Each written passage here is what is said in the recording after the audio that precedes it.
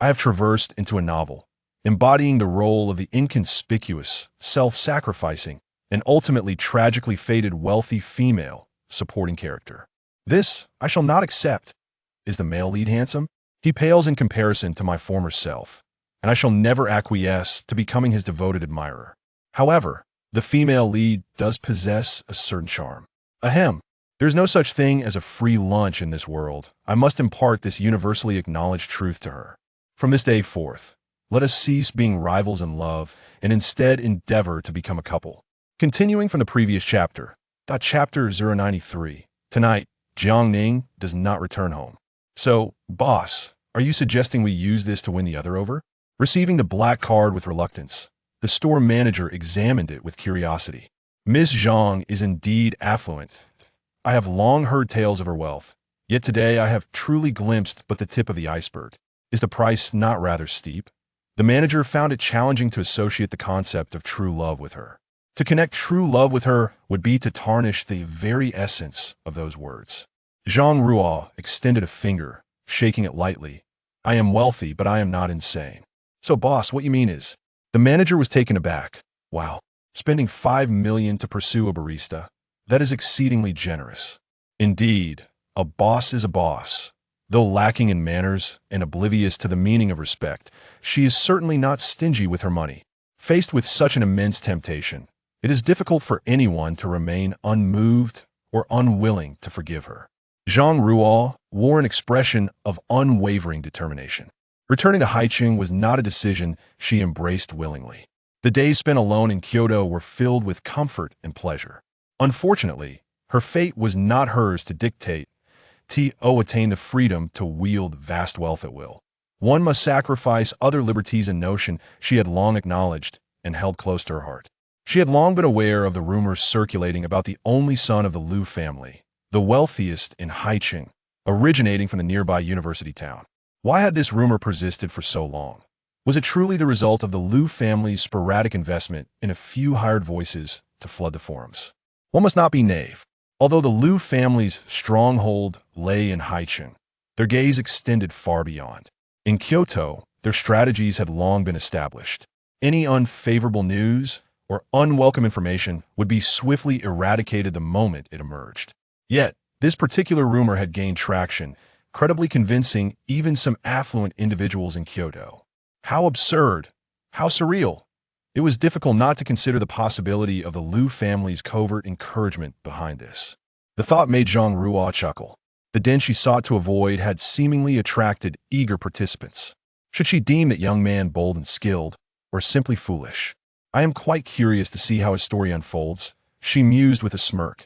Jiang family. The evening had once again arrived. In the vast Jiang family villa, only Bai Jinyu and two maids remained. Miss Jiang, is it the eldest young lady? One of the maids set down her broom and turned her gaze towards Bai Jinyu. The eldest young lady mentioned that she would be staying at the company for the next few days to oversee her subordinates. She advised you, Miss Bai, not to wait for her to have dinner and to rest early. Bai Jinyu's face fell, clearly disheartened. In such a large corporation, especially as the new year approached, there were bound to be numerous social engagements. Even someone as lackadaisical as Jiang Ning had been summoned to fulfill her duties. But the kitchen has already prepared the meals. Would you like to dine now? Xiao Qi replied expressionlessly. The chef is indeed present, but the meals are not exclusively for her, and they should have already concluded their work for the day. Bai Jinyu instinctively responded, then I should bring her some food. Why should you bring her food?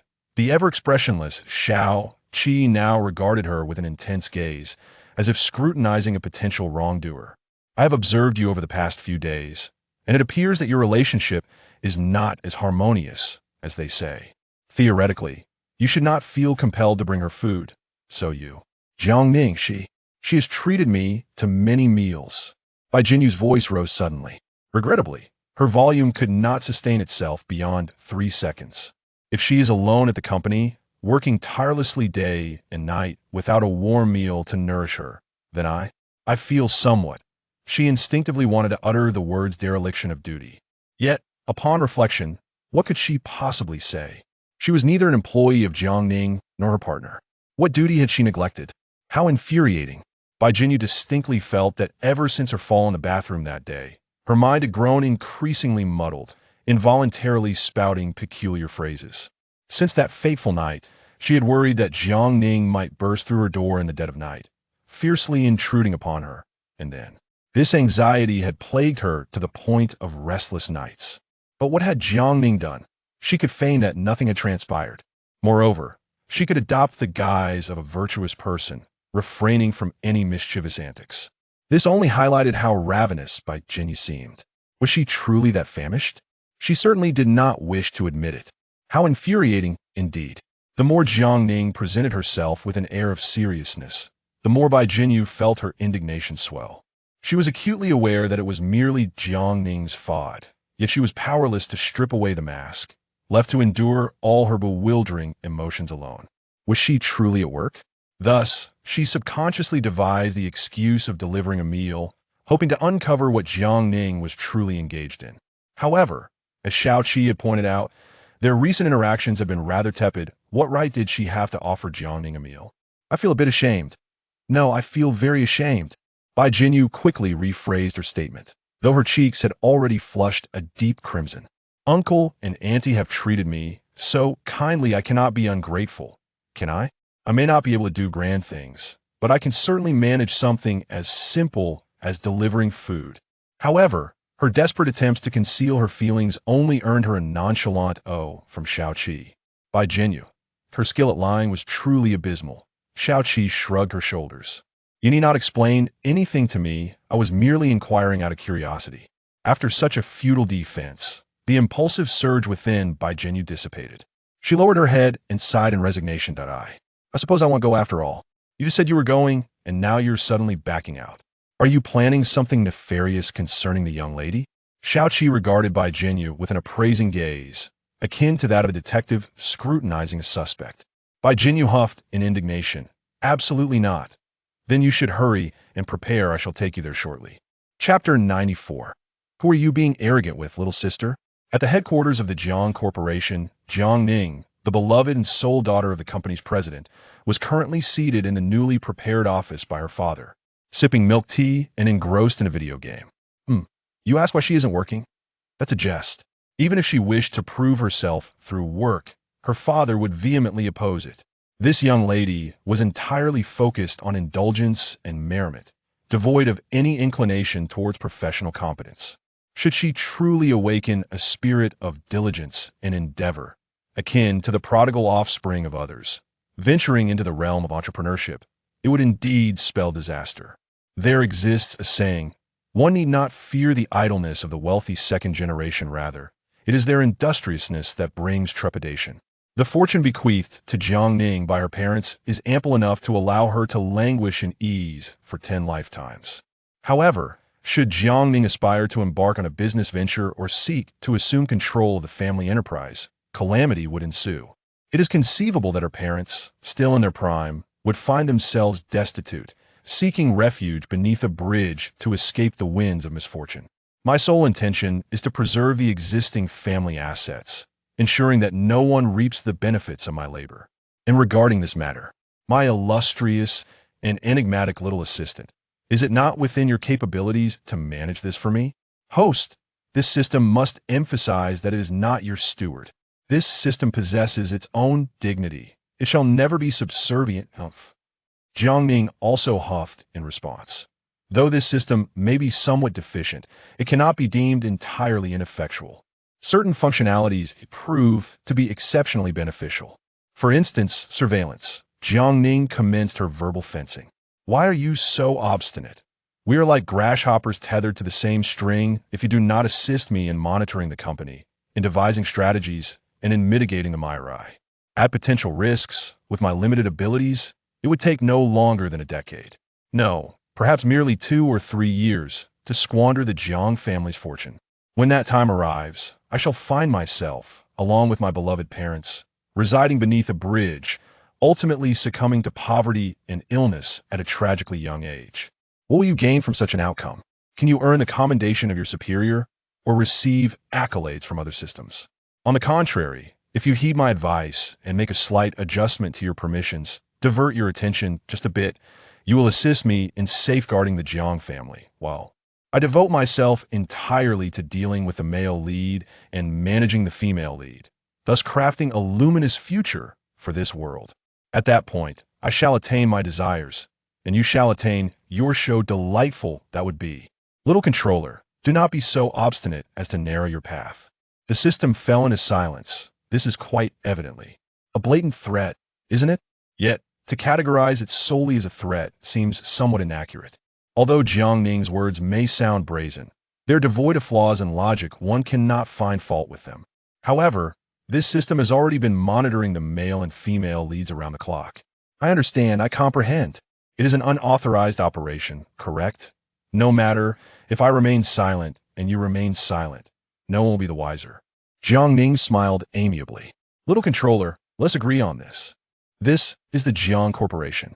Shao Qi halted the car at the base of the grand edifice. Miss Bai, you can find your way from here, can't you? By the way, the young lattice office is on the top floor. After exiting the elevator, turn right, and it's the second to last or us.Om. Upon alighting from the vehicle, Bai Jinyu cradled the lunchbox in her hands, gazing up at the imposing structure, a wave of trepidation surging within her. She ought not to have come. Is this truly a place she belongs? Bai Jinyu promptly turned around and extended the lunchbox towards Shao Qi, saying, "Could you please deliver this for me, Sister Shao Qi?" Shao Qi, with a sullen expression, replied, "Huh." She recalled Jiang Ning's instructions, which emphasized the importance of creating opportunities for the two of them to be alone, rather than always being an oblivious third wheel. Thus, she was certain that if she accompanied Bai Jinyu upstairs, Jiang Ning would undoubtedly vent her frustration on her. "I want go." With that statement, Shao Qi rolled up the car window, pressed down on the accelerator, and drove away. Bai Jinyu was left speechless. Seriously? This bodyguard sister certainly possessed a strong personality. At this moment, Bai Jinyu had no alternative but to bravely approach the building. Fortunately, the security guard at the entrance did not stop her, allowing her to enter the elevator and ascend to the top floor. At this hour, most employees had already left for the day, and many office lights were extinguished, casting the corridor into a profound silence that made Bai Jinyu, walking alone, feel quite anxious. She took a deep breath, silently reminding herself, just drop off the lunchbox and leave. If Jiang Ning were to tease her, she would firmly assert that she was not there for her, but simply to honor the warm hospitality of the Jiang family, hoping that Jiang Ning would misunderstand her intentions and misstep. Yes, that's a good plan. Bai Jinyu had successfully reasoned with herself. Thus, she stood at the door of Jiang Ning's office, reached out, and knocked gently. "Come in." Jiang Ning had, of course, anticipated her arrival. However, upon seeing Bai Jinyu's hair tousled by the cold wind and her rosy, chilled face, she felt a wave of emotion surging within her. Wow, this is a meal personally prepared by the female lead. This female antagonist is gradually experiencing the privileges typically reserved for the male protagonist. "Jiang Ning, you eat." Bai Jinyu felt uncomfortable under her affectionate gaze and quickly set down the takeout, preparing to leave. "Wait a moment," Jiang Ning called out to her. I didn't come here for you. I simply wish to reciprocate the warm hospitality of your parents. Please don't misunderstand. Don't do anything reckless." Before Jiang Ning could articulate her thoughts, Bai Jinyu had already teleported away in a flash. In the next moment, Jiang Ning burst into laughter. "What are you laughing at?" Bai Jinyu stomped her foot. "I am speaking the truth." Jiang Ning raised her hand and presented a new scarf to her. At that moment, silence spoke volumes. "My mother bought this for you." Jiang Ning lied effortlessly, her expression unwavering. Unfortunately, at that instant, the flustered Bai Jinyu's intellect took the upper hand. "It wasn't bought by Annie."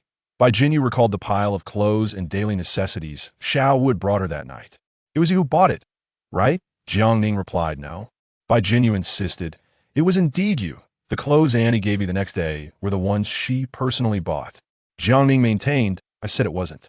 She was not like Bai Jinyu. Bai Jinyu was inexperienced at lying, whereas Jiang Ning was adept at it. Those items were undoubtedly purchased by Jiang Ning. This matter is well understood by both Jiang Ning and Bai Jinyu. Why not admit it? It is merely an attempt to provoke Bai Jinyu into a fit of rage, inspiring her to act irrationally. The effectiveness of this tactic has been clearly demonstrated. Jiang Ning. She strides over to Jiang Ning. seizing her collar with a firm grip. Due to the disparity in their heights, she must slightly tilt her head upwards to meet Jiang Ning's gaze. Jiang Ning leans back, her back meeting the edge of the desk. Why are you so afraid to admit it? What exactly do you intend to do? Unbeknownst to her, Bai Jinyu, under Jiang Ning's influence, has gradually moved closer to her embrace. At the moment their distances converge to nothingness, Jiang Ning swiftly clasps her waist, turning and pinning her against the desk, restraining her legs. What is it that you wish for me to admit, little Jinyu? Jiang Ning caresses her cheek, mischief glimmering in her eyes. Who are you being so arrogant with, little sister?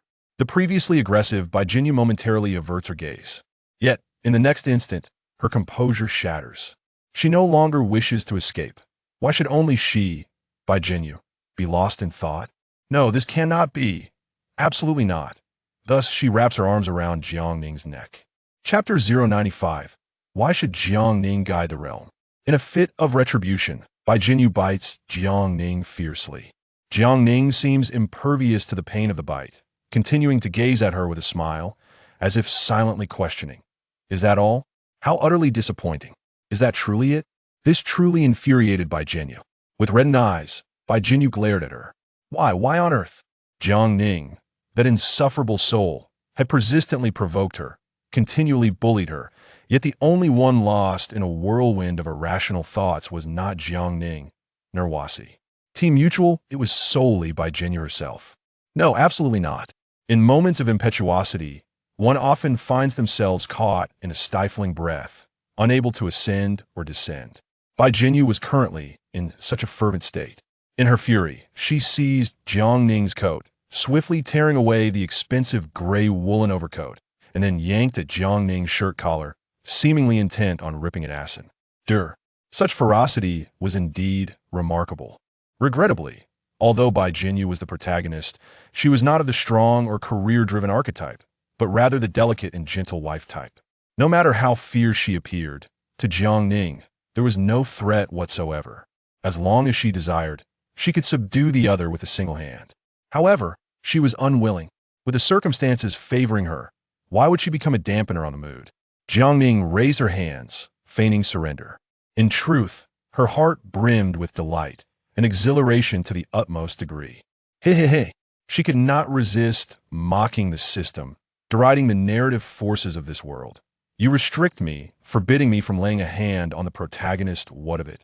Can you prevent the protagonist from striking at me? Can you? They could not. Yet, the impulsive Bai Jinyu momentarily halted, revealing a trace of embarrassment. She had been vanquished by her own meager reservoir of knowledge. A naive soul, untouched by the whims of romance, inevitably stumbles when taking a leap too great. This outcome was well within Jiang Ning's expectations. Jiang Ning could effortlessly guide someone through the intricacies of love, yet she deemed it unnecessary. In this era of advanced technology, acquiring knowledge is a remarkably simple endeavor. There is no need for Jiang Ning to assert her wisdom over others. The outcome of a nurturing game is never the paramount concern. Rather, it is the journey that holds significance. Jiang Ning felt compelled to allow her to unlock the door to a new world on her own. What is it? Is your anger directed at me merely for this? Jiang Ning narrowed her eyes slightly, adopting a teasing tone. So this is all there is. Bai Jinyu, you truly lack prowess. How disappointing. Bai Jinyu glared at her in indignation. What does it mean to lack ability? She simply does not know. It is not a matter of inability. I will not let you off next time. Bai Jinyu's bravado had begun to wane, yet her words remained defiant. Jiang Ning, you must provide me with an explanation.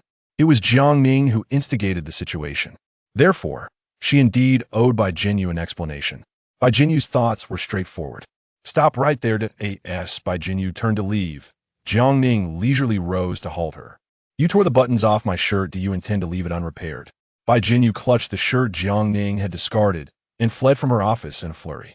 Upon exiting, she finally began to regain her composure. Her legs trembled slightly. Had she truly just lost her mind? Such audacious behavior.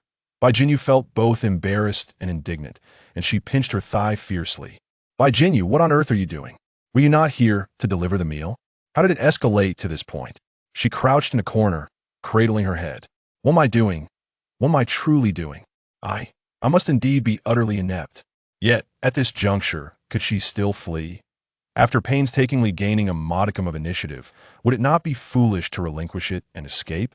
The sky has cleared, the rain has ceased, and she felt a surge of determination. She even harbored a fleeting illusion that Jiangning might not be as formidable, cunning, or terrifying as she had envisioned. Not insurmountable. Perhaps Jiangning, like herself, was merely putting on a brave face? If that were the case, then there was no need for her to fear Jiangning.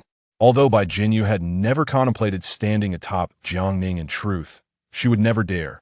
She still hoped to assert more control, to have Jiangning heed her suggestions. That alone would suffice. With this thought, Bai Jinyu seemed to have reached a profound realization. Since she could neither escape Jiangning nor the Jiang family, why should she continue to belittle herself? She had long been without a home, without kin. Perhaps, in the present circumstances, this was indeed the best refuge for her. Thus, she would strive onward. From this evening forth, she would approach her entanglements with Jiangning with the same earnestness she applied to deciphering convoluted English examinations. In the office, Jiangning placed a call to Xiao-Qi. Xiao-Qi, lost in thought in the parking lot, answered the phone but remained silent, awaiting Jiangning's instructions. "You performed admirably this evening," Jiangning remarked. Xiao-Qi furrowed his brow. "What did I do? Did you not employ a provocation technique to entice Miss Bai to come to me?" Upon uttering these words, Jiangning felt a twinge of regret. It was not the statement itself that was inappropriate, but rather the fact that it was directed towards Xiao-Qi, us.Ⅱ, their straightforward individual. Xiao-Qi likely had not devised any cunning strategy in his conversation with Bai Jinyu. It was probably just a stream of consciousness. As expected, Xiao-Qi immediately retorted, "That is a baseless accusation. I had no intention of provoking her. In fact, I have no idea what possessed her to insist on bringing you food. Do you truly lack sustenance?" Jiangning chuckled darkly. "I shall grant you an opportunity to rephrase."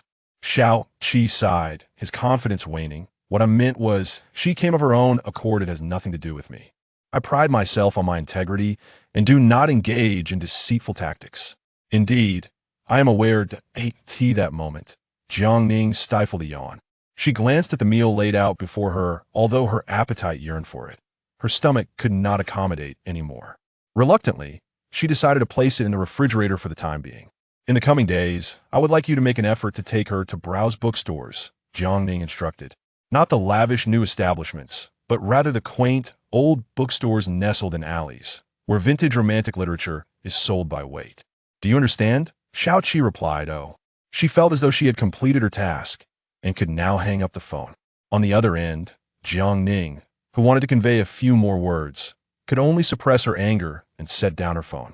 Oh, that little Qi. If only she possessed half the cleverness of Xiao Wu, she would not have been assigned to the position of security team leader. Such a temperament and disposition, who could possibly endure it? However, she decided to let it slide for tonight. After enjoying a late-night meal with a hint of meat, she felt quite satisfied and in good spirits. System, what is my current luck index? 30 points, host. Splendid. It has finally reached a positive 30 points. It might have been Jiangning's imagination, but ever since her luck index ascended to a positive number, the rate of increase had significantly slowed, seemingly hitting an invisible bottleneck. Nevertheless, Jiangning remained unfazed. As long as she could completely win over the female lead, her luck index would soar to 70 or 80. By that time, her luck index would far exceed that of the average individual. Though it may not rival the male lead's halo, it would be sufficient to provide him with substantial support at any moment. Lazily reclining in her office chair, Jiangning once again retrieved her phone and opened a shopping page. Since that's the case, it is time to indulge in some little trinkets. Chapter 096. You Ungrateful Woman. Bai Jinyu's life working at the milk tea shop came to an abrupt halt with the arrival of New Year's Eve.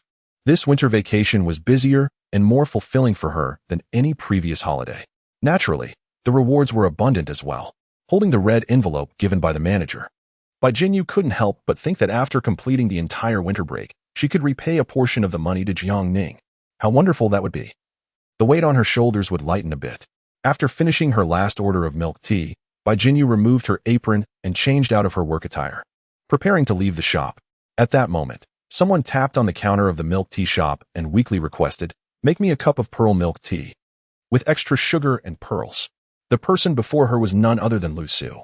However, even though Bai Jinyu had known him since childhood, she momentarily doubted whether she had recognized him correctly.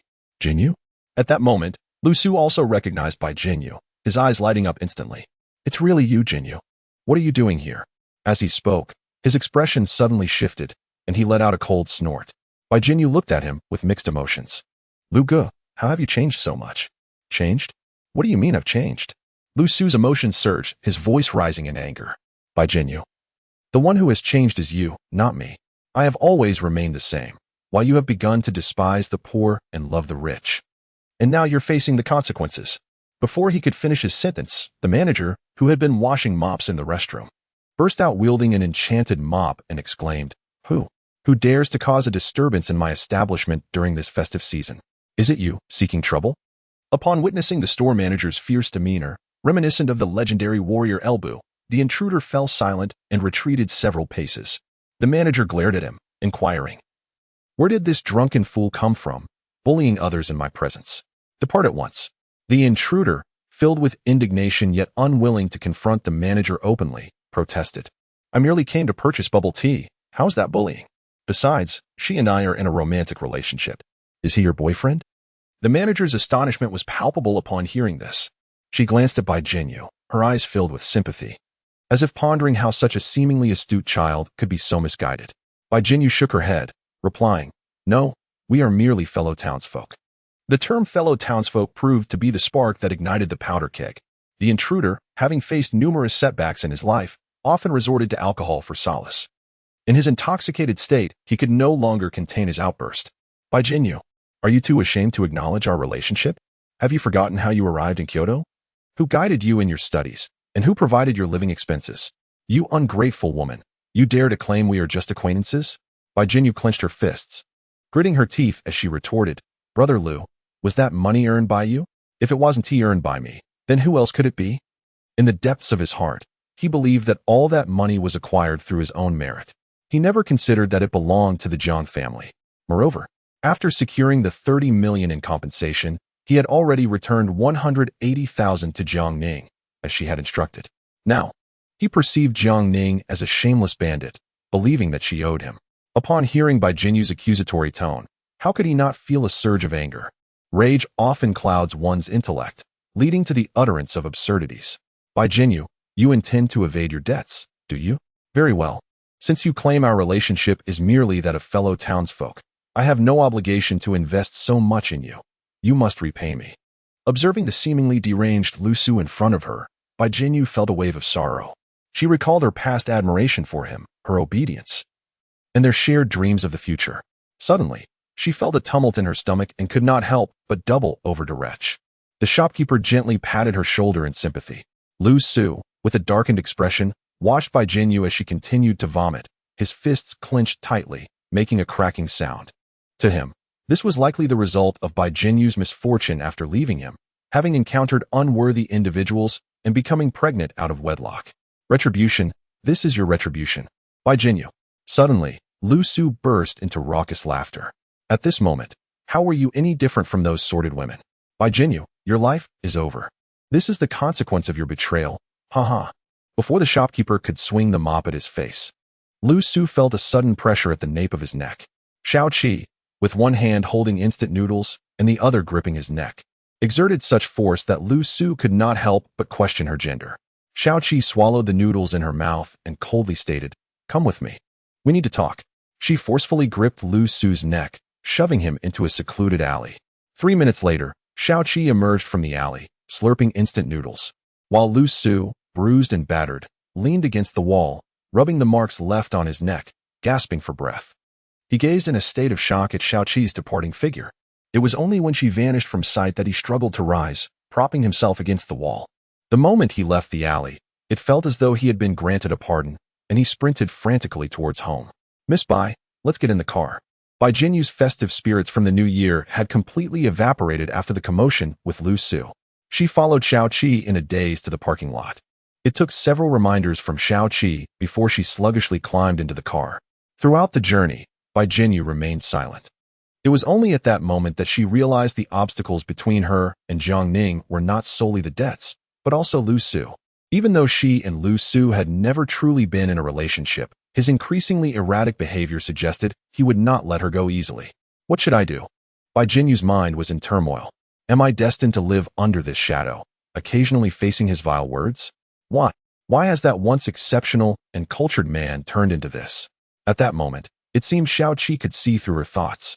She calmly tapped the steering wheel and said, "Miss Bai, rather than worrying about how this scoundrel may adversely affect you, it would be wiser to contemplate the possibility of the Jiang family going bankrupt or Jiang Ning losing affection for you." Bai Jinyu looked at her in bewilderment. What prompted such a statement? Xiao-Qi chuckled softly twice. The reasoning is quite straightforward. As long as the Jiang family remains solvent and Jiang Ning continues to cherish you, I can assure you that I will be your eyes and fists, clearing away all visible and invisible threats to guarantee your absolute safety. As she spoke, she suddenly paused, knitting her brows. Oh no, there is an additional condition. Jiang Ning must ensure that my salary is sent punctually each month. Chapter 097. A New Year's gift for Jiang Ning. Lu Su rushed home in a flurry. Upon entering, his legs buckled, and he collapsed onto the floor with a thud. Lu Ma, busy knitting a sweater, heard the noise and immediately rose to investigate. Oh my son, why such a grand gesture all of a sudden? Get up, the floor is cold. She hurried to help Lu Su to his feet, her movements somewhat rough, inadvertently tugging at his injuries, causing him to gasp in pain. Oh dear. At that moment, Lu Ma caught sight of Lu Su's face, which resembled a swollen mess. She gasped in horror. Son, what on earth happened to you? How did you end up like this? Who did this to you? Did you report it to the police? Speak up, tell me. Lu Su, overwhelmed and filled with indignation, shoved his mother's hand away. What business is it of yours? Just leave me alone. It was only after being so frightened that he remembered he ought to report the incident to the authorities. However, it is already too late. That woman certainly would not remain in place waiting for him to seek trouble. Yet, he had truly endured enough of these impoverished days. He found himself contemplating daily whether to approach the elderly woman with the surname Gu once more to procure some funds. Nevertheless, the mere thought of such an action might arouse her suspicion, prompting her to investigate his background and lead to even greater troubles. Thus, he could only bitterly dismiss this notion.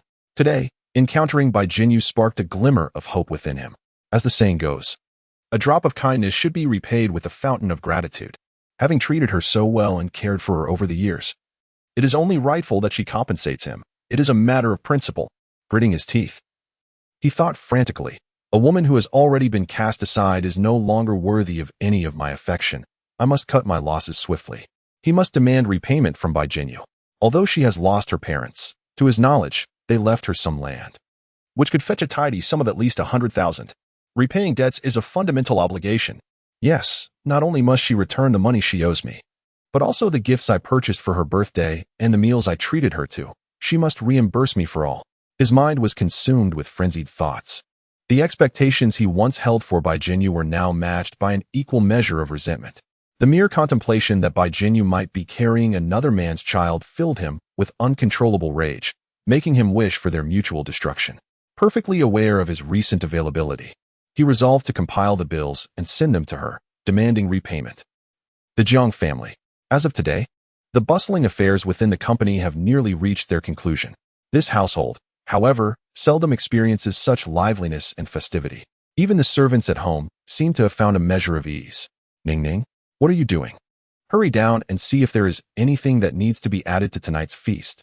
Jiang Ning felt quite vexed. She could not help but voice her frustration.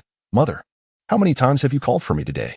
With such a small amount of food, constantly adding and subtracting dishes, don't you find it tedious? As long as there's enough to eat, that's all that matters. What kind of talk is that? Jiang Ma shot her a disapproving glance. We have guests, don't you realize? Jiang Ning shrugged her shoulders in resignation.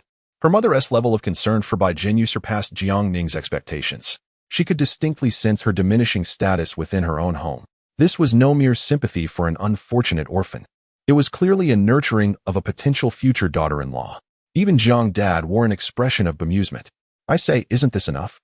Whether we add another dish or take one away, what difference does it make? Ning Ning is right. As long as there is enough to eat, that suffices. What do you know? Jiang Ma's voice rose sharply.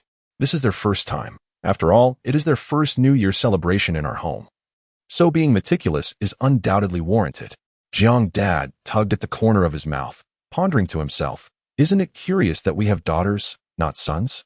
Why does it feel as if it's the first New Year for a daughter-in-law? The thought of these two girls actually finding a lasting bond seems utterly implausible. Nevertheless, he ultimately refrained from voicing these thoughts. Otherwise, one cannot escape a scolding. Seizing the opportunity while Jinyu has yet to return home, you hastily instruct someone to tidy up the house once more, ensuring that all the vehicles in the garage are taken out and cleaned meticulously. And do not forget to wash that stray cat at our doorstep. Jiang Ning. Jiang Dad. The father and daughter exchanged glances, and then, in unison, let out a sigh. Just as Bai Jinyu was about to alight from the car, she suddenly grew anxious and exclaimed, "Wait. Sister Qi, could you please take me to the store one more time?" Sister Qi, oh. It dawned upon Bai Jinyu that she had yet to prepare New Year's gifts for the Jiang family, which was quite thoughtless of her. However, what should she buy? After meandering through the store for quite some time, she was met with Sister Qi's relentless and harsh critiques. You wish to purchase Bird's Nest? I recall there are dozens of boxes in the Jiang family's pantry that have already expired. The quality of this ginseng is inferior to what Madam uses for foot baths. I advise against this purchase. You intend to buy wine for them. Their family possesses wine cellars both domestically and internationally. They are hardly in want of this. After all this time, what exactly do you intend to buy? Hurry up, as my workday is nearing its end, and Jiang Ning is bound to ask for a raise from me soon. Bai Jinyu felt a tumult of emotions. This was indeed an awkward predicament. Before her lay the stark contrast of wealth and poverty. She emptied her wallet to procure a gift, yet found herself lacking even the qualifications to step across their threshold. What was she to do? After much contemplation, Bai Jinyu could only cast her gaze towards the counter selling yarn. I intend to knit a scarf for each of them. What do you think? She earnestly sought Xiao Qi's opinion. Xiao Qi scratched her head, pondering. I am uncertain, for I have never witnessed anyone gifting them such items. Well, I shall give it a try, Bai Jinyu sighed in response. She hurriedly approached, purchasing the most expensive yarn and a pair of knitting needles, before hastily proceeding to the checkout. Just as she was about to exit, Xiao Qi interjected. Actually, I believe you need not knit 3 scarves. Why is that? Bai Jinyu inquired. Xiao Qi replied. Jiang Ning does not fancy scarves. Then, what should I gift her? Xiao Qi cast a glance her way, as if regarding someone dim-witted. There exists an economical and practical solution right before you. Bind yourself with the yarn and place yourself upon her bed. She shall undoubtedly be overjoyed. Chapter 098. The Orange Tide Flourishes. Awaiting opportunities, such audacity in speech is truly remarkable. Bai Jinyu felt her cheeks flush. Ironically, the person offering this suggestion remained unperturbed, exuding a demeanor of utmost rationality. Xiao Qi, please cease your jesting. Xiao Qi huffed in annoyance. I am a person of seriousness. Jesting is not my forte. Meeting Bai Jinyu's gaze, she continued with utmost gravity. It is a fact that Miss Jiang Ning does not cherish scarves. I shall not speak falsely. During my years at the Jiang household, I have scarcely witnessed her adorned with a scarf. The effort you invest in knitting one for her would likely result in it gathering dust in her wardrobe. Moreover, are you not in need of financial resources? Why purchase an abundance of yarn when a few coins can suffice? Bai Jinyu remained silent, prompting Xiao Qi to add, I merely suggested it. If you insist on knitting her a scarf, that is entirely your prerogative. Nevertheless, she resolved to craft a scarf for Jiang Ning. Regardless of whether Jiang Ning would accept it or how she might utilize it afterward, such considerations were beyond her purview. Her sole focus was to ensure the scarf was beautifully knitted. At the Jiang residence, preparations for New Year's Eve had come to a close. A freshly washed stray cat, now pristine, huddled in the corner of the living room sofa, its eyes warily surveying every member of the household. I truly had no idea this cat was white, remarked Jiang Ma. It's quite unfortunate for a white cat to be wandering outside in such frigid winter. We should simply take it in. She then turned to Jiang Ba. By the way, dear, do you think we should give it a name? Jiang Ba displayed little interest, responding nonchalantly, whatever you like. Then let us call it whatever, Jiang Ma joked. Jiang Ba looked at her. You really are quite easygoing. What else would you expect? She laughed, realizing how long it had been since they had engaged in such playful banter, feeling as though they were young again. Jiang Ba felt a warmth in his heart. He was acutely aware that such light-hearted, joyful days had become a rarity, ever since Jiang Ning had taken a liking to Lu Su. The one who thrived on the fruits of others' labor, the family had been in disarray. Their exchanges had devolved into loud arguments and mutual grievances, leaving little room for moments like this, where they could sit together in peace and jest. Alas, dear, I have pondered over this matter thoroughly. Aunt Jiang is also aware of the concerns that Uncle Jiang has harbored. It is merely the fact that both children are of the same gender, raising questions about dating, marriage, and the long-term mutual support required to maintain a family. You are well aware of Ning Ning's temperament. If she sets her sights on something unattainable, it is bound to cause a great deal of trouble. Fortunately, she has chosen a commendable person this time. Thus, as long as they share mutual affection, do not encroach upon others, and the other party is a good person who can help her become a better version of herself, what objection could we possibly have? Uncle Jiang furrowed his brow. I fear that you might be the only one invested in this endeavor. Ideally, she too wishes for her daughter to marry a good man and bear her several grandchildren. Yet, upon further reflection, if the man she finds resembles Lu Su, alas, that would indeed be a grave misstep. In such a case, she would prefer her daughter to seek a gentle and understanding girl. After all, our family is not lacking in wealth. Even if their future life is somewhat lacking, it shall undoubtedly be better than that of the average person. They may handle this matter as they see fit.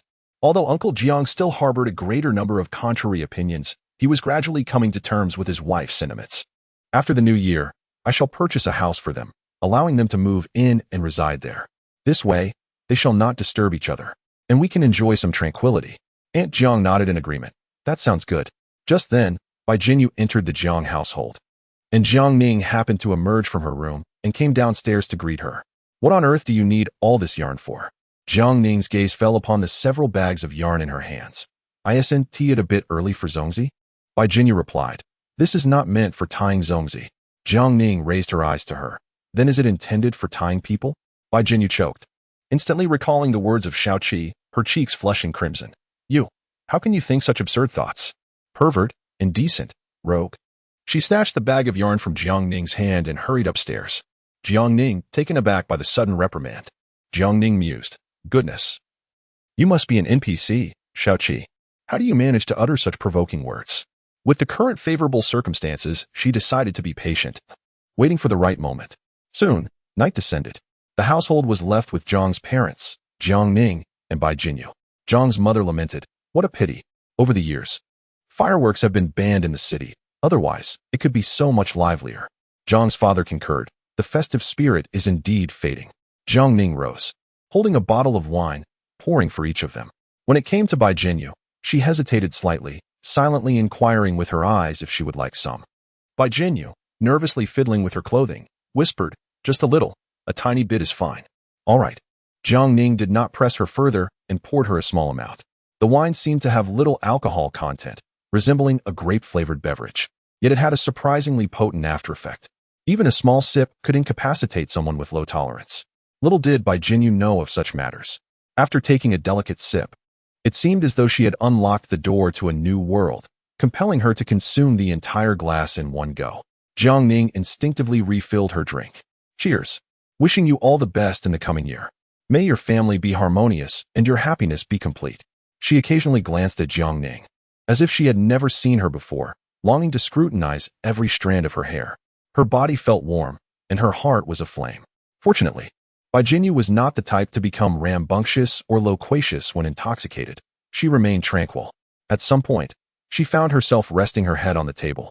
Her eyes squinted as she emitted a silly giggle. Beneath the table, her legs unconsciously inched closer until they brushed against Jiang Ning's, gently nudging. Jiang Ning sat beside her and turned her face to look at her. Their eyes met in a silent exchange where words were rendered unnecessary.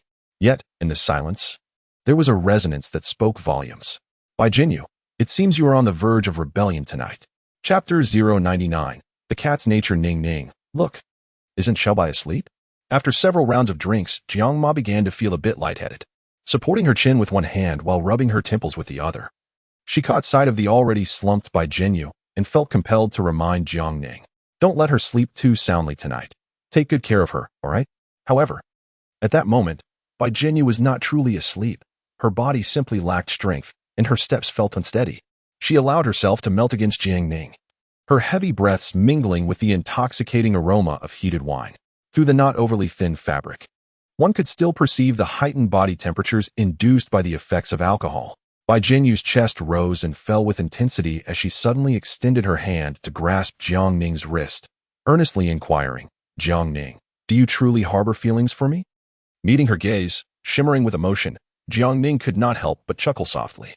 "If I were to declare at this moment, no, Jinyu, I do not like you. I love you. I love you to the point of desperation, and I desire no one but you for this lifetime. Would that not suggest I am attempting to deceive you?" Bai Jinyu was momentarily taken aback. Was such an interpretation even possible? What manner of person was this, so intent on dampening the mood? When she wished to hear a confession, Jiang Ning would evade the subject, yet when she sought to avoid it, Jiang Ning insisted on pursuing it. Truly, Jiang Ning was an irksome individual. Continuing with unabashed audacity, Jiang Ning remarked, "Look at you now, utterly inebriated, your body devoid of strength and your thoughts muddled. If I were to utter a few flattering words, it would surely ensnare you." Upon hearing this, Bai Jinyu felt an overwhelming urge to strike her. Yet in her current state, where everything appeared double and her steps were unsteady, she lacked the energy to retaliate. Lowering her gaze, she could not suppress a mutter. Was it so perverse for such sincere confessions to escape her lips? I simply dislike taking advantage of someone in a vulnerable state. Jiang Ning then playfully poked her side, causing Bai Jinyu to startle and nearly stumble down the stairs. Jiang Ning. Bai Jinyu was truly exasperated now, seizing her collar with fervor. It is unfortunate that Jiang Ning, who was originally somewhat prepared, was also unceremoniously thrown onto the corridor floor. Downstairs, Jiang Ning's parents, upon hearing the commotion from above, immediately rose to inquire, "Ning Ning, what has happened?" Bai Jinyu, who was entangled with Jiang Ning, felt a surge of panic upon hearing the elders' voices, causing her to awaken from her stupor. Instinctively, she attempted to push Jiang Ning away. Yet, at that moment, Jiang Ning was akin to a cushion. Could she even manage to shove Jiang Ning into the crevice of the floor? Bai Jinyu, feeling a mix of embarrassment, anger, and urgency, was at a loss, unsure how to react, and could only resign herself to the situation, lying down in defeat. Upon hearing that someone had fallen, Jiang's mother immediately grew anxious. "Did Xiaobai fall?" "No, your Xiaobai is perfectly fine. It's just that I..." Before she could finish her sentence, Jiang's mother sighed in relief. "As long as Xiaobai is unharmed, that's all that matters. You, child, how could you fall after just a few steps? This is your own home. You've traversed these stairs since childhood. Are you not familiar with them?" Jiang Ning could only think, "What do you mean? As long as Xiaobai is fine, am I no longer your most cherished daughter?" However, she let it go. That was not the crux of the matter. "Tonight, you take good care of Xiaobai, while your father and I retreat to that house behind for our little world." With that statement, Jiang's mother linked her arm with her husband's, casting him a knowing glance. Jiang's father could not help but mutter, "Sigh, after so many years of marriage, what little world? It's all just nonsense." Before he could finish, he was silenced by a fierce glare from his wife. Well, this little world, yes. A splendid little world, indeed. Come, let me fetch your coat. We shall depart at once." With that, Jiang's father and mother hastily exited. Within this villa estate, the Jiang family had acquired 2 villas, one in front and one behind. However, the family of 3 typically resided in the front villa, while the rear one was primarily maintained by staff and remained largely unoccupied throughout the year. Now, it had found some purpose. Upstairs, upon hearing the silence from below and noticing the extinguished lights, Bai Jinyu felt a slight relief wash over her. The house was not overly dark. At least the expansive floor-to-ceiling windows reflected the distant bursts of fireworks and the twinkling lights from neighboring homes. Although fireworks were prohibited here, it did not mean that the entirety of Kyoto banned their display. One could still witness some spectacular fireworks shows. Nonetheless, both Jiang Ning and Bai Jinyu found their thoughts far removed from the dazzling pyrotechnics at that moment. In the darkness, it was just the two of them, intimately connected. Bai Jinyu's breathing, which had just begun to stabilize, gradually grew more rapid. Rationality urged her to flee, yet her body resisted the notion of escape. It was unclear whether she was simply exhausted from fleeing or had resigned herself to welcoming a new destiny. "Jiang Ning, I've thought it over, and I still want you to tell me, do you truly like me, or is this merely a game for you?" Jiang Ning replied, "I shall not tell you today." Bai Jinyu, frustrated, retorted, "Why not?"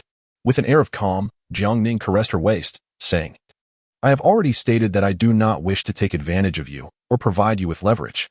Bai Jinyu grasped her wrist firmly, exclaiming, "Then what is your hand doing? You are clearly taking advantage of me."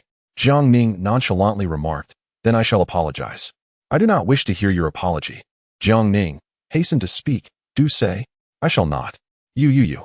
Do not be angry. Regardless, you shall be infuriated today, and I will remain silent. Jiang Ning truly relished teasing her. Bai Jinyu was not one to be trifled with, as her temperament could easily be provoked. Thus, one could only wonder what irrational actions might ensue from such a volatile state. Jiang Ning found herself eagerly anticipating the outcome. All right, you refuse to speak, do you? In a sudden movement, Bai Jinyu yanked aside her nightgown. If you remain silent, I shall assume you are merely toying with me, and I will take my revenge. The floor is quite cold, is it not? Your home is equipped with underfloor heating and air conditioning. It is hardly cold. Yet this is my residence. Is it truly acceptable for you to engage in such behavior towards me here? Then, you are compelling me, Jiang Ning. To be honest, Bai Jinyu experienced a fleeting moment of hesitation. However, that moment was as swift as it was brief. Presently, her thoughts were singularly focused on one objective. Propelled by impulse, she lowered her head. Moments later, Jiang Ning, I feel unwell. I am thirsty. Water. No surprise, of course you are thirsty. Jiang Ning huffed. Suffer through it. I shall return shortly to attend to you. At this juncture, Jiang Ning needed to swiftly check the bathroom to ascertain whether she had sustained any injuries, for a sharp pain lingered. Gazing into the mirror, the distinct imprints of teeth and a faint scratch from a nail caught Jiang Ning's attention, prompting a soft hiss from her lips. A feline nature, indeed. Both scratching and biting. Chapter 100. A sleepless night. In truth, Jiang Ning was well aware of this predicament. Such matters require a modicum of innate talent. Even in the absence of such talent, one must possess ample time to learn and absorb new knowledge. Clearly, for Bai Jinyu at present, both were woefully lacking. She had neither the talent nor the opportunity to acquire sufficient knowledge. Consequently, she could only rely on her biological instincts to vent her frustrations. Yet, this was akin to scratching an itch through a barrier. It offered no solace and instead heightened her restlessness. Ah well. Jiang Ning tidied her disheveled hair and adjusted her clothing. In the mirror, her eyes sparkled with a mischievous gleam. Should Bai Jinyu behold her expression at this moment, she would undoubtedly recognize who the true hunter and who the prey was. Alas, in her inebriated state, she remained oblivious to the truth. I shall seek another opportunity to extend her a small measure of assistance. Of course, the most pressing matter at hand is to provide her with water and attend to her nails. Caring for a drunken individual had long been her least favorite task. She would have preferred to send every inebriated soul she encountered to a facility for eradication. Yet, today, she discovered that she was rather hypocritical. Observing Bai Jinyu languidly sprawled across her pillow in a chaotic slumber, she felt no trace of irritation whatsoever. Hey, wake up. It's time to change your clothes. Jiang Ning gently patted her shoulder. Bai Jinyu stirred under the covers, managing to turn over, and continued to sleep in an awkward position. If you remain silent, shall I assist you in changing? Very well, your silence speaks volumes. I shall proceed. Jiang Ning skillfully removed her clothes, swiftly replacing them with the bathrobe that had been prepared at the head of the bed. TSK, did you spill something while drinking? How careless of you. The garments in her hand were somewhat damp, and Jiang Ning reflected on her own kindness and attentiveness in taking them off. Otherwise, she would have to endure a night in those wet clothes, surely waking up with a rash come morning. She tossed the soiled garments into the bathroom, planning to sort and wash them when the maid arrived the next day. As she walked down the corridor, a thrill coursed through her. The night breeze gradually calmed her thoughts. The ever-watchful system could not resist engaging her. Host, your luck index has increased by 10 points today. And what of it? What significance does that hold? Jiang Ning felt no surprise, but rather a tinge of regret. If only the female lead were a bit more astute and eager to learn. Perhaps I could have gained 50 points today. As she pondered this, Jiang Ning seemed to recall something and could not help but inquire. So, does this mean I can now take the initiative with the female lead? It appears the system must clarify the concept of the luck index once more for you. The fortunate index of an ordinary person is set against a standard of 60 points. Being slightly above or below this threshold is considered normal. However, the protagonists possess a remarkable score of 100 points. As it stands, their fortunate index remains impervious to adversity or moral degradation, suggesting that such extraordinary luck may accompany them until the very end of their days. It is pertinent to note that the concept of a fortunate index is rather esoteric. The closer one approaches perfection, the more pronounced the disparity becomes. In practical terms, the difference between 99 and 100 points manifests quite distinctly in the real world. Surely, you have encountered the saying, "Why must you be born if Liang exists?" Often, it is that minuscule variation in fortunate index that determines the outcome. This is fundamentally why those chosen by fate are so difficult to vanquish. Jiang Ning pondered this thoughtfully. Presently, her fortunate index stands at a mere 40 points, still significantly below the average. This implies that idly remaining passive is her most prudent course of action. Should she endeavor to embark on a venture, it would inevitably lead to a swift depletion of her family's wealth. Consequently, if she were to attempt any forceful actions against the female lead, she would likely suffer visible misfortunes, even in the absence of electric shocks. Accepting reality, Jiang Ning let out a sigh. Following my current strategy seems inevitable. A matter of time. Alas, I had hoped that once I reached 80 points, I would no longer need to rely on your leasing system. By the way, system, what would occur if I, like the male lead, were to attain a full fortunate index? The system has never encountered such a scenario and is unable to provide an accurate answer. However, according to its predictions, it may well be the moment when you must fight to the death. The heavens will not allow a multitude of chosen ones to exist. Hearing these words, Jiang Ning felt an immediate heaviness in her heart. Must one of them perish? Surely, it would be the death of a companion rather than herself. Jiang Ning lingered in the bathroom for quite some time. When she finally emerged, Bai Jinyu had awakened, kneeling on the bed and searching for something. My glasses. Where are they? Jiang Ning sighed, exasperated. Stop looking. You broke them. They are right here. She produced the broken frames with one leg missing. What? How could this happen? Bai Jinyu's face contorted in distress, on the verge of tears. What am I to do? I want to get some water. Jiang Ning approached the small refrigerator in the room, retrieved a chilled bottle of sour plum drink, and, under Bai Jinyu's eager gaze, twisted open the cap and took a hearty gulp. As she noticed the drink nearing its end, Bai Jinyu grew anxious. Jiang Ning, at least leave me some. She hastily descended from the bed, rushing towards Jiang Ning in an attempt to snatch it away. Yet, Jiang Ning swiftly grasped her chin, leaning closer. Hey, host. Your current luck index is still.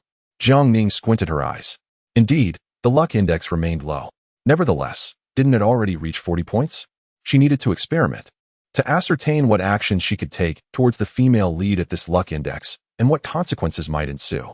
After all, she had always been audacious in her endeavors. Drink up, us.Ⅱ. Make sure to hydrate, she chuckled. A minute later, Jiang Ning released Bai Jinyu. Have I adapted to the intensity of the electric shock? Or has the shock indeed weakened? Jiang Ning pondered within, querying the system. Why hasn't it knocked me down? The system, indifferent, couldn't help but question if she was a masochist. Regardless, Jiang Ning felt quite satisfied with today's gains. Bai Jinyu, covering her mouth, glared at her in annoyance but refrained from cursing. After a while, Bai Jinyu, increasingly incensed, decisively made her way to the refrigerator and retrieved a bottle of drink. She was merely reciprocating, believing in an eye for an eye. Jiang Ning, you must drink water too. Oh, really now? Jiang Ning scrutinized the drink in her hand. But it seems like it's alcohol, dear girl. You truly don't wish to sleep tonight, do you? Chapter 101. Not a delicate wife. Thus, the New Year's Eve passed in utter chaos. Due to excessive drinking and neglecting to close the windows, both Bai Jinyu and Jiang Ning caught a cold the following day. Their throats raspy and bodies weak. Consequently, they slept until the afternoon. Fortunately, Jiang Ning's parents were quite open-minded, although there were some relatives and business associates to tend to. Neither of them considered troubling Jiang Ning, allowing her to rest peacefully at home. Gurgling, awakened by a rising wave of hunger in her stomach, Bai Jinyu stirred from her slumber around 3 in the afternoon. She groggily opened her eyes, instinctively groping for her glasses near the pillow. In her fumbling, her hand unexpectedly brushed against a foot, startling her into a scream as she sat up abruptly. Jiang Ning, who had been resting at the foot of the bed, was also roused by her sudden outcry. What is going on? Upon hearing Jiang Ning's voice, Bai Jinyu began to calm down slightly. It was only then that she realized she had been pinching Jiang Ning's foot, leaving behind a mark of crimson. Forgive me. I didn't expect you to be in my room. Bai Jinyu's face flushed crimson as she hastily apologized, preparing to rise from the bed. However, there is a saying, when you grasp another's foot, they may just as well seize yours. Consequently, Jiang Ning decisively reached out and firmly clasped her ankle, declaring, let us clarify whose room this is, and whose bed. Bai Jinyu remained silent, still oblivious to the fact that the leg of her glasses had been broken, her mind preoccupied with thoughts of retrieving them. Noticing her silence, Jiang Ning took no mercy and began to tickle her soles. Bai Jinyu, unable to endure the playful torment, cried out for help several times before quickly capitulating. Yours. Your room, your bed. That's more like it, Jiang Ning scoffed, momentarily sparing her delicate feet. Do you recall what transpired last night? Bai Jinyu lowered her gaze, feeling a twinge of guilt. I believe I may have overindulged in drink yesterday. Indeed, you did indulge rather excessively. However, my inquiry is not about your level of intoxication, but whether you remember the events that unfolded. However, such matters, even if she could recall them entirely, she could never confess. As the saying goes, alcohol emboldens the timid. At that moment, her courage had indeed surged exponentially. But what remains now? Lies. Jiang Ning's voice was loud, startling her to the point that she nearly tumbled off the bed. What? Do you think I, Jiang Ning, am easy to bully, easily deceived? Not at all. Bai Jinyu, flustered, quickly retorted. All right. I do remember some things. Which bits do you recall? Pray, enlighten me. Bai Jinyu fell silent. Initially, they all enjoyed the New Year's Eve dinner, filled with laughter and a harmonious atmosphere. Then, Jiang Ning poured wine for everyone, saying she only wanted a little, and Jiang Ning obliged with just a sip, only to find the wine utterly delightful, akin to grape juice, rendering her unable to resist. A little more led to another little more, and soon she was dizzy. Dizziness turned to drowsiness. Jiang Ning took her upstairs to rest, and the two quarreled in the corridor on the second floor, tumbling and continuing their argument. Bai Jinyu couldn't help but cover her face. She recalled that she had bitten Jiang Ning. It seemed she had bitten near the collarbone, perhaps a tad lower. Her memory was hazy, but she distinctly remembered sinking her teeth in. The events that followed were truly unclear to her. All she knew was that she was parched. Thirsty, she drank water, desperately quenching her thirst. It felt as though even in her dreams, she was sprinting through a desert in search of a water source. She vowed never to consume such copious amounts of alcohol again, for drunkenness was truly unpleasant. Jiang Ning, I remember now. I did bite you. Bai Jinyu confessed candidly. Furthermore, I must apologize immediately. I was wrong, and I shall make amends. Jiang Ning sighed and remarked, Is that all you remember? Bai Jinyu nodded solemnly, observing her expression. It was evident that she was not deceiving him. I will cook for you. No. Then I shall go by what you wish to eat. Would that suffice? No. Jiang Ning had already sat up, her gaze fervently fixed upon her. Even though Bai Jinyu could not discern Jiang Ning's expression clearly, she could acutely feel the intensity radiating from her, causing her to grow anxious and subconsciously retreat, akin to a furtive little kitten. Just when Bai Jinyu believed that Jiang Ning was about to make an outrageous demand, Jiang Ning suddenly broke into laughter. The tense atmosphere between them dissipated in an instant. Jiang Ning casually stated, if you truly wish to make amends, why not wash the clothes I changed out of yesterday? Huh? Such a simple task could resolve such a serious matter? Bai Jinyu found it hard to believe. However, seeing that Jiang Ning indeed had no intention of pressing her further, she wisely refrained from inquiring any further and hastily rolled out of bed. As Bai Jinyu busied herself with the chores, Jiang Ning returned to her slumber. Upon seeing the haphazardly discarded clothes in the bathroom, Bai Jinyu felt an overwhelming sense of embarrassment wash over her. Like a thief, she swiftly retrieved her undergarments and placed them into a basin filled with detergent, attempting to obliterate all unpleasant memories.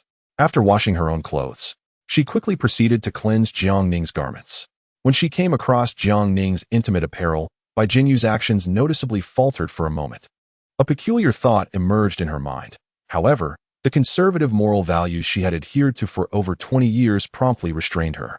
Oh, I must be losing my mind. What am I thinking? Once she had finished her tasks, Bai Jinyu found herself restless and ventured into the kitchen to prepare a meal. She began by looking for the leftovers from the previous night. But where were they? After searching high and low, she discovered that the remnants of yesterday's feast were nowhere to be found.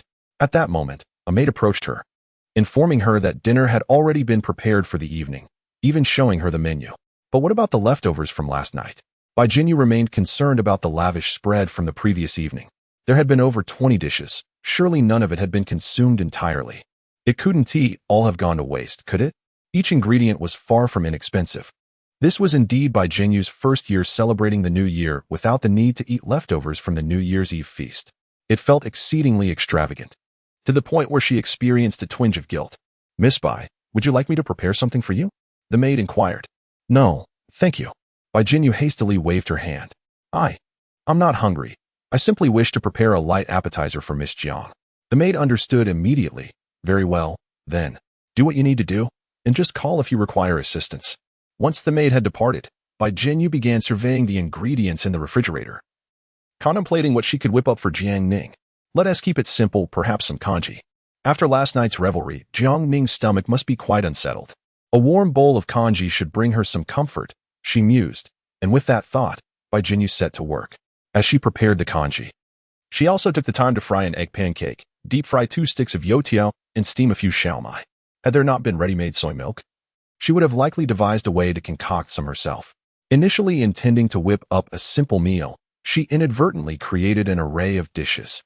By the time Jiang Ning, clad in a loose-fitting bathrobe, leisurely descended the stairs, she was greeted by a lavish breakfast spread. She was quite taken aback. Was it not nearing dinner time? Why was breakfast being made?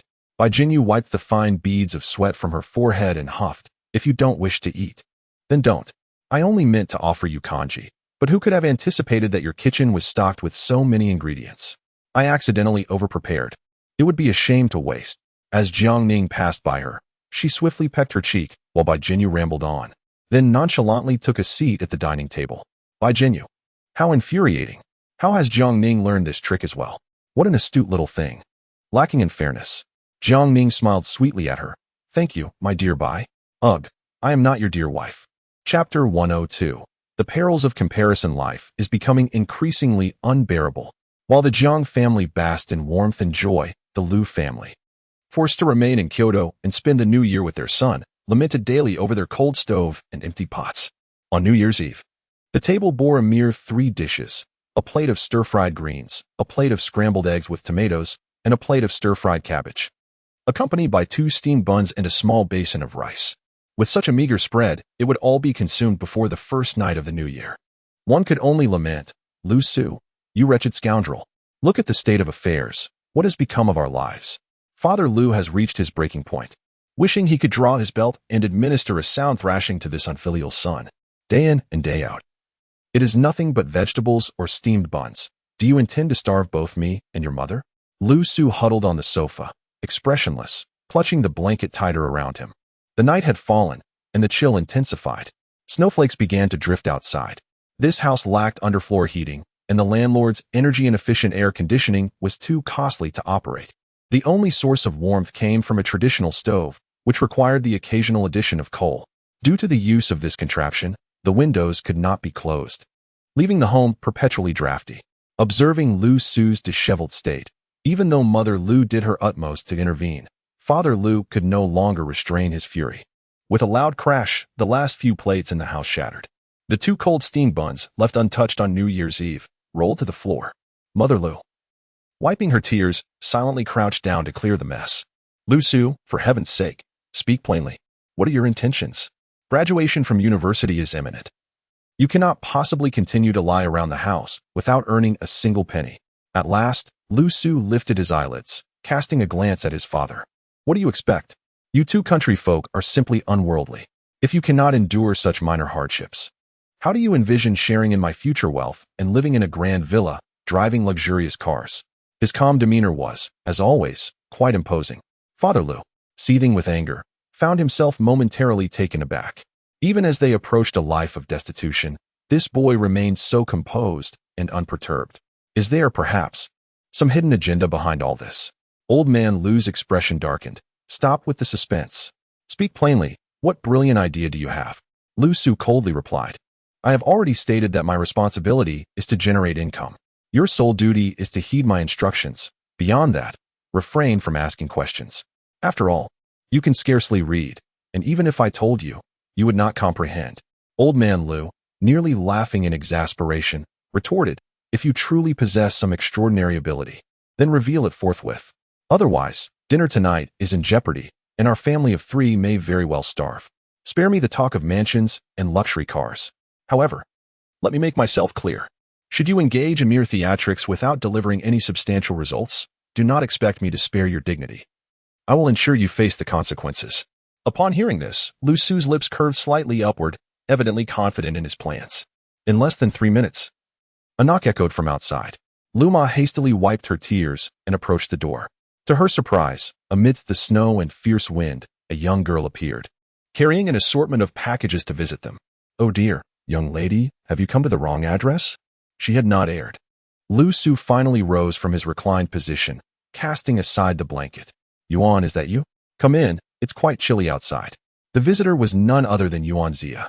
Today, us.Ⅱ donned a pink oversized cotton coat, paired with a rather mismatched striped woolen skirt, and on her feet, she wore a pair of chestnut brown snow boots. Observing her attire, Lu Su could not suppress a myriad of disdainful thoughts. Yet, regardless of his feelings, he could not afford to display even a hint of contempt. At present, he found himself in dire straits, compelled to lower all standards and seize every opportunity to turn his fortunes around. Thus, when us.Ⅱ expressed her desire to visit him for the New Year greetings, after much hesitation, he ultimately sent her his address.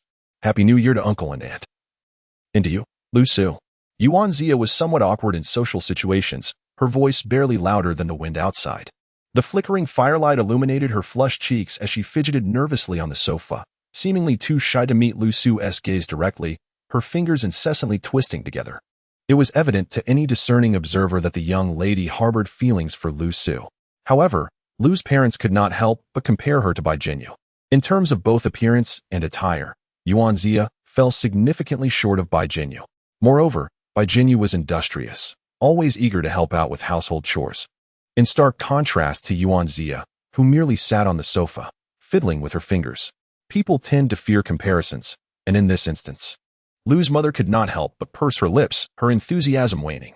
Yet, Lu's father's gaze was solely captivated by the 2 fine bottles of wine us.Ⅱ had brought, his eyes sparkling with interest. In light of the gifts, he graciously offered to brew her some tea. "Yuan, it is quite a challenge for you to visit me at such a late hour," Lu Su remarked. Upon seeing her, he felt a significant alleviation of his cold symptoms. He continued to feign weakness, coughing softly. "Is that true, Lu?" us.Ⅱ raised her head, gazing at Lu Su with eyes sparkling with hope. "You truly feel better because of me?" Lu Su nodded, donning his characteristic serene smile. "Indeed, thank you." us.Ⅱ's breath quickened, her voice suddenly rising in exuberance. "That's wonderful. Then I shall come to see you every day, if that's all right." Lu Su hesitated, feeling a tad intimidated by her sudden fervor. Perhaps realizing her own overexcitement, us.Ⅱ lowered her gaze, apologizing. "I'm sorry, I'm so happy. It's been such a long time since I last saw you." Lu Su sighed in relief. "It's quite all right. But if you come to see me every day, wouldn't that be too much trouble for you?" "Not at all, not in the slightest." us.Ⅱ's voice rose again, and she leapt to her feet, fixing her fervent gaze on Lu Su's eyes. "I am more than willing to keep you company, and it is entirely my choice. Lu, you need not feel any burden. As long as you wish for it, I would do anything for you." Lu Su managed a strained chuckle. "Oh, is that so?" "Yes, I assure you. I swear it upon my very life. I would willingly lay down my life for you. Do you understand, Lu?" In us.Ⅱ's heart, she truly believed she could die for Lu Su. However, Lu Su must accompany her in this fate.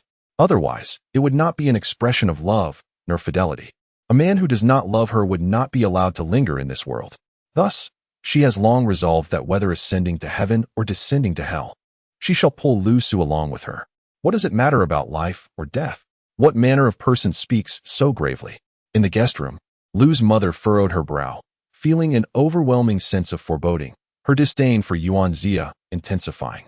Stealthily, she retrieved her phone and browsed through her albums. Within, she found several photographs featuring herself alongside bai-Jinyu. As she caressed Jinyu's face through the screen, an ocean of sorrow surged within her. Such a wonderful girl. Why is she not with her son? Their bond, forged through years of growing up together, should not have been so easily severed. Perhaps she ought to take some action for her son. Why not seize the opportunity of the new year to invite Jinyu over to make dumplings together? Chapter 103. Silence speaks volumes indeed. Lu's mother sent a text to bai-Jinyu, inviting her to join them for dumpling making the following day. As the hour grew late, us.Ⅱ showed no sign of departing, which only deepened Lu's mother's vexation, making her wish to directly usher her out.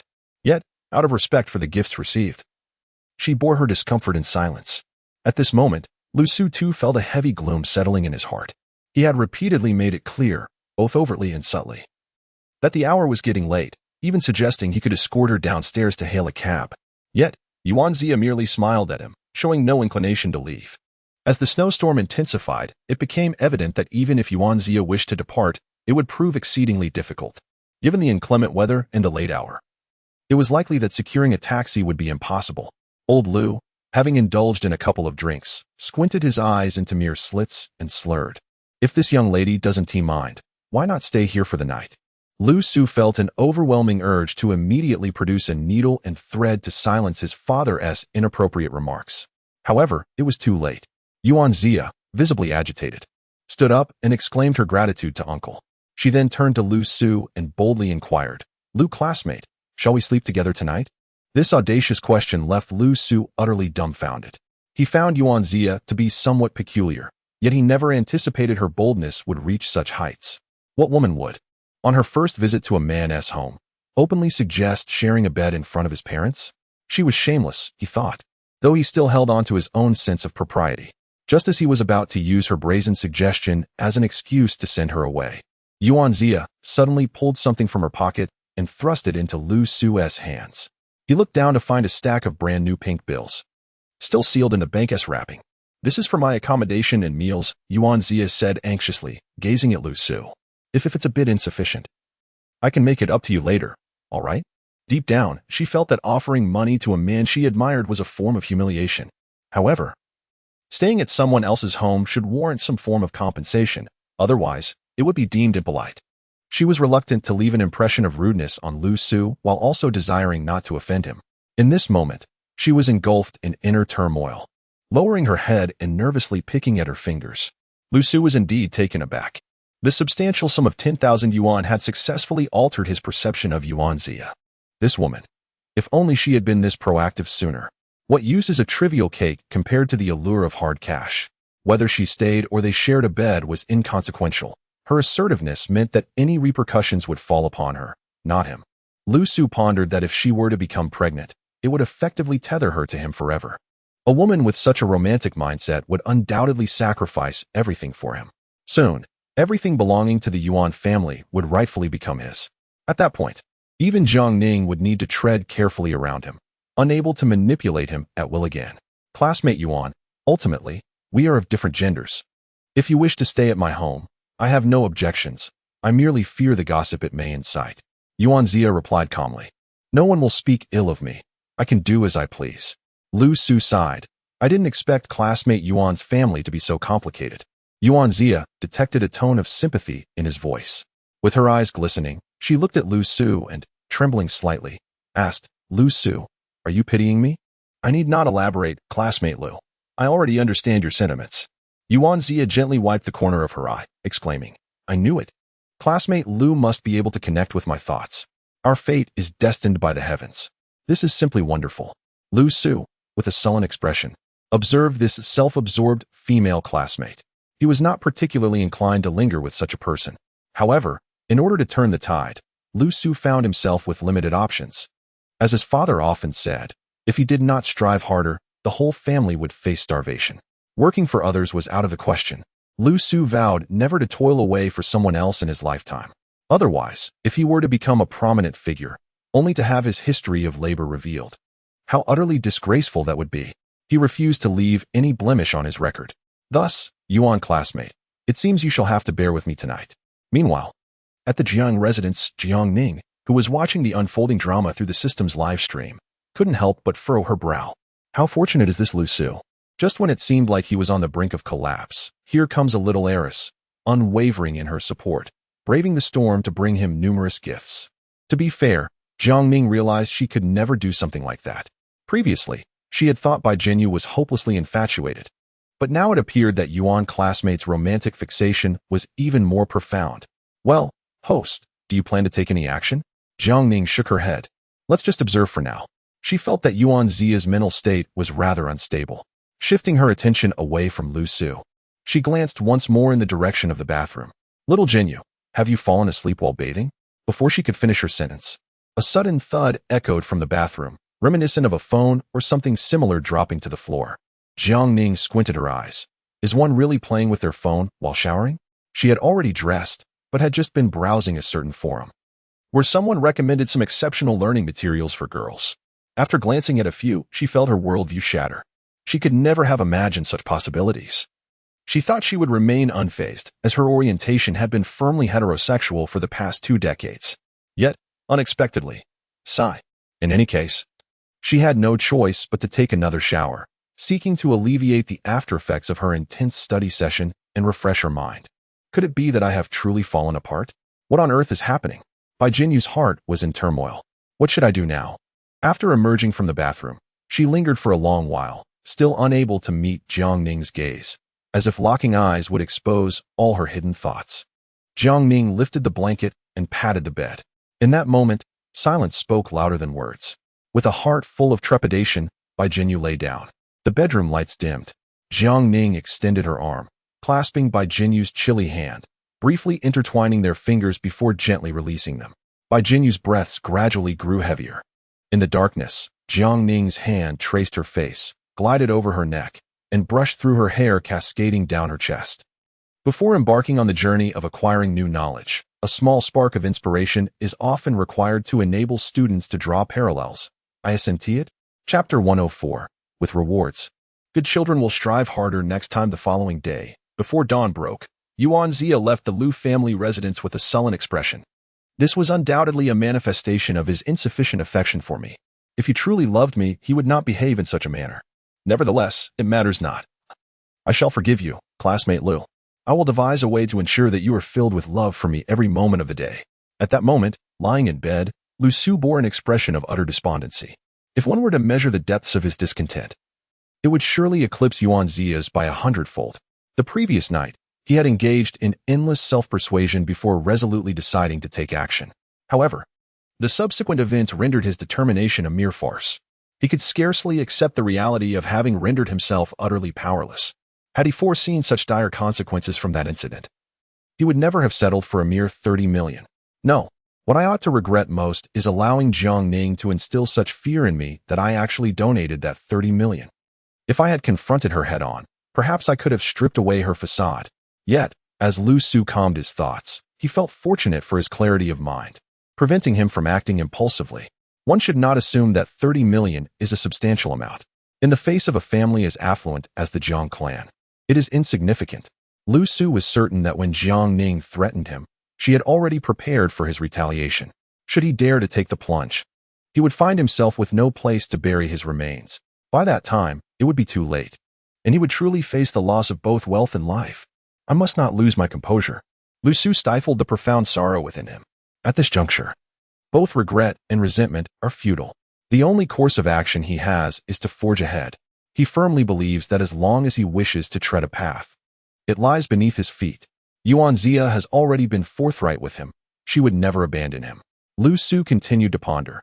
As for his health, if he is willing to seek treatment, he can undoubtedly walk again. Knock, knock, knock. His bedroom door was gently rapped upon. Lu Su swiftly composed his expression and inquired, "Who is it?" "Mom, please come in." The previous night's commotion had likely reached Lu Ma's ears. Naturally, Lu Su had no intention of concealing anything. He was counting on binding us.Ⅱ to himself, making her his lifeline. Such matters would inevitably come to light to his family. They could not be hidden forever. Thus, before Lu Ma could offer her counsel, he candidly expressed his thoughts. "Mother, what time do you think it is? Are you not aware? Our family is on the brink of destitution. We are about to run out of resources. Right now, there is a wealthy yet oblivious woman who is utterly devoted to me and willing to do anything for me. You wouldn't want to chase her away, would you?" Lu Ma's emotions were conflicted, but that girl does not seem to be of good character. What defines good and what defines bad? Lu Su abruptly sat up, raising his voice. "In my view, anyone willing to spend money on me is good. Nothing else holds any value. But, isn't this akin to living off someone else's earnings, my son?" Lu Ma looked at him in shock. She seemed unable to accept that her son, who had excelled throughout his life, had come to this glamorous metropolis only to falter, reduced to a mere gigolo. Lu Su scoffed, saying, "A gigolo? Mother, your words are misguided. I am merely judiciously utilizing all available resources to achieve my goals more swiftly and effectively. Whether it's manual labor or office work, both are forms of earning. Thus, my actions are not unjustifiable. I am not engaging in any illicit activities." As he spoke, his voice grew louder. "You are my parents, regardless of my choices.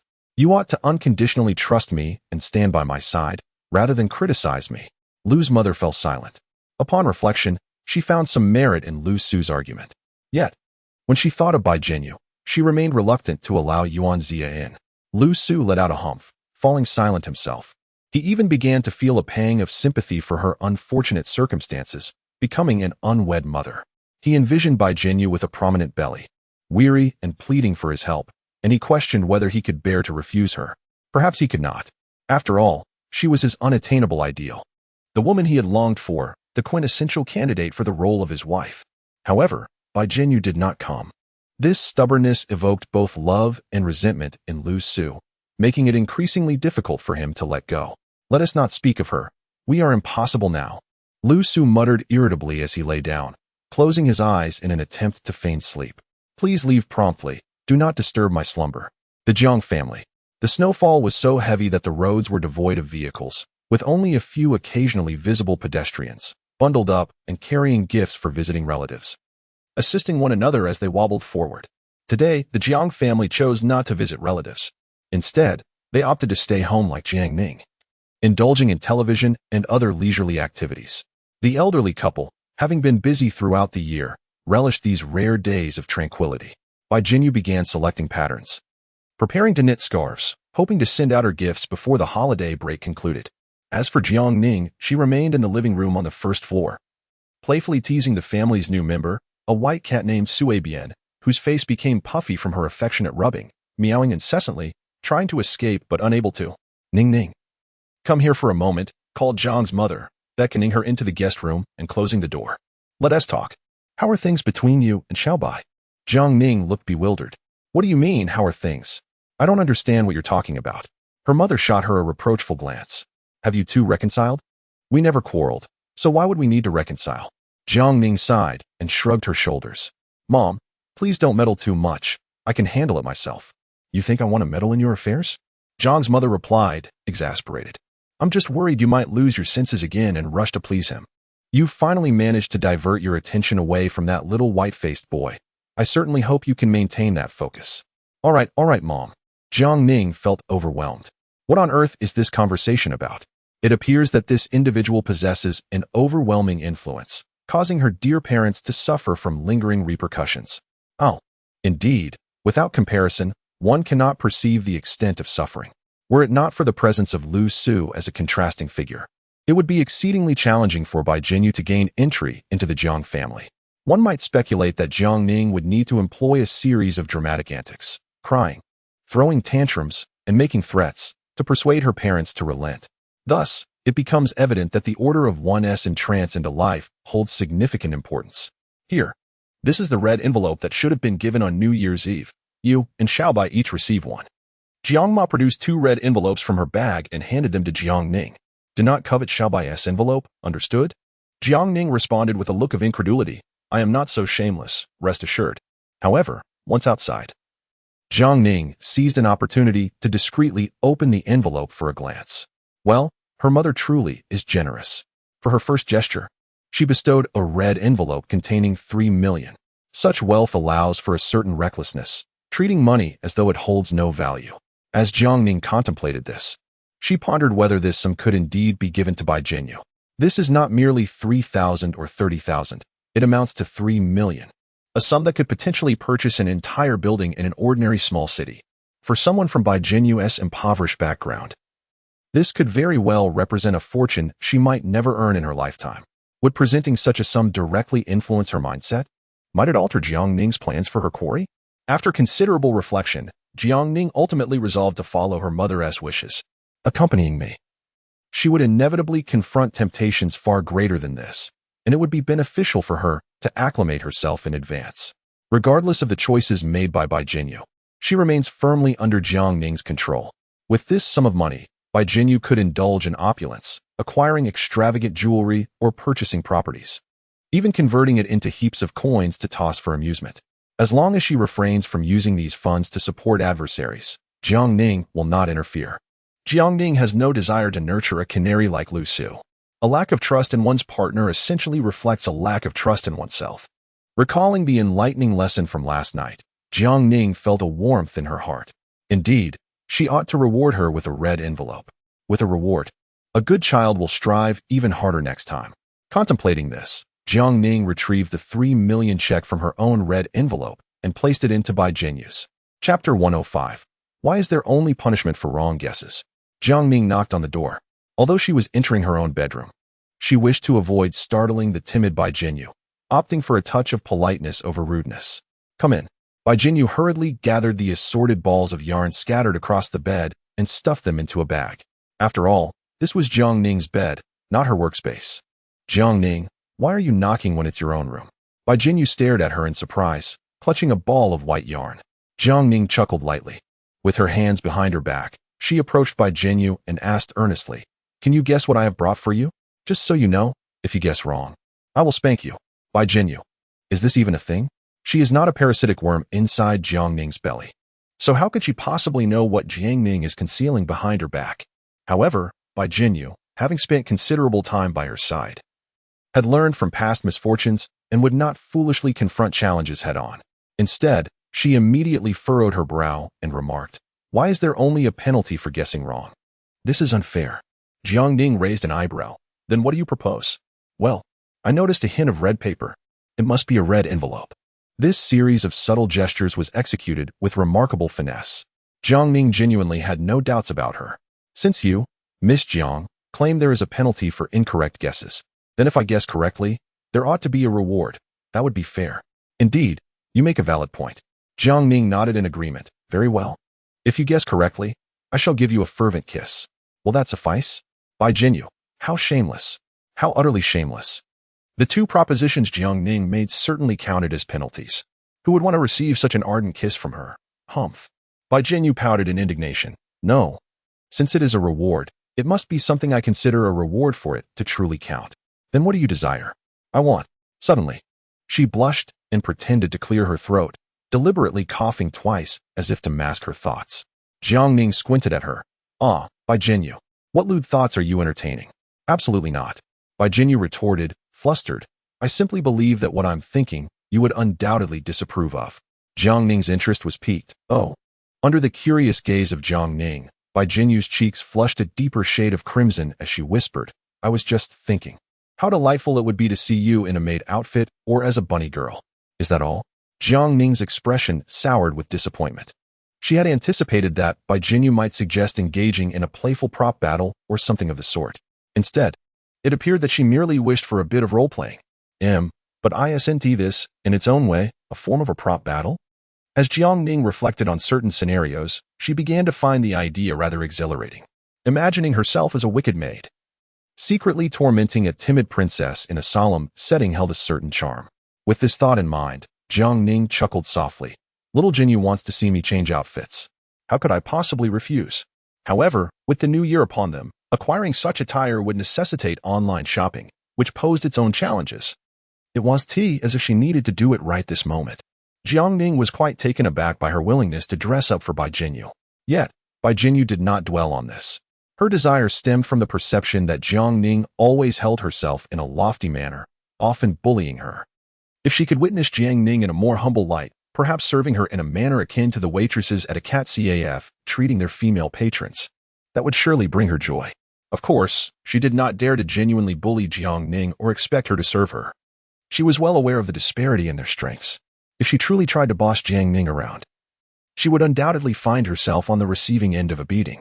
Thus, simply seeing Jiang Ning don a maid's outfit or play the role of a bunny girl would suffice to satisfy her desires. Xiao Jinyu is such a person, easily contented. "I surmise what you have brought is a red envelope." Bai Jinyu directly articulated the correct answer. "Indeed, clever one, congratulations on your accurate guess." Jiang Ning initially harbored thoughts of playing coy, yet upon considering the splendid reward proposed by Bai Jinyu, she promptly changed her mind. With utmost sincerity, she relinquished the red envelope. "This is a gift from my mother to you." "Ah, how can I accept this?" Bai Jinyu shook her head vigorously, like a rattle drum. "No, absolutely not. I have already overstayed my welcome at the Jiang household, consuming their food, drinking their beverage, and residing here, receiving numerous gifts. I cannot accept any more money." Her stance was resolute. No matter how Jiang Ning coaxed, she remained steadfast in her refusal. This left Jiang Ning feeling somewhat ashamed. After all, prior to offering the red envelope, she had worried that Bai Jinyu would change once she received the money, or even turn against them. Upon reflection, it is understandable. Bai Jinyu embodies the archetype of a practical yet endearing wife, while she possesses a degree of greed and a hint of vanity. These traits are not inherently negative. She is certainly incapable of repaying kindness with malice. This is evident from her lack of desire for vengeance despite having been persistently harassed and verbally insulted. Look, this red envelope is rather thin, Jiang Ning remarked, shaking the slender envelope in her hand. It probably contains only 200 yuan. How can you refuse it? Then you might as well return it to my mother. Bai Jinyu paused, momentarily taken aback. Is that so? It seems so. It does appear quite thin. It likely cannot hold much money. After a moment's hesitation, she finally accepted the red envelope, whispering a quiet thank you. Jiang Ning reached out and playfully pinched her cheek. What are you thanking me for? You should express your gratitude to my mother. It is not from me. Yes, I will personally thank Annie later. Jiang Ning leaned in closer, her tone taking on a more suggestive quality. So, what do you intend to see me in? A maid outfit or a bunny girl costume? Bai Jinyu's face flushed crimson. She recalled a recent comic she had read, where the protagonist donned a provocative bunny girl costume, appearing freely in the subway and the school library. Oh no. She thought, I can't dwell on that any longer. Otherwise, I'll need to take a cold shower to calm down. I want to see the bunny girl. Is that all right? Of course, Jiang Ning replied with a sly smile. I shall fulfill all your fantasies splendidly. Chapter 106, a significant decision after presenting the red envelope. Jiang Ning exited the room. She was aware that Bai Jinyu had been preoccupied with knitting a scarf and did not wish to disturb her enthusiasm. Once Jiang Ning left, Bai Jinyu cautiously opened the envelope and emptied its contents. For many years, she had never received such a gift. Her uncle and aunt, after all, were not her biological parents. Providing her with a meal was already a generous act, let alone preparing a red envelope. As she thought of Lu Su, a sense of discomfort washed over her. It is often said that without comparison, there is no harm. In the past, the staple fare accompanying Lu Su was primarily pickled vegetables and steamed buns. Occasionally, when enjoying a rare delicacy, she would be subjected to Lu Su's lengthy discourse, extolling the virtues of perseverance, proclaiming that great responsibilities are bestowed upon worthy individuals, and reminding her to cherish every morsel as a hard-earned blessing. Such admonitions left her feeling profoundly ashamed, rendering even the most exquisite dishes unpalatable. As for the red envelopes during the New Year, it was inconceivable that the Lu family would bestow one upon her, and Lu Su would merely assure her that once they navigated through their current tribulations, he would grant her the most generous red envelope each year thereafter. But how grand could such a red envelope truly be? Bai Jinyu had never witnessed such a thing. At that moment, she couldn't help but chuckle at her own naivety. She gradually came to realize that Lu Su's reassurances might merely be empty promises. To him, she was likely just an investment, a mere object of his expectations. Perhaps, in Lu Su's heart, her mere existence beside him sufficed. There was no necessity for her to thrive. How foolish of me to harbor such lofty expectations. Bai Jinyu sighed deeply. It was then that she lowered her gaze. The contents of the red envelope had spilled out, though they were far from what she had envisioned, having never encountered a check before. When she picked one up and examined it, her eyes widened in disbelief. Hundreds, thousands, 3 million? This was 3 million. Startled, Bai Jinyu's hand trembled, and the check slipped from her grasp, falling to the floor. She hurriedly crouched to retrieve it, but dared not grasp it too firmly, instead gingerly lifting it and placing it back on the bed. How could it possibly be 3 million? How could anyone bestow such a lavish red envelope upon me? No, this simply cannot be. I must return this to Jiang Ning at once. Bai Jinyu immediately cradled the check as if it were a sacred decree, preparing to return it to Jiang Ning. Barefoot, she sprinted to the door only to remember that another check lay on the bed. This was not a mere 3 million. It amounted to 6 million. Good heavens, had the Jiang family lost their senses? How could they bestow such a fortune upon her? Bai Jinyu felt an overwhelming sense of trepidation. She had never dared to dream, even in her wildest fantasies, of winning more than 5 million. Yet now, this check for 6 million lay palpably in her palm, causing it to feel fervently warm. Peering over the edge of the second-floor corridor, she saw not Jiang Ning, but rather Mother Jiang. Words failed her, as she could not articulate any profound wisdom. She simply understood that such immense wealth was beyond her grasp. She believed in the principle of receiving no reward without merit. Mother Jiang looked curiously at the two checks in by Jinyu's hand, pondering that she had only given one. The other, oh, perhaps Jiang Ning had unilaterally increased the amount. What a whimsical daughter she had, concerned that her family might slight her young girlfriend. Mother Jiang could only chuckle helplessly as she helped Bai Jinyu, who, now weakened by the enormity of the sum, had collapsed onto the carpet. Bai Jinyu was momentarily stunned.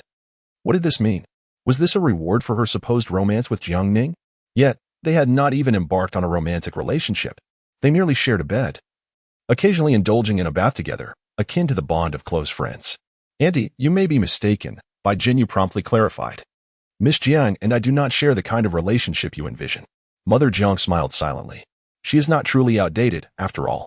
Does she genuinely believe that she has not noticed the swollen lips of Bai Jinyu and Jiang Ning over the past few days? Can a purely platonic friendship manifest in such a manner? There is no need for you to feel shy or fearful. My dear, I do not oppose your relationship. Jiang's mother gently held her hand, offering a reassuring pat, and lowered her voice to say, I have but one request. Please take care of my headstrong daughter and do not abandon her easily, all right? Bai Jinyu felt a flutter of anxiety within her. She was at a loss for words. Continuing to explain seemed futile. If Ning Ning bullies you, just come to me and tell me, Jiang's mother stated. I will ensure that you are not wronged. Here, for a day, this is your home. For a lifetime, it shall be your home. Do you understand? A tremor coursed through Bai Jinyu's heart. Home? Is this truly her home? Has she found a family? The concept of home carried immense weight. In her heart, Bai Jinyu quickly relinquished her final struggles. The Jiang family is wonderful. Jiang's parents are kind, and Jiang Ning, though occasionally unkind, is mostly very good to her. After enduring hardships for over 20 years, how could she not be tempted by an opportunity that could spare her from a lifetime of detours? Auntie, I promise you, she resolved. In that moment, Bai Jinyu made a significant decision in her heart. Should Jiang Ning confess to her once more, she would accept. As for the prospect of taking the initiative to confess to Jiang Ning herself, Bai Jinyu knew that was beyond her reach. She understood her own position all too well. Even at this juncture, she still believed she lacked the qualifications to confess to Jiang Ning. Countless thoughts swirled in Bai Jinyu's mind. If Jiang Ning were never to confess her feelings to me throughout her lifetime, I would continue to accompany her as a friend, as the aunt suggested, silently caring for her, assisting her, and doing all that I can. In any case, I would not abandon her, unless Jiang Ning were to abandon me first. The thought of such a possibility caused Bai Jinyu to halt. Would Jiang Ning truly forsake her? If that day were to come, what would she do? Would she willingly depart, wishing Jiang Ning a future filled with happiness? Or would she stubbornly cling to Jiang Ning's side, becoming her shadow? Bai Jinyu felt lost. She was utterly alone, with nothing to her name. All her reliance hinged solely on Jiang Ning's affection for her. Should that affection fade, she would become like a withered leaf adrift in a river, aimless, lost, and adrift. She often rejected Jiang Ning, once, twice. Perhaps this would not dampen Jiang Ning's enthusiasm. But what if it happened repeatedly? Jiang Ning is a girl too. Though she might appear unfazed, she would undoubtedly ponder deeply, and would feel hurt, wouldn't she? So, must I truly wait for her to confess? Chapter 107. The day I await the fish to bite time swiftly passed to the 5th day of the new year. Over the past few days, Bai Jinyu had been working tirelessly day and night, and at last, she had crafted 2 scarves. Weaving scarves was the simplest task for her. She executed it with remarkable ease and perfection. Today, she would present them to her uncle and aunt. As for the scarf intended for Jiang Ning, it remained unfinished. Deep down, she wished to weave this particular scarf with the utmost creativity, so that Jiang Ning would be reluctant to leave it languishing in a drawer, gathering dust. Ever since she began to harbor feelings for Jiang Ning, Bai Jinyu found herself stealing glances at her more frequently each day. What was even more alarming was that with each furtive look, she unearthed new discoveries. For instance, Jiang Ning possessed long, lush eyelashes. Her nose was elegantly sculpted, and when she smiled, delicate dimples appeared, exuding an irresistible charm. These revelations caused Bai Jinyu's heart to inexplicably skip several beats. She pondered how she had previously overlooked so many of Jiang Ning's virtues. In comparison, she felt woefully unrefined and clumsy, almost unbearable to contemplate. Such realizations deepened her insecurities. How could she, with her lack of grace and sophistication, dare to confess her feelings? That would be utterly presumptuous. Yet, the thought of passively waiting for Jiang Ning to make a move filled her with anxiety. What if Jiang Ning lost patience and sought companionship elsewhere? Should she take the initiative to confess? Should she muster the courage to act boldly? Caught in this turmoil, Bai Jianyu's moments of observation towards Jiang Ning multiplied. Indeed, whenever Jiang Ning was within her line of sight, she felt an irresistible urge to fixate on her. Disregarding the presence of gourmet delicacies such as Australian lobster or prime Wagyu beef, Jiang Ning was not oblivious to her covert glances. However, she chose not to expose her. This was a positive sign. It indicated that Bai Jinyu was no longer fleeing, but was instead preparing to embrace the gifts of fate. Perhaps, before long, Bai Jinyu would be unable to contain her feelings and would boldly reach out to Jiang Ning. Isn't this the outcome she longs for? Ah, the future is truly tantalizing. Like the old adage goes, the willing shall be hooked. Jiang Ning was acutely aware that she had exhausted her capabilities. The remainder rested solely upon Bai Jinyu's impulsiveness. When the day arrived that the fish took the bait, she would relish a hearty bowl of fish soup. During these past few days, Jiang Ning had not been idle. She intermittently monitored the developments concerning Lu Su, eager to discern the plans of the young lady named us.Ⅱ, while keeping an eye on Lu Su. She perused the internet for a custom cosplay costume shop, investing a considerable sum to expedite the creation of a bunny girl outfit, as well as a maid ensemble. What choices would an adult make? She desired them all. After a brief exchange, Jiang Ning discovered that the shop was also located in Kyoto, and not too far from her. Furthermore, the shop offered not only cosplay costumes but also a variety of accompanying props, such as a little devil's whip and tail attachments. It all sounded rather intriguing. At that moment, at the Lu residence, us.Ⅱ, as was her custom, arrived laden with gifts, knocking on the door. It was Lu Su himself who answered. "Yuan, you've come," he acknowledged. Indeed, during the festive days of the new year, us.Ⅱ had faithfully visited his home daily, braving the elements to deliver a plethora of presents. Initially indifferent towards us.Ⅱ, Lu's mother had become increasingly overwhelmed by the avalanche of gifts, gradually losing her sense of self. "It's cold outside. Do come in," Lu's mother greeted with a smile, warmly grasping us.Ⅱ's arm. She harbored no fondness for Lu's parents and was particularly averse to their physical contact. Nevertheless, for the sake of appearances, she was willing to feign compliance. Suppressing her inner fury, "Let me cook today," us.Ⅱ announced, rising with the intention of heading to the kitchen, only to be halted by Lu Ma's firm grasp. Over the past 2 days, us.Ⅱ had expressed her desire to prepare a meal for the Lu family, yet each time she was met with Lu Ma's unwavering resistance. This left us.Ⅱ quite displeased. She was not merely present to accompany the Lu family for the new year. "Zia, you are our guest. How can we allow you to cook?" Lu Ma replied earnestly. "Please, sit down, warm yourself by the fire, and engage in conversation with Lu Su while you await the ready-made meal." Although this girl might not possess the beauty of Bai Jinyu or the same flair for adornment, she was affluent. Ginseng, bird's nest, abalone, and an assortment of fine teas and exquisite wines. These were all genuine treasures, untainted by deceit. In Lu Ma's heart, the scales were gradually tipping in favor of us.Ⅱ. Upon reflection, she realized her son was indeed correct. In this world, one is more likely to be judged by wealth than by virtue, and besides, her son had not ventured into illicit pursuits. He was merely engaging in a normal relationship with a woman who happened to be wealthy and willing to indulge him. What reason did she have to oppose such circumstances? Should she truly forsake these sumptuous delicacies and tangible riches to placate a destitute Bai Jinyu? That was simply out of the question. "Yuan, please have a seat. My mother cooks quite swiftly," Lu Su smiled, inviting her to sit. "It's so cold today, the kitchen water is freezing, and I wouldn't want you to suffer such discomfort." us.Ⅱ adjusted her glasses, silently acquiescing as she moved to sit beside Lu Su. In the pocket of her down jacket, a packet of medicinal powder lay concealed. This is the opportunity she has prepared. However, if she is not allowed into the kitchen, how can she seize this chance? She must first incapacitate Lu's parents, and then render Lu Su weak and defenseless, as if intoxicated, before she can assist him in departing. If there is anyone to blame, it is the Lu family for being too small and their numbers too great. In such a confined space, it is exceedingly inconvenient for her to take any action. Lu Su has been watching her intently, while old man Lu occasionally scrutinizes her. She truly lacks a favorable opportunity to strike. Suddenly, us.Ⅱ's mind sparked with an idea, and her eyes gleamed. She turned to Lu Su, feigning a troubled expression. "Classmate Lu, I have my eye on a watch, but I am unsure if it would suit me." "Oh, what kind of watch?" Lu Su's eyes brightened at this. Could it be that this foolish woman has finally come to her senses and intends to gift him a watch? If that were the case, all his daily posts of luxury timepieces on social media would not have been in vain. What an incessant hint. us.Ⅱ lowered her gaze and softly murmured, I believe it's called Patek Philippe, and it costs over 5 million. I have not seen it in person, so I am uncertain if it is worthwhile to purchase.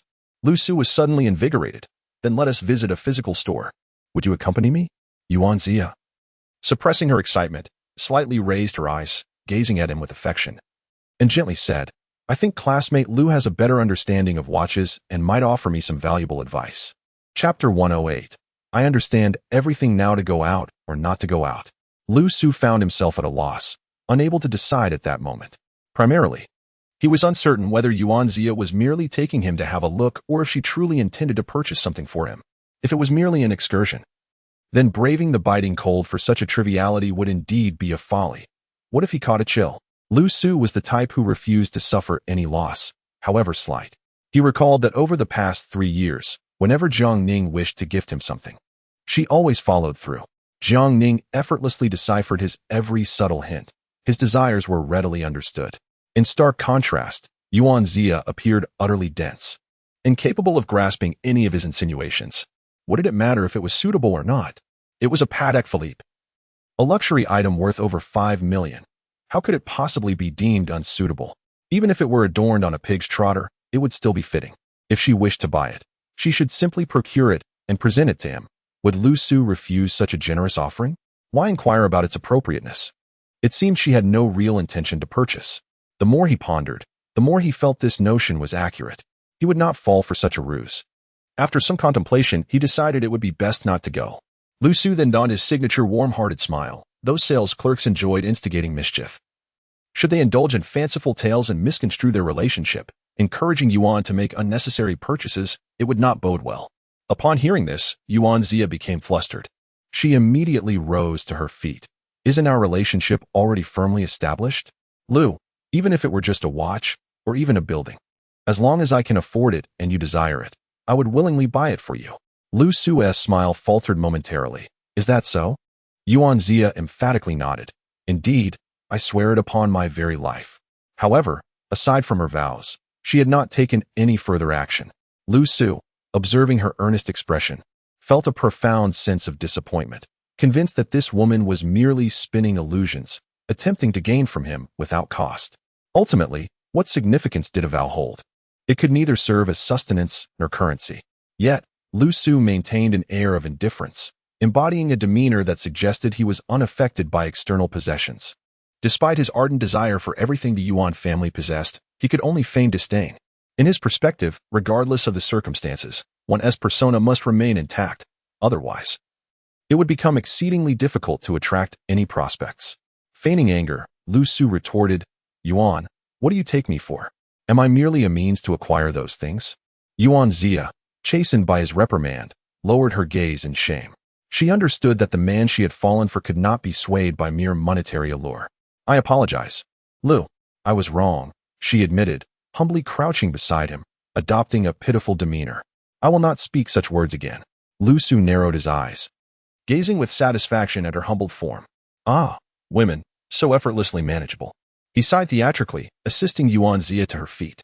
I do have a fondness for watches, grand houses, and luxurious cars, but I cannot bear the thought of my affections becoming a burden to you. Do you comprehend my meaning? us.Ⅱ looked at him, somewhat understanding yet uncertain. A burden? In comparison to her substantial savings of 100 million, these possessions were trivial, thus hardly a burden at all. Nonetheless, she dared not utter words suggesting she would purchase gifts for him again. She did not wish to anger Lu Su or to have him develop disdain for her. It was imperative that she brought him joy and happiness, for only then could he swiftly and wholly fall in love with her. Fear not, classmate Lu, us.Ⅱ asserted, grasping his hand firmly. I understand everything now. Gazing into her sparkling eyes, Lu Su mused that she had better truly comprehend. If she did, then she should promptly present him with a watch, a grand house, or a luxury vehicle. She ought to disregard his words and unhesitatingly procure these gifts. He would naturally express his gratitude. Classmate Yuan, you are truly wonderful.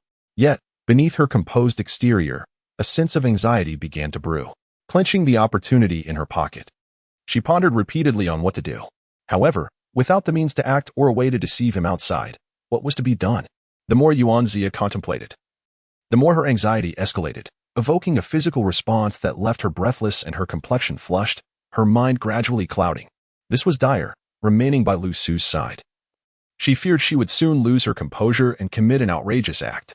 I shall take my leave. At the Jiang residence, Jiang Ning, who sporadically observed the unfolding drama through the system, could not help but chuckle at the scene transpiring at Lu's home. Ah, Lu Su. You have spent your life painting illusions for others, yet here you are, partaking in one created by someone else. Of course, Jiang Ning also noticed us.Ý's peculiar reaction as she departed from Lu's home. This young lady surely harbored some strange affliction, did she not?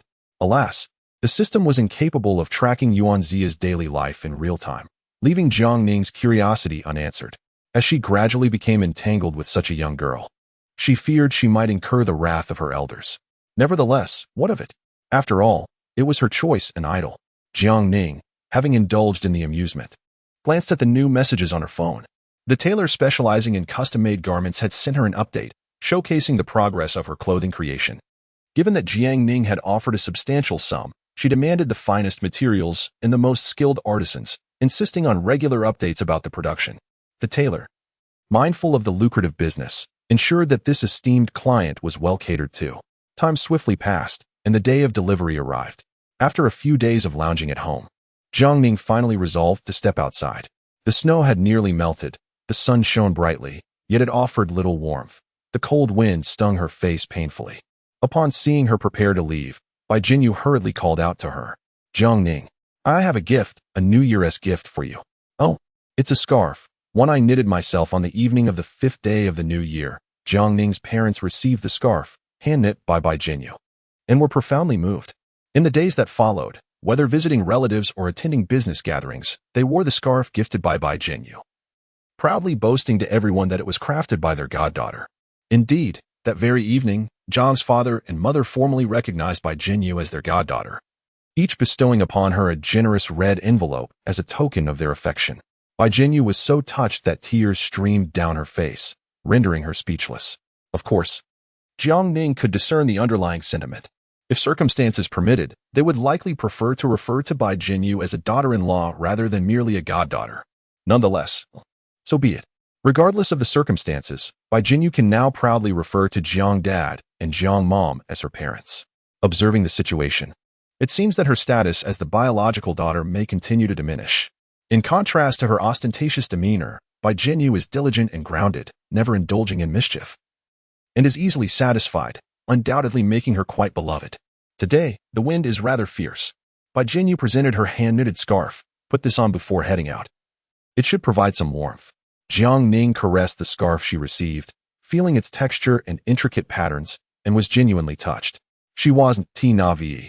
Could she not discern that this scarf was crafted with more care and detail than the other two? Ah, indeed, her beloved Bai is truly considerate. If you wish to warm me further, I believe there are better methods than gifting a scarf. Jiang Ning leaned in, pointing to her lips. Come on, be proactive. I require 3 minutes. Chapter 109. Cleanliness and hygiene are paramount. Jiang Ning stepped out feeling warm and content. As usual, she was accompanied by her bodyguard, Xiao Wu. Wherever she went, a necessary awareness for a villain. After all, safety is paramount. Today, Xiao Qi had also joined, as she needed to visit a large supermarket in the city to procure some daily necessities and snacks. You know, the potato chips are half price today, and cherries are on sale, Xiao Qi declared with utmost seriousness. Is that your justification for purchasing 10 bags of potato chips and 10 pounds of cherries? Little Wu gazed at the towering pile of items in her shopping cart, her lips twitching in disbelief. Are you truly able to consume all of this by yourself? Little Qi rolled her eyes in response. Who said I intend to eat it all alone? I still need to visit the orphanage to see my little friends. At her words, Little Wu recalled that before the age of 14, Little Qi had resided in an orphanage. However, she had grown discontent with the domestic atmosphere, and after merely 6 months, she fled once again. She journeyed to a distant province, then to a border town, and was even deceived into leaving the country. Alas, poor Little Qi, what a tumultuous early life she had endured. Little Wu wiped away her tears and playfully struck Little Qi's chest twice. I vow to never again refer to you as emotionally unintelligent. Little Chi looked at her in confusion. In what way have I suffered? Little Wu was momentarily taken aback by the question, taking a considerable time to respond. As a girl, you grew up in an orphanage with parents who cared not for you. You wandered aimlessly and were deceived. You have endured immense hardship. Such a fate surely surpassed the misfortunes of many protagonists in novels. Yet, Little Chi appeared utterly bewildered. In the orphanage, she relied on her formidable fists to subdue all the children, earning her the title of Little King early on, ensuring she was the first to savor any delicacies available. Upon returning to her biological parents' home, she used her swift kicks to send her brother, who attempted to sell her for a bride price, into the ICU. After venturing to a different province, she utilized her sheer strength in collaboration with local law enforcement to dismantle a pyramid scheme, earning herself a handsome reward in the process. Later, deceived into going abroad, she relied on her formidable strength to conquer the female leader of the district, who, in turn, provided financial support and connections, enabling her to continue boxing and pursue her studies. Did she lead a miserable life? Xiaoqi was perplexed. If her relatively unscathed existence was deemed tragic, what could be said of her brother, who had spent nearly half a month in the ICU? She still felt that he was the one who suffered more. After much contemplation, Xiaoqi maintained a stern demeanor and exclaimed, "Stop crying. It's the new year. Crying will only bring misfortune." Xiao Wu, nearby Jiang Ning, who was waiting in line to check out, overheard their conversation. She couldn't help but inwardly marvel at Xiaoqi's talent, wondering where her parents had discovered such a gem. "Hurry over. I'll settle the bill for you. I have urgent matters to attend to." Jiang Ning was never stingy when it came to trivial expenses like money. Xiao Wu, smiling brightly, pushed the shopping cart forward, repeatedly calling her young lady. However, Xiaoqi could not replicate her sycophantic demeanor and replied, still maintaining her serious expression, "I don't need it. I have money." With that, she pulled out 10,000 yuan in cash and placed it on the counter. "I'll pay separately." Xiao Wu, Jiang Ning. They exchanged glances, both adopting a similar expression of disbelief as they looked at Xiaoqi. After completing her transaction, Xiaoqi leisurely remarked, "I'm not consuming all of this by myself. If Miss Jiang were to pay, wouldn't it be unfair to your family? I cannot stoop to such shameless acts." Jiang Ning tugged at the corner of her mouth, stating that there was no need to be so calculative. Xiaoqi, with a serious expression, countered, "No. It is better to keep things clear. Otherwise, when you ask me to work overtime in the future, I would find it hard to refuse. My hourly wage far exceeds the value of these trivialities." With that, she nonchalantly carried several large shopping bags and elegantly navigated through the crowd, gradually disappearing from sight. Xiao Wu was left dumbfounded.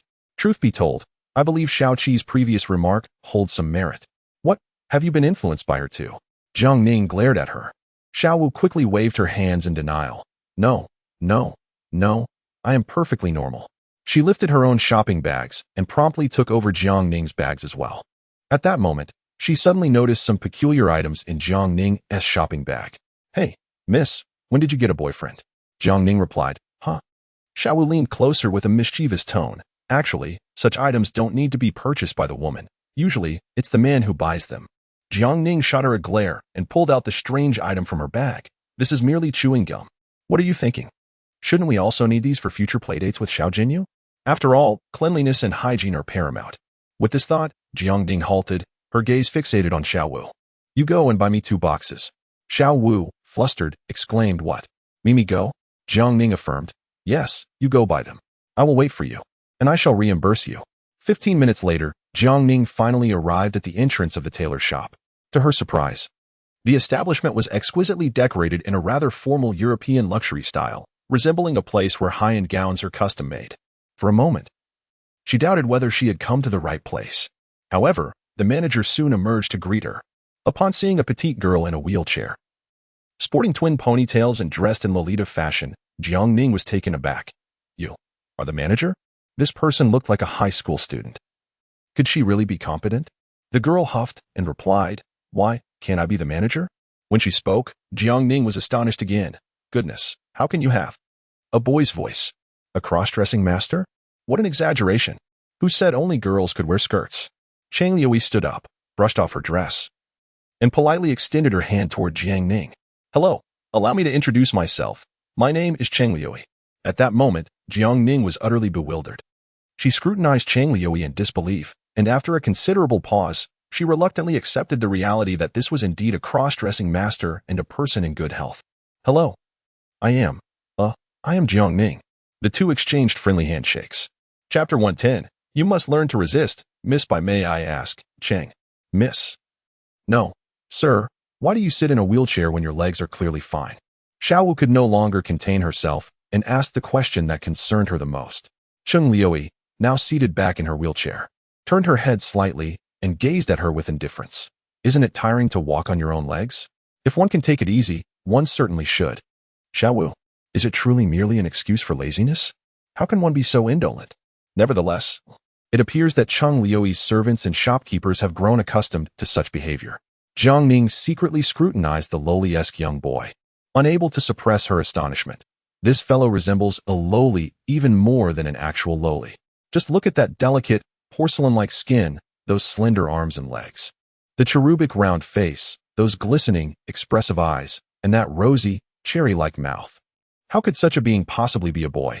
Yet, the truth stands before her.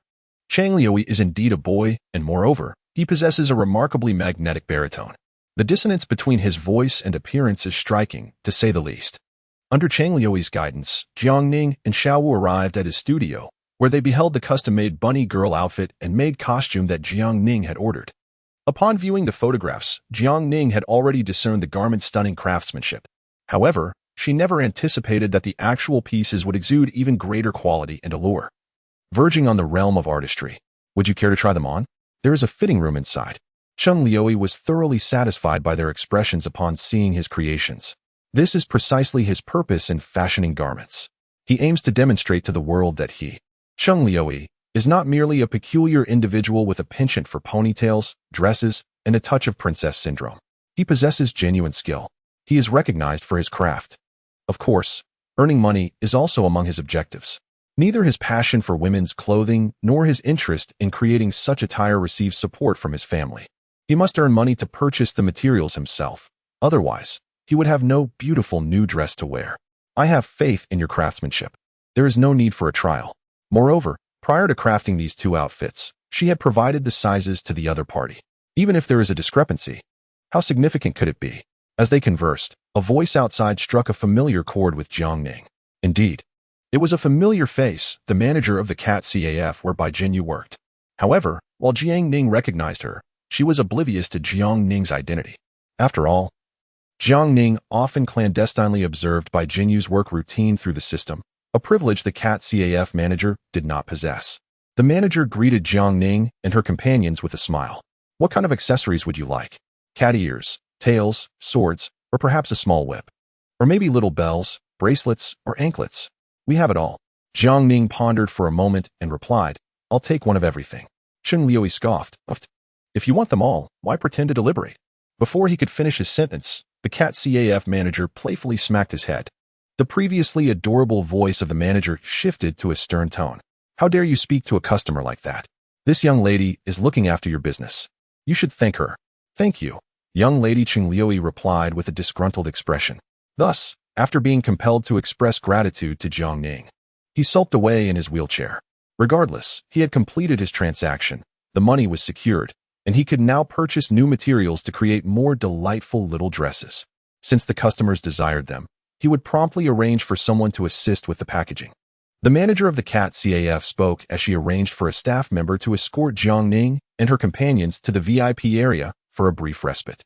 During the festive days of the new year, the us.Ⅱ was on holiday, allowing her some leisure time. However, while her body was at rest, her mind was far from it, which caused her considerable distress.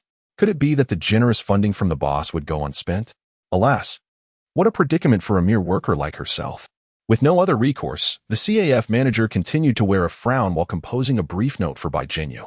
Damn it, she thought, how infuriating the wealthy can be. Half an hour later, Jiang Ning departed from the us.Ⅱ, laden with an array of delightful items. Unfortunately, the online purchases she had made had yet to arrive, ensuring that the evening would not be entirely satisfying. I suddenly feel that you are becoming increasingly eccentric, remarked Xiaowu, disdainfully eyeing Jiang Ning's collection of shopping bags. Regardless of whether you indulge yourself or gift these to others, it all seems rather peculiar. Doesn't it? Jiang Ning rolled her eyes in response. You know nothing. Just focus on driving and refrain from nonsense. This is the joy of life, the pleasure. If one does not actively seek amusement, what distinguishes them from a lifeless fish? Upon returning home, Jiang Ning commanded Xiao Wu to carry all her acquisitions into her room. Meanwhile, Bai Jinyu was in her own chamber, preparing for the upcoming semester, when she was suddenly intrigued by the sight of Xiao Wu bringing in an assortment of peculiar items. What is this? She wondered, her curiosity piqued. Is this some sort of unusual attire? Xiao Wu let out a huff, her irritation palpable, before casting a sympathetic glance towards Bai Jinyu. Is it true that the young lady has coerced you into donning a maid's outfit? You must have been compelled, am I right? Bai Jinyu responded with a mere ellipsis. A maid's outfit? Jiang Ning actually promised to wear one for you? I never anticipated that Jiang Ning would uphold her word in such an evidently disadvantageous situation. Xiao Wu patted her shoulder gently. You must learn to resist, Miss Bai. Although Jiang Ning is my employer, I must concede that she is rather eccentric. You cannot simply acquiesce to all her whims. If she oversteps her bounds, you truly have the option to report her. Bai Jinyu hastily waved her hands. No. Jiang Ning did not force me to wear it. In fact, it was I. You mean you compelled her to wear it? Yes, that is correct. Do you take me for a 3-year-old? You, capable of coercing her? Xiao Wu sighed, exasperated at her naivety, and patted her shoulder once more. Well, as long as it pleases you. Bai Jinyu, her face flushed, lowered her gaze. It was indeed her that had pressed Jiang Ning into wearing it. Why was it that no one believed her when she spoke the truth? However, the thought of Jiang Ning donning an exquisite little dress for her viewing pleasure kindled her anticipation. How splendid it would be to capture a photograph of Jiang Ning in that attire. Chapter 111, Assurance? Yet another assurance. Nightfall descended. The household retained only a few servants for cleaning and cooking. Given that it was still the festive season, someone like Shao Qi, who resolutely refused to work overtime, would never seek out additional tasks. As for Xiao Wu, she did not harbor such strong objections to working extra hours. Once the bothersome individuals had departed, Jiang Ning and Bai Jinyu exchanged glances. Jiang Ning felt a surge of excitement within, yet maintained an outwardly composed demeanor. As for Bai Jinyu, her exhilaration was clearly etched upon her face. What? Is the thought of seeing me don a maid outfit and portray a bunny girl causing such elation? Jiang Ning couldn't resist teasing her, remarking, little Jinyu, is this all you can muster? How disappointing. A knowing smile graced Jiang Ning's lips. Shall we ascend to the upper floor? Without hesitation, they proceeded. Even at this moment, Bai Jinyu remained oblivious to any impropriety in the situation. Deep down, she believed that wearing such garments was inherently shameful, a sign of subservience. At least, it should be so for those fleeting minutes of attire. The prospect of witnessing Jiang Ning's embarrassment was indeed a rare delight. Yet, why did Jiang Ning exude such tranquility? Could it be that, in her eyes, this level of role-playing failed to evoke any sense of shame? A flicker of doubt crossed Bai Jinyu's mind. She observed as Jiang Ning rummaged through the bag containing her outfit. In no time, Jiang Ning produced a complete bunny girl ensemble, complete with bunny ears and black stockings. Bai Jinyu lowered her head, feigning interest in her phone, while secretly stealing glances from the corner of her eye. Jiang Ning had never shied away from changing clothes in her presence, and now she was in the midst of her transformation. Swallowing hard from a mix of anxiety and embarrassment, Bai Jinyu couldn't help but notice how Jiang Ning's legs were perfectly straight and elongated, reminiscent of the models one might see in a department store.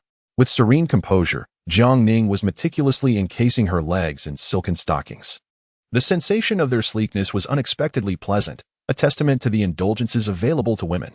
After donning the stockings, she playfully patted them, marveling at their silken texture and resilient elasticity. The tactile quality of the stockings was undeniable. However, their durability left something to be desired. As Jiang Ning noticed a run caused by her fingernail, she expressed her dismay, considering the price of the stockings. How could the quality be so poor? A scathing review was certainly in order. Once she had the stockings on, she leisurely slipped into the bunny girl bodysuit. This proved somewhat challenging for Jiang Ning, but she managed to navigate it. Next came the decorative bow tie for her neck and the bunny ears for her head, none of which posed any significant difficulty, and Jiang Ning handled them with ease. Fully attired, Jiang Ning walked barefoot to the dressing mirror and glanced at herself. Good heavens!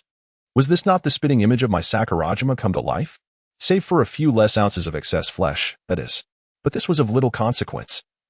At least her appearance and costume were remarkably faithful to the original. Jiangning tossed her long hair and styled it simply. Her spirits lifted. Subsequently, she approached Bai Jinyu, who was feigning diligent study. Bai Jinyu was seated at her desk, holding a reasonably thick textbook. Jiangning brought another chair and sat directly across from Bai Jinyu. She was aware that Bai Jinyu had been surreptitiously watching her the entire time. How long could this sanctimonious individual maintain the pretense? Jiangning was eager to find out. Bai Jinyu remained silent, and so did Jiangning. Why are you drinking milk like that? You've spilled it. Bai Jinyu couldn't help but interject. I'll get you a straw. Jiangning replied with a slight smile, but I enjoy it this way, what can I do? As she spoke, she offered the milk carton to Bai Jinyu. Would you like to try? No, I don't want to. Bai Jinyu's gaze was no longer on the milk carton, but on the milk itself. Gulp. She felt a pang of thirst. I'll go get some water. She staggered past Jiangning, only to have her path obstructed by Jiangning's long leg, gently blocking her way. Gulp. Bai Jinyu continued to swallow, feeling as though she were on the brink of dehydration. Yes, it must be the underfloor heating combined with the air conditioning. It's so dry. Not only have the plants in the corners withered, but humans must be suffering too. Bai Jinyu felt dizzy and said, What are you stopping me for? If I want water, why seek it far away? But I don't want milk right now. Isn't milk less nutritious than plain water? I want water. Before she could finish her sentence, Jiangning pulled her into her embrace. The spacious mahogany office chair comfortably accommodated too.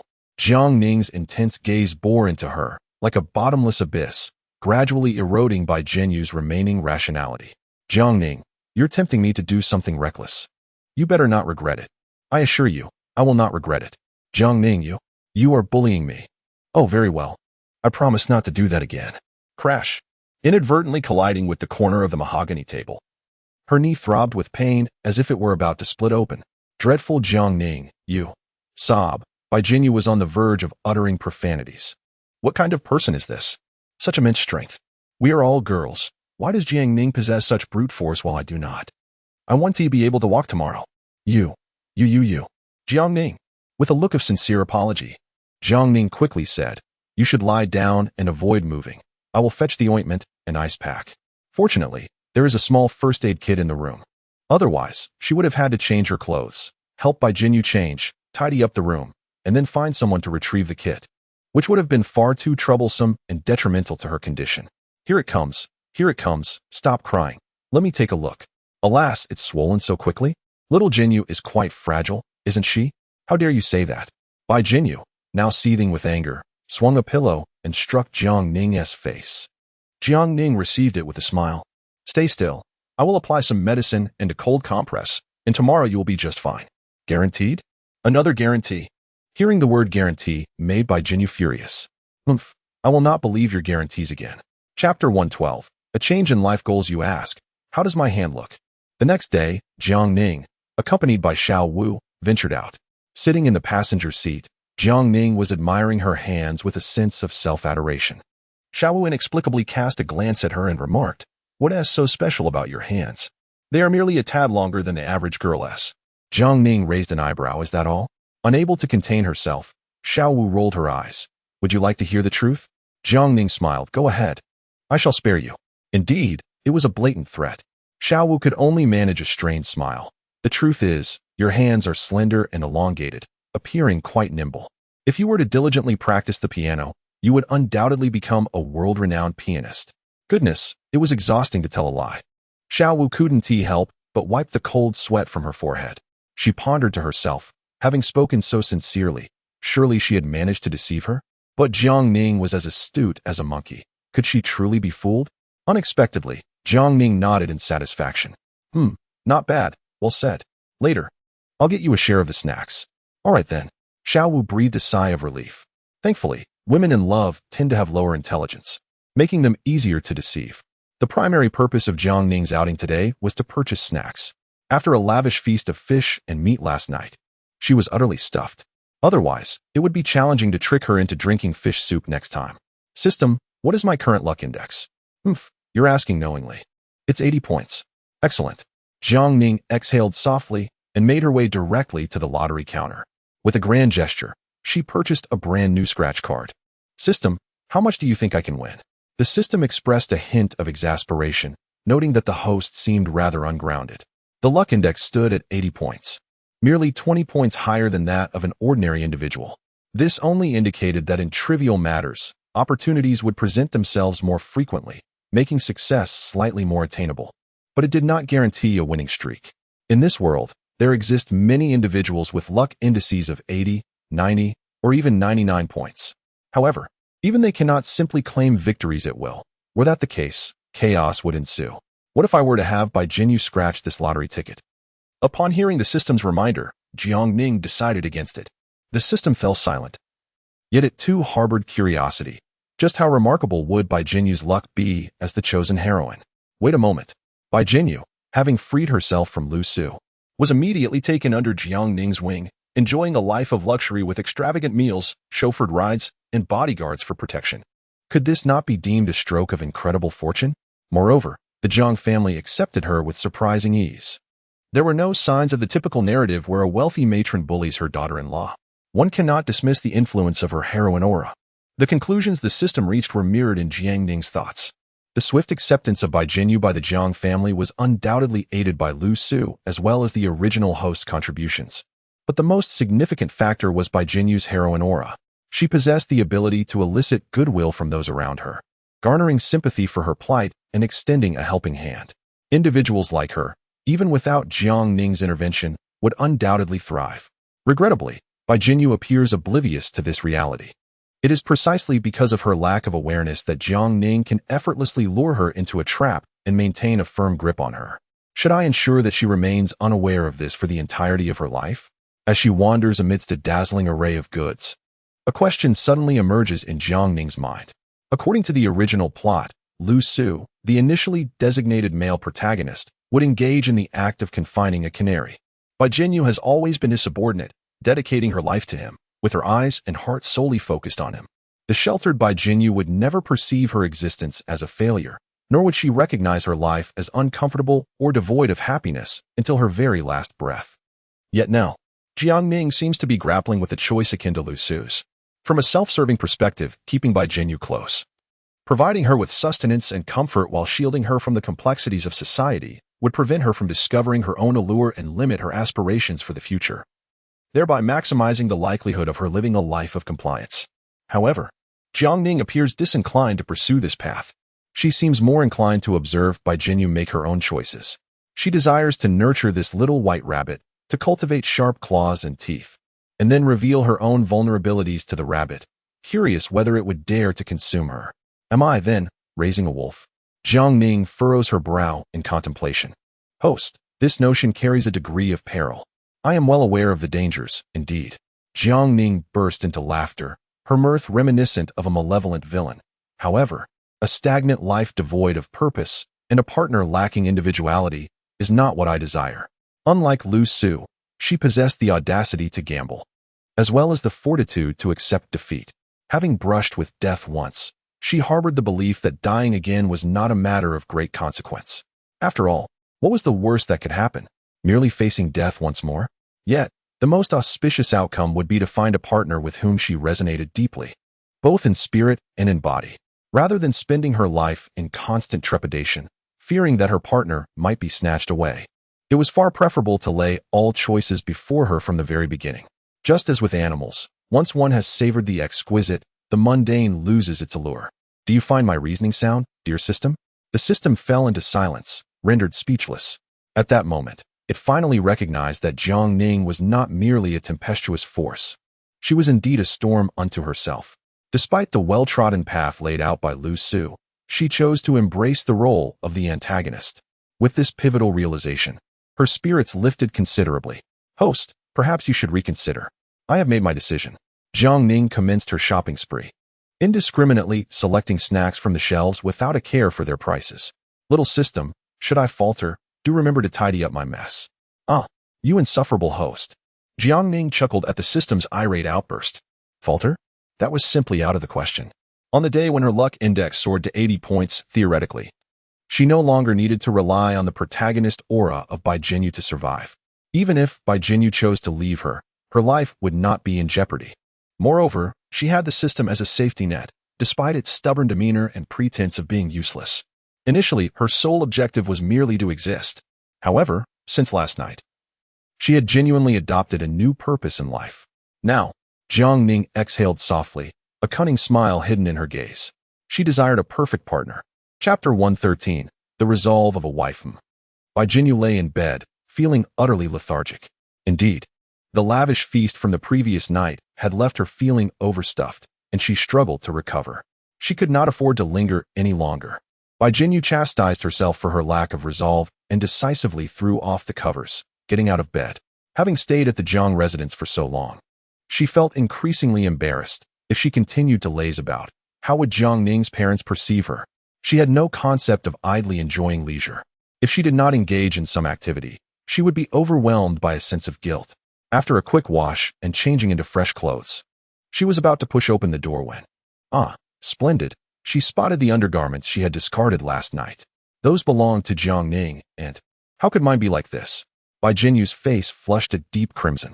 She hurriedly retrieved her belongings, quickly stuffing them into the wash basin, filling it with water, and pouring in laundry detergent. She scrubbed furiously. In that moment, Bai Jinyu was certain.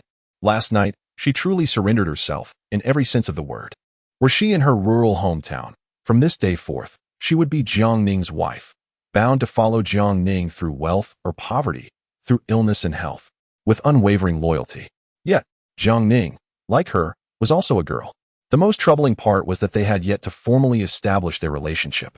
Did Jiang Ning merely indulge in playful flirtation, or did she genuinely wish to pursue a romantic connection? Bai Jinyu found herself spiraling into a whirlwind of anxious thoughts. But what right did she have to lament such uncertainties? A wave of self-doubt washed over her. It was she who had initially rebuffed Jiang Ning, and had done so repeatedly. Just imagine, if she were on the receiving end of such repeated rejection, she would certainly have no desire to confess her feelings again. Reflecting on this, Bai Jinyu lost all sense of confidence. Never mind, she resolved. She would focus on what was within her control. Bai Jinyu descended the stairs. At this hour, Jiang Ning's parents were absent from home. The house had been meticulously cleaned by the servants, leaving no room for Bai Jinyu to lend a hand. Contemplating preparing a meal, she was promptly intercepted by the kitchen staff. "Oh, Miss Bai, there's no need for you to concern yourself with such matters. Please, take a rest. Just let us know what you wish to eat or drink, and we shall take care of it." Bai Jinyu felt out of place and retreated. It seemed that the only endeavor left for her was to immerse herself in her studies. Previously, she had been too busy to find time for her books, but now, with ample time at her disposal, her sole pursuit remained that of learning. Bai Jinyu rested her chin on her hand, feeling lightheaded as she stared at the textbook before her. The results of last semester's final exams had been released. To her surprise, they were considerably better than she had anticipated, yet she still failed 2 subjects. Now, she had no choice but to devote herself to solving problems and preparing for the retake. Just then, her phone rang abruptly. Glancing at the screen, she noted that it was her uncle calling. It was unusual for him to reach out. What could be the matter? Curiosity piqued, she answered the call, only to be met with her aunt's furious voice on the other end. "Bai Jinyu, you wretched girl, a burden to our family. What on earth are you doing in Kyoto? How could you have accrued debts amounting to hundreds of thousands, and even resorted to using the family's property deed as collateral? Have you no conscience, daring to bring disaster upon us?" Amidst the tirade, the phone was snatched away by another person. Now, it was her uncle speaking. But before they could exchange more than a few words, her aunt seized the phone once more, abruptly terminating the call. Bai Jinyu was left in a daze. Why had they suddenly brought up her debts and the mention of using the property deed to settle them? When had she ever intended to use the deed for such purposes? Could it be Jiang Ning? No, that was implausible. Bai Jinyu shook her head. If Jiang Ning had intended to coerce her into repayment this way, she would have done so long ago, not waited until now. Then, who could it be? Lu Su. Yes, it was Lu Su. It seemed that at that time, he had been clamoring for her to repay him. In an instant, everything clicked into place for Bai Jinyu, and she trembled with anger. My creditor is Jiang Ning, and I have never owed him any money. How dare he act so shamelessly? Bai Jinyu took a deep breath. She immediately called Lu Su, intending to confront him face to face. However, Lu Su did not answer her call. Instead, he sent her a message on a chat application. "Bai Jinyu, it's too late to seek my help now. I will soon tally all the bills you owe me and send them to you. I expect you to raise the funds to repay me before the start of the school term, or I will be forced to sue you." Reading such a message sent chills down Bai Jinyu's spine, as if she had plunged into an icy abyss. She trembled. unable to type a single coherent word for a long while. What do I owe you? And what do you owe me? Lu Su, how do you plan to repay your debts to me?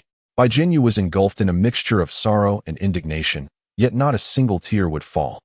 She could only resent her own blindness for having placed her hopes for the future in such a person all these years. Very well. If you wish to settle accounts with me. Bai Jinyu inhaled deeply and tightly gripped her phone. It was indeed time to reach a genuine resolution. Over the years, it was not only Lu Su who had spent her money. In fact, she had purchased many items for him as well. Due to poverty, Bai Jinyu had developed the habit of keeping accounts since childhood. She would meticulously note down even the purchase of a bag of salt.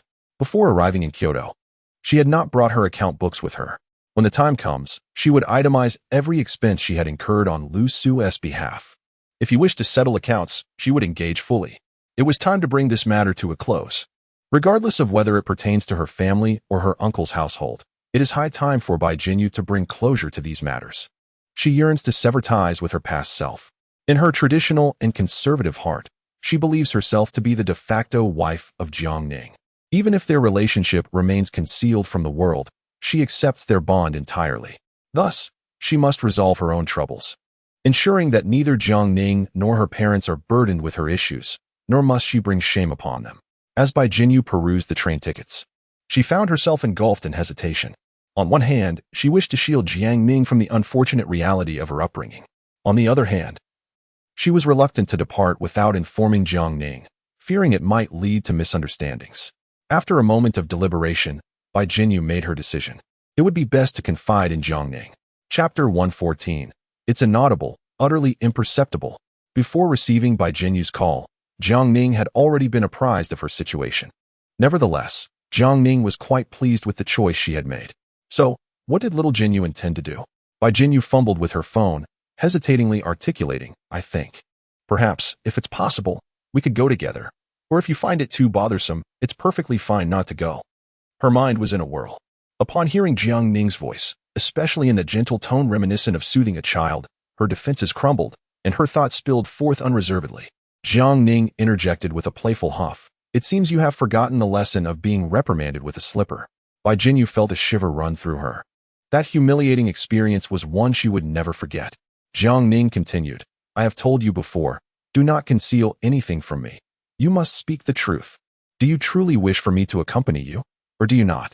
Bai Jinyu bit her lip, her voice soft and filled with a sense of grievance. Jiang Ning was unsparing. You lack vigor. I can hardly hear you. This transformed Bai Jinyu's shyness into a flash of anger. I want to go with you. Is that sufficient? Did you hear me? How infuriating. Excellent, you're quite spirited. I'll transfer the funds. You can purchase the tickets. With that, Jiang Ning ended the call. Simultaneously, the system notified her that the long-pending task, the protagonist's confidant, had finally been completed. May I now partake in the lottery? Indeed, host. Shall we proceed? Jiang Ning pondered, stroking her chin. She recalled the stack of scratch-off tickets in her pocket. The system had previously informed her that even if her luck index rose to 80 points, it would not endow her with the fortuitous nature of a perennial winner. It would merely grant her a slight edge in luck compared to the average individual. However, the protagonists were an entirely different breed. Their luck index was at its zenith. Little system, may I delegate the lottery task to Bai Jinyu? Do not feign silence. Simply say whether it is permissible. Host, you are encountering a glitch. From your tone, it seems that it is allowed. Jiang Ning chuckled cunningly. Now, tell me how to proceed. The system seethed with indignation. After all, it was a sophisticated entity, not some trivial creature. Why was it being toyed with like a pet before Jiang Ning? It contemplated ignoring her. However, Jiang Ning is not one to be easily underestimated. She has once again embarked on her masterful manipulation. Oh, dear little leader. I must say your awareness leaves much to be desired, doesn't it? In this world, we are indeed the best of partners. Your success is my success. If you are not inclined to assist me in securing benefits, do you truly wish for me to suffer while you accompany me beneath the overpass, begging for alms? Moreover, a minor financial gain hardly counts as a gain.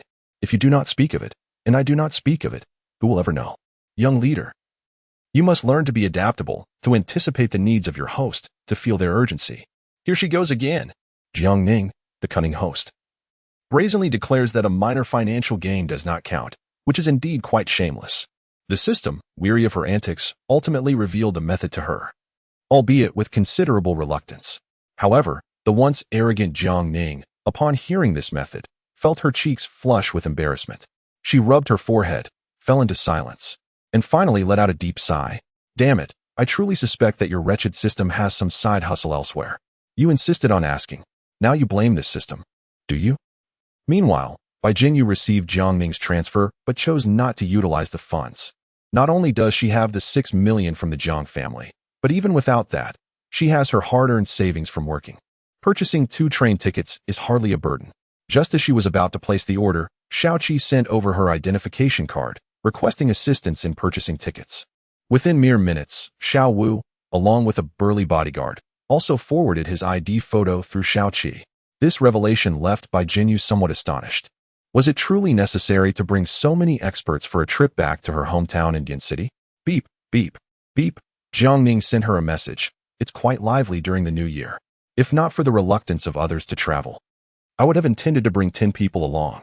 Bai Jinyu responded with a simple, oh. Thus, it was evident that some risks were inevitable. She had anticipated that Jiang Ning would bring bodyguards, but she never imagined there would be so many. She decided not to dwell on it too much and trusted Jiang Ning's arrangements, believing they would be wise. Bai Jinyu was not one to rebel. She had always been a well-behaved child who listened earnestly to advice. Acquiring tickets during the new year was quite a challenge. Consequently, Jiang Ning instructed her to purchase the most expensive ones directly. The cost was trivial, but the lengthy travel time was daunting. Even the fastest high-speed train would take approximately 11 to 12 hours. The mere thought sent a shiver down Jiang Ning's spine. In her 2 lifetimes, she had never ventured to such a remote location, and it truly intimidated her. There was no way around it. Having too few bodyguards was simply unacceptable. Thus, Jiang Ning decisively recruited 2 burly men from her father's security team to join the entourage. With this addition, she felt a wave of relief wash over her, and a smile returned to her face. Now, I feel much more secure about traveling. Everything was in place, except for the eastern wind. When it came to arguments, he was not particularly skilled, but his parents were quite adept. us.Ⅱ, who had come to bring warmth to Lu Su, was struck by this news as if it were a bolt from the blue. How could you not tell me? How dare you take such liberties? Do you wish to abandon me? us.Ⅱ's anger escalated, and she abruptly stood up, glaring fiercely at Lu Su. However, she soon became aware of her indiscretion and hurriedly took a seat. Grasping Lu Su's hands tightly, she declared, I will purchase the tickets. I shall buy them now. It is quite a long journey, and I cannot bear the thought of you being unattended. I must personally look after you, classmate Lu, if that is agreeable. Surely it is.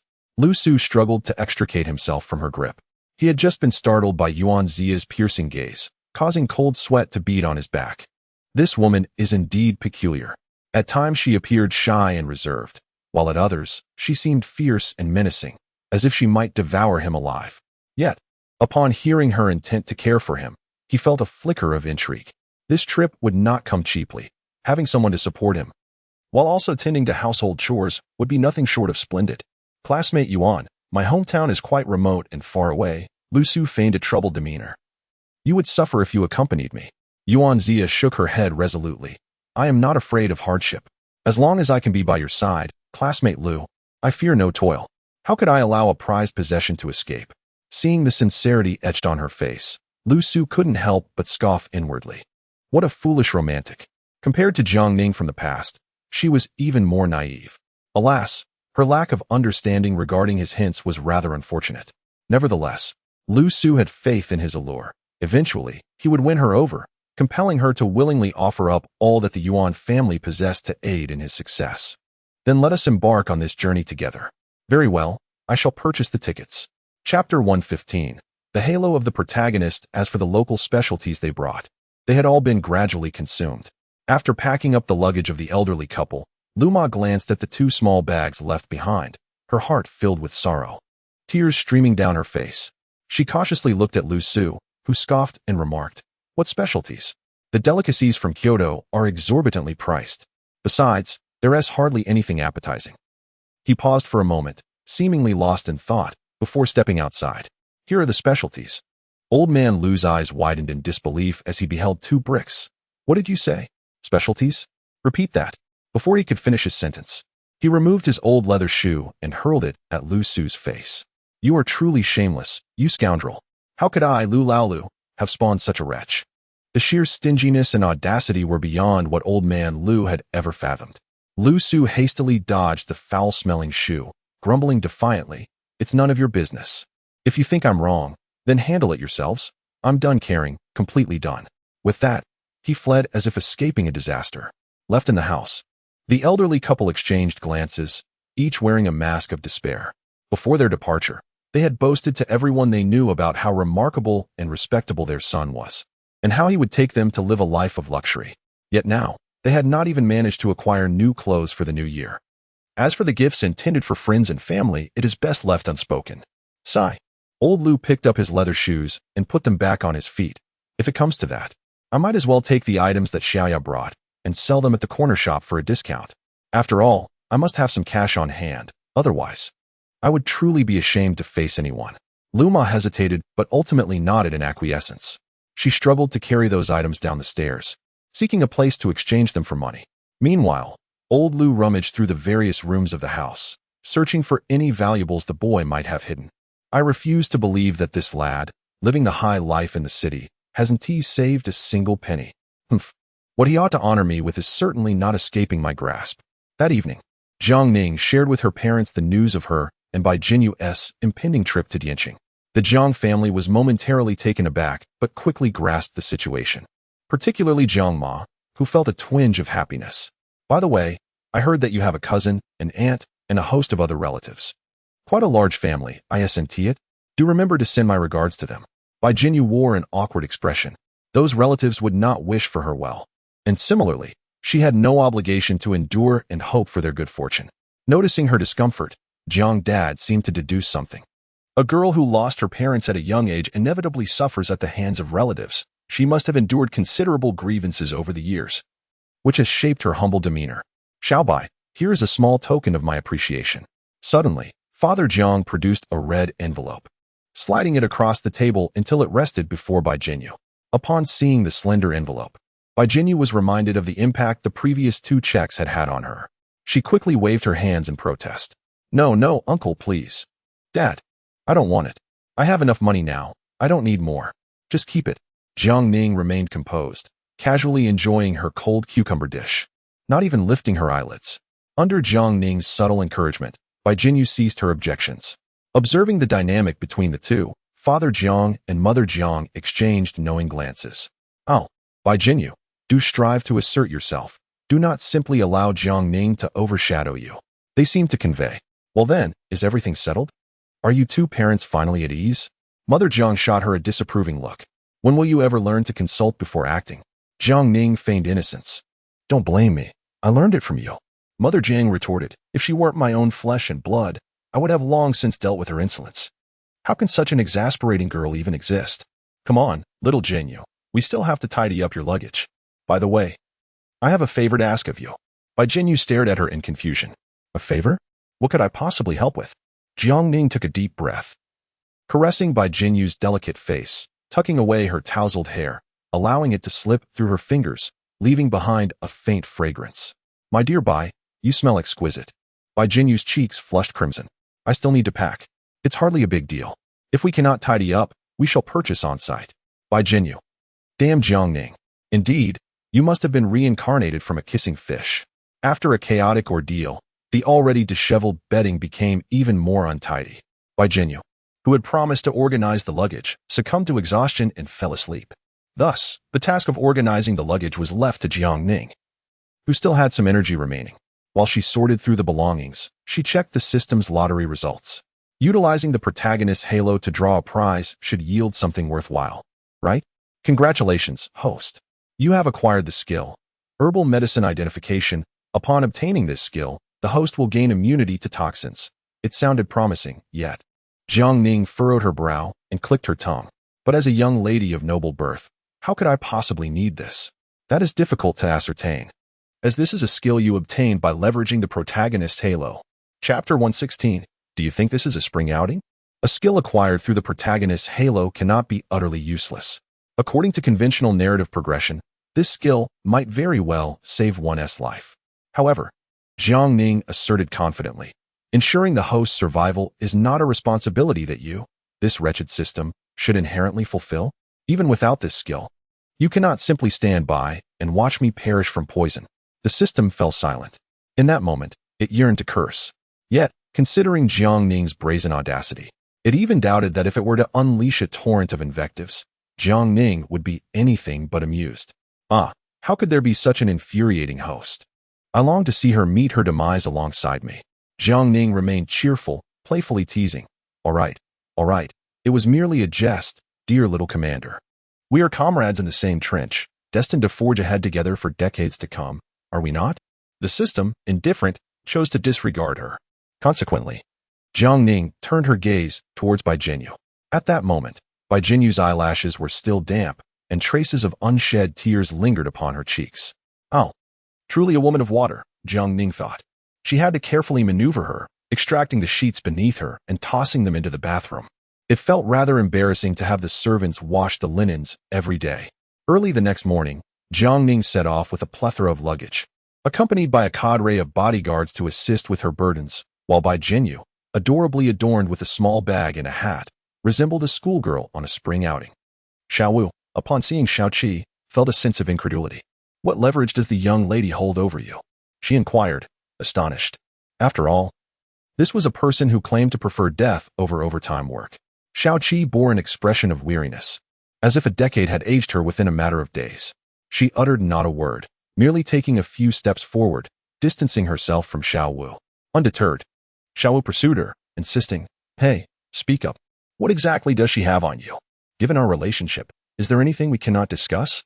Xiao Qi, exasperated by her persistence, nearly came to blows with her.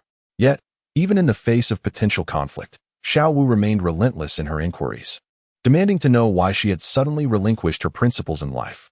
Xiao Qi, feeling disenchanted, huffed, "How would I know? That Jiang Ning fellow actually resorted to using the children from the orphanage to coerce me into going on a business trip." Xiao Wu, taken aback, exclaimed, "No way. Is our young lady truly so malicious?" Lowering her voice, she leaned in with a hint of excitement. "So, did the young lady secretly take out a few? Did she do it herself, or did someone else do it? Were you present, or not? Do you want to take revenge?"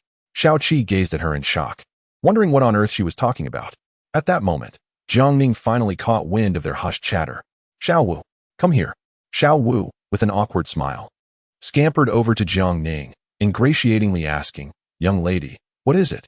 Jiang Ning squinted her eyes. "What did you just say? Repeat it." Xiao Wu's smile faltered. "I didn't say anything." "Xiao Qi." Jiang Ning called for her again.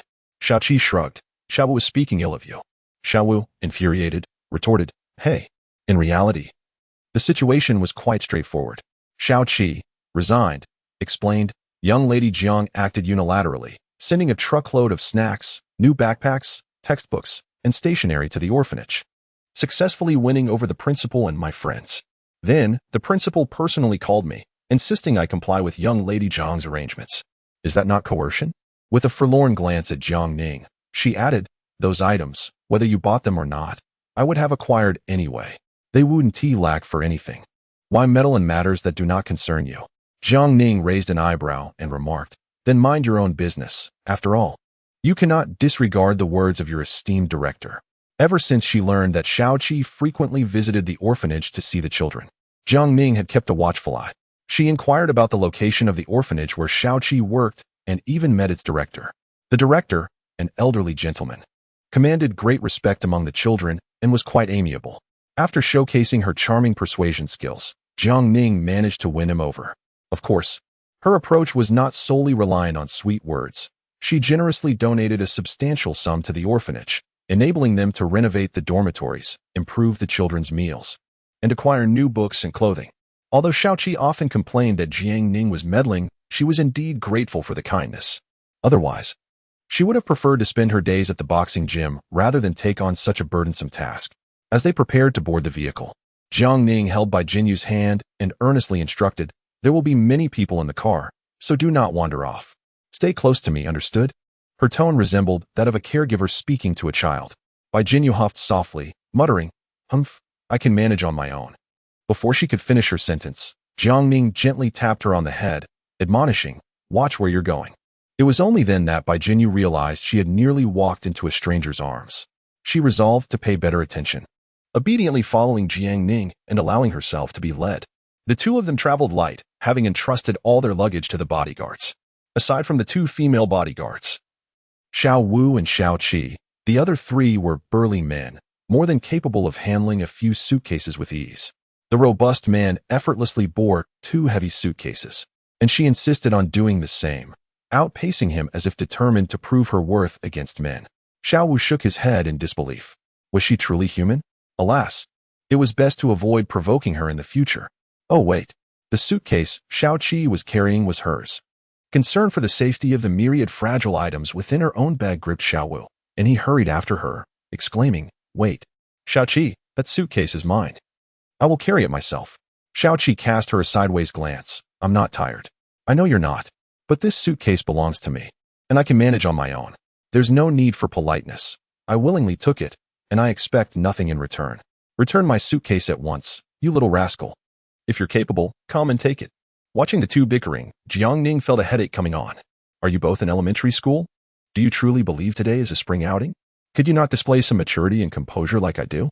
Once aboard the vehicle, they each settled into their seats. Jiang Ning promptly donned an eye mask, intending to sleep from departure to arrival. Bai Jinyu, who had been contemplating introducing Jiang Ning to the scenic views along the way to enhance their journey, resignedly set aside his meticulously prepared guidebook. Sigh. This is quite disappointing. Though Bai Jinyu felt a tad disheartened, he dutifully attended to Jiang Ning's needs by providing her with the trained slippers, tucking her in with a blanket, and tidying her disheveled hair. Such a splendid opportunity to appreciate the scenery should not be squandered on slumber. Bai Jinyu muttered to himself, his eyelids growing heavier. Perhaps it was the drowsiness emanating from Jiang Ning that led Bai Jinyu to succumb to sleep within a mere 10 minutes. It was inevitable, for she had been severely fatigued of late. Chapter 117. I still owe you money.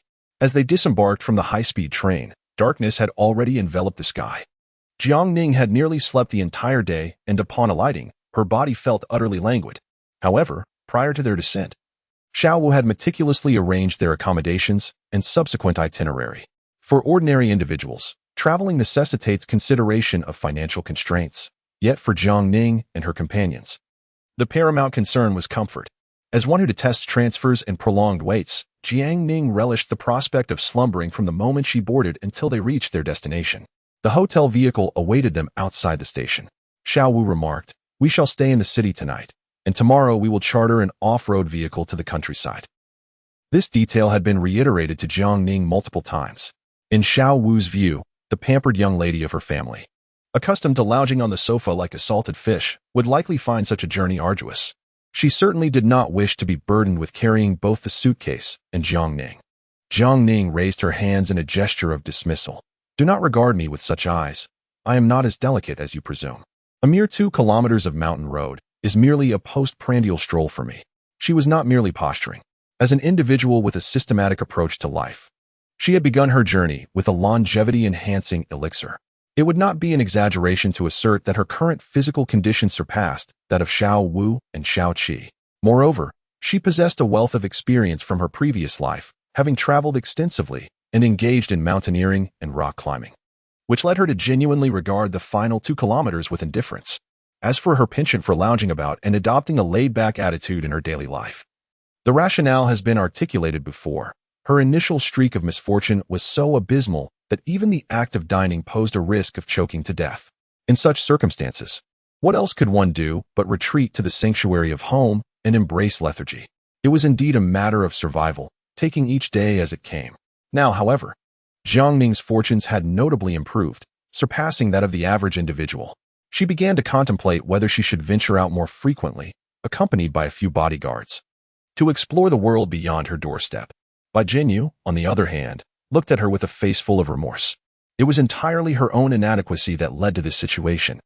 She had failed to resolve the trivial matters at home, and now had to rely on Jiang Ning for financial and physical support.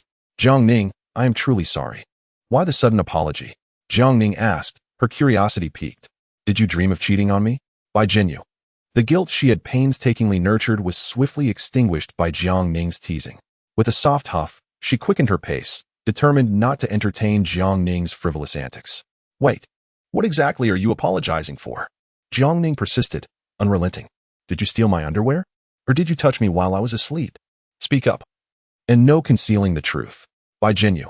She realized her error. She truly regretted her previous words. How she wished she could feign ignorance of Jiang Ning. Achoo. In the biting cold, Jiang Ning let out a resounding sneeze. This remote border town was enveloped in mountains, exuding an air of desolation at every turn. At this moment, the wind carried a blend of rain and snow, caressing the faces of passers-by as if blades were scraping against their skin. Truly, it was unbearable. She removed the scarf from her neck and hastily wrapped it around Jiang Ning's, exclaiming, "It has been snowing intermittently these past few days. You ought to dress more warmly." Jiang Ning beamed at her. "Indeed, my dear wife is always right." At that moment, a group of travelers emerged from the airport terminal. Due to the inclement weather at their destination, their flight had been repeatedly delayed and ultimately canceled. Lu Su's spirits plummeted. Affordable train tickets were entirely sold out, leaving him with no choice but to purchase an expensive business class seat. Yet, us.Ⅱ exhibited no signs of concern. She only procured her own ticket. Lu Su ground his teeth in frustration, feeling powerless to compel her to buy tickets for himself and his parents. In such a predicament, he could only persist in maintaining his aloof persona. "If you had bought the train tickets earlier, we would have been home by tomorrow evening at the latest." Old man Lu grumbled. "Look at this mess. Now we have to spend the night in this desolate place. And they dare to charge over 2,000 for 2 tiny rooms. They might as well rob us." Although old lady Lu remained silent, her face reflected her exhaustion. Their hometown lacked an airport, necessitating a flight to a neighboring city followed by various modes of transportation, a process that was exceedingly cumbersome. Both of them were advanced in age, and recently, they had been unable to eat or sleep well, leaving them in poor spirits. It was worth noting that all this luggage belonged to Lu Su and us.Ⅱ. Elma was truly exasperated to the point of tears. Bewildered by the misfortune of having to deal with such extraordinary individuals, who shamelessly expected their elders to carry their luggage. Enough of the idle chatter. Lu Su, with a hint of annoyance, remarked, "It is what it is. Let's just wait for it. If we don't reach home tomorrow, we will the day after. Why the rush?" us.Ⅱ, on the other hand, had nothing to say. She was in high spirits. As long as she could be with Lu Su, she felt content. As for the travel inconveniences, they did not trouble her in the slightest. "Lu, let us go for a meal." The following day, what had merely been a mix of rain and snow the night before had transformed into a genuine snowfall. At the break of dawn, Jiang Ning awoke. Upon seeing the vast expanse of white outside her window, she couldn't help but sigh. It seems today's journey will not be particularly smooth. Nevertheless, no matter how rough it was, it would still be far better than what Lu Su and his companions faced. Jinyu had also awakened, the moment their eyes met. She quickly got out of bed. "I'll go buy breakfast, Jiang Ning, just wait here." Preparing breakfast for her partner was a duty a wife should fulfill. Yet, Jiang Ning did not share this sentiment. Seizing Jinyu's arm, she pulled her back onto the bed. "If you're tired, sleep a bit longer. Why rush around?" However, Jiang Ning pinched her cheek, effectively silencing her. "Enough. You're not my servant, and I am not your sovereign. You need not cater to me so attentively. If I am hungry, I will find something to eat myself." Jinyu blinked, looking at her with a hint of defiance. The two remained in a standoff for a moment until a knock on the door interrupted them. Miss Bai, would you like breakfast? Xiao Qi and I are about to order." Xiao Wu spoke. "All right," Xiao Wu responded and departed. After Xiao Wu left, Jinyu dejectedly remarked, "I still owe you money." Jiang Ning inquired curiously, "So what?" Jinyu turned away, facing her back. "I owe you money, so I should do something more for you." Xiao Jinyu. "It seems you are mistaken about something." Jiang Ning forcibly turned her back to face her again. She caressed Jinyu's smooth, delicate face, her fingers gently brushing against her lips. "Debt, or to become mine, you need only choose one. Now, have you not already made the latter choice? Then, as for the debt." At this point, Jiang Ning chuckled lightly, causing Jinyu to feel a shiver run through her bones. It has already been written off. Chapter 118. Understanding her struggles, is it truly written off? That amounts to hundreds of thousands. Jinyu had been on edge for so long, toiling endlessly for this debt, initially hoping to avoid falling into Jiang Ning's grasp. Yet, in the end, she found herself ensnared in Jiang Ning's formidable trap. Was this self-inflicted misery? A fleeting moment of confusion washed over Jinyu, and an overwhelming sense of defeat surged within her. The future she had envisioned was one where she would strive relentlessly, accumulate enough to settle the debt, and boldly declare to Jiang Ning, I no longer owe you anything. You are forbidden from harassing me again. It must be quite exhilarating. Yet now, the most exhilarating person is no longer oneself. Bai Jinyu, leveraging her advantages to earn money, is not a disgraceful endeavor. Jiang Ning seemed to perceive her despondency and spoke slowly, to put it plainly. This is a mutually beneficial transaction. Bai Jinyu stared blankly at her. Is it merely a transaction? Jiang Ning replied with a radiant smile. Indeed. I have invested money and genuine feelings, along with considerable patience, while you have offered your youth, beauty, and immense emotional value. Neither of us should feel shortchanged. Money and genuine feelings, along with patience? The first part of her statement struck Bai Jinyu as somewhat fervent, akin to a confession. However, the latter part sounded rather peculiar. After all, she too had invested her sincerity, so why was only her beauty being emphasized? If we were to delve into who was at a disadvantage, the outcome was still uncertain. Bai Jinyu's face gradually flushed, her heart a mix of joy and discontent. In her eyes, love and marriage were sacred matters, far removed from Jiang Ning's notion of transaction. Yet, upon contemplating Jiang Ning's mention of genuine feelings, she found this arrangement rather appealing. Was this a confession? Were they now considered to be in a relationship? Bai Jinyu pondered, if it is a confession, shouldn't she at least ask if I am willing? Why did she refrain from asking? After much contemplation, she remained perplexed and dared not inquire, leaving her inner turmoil momentarily unresolved. After having breakfast, Jiang Ning and her companions prepared to continue their journey.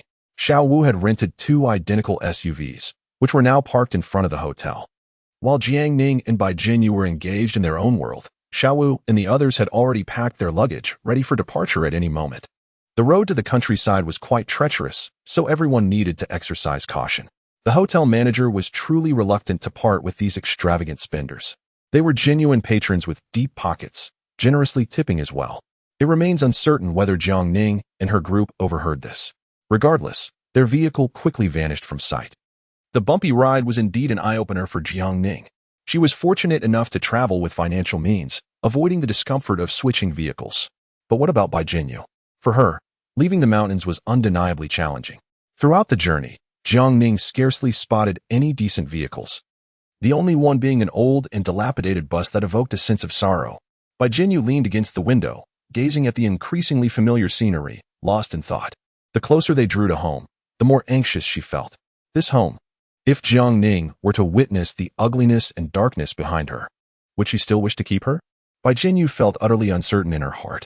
As dusk approached, their vehicle progressed slowly, finally nearing their destination. Fortunately, the snowfall had ceased, and the road conditions were much better than Jiang Ning had anticipated. It was time to disembark and carry their luggage.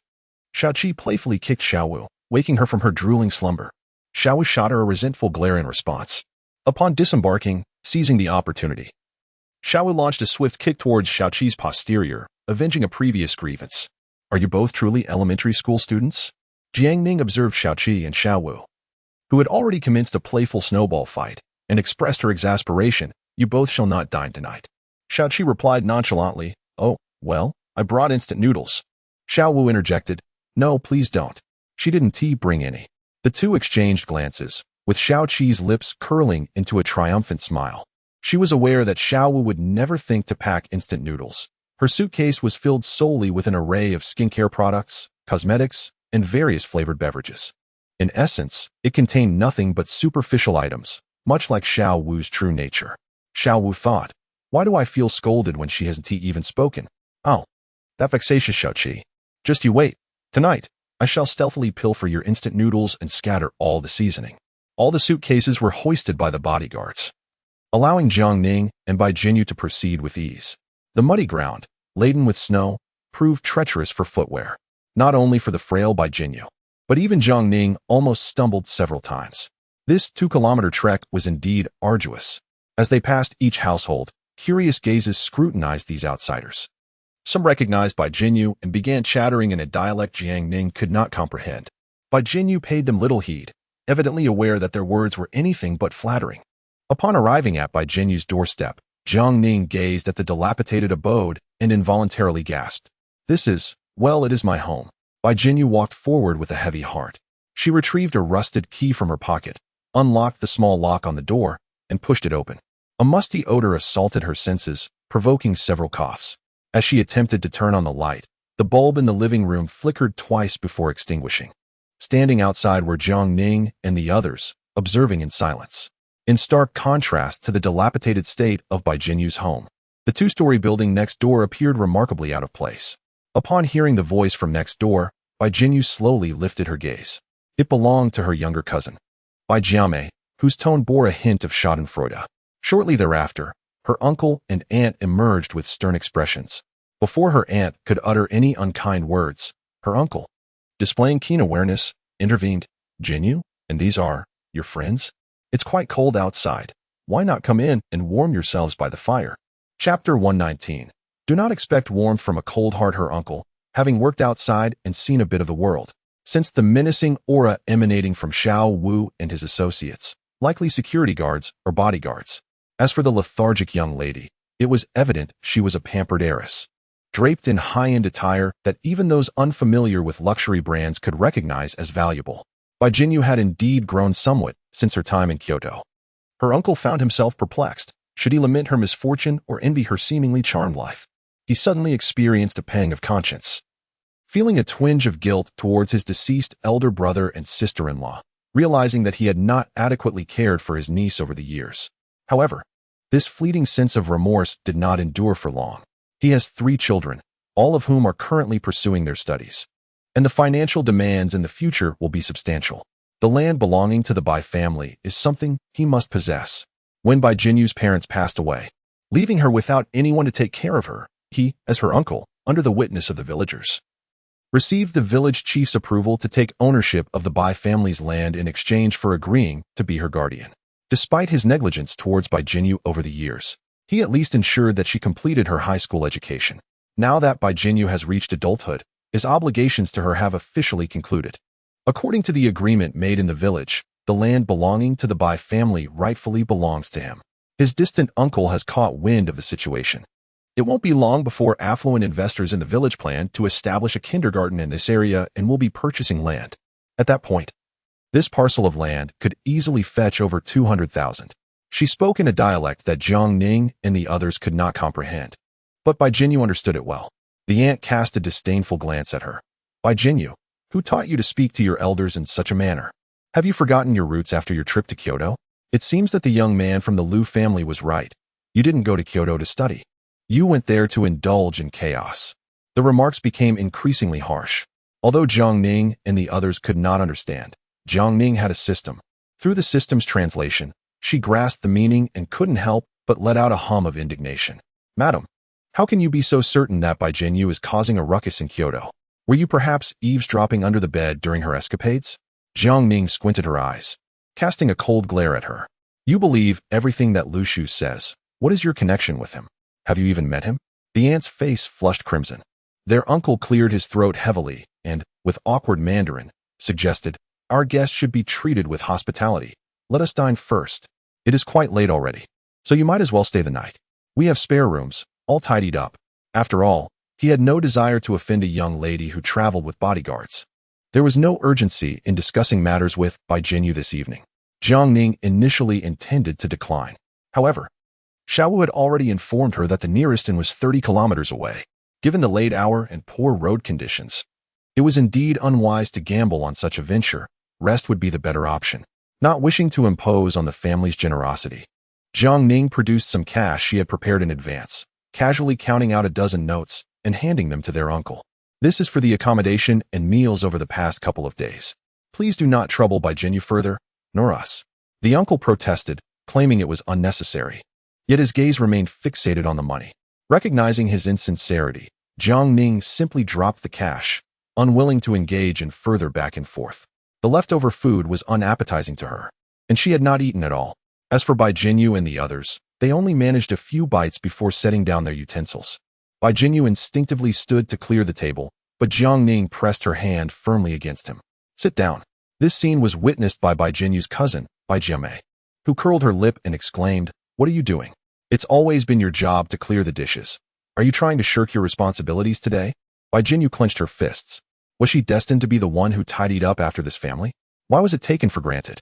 Jiang Ning smiled at Bai Jiamei and remarked, "Oh dear, little sister, I can see a dark cloud over your fate. It seems you might be in for some misfortune tonight. Bai shot her a glare. How dare you curse me?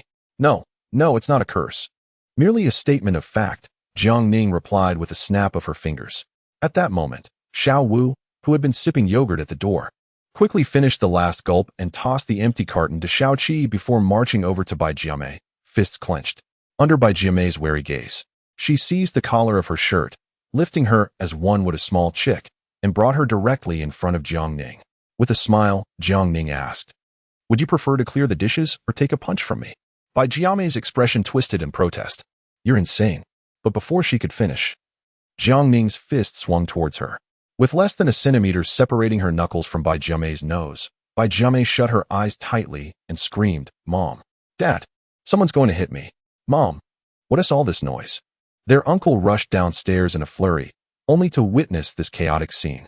He felt overwhelmed. "Bai Jiamei, what are you making a fuss about with our guest?" Bai Jiamei, still defiant, shouted back, "It's exactly what it is. Bai Jinyu has always been the one to tidy up the dishes. She has been living in our home for years, enjoying the comforts without lifting a finger. Why should she be accused of laziness?"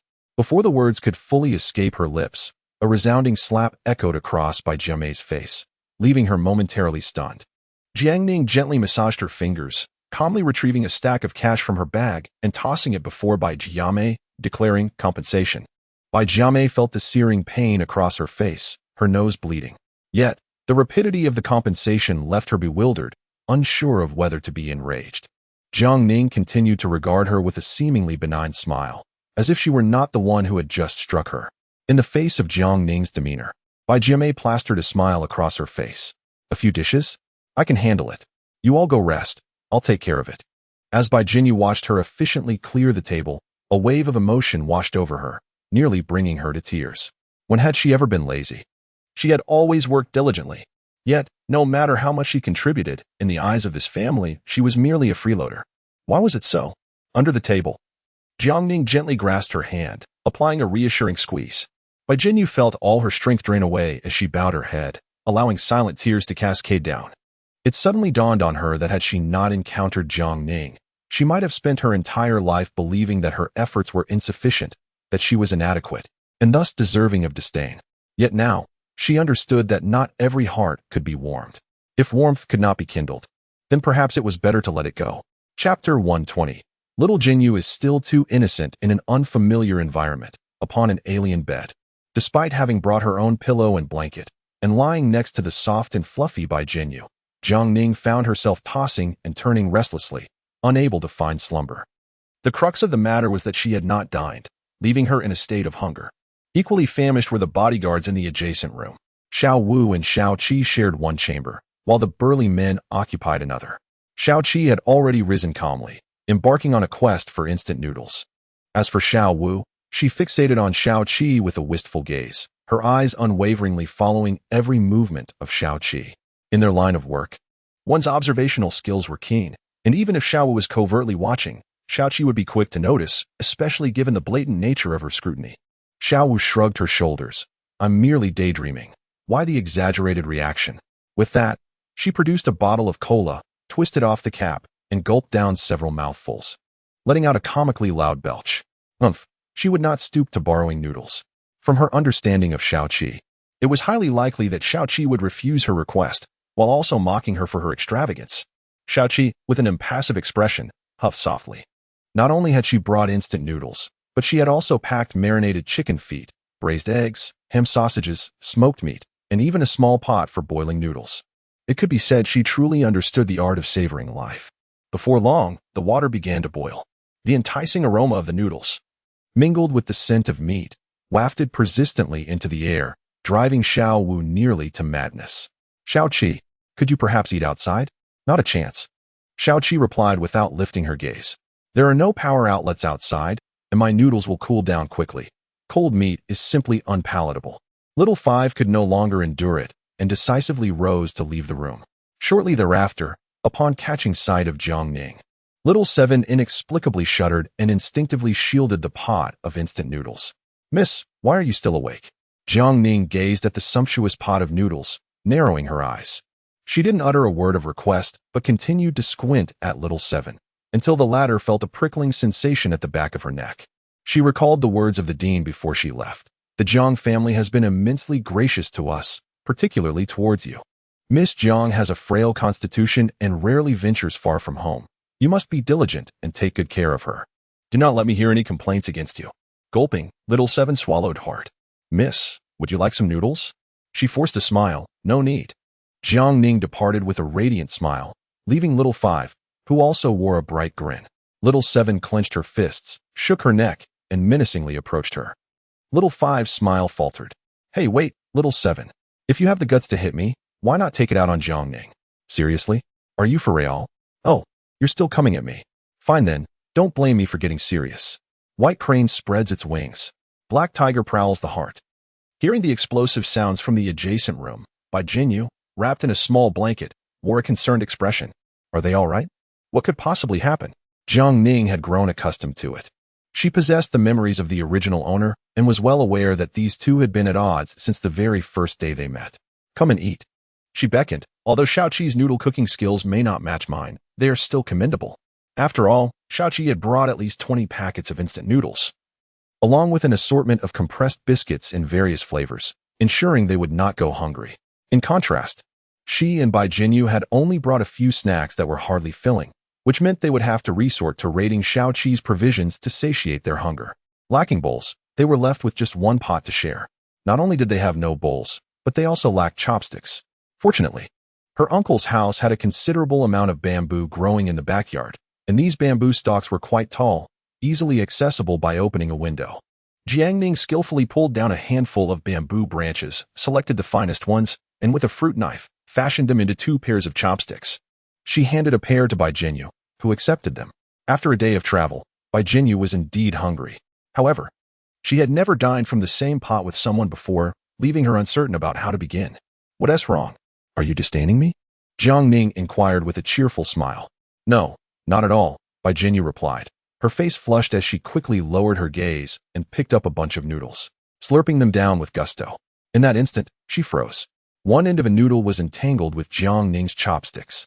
Unbeknownst to Jiang Ning, who was absorbed in the news on her phone, Bai Jinyu was left in a dilemma, unable to chew or spit out the noodle.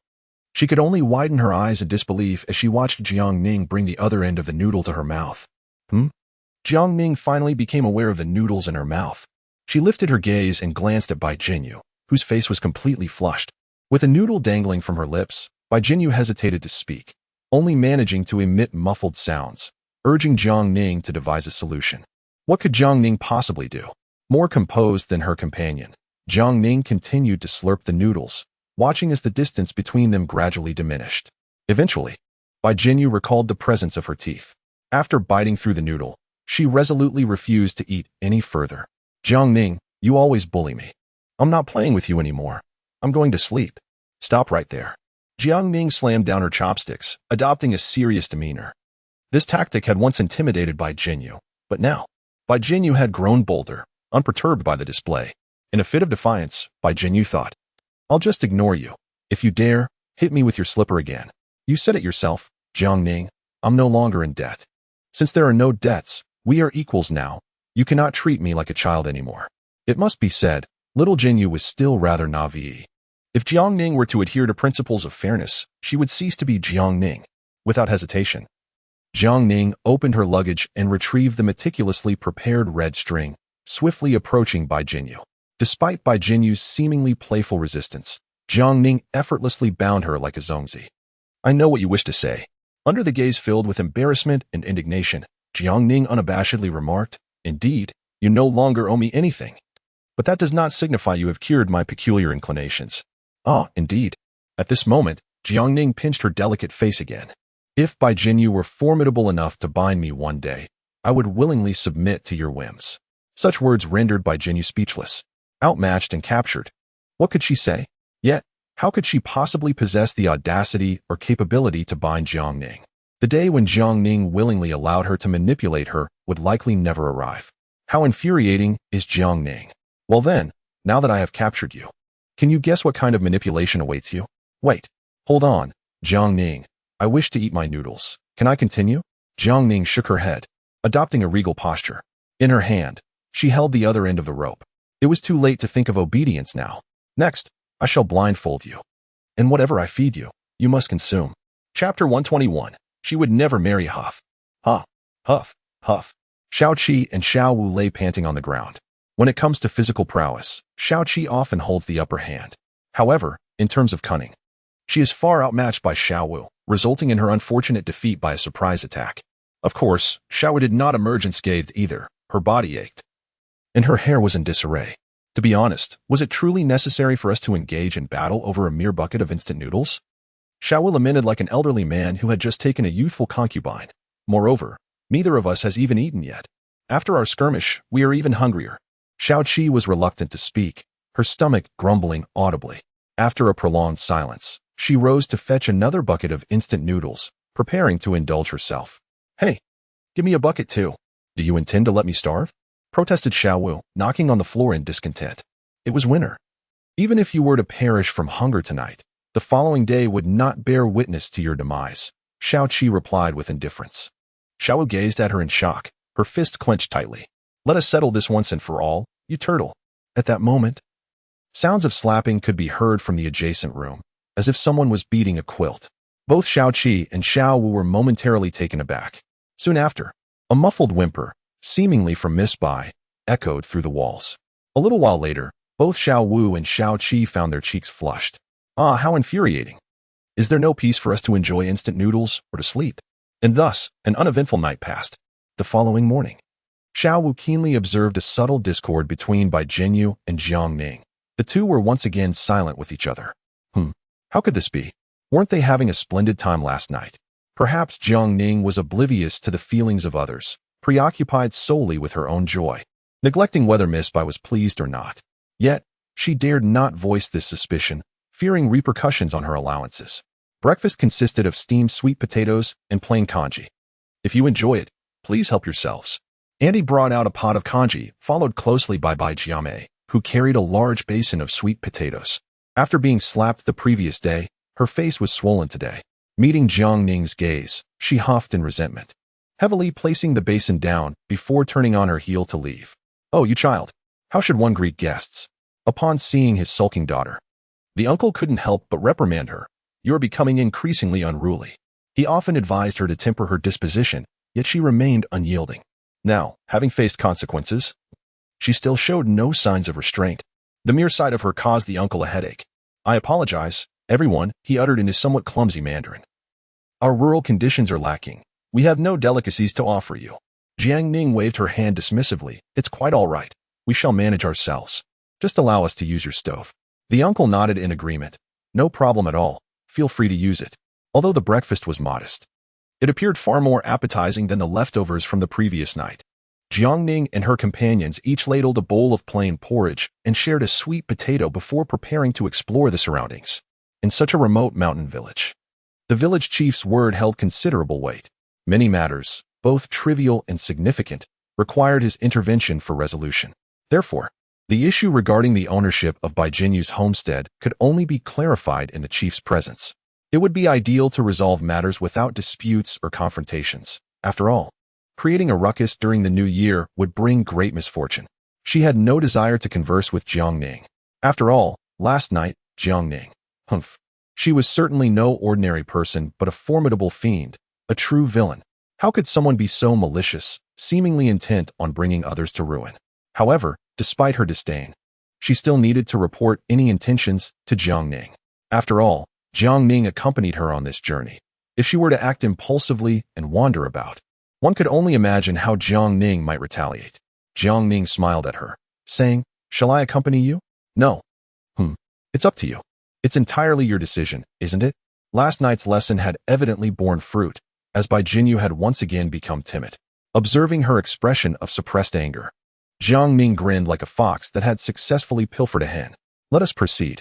Jiang Ning followed Bai Jinyu toward the dilapidated old house. Bai Jinyu possessed few belongings. And being a person of meticulous planning, she had already packed her items securely. She headed straight to the backyard, opened a wooden chest, and retrieved her carefully stored possessions. Among them were the ledgers documenting the years gone by, some spare change, and mementos of her parents, photographs, and several school uniforms. As Bai Jinyu gazed at the familiar yet distant faces in the photographs, her heart ached. She dared not linger, hastily gathering them and stuffing them into her backpack. Bai Jinyu. She silently set down the school uniform, yet her mind wandered, contemplating if it were still new enough to wear for some farm work. Could these old garments accompany her into the Jiang household? With a sigh, she acknowledged that some things must be relinquished. All right, I have nothing else to take. Bai Jinyu turned and walked outside. Do you wish to retain this plot of land? Jiang Ning inquired. Just as Jiang Ning observed, the house was on the verge of collapse, utterly decayed. To continue residing there would inevitably require a substantial investment for demolition and reconstruction. But was such a necessity truly warranted? Bai Jinyu wished to avoid her uncle's family and the Liu family, as well as the incessant gossip circulating within the village. The act of raising her had, in essence, become a transaction. By relinquishing this plot of land, the long-standing grievances would be laid to rest, and they would henceforth be mere strangers. It was a realization she had come to accept. Jiang Ning extended her hand, gently tousling Jinyu's hair. Come, let us wander and lighten our hearts. During the day, the village was bustling with even more people. Many eyes covertly scrutinized Jiang Ning, primarily those of middle-aged women who were snacking on seeds and reveling in the spectacle. Some even called out to Bai Jinyu at the intersection, whispering in dialect, Jinyu, does your friend have a partner? If not, why not introduce her for a match within the village? If it succeeds, your aunt will reward you handsomely. Bai Jinyu gazed at her in disbelief, as if she had encountered a specter in broad daylight. My friend, she would never marry. Never marry? What sort of talk was that? The calculating middle-aged woman tugged at Jinyu's arm, continuing her insistent whispers. Do you not understand? One should not let good fortune flow to outsiders. Besides, aren't you in need of money? If this arrangement were to succeed, your aunt would surely compensate you. At the very least with an $8,000 red envelope. Bai Jinyu was utterly speechless. She was well aware of the village's circumstances. It was impoverished and remote, with many older young men who idled their days away, showing no inclination to seek employment, making it exceedingly difficult for anyone to find a partner. In the present day, encountering Jiang Ning, a stunningly beautiful newcomer reminiscent of a film star, naturally draws the attention of many, akin to wolves eyeing their prey. Impossible. If you continue to speak so recklessly, I shall inform the village chief. Bai Jinyu resolutely declined the proposal and immediately grasped Jiang Ning's arm, swiftly guiding her away from the prying eyes of the gossiping women. She was unaware that Jiang Ning could comprehend the local dialect. Jiang Ning, however, remained silent. To her, these gossips were merely fleeting figures in her life. There was no necessity to engage with them or debate senselessly. Such endeavors would be nothing but a waste of breath. What mattered to her was Bai Jinyu's stance. Presently, she found Bai Jinyu's attitude quite satisfactory. The two maintained their silence as they strolled towards the picturesque hillside. The path ascending the slope was a winding stone road, still adorned with patches of unmelted snow, necessitating great caution with each step. Beyond this hill lay a vast orchard. And further ahead was the primary school Bai Jinyu once attended, now abandoned, with all the students having moved to the town for their education. Bai Jinyu led Jiang Ning onward, wandering aimlessly. I used to graze sheep here. Up ahead is a reservoir, which claims a few lives each year, quite eerie. Further still, there's a small shop. I wonder if it's still in operation. They sell a delightful ice cream that I have only tasted once, Bai Jinyu chattered on. Walking behind her, Jiang Ning felt as if she were observing a solitary little girl, burdened by an oversized backpack, meandering slowly forward under the golden hues of the setting sun. Jiang Ning found herself in a daze. Before long, they arrived at the entrance of the small shop that Bai Jinyu had mentioned. The old house, standing for over 30 years, still resembled the image etched in Bai Jinyu's memory. Once managed by a stern-faced, intimidating elderly lady, the shop was now presided over by a middle-aged woman bearing a deeply furrowed brow, who was currently using a feather duster to compel a child to complete their homework. Jiang Ning pondered for a moment before stepping inside. She intended to inquire about ice cream, but recalling that it was winter, she refrained from asking such a question. She glanced around and casually selected a few packets of snacks, placing them on the counter, and then purchased 2 bottles of yogurt. After settling the bill, she stuffed the snacks into Bai Jinyu's arms. Bai Jinyu hesitated, seemingly at a loss for words. Once they had exited the shop and walked a distance away, Bai Jinyu quietly remarked, Did you not notice the shop's poor business? The shelves are covered in dust. Jiang Ning replied, I did notice. Bai Jinyu sighed. Then you should quickly check the expiration dates on those snacks. Prompted by her reminder, Jiang Ning suddenly recalled that she had overlooked this detail. She hastily retrieved the yogurt to inspect it. To her shock, one bottle had expired a year ago, and the other a year and a half ago. Holding a bag of instant noodles, she lamented that the shopkeeper had taken quite a while to find a single box that was still valid. Jiang Ning could only shrug. Well, this is what I ended up with. Bai Jinyu took the bag willingly, cradling it in her arms. As Jiang Ning spoke, a look of regret suddenly crossed her face. We came at the wrong time. Bai Jinyu slightly raised her head, gazing at her in puzzlement. I thought, if we had come in summer, I could have bought you an ice cream. Upon hearing this, Bai Jinyu felt a stir in her heart. However, in truth, Jiang Ning had heard it all. Bai Jinyu sniffled and softly replied, I actually don't really like ice cream anymore.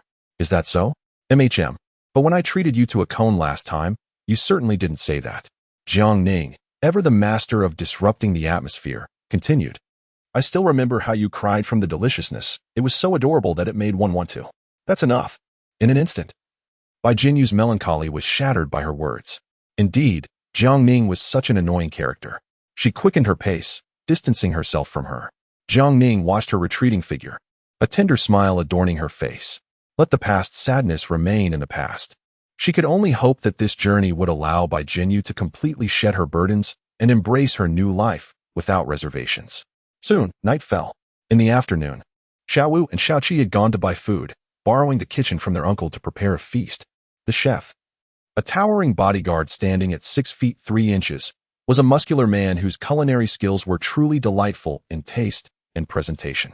Upon inquiry, it was revealed that he had worked as a chef for 5 years before becoming a bodyguard and had even obtained a culinary certificate. Jiang Ning and the others were certainly fortunate to enjoy such a meal. As Jiang Ning and her companions indulged in lavish feasts, not far away, Uncle Tang's family could only silently sip on their pickled cabbage soup and nibble on fried potatoes. The tantalizing aroma of the dishes wafting from nearby gnawed at their hearts like a cat's claw. How selfish they could be. It wore a discontented expression, lamenting. That wretched girl, Bai Jinyu, has befriended all sorts of dubious characters outside and has turned out so poorly. Bai Jiame retorted, Mother, you too. At least buy some meat or fish. It's not even the 15th yet. Who lives so meagerly during the new year? Be quiet. Aunt shot her a fierce glare. With so many mouths to feed at home, how much fish and meat would be enough? If you skip a few lavish meals, will you starve? She had not anticipated that Jiang Ning and her friends would cook separately. Even more surprising was their audacity to feast alone without sharing even a drop of the meat broth. How stingy those city folk could be. Uncle Tang frowned as he listened. They provided meal expenses. Why are you acting this way? Aunt raised her voice. You too, be silent. You don't manage the household. You have no idea how precious rice and firewood are. With 3 children about to start school, do you have any idea how much that will cost? Just as their argument escalated, the village chief interjected. Is your family discussing the land allocation? Spare me the pleasantries. I'm busy, and so are you. Since you've reached an agreement, hurry and call by Adagia's daughter. I'll assist you with the documentation.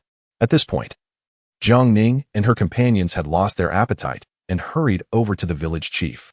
When the village chief arrived, he carried with him a black notebook. Donning his reading glasses, he began to peruse its contents while muttering to himself. Bai Jinyu was momentarily taken aback, having encountered an unfamiliar phrase, charitable donation. Charitable donation. You are utterly unaware of it. The village chief's brow furrowed immediately. That consists of donations from several enterprises. In the first year following the calamity that befell your family, the chairman and his wife of the Kyoto Jiang Group donated 50,000 yuan to you. That was nearly 20 years ago, a substantial sum indeed. Upon hearing this, Bai Jinyu shivered slightly. She abruptly lifted her gaze towards Jiang Ning. Jiang Ning scratched her head, looking bewildered. Is that so? I was not aware of that. However, my parents have indeed engaged in considerable charitable work over the years, and with so many individuals they have assisted, perhaps they themselves cannot recall all of them. The village chief adjusted his reading glasses and scrutinized Jiang Ning closely. He then hastily rummaged through his satchel, extracting an older, red-covered notebook.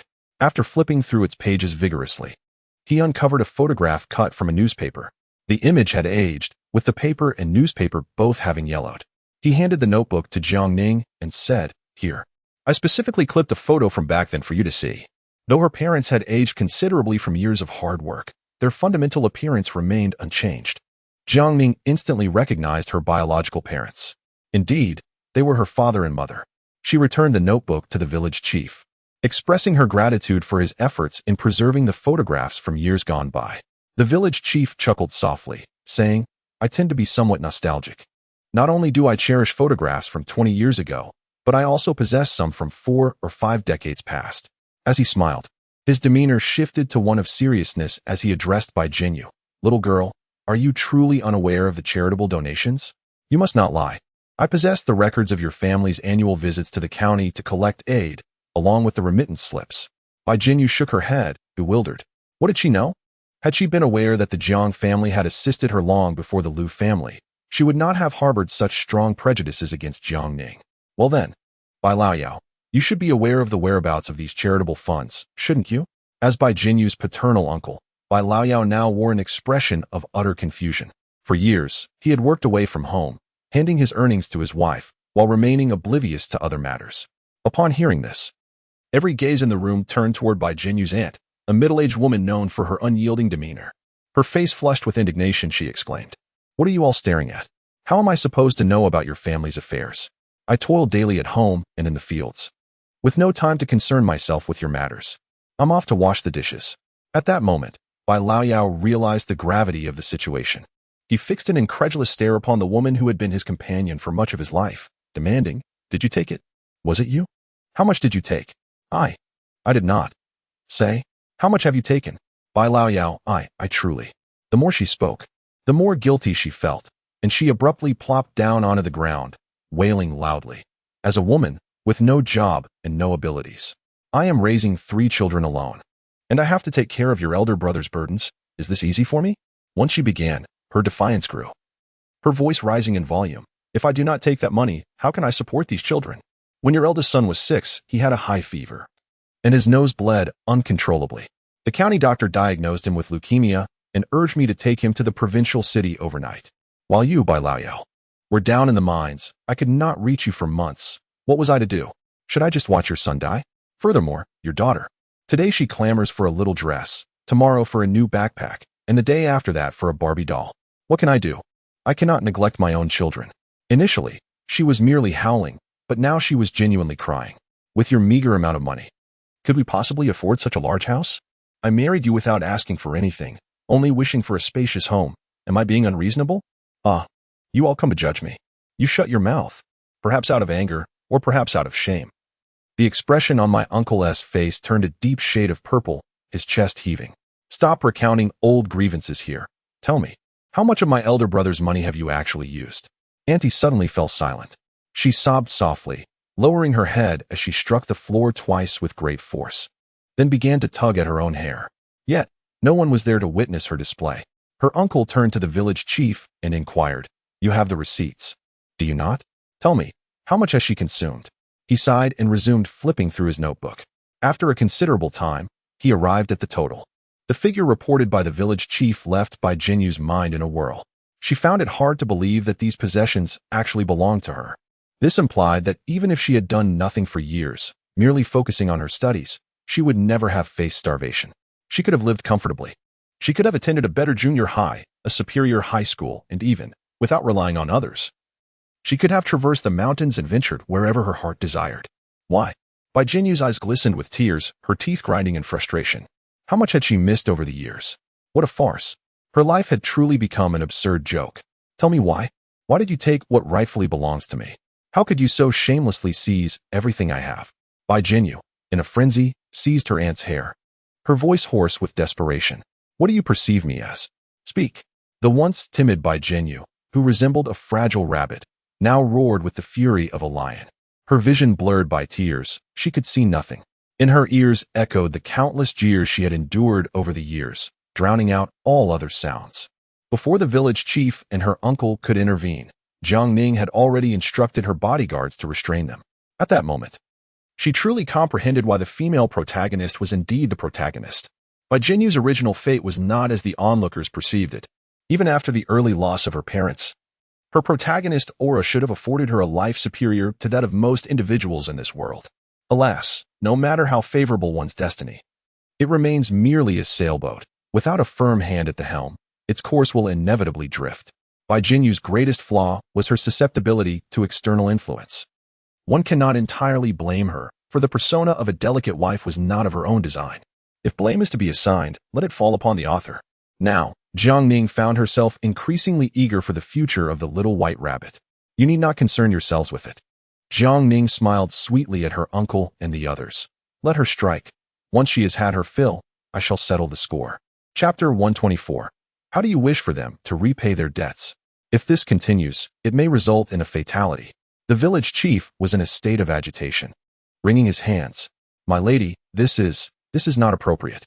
Perhaps you should have your people separate them? At this moment, Bai Jinyu was in a state of rage, her combat prowess astonishing. Even though her aunt was a strong middle-aged farmer, she struggled to withstand the onslaught, for she felt a twinge of guilt, and thus lost much of her commanding presence. As Jiang Ning observed Bai Jinyu teetering on the brink of defeat, she swiftly gestured for Xiao and Xiaoqi to step in and pull the two apart.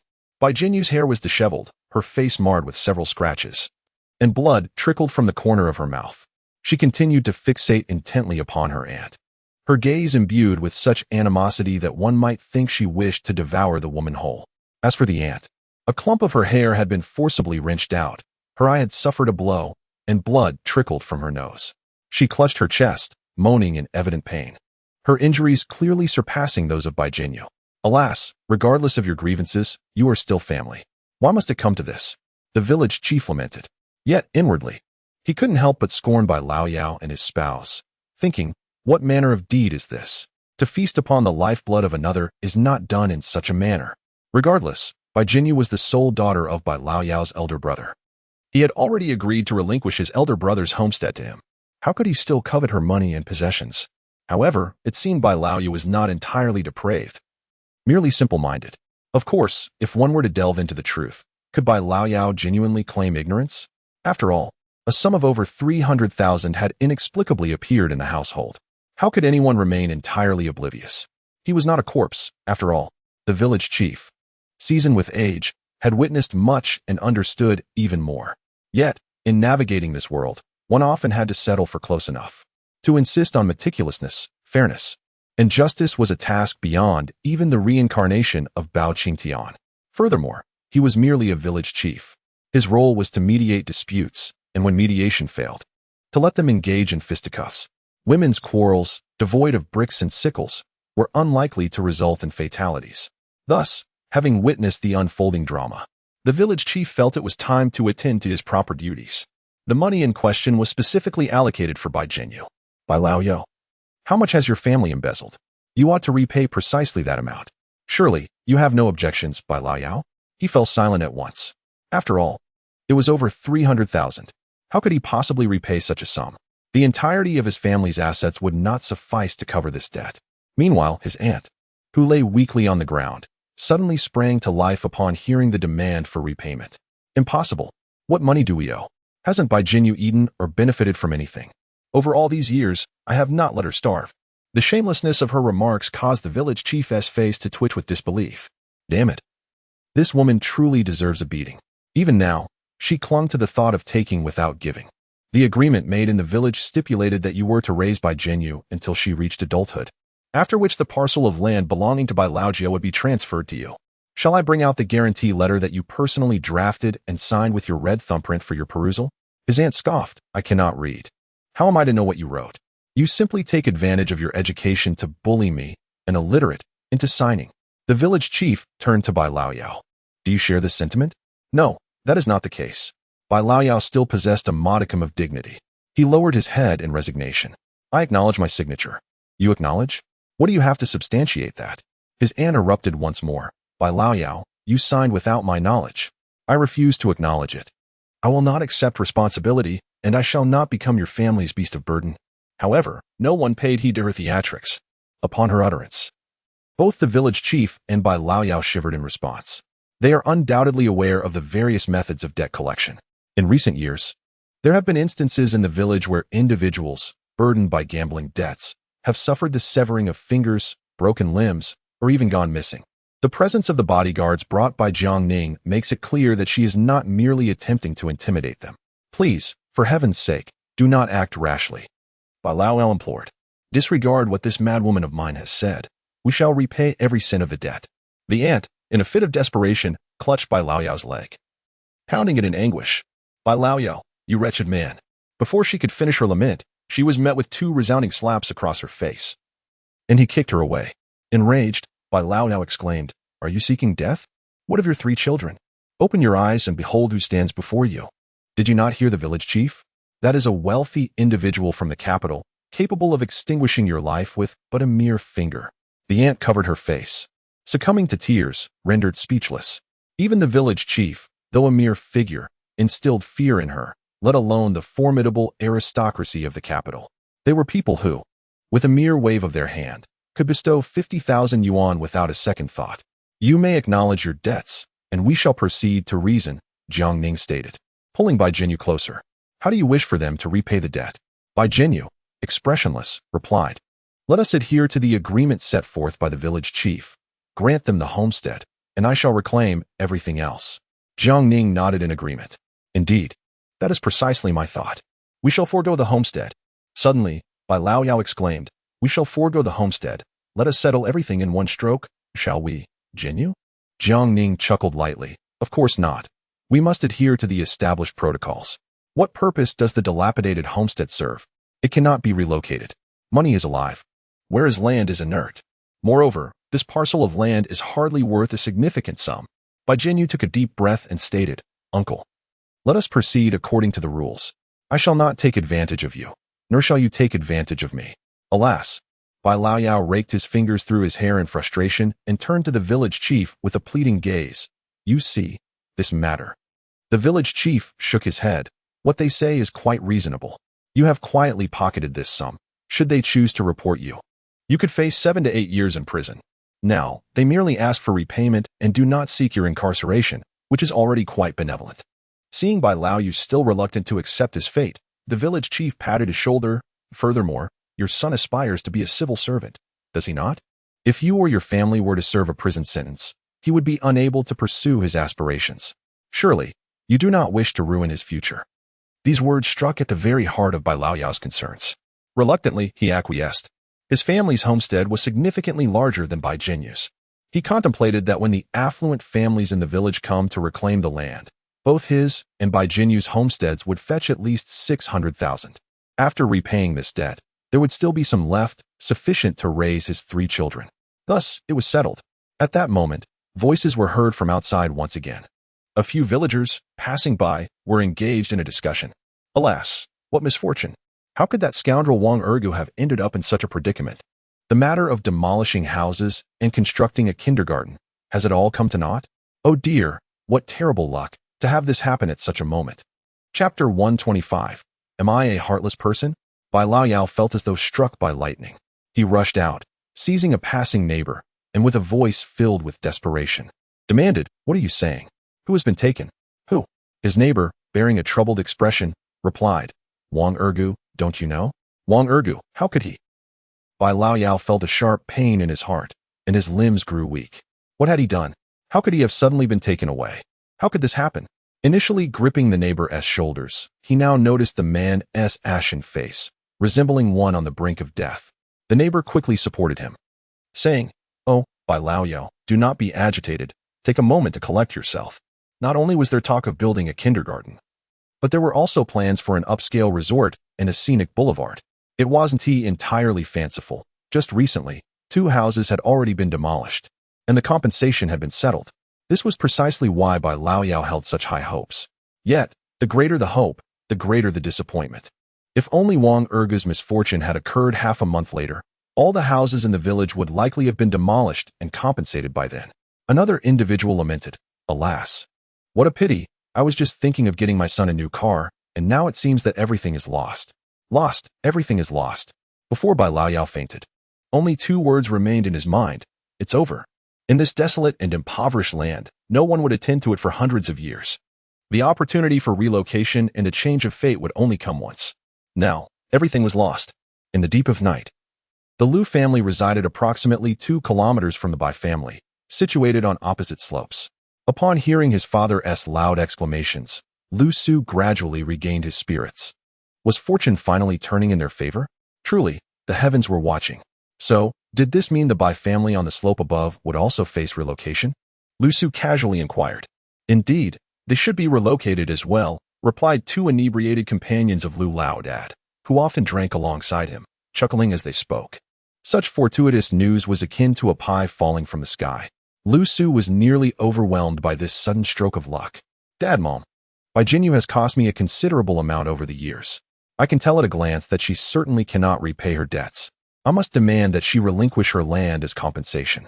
Upon hearing this, Lu-Su's parents were taken aback, particularly Lu-Mama, who could not contain her astonishment, asking, "Why have you never mentioned such matters before?" Lu-Su snorted softly, thinking to himself that if he disclosed everything to them, they would surely jeopardize his plans. Two short-sighted country folk. It was not too late to inform them now, was it? Lu-Ⅱ stroked his chin, his eyes gleaming. It is only right to repay debts.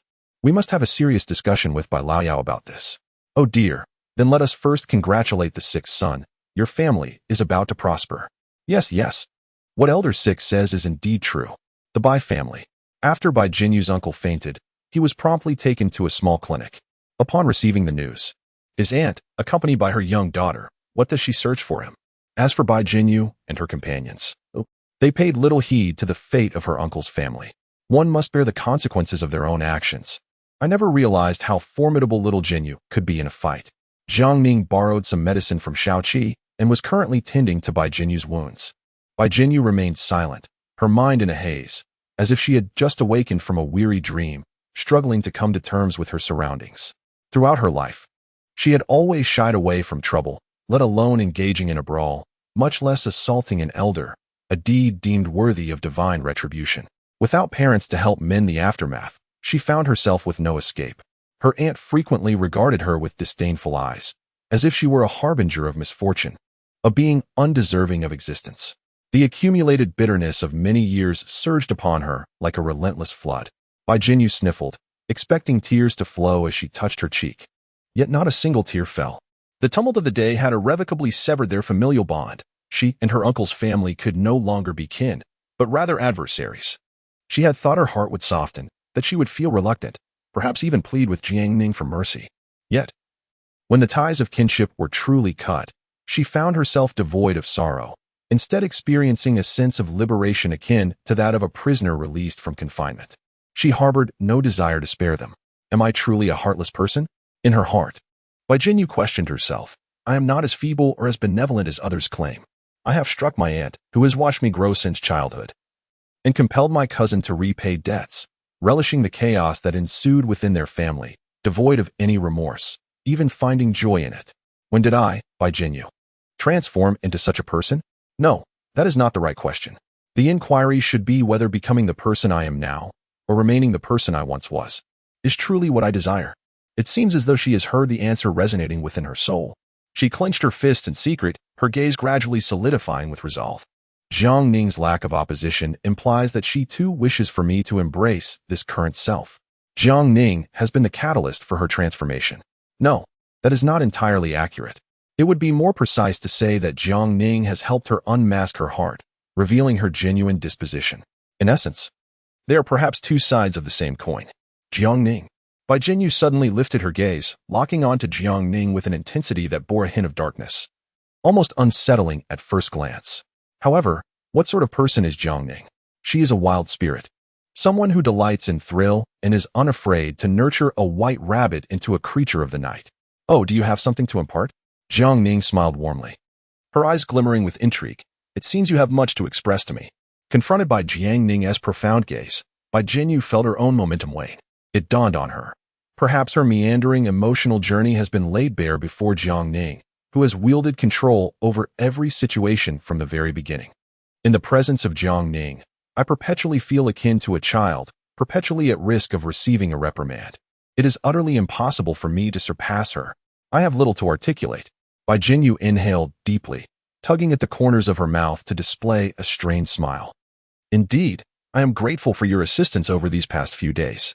Oh, merely a note of thanks, is it? Well then, no need for thanks, little Jinyu. Chapter 126. Never cross Jiang Ning. The endeavor of nurturing a boss is both perilous and alluring. A peculiar thrill of delight stirred within Jiang Ning. The mere thought of witnessing Bai-Jinyu's frenzied outburst today rendered her exhilarated to the point of insomnia.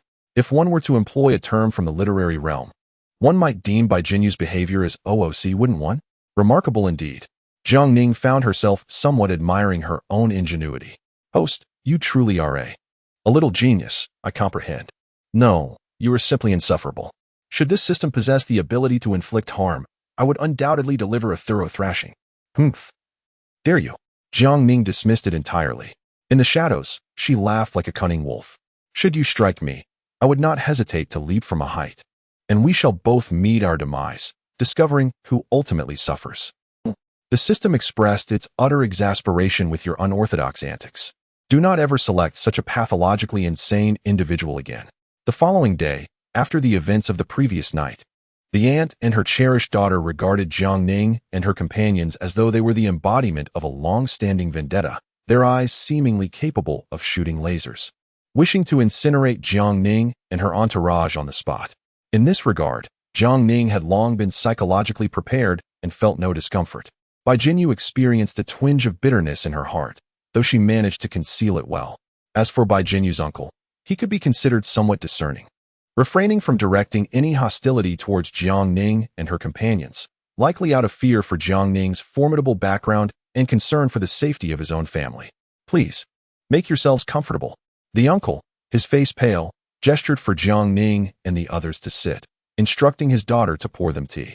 Bai Jime, with a look of disdain, retorted, I won't do it. I fear they might poison the tea and ruin my insides. With that, she turned and left, disregarding the well-being of her parents entirely. Jiang Ning merely smiled, choosing not to comment. As long as the others remained outside her sphere of attack, there was no need for her to act like a vengeful deity, ready to strike at any moment. However, should Bai Jiame prove to be thoughtless and encroach upon Jiang Ning's territory, she would not hesitate to indulge in a bit of retribution. Yesterday, our dear Jinyu caused trouble for your wife, and I acknowledge that, Jiang Ning remarked as she pulled up a small stool to sit. Tell me, how much should I compensate for the medical expenses? The uncle waved his hand dismissively. Let us not speak of that. This morning, as he lay in his sickbed, the village chief visited him again, analyzing the various implications. He was so frightened that his spirit nearly left his body. How could he dare to ask for money? As the village chief put it, it is better to offend the entire village than to antagonize a powerful family. Otherwise, not only would the Bai family face dire consequences, but it could also jeopardize the entire county's development.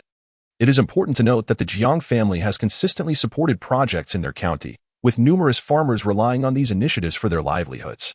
Moreover, it is evident that the Bai family has acted unethically. From both a moral and logical standpoint, they should refrain from causing further disturbances. They should seize this opportunity, while no excessive demands have been made, to gracefully withdraw from the situation. How could they refuse assistance? Jiang Ning gestured for Xiao Wu to bring the backpack.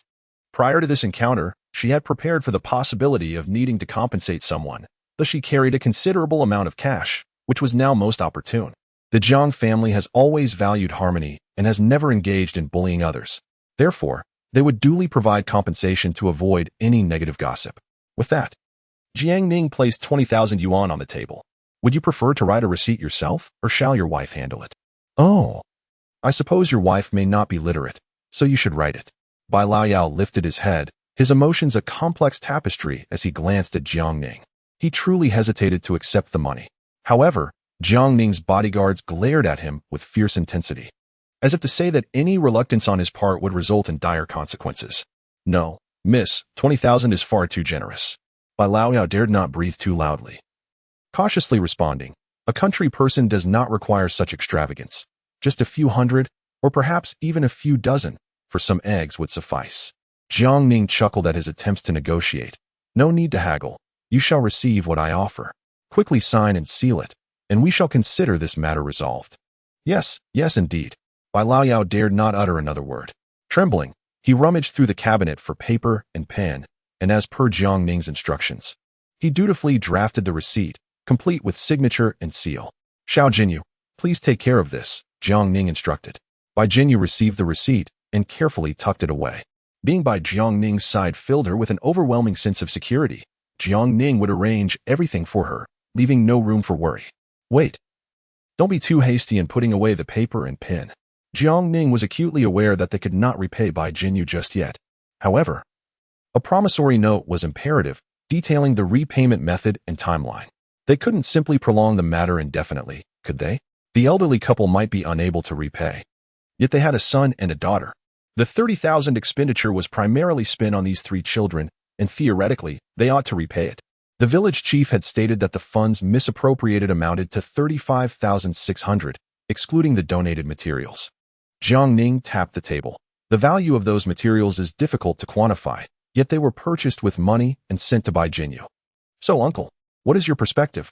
Bai Laoyao felt a jolt in his heart. He clenched his fist and reluctantly replied, let us convert it to money. How about 500 a year? Jiang Ning nodded and turned to Bai Jinyu. Xiao Jinyu, what do you think? I defer to you. At this juncture, Bai Jinyu found herself at a loss, having never considered such meticulous calculations. Jiang Ning pondered for a moment and declared, then let it be 500 a year, totaling 15 years, along with an additional 7,005, amounting to a grand total of 363,500 yuan. Is that agreeable? Certainly. Bai Laoyao dared not voice any objections. In truth, he was unaware of how much his wife and child had embezzled over the years. It seemed that 500 a year was indeed a conservative estimate. Very well. Let us draft an IOU. From this day forth, you are to remit payments to Bai Jinyu monthly. As for the interest, Sai, I recognize your difficulties, and there's no need to take undue advantage of you. We shall calculate it at a commercial loan rate of 4.2. Jiang Ning said this with a slight smile, exuding an appearance of benevolence. Yet, Bai Laoyao felt a shiver run down his spine at the sight of her smile. You have 10 years to settle this, which should not pose a significant burden. Each month, you will need to repay 3,755 yuan, allowing you to sustain your livelihood, she added. Bai Laoyao was at a loss for words. How could he possibly decline? Bai Jinyu regarded Jiang Ning with a newfound reverence, her gaze tinged with awe. The bodyguards accompanying Jiang Ning bore expressions that were equally complex. In the past, Jiang Ning had been rather naive, frivolously spending as if she were a prodigal child. Now, however, she appeared excessively astute. Regardless of the circumstances, at this moment, a shared understanding blossomed in their hearts. In the future, it would be unwise to provoke Jiang Ning. Then let it be so, Bai Laoyao replied, his heart racing with trepidation. Upon completing the IOU, he felt as if he had aged a decade, his spirit utterly drained. Similarly, regarding the promissory note, Jiang Ning insisted that Bai Jinyu keep it in her possession. As soon as Jiang Ning finished speaking, a commotion erupted outside. Lu's parents were at the entrance of the Bai residence, vociferously calling out for Bai Laoyao. Chapter 127. What work are you engaged in Kyoto? Ahem. You inquire why we seek Bai Laoyao. What other reason could there be? His niece owes my son money, and as her guardian, he is undoubtedly the one we must approach for repayment. How much is owed? At the very least, it amounts to 200,000. And how did this debt accumulate? That is not your concern. The fact remains that it exists, as confirmed by my son himself. Surely that cannot be fabricated. Old Lu was vociferously shouting, drawing the attention of the neighbors around. Bai Laoyao, already beleaguered, now felt the onset of a heartache. What is happening? Are both the living and the dead intent on trampling upon him? Especially that good-for-nothing Lu Laolu. How dare he? As these thoughts crossed his mind, Bai Laoyao's anger surged. He grabbed a pole that had been resting against the door and stormed outside with fierce determination. Lu Laolu, what are you screeching about here? I thought you, Bai Laoyao, dared not show your face. Old Lu replied, brimming with arrogance. Just then, he caught sight of Jiang Ning standing at the entrance of the Bai residence, watching the spectacle unfold. Startled, he stumbled over his words. How is Miss Jiang here too? Are you visiting for leisure? Jiang Ning raised an eyebrow, her gaze toward old Lu far from benevolent. One might say it is a form of tourism. This has undoubtedly placed considerable pressure on old Master Lu, who, moments ago, exuded the confidence of a proud rooster, now shrinks back, his voice noticeably hoarse. As for my matters with the Bai family, Miss Jiang, I trust they do not concern you. Suddenly, a thought struck him. His son had settled his debts with Jiang Ning, hadn't he? Why then? Should he still fear her? With this realization, old Master Lu lifted his head to speak again. Miss Jiang, my son no longer owes you anything. There are no grievances between you two, correct? Jiang Ning merely smiled, noncommittally. No grievances? That was certainly debatable. Given Lu Su's troublesome nature, could he ever remain compliant? It was likely that each night before sleep, he would curse her to ill fate, eagerly waiting for a chance to trample the Jiang family underfoot. A character like him would inevitably bring about his own downfall. Such sentiments, however, were unnecessary for Jiang Ning to voice to old Master Lu. She would simply bide her time and watch the unfolding drama.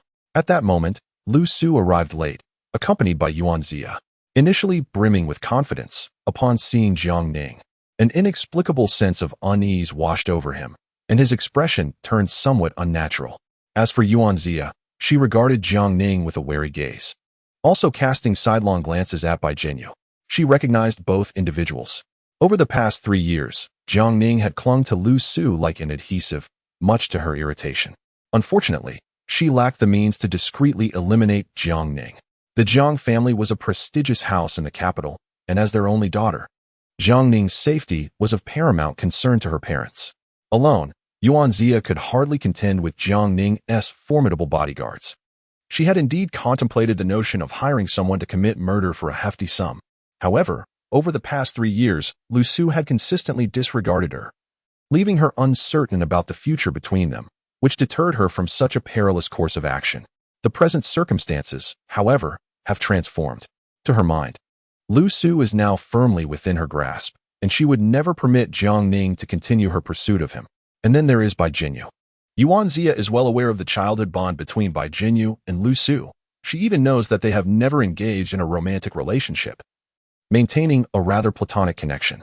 This is precisely why Yuanzia has refrained from taking action against Bai Jinyu.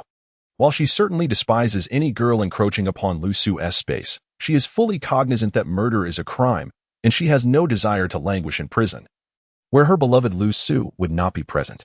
Jiang Ning did not overlook the ominous glint in Yuanzia's eyes. Equally alert were the bodyguards accompanying Jiang Ning, who swiftly encircled her. With a slight smile, Jiang Ning remarked, "Relax, we are reasonable individuals." At that moment, a considerable crowd had gathered. The Lu family members in the front row felt inexplicably justified and confident in their position. "Speak up, Lu Laolu. What exactly do you intend to do?" Lu Laodad pushed Lu Su forward, demanding, "Tell us, what debt does Bai Jinyu owe you, and how much is it? Speak quickly." Intended to quietly stand at the back of the crowd and bide his time for victory, Lu Su found himself thrust into the spotlight. Yuanzia stepped forward, clutching Lu Su's arm tightly. Lu Su exclaimed, "Get away from me." Upon witnessing this scene, Bai Jinyu pinched the tip of her finger with force and calmly inquired, "Lu Su, do enlighten me. I am genuinely curious about how I came to owe you money. It is indeed quite absurd." At this juncture, Lu Su still attempted to discern a trace of lingering affection in her gaze, but alas, there was nothing. Bai Jinyu regarded him with a tranquil demeanor, akin to observing a mere refuse bag, which incited considerable ire within Lu Su. "Have you truly forgotten how you incurred this debt?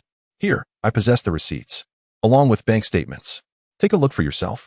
He unzipped his backpack and produced the meticulously organized documents, slapping them before the onlookers. With the emergence of these papers, he regained a semblance of confidence and began to vociferate, "I purchased your train ticket and topped up your meal card. In the span of a month, I must have spent no less than 500 yuan on you. On average, don't you typically require 300 to 400 each month? I even accompanied you to the cinema, treated you to milk tea, and bought you cake. All documented. You may verify for yourself. As for the expenses I incurred to support your university education and establish connections, that amounts to no less than 280,000. That is hard cash spent. Surely you cannot deny it." As he raised his voice, Jiang Ning ambled over leisurely. She crouched down, picked up the documents, briefly skimmed through them, and set them down again. "It appears that Lu Su is quite thriving in Kyoto. I, Jiang, am genuinely impressed. Therefore, if I may be so bold as to inquire, what line of work are you engaged in that yields such substantial earnings?" Upon her utterance, the surrounding audience perked up their ears in intrigue. Indeed, what kind of work is this that allows one to earn such a fortune? If there were such advantageous opportunities, they too would wish to pursue them. Lu Su fell silent, his expression marred by resentment as he glared at Jiang Ning. A nagging intuition warned him that Jiang Ning was about to sabotage him once again. How infuriating, truly infuriating. He had already bestowed upon Jiang Ning 1,800,000. Why must she continue to cling to his past? "Since you are too embarrassed to say it, allow me." Jiang Ning rose, crossing her arms, her gaze casting down upon him. "You rely on the exploitation of your charms, engaging in deceitful practices. How much sponsorship have you swindled from the Jiang family? How many jewels, garments, and shoes have you taken from me, Jiang Ning? You have indulged in this for a full 3 years, and I possess a detailed ledger. Would anyone like to see it? Such revelations sent a wave of shock through the crowd. What? Lu Su was engaged in such activities in Kyoto? Was there truly any difference from the courtesans of ancient times? How deceiving appearances can be. How ironic that Lu Lao Lu would boast about his son's career as a gigolo. This scene was decidedly unfavorable for Lu Su. Yet, he understood that retreat was not an option. To withdraw would mean utter ruin. His mind raced, attempting to suppress the rising tides of anger and anxiety. Miss Jiang, you have relentlessly pursued me, and even in failure, must you resort to such humiliation? Lu Su feigned tranquility as he spoke. Shall I read aloud the sweet nothings you sent me in public? Yuan Zia chimed in. Miss Jiang, the entire school is aware of your pursuit of Lu Su. I too am well informed. Upon hearing this, the onlookers exclaimed, Oh, is there a twist? It turns out she is the one pursuing him. Who would have thought that Miss Jiang had such preferences? In matters of romance, it should be a mutual desire, so why complicate things further? After all, it appears that the son of the Lu family possesses quite the charm, able to captivate so many young ladies at once. Public opinion in the arena seems to be shifting decidedly in favor of Lu Su, this intriguing character. Logically, Jiang Ning should be in a state of panic. Yet, rather than being flustered, she breaks into a smile. Seeing her smile, Lu Su feels a sudden unease, sensing that something is amiss, though he cannot quite articulate what that is. In the next moment, he witnesses Jiang Ning wrap her arms around Bai Jinyu's waist, affectionately leaning into her. Oh dear Jinyu, how long must we keep our relationship a secret from him? Chapter 128. I adore Jiang Ning. I am with her now. All eyes swiftly turned to Bai Jinyu. The socially anxious Bai Jinyu became instantly tense, struggling to breathe as she instinctively clutched Jiang Ning's arm and hid behind her. However, could she truly hide now? No, she could not retreat. To do so would tacitly invalidate Jiang Ning's statement and deny their relationship. Consequently, Jiang Ning would find herself in a precarious position. Jiang Ning had done so much for her. She could not forever rely on Jiang Ning to rescue her. Perhaps a day would arrive when she must confront the tempest alone, steering the ship of her own destiny. And now, she must do something for Jiang Ning. Consider it a form of repayment, or perhaps a singular act of bravery in a lifetime. The reality is as you perceive it. Bai Jinyu took the initiative to grasp Jiang Ning's hand, entwining her arm with unwavering determination as she gazed steadfastly at Lu Su. I adore Jiang Ning. We are together. Lu Su stood momentarily stunned, his expression vacuous. Clearly, his antiquated mind struggled to process such novel information, teetering on the brink of a mental breakdown. The onlookers from the village bore expressions of bewilderment. What does this mean? Two young women can truly be together? How does one even reconcile that? The parents of the Lu family, as well as Bai Laoyao, wore similarly perplexed expressions, unable to comprehend this revelation. Lu Su stood there like a statue, utterly devoid of reaction. They are together? One was a relentless pursuer of his affections, and the other, the cherished woman he held dear. How could these two possibly unite? It was inconceivable, utterly absurd. Such a thing could not exist. You speak nonsense. Lu Su's face flushed crimson, and his voice sharpened. Bai Jinyu, even if you spout such ridiculousness, I still demand you repay me. You must return my money in full. Suddenly, Bai Jinyu let out a laugh of liberation. Observing this man, akin to a buffoon, a fierce desire for vengeance ignited within her. Thus, in front of all assembled, she wrapped her arms around Jiang Ning's neck, and then, rising on her toes, she earnestly pressed her lips against the corner of Jiang Ning's mouth. At this very moment, her eyes were filled with thoughts of Jiang Ning, her cheeks flushed, and her heart raced with a blend of anxiety and exhilaration. It was truly delightful. She referred to Lu Su, the madman's accomplice. The act of inflicting emotional torment, though undeniably cruel, was quite exhilarating. Jiang Ning was more than willing to collaborate with Bai Jinyu, fully committing to this performance. Consequently, she embraced Bai Jinyu a little tighter, their noses nearly touching in an intimate display. Bai Jinyu, I have heard that abroad, couples like us can indeed marry. Shall we wed overseas? I wish to officially become your partner, to accompany you for a lifetime, if you will allow it. Bai Jinyu deliberately raised her voice, ensuring that every ear, particularly Lu Su and his family, could hear her clearly. Her tone was deliberately loud, meant for all to notice. Their bold declaration astonished the onlookers. In this quaint village, such sensational news was unheard of. It dawned upon me that they were indeed in a relationship. My heavens, can two women truly be together? Lu Lao Lu's son claimed that she was relentlessly pursuing him. Yet here they are, discussing marriage. Does he still think he stands a chance? I perceived him to be as unreliable as his father. Lu Lao's face flushed with embarrassment as he interjected, "What nonsense are you spouting? Beware, or I shall silence you." "What nonsense? Just look at your son. Is he not the spitting image of you?" Haha. The situation spiraled further out of control, primarily because Lu Su had completely lost his composure. The actions and words of Bai Jinyu had a devastating impact on him, akin to a nuclear weapon. "I want to kill you, Jiang Ning. I want to kill you." Lu Su erupted suddenly, attempting to rush over and separate the two, intending to unleash a furious assault upon Jiang Ning. However, Xiao Wu and Xiao Qi were not to be trifled with. They acted in unison, swiftly pinning Lu Su to the muddy ground, subjecting him to a barrage of blows. Jiang Ning regarded him with a measure of pity, remarking, "So, do you comprehend now? The resources, the wealth, and the possessions I bestowed upon you these past 3 years. What was the underlying motivation?" Bang, bang, bang. Lu Su continued to endure the beating. Yuan-Zia, standing beside him, displayed a hint of reluctance in her eyes, but it was largely overshadowed by a sense of indifference. Alas, Lu. Her classmate's heart harbors more than just her. Such a state of affairs is unacceptable. Therefore, enduring some hardship is warranted. I sincerely hope that after this lesson, Lu, her classmate's heart will be devoid of all others, reserving a place solely for her. Jiang Ning continued with her psychological assault. If not for the opportunity to get closer to Jinyu, what could you, Lu Su, possibly have obtained from me? Absolutely nothing. I assure you. Speaking of which, Jinyu is truly a remarkable girl, and I shall cherish her dearly.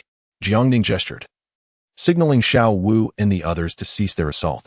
Lu Su was left with a battered and bloodied face, though no vital areas had been harmed. He continued to glare at Jiang Ning with a ferocious gaze, his teeth grinding audibly.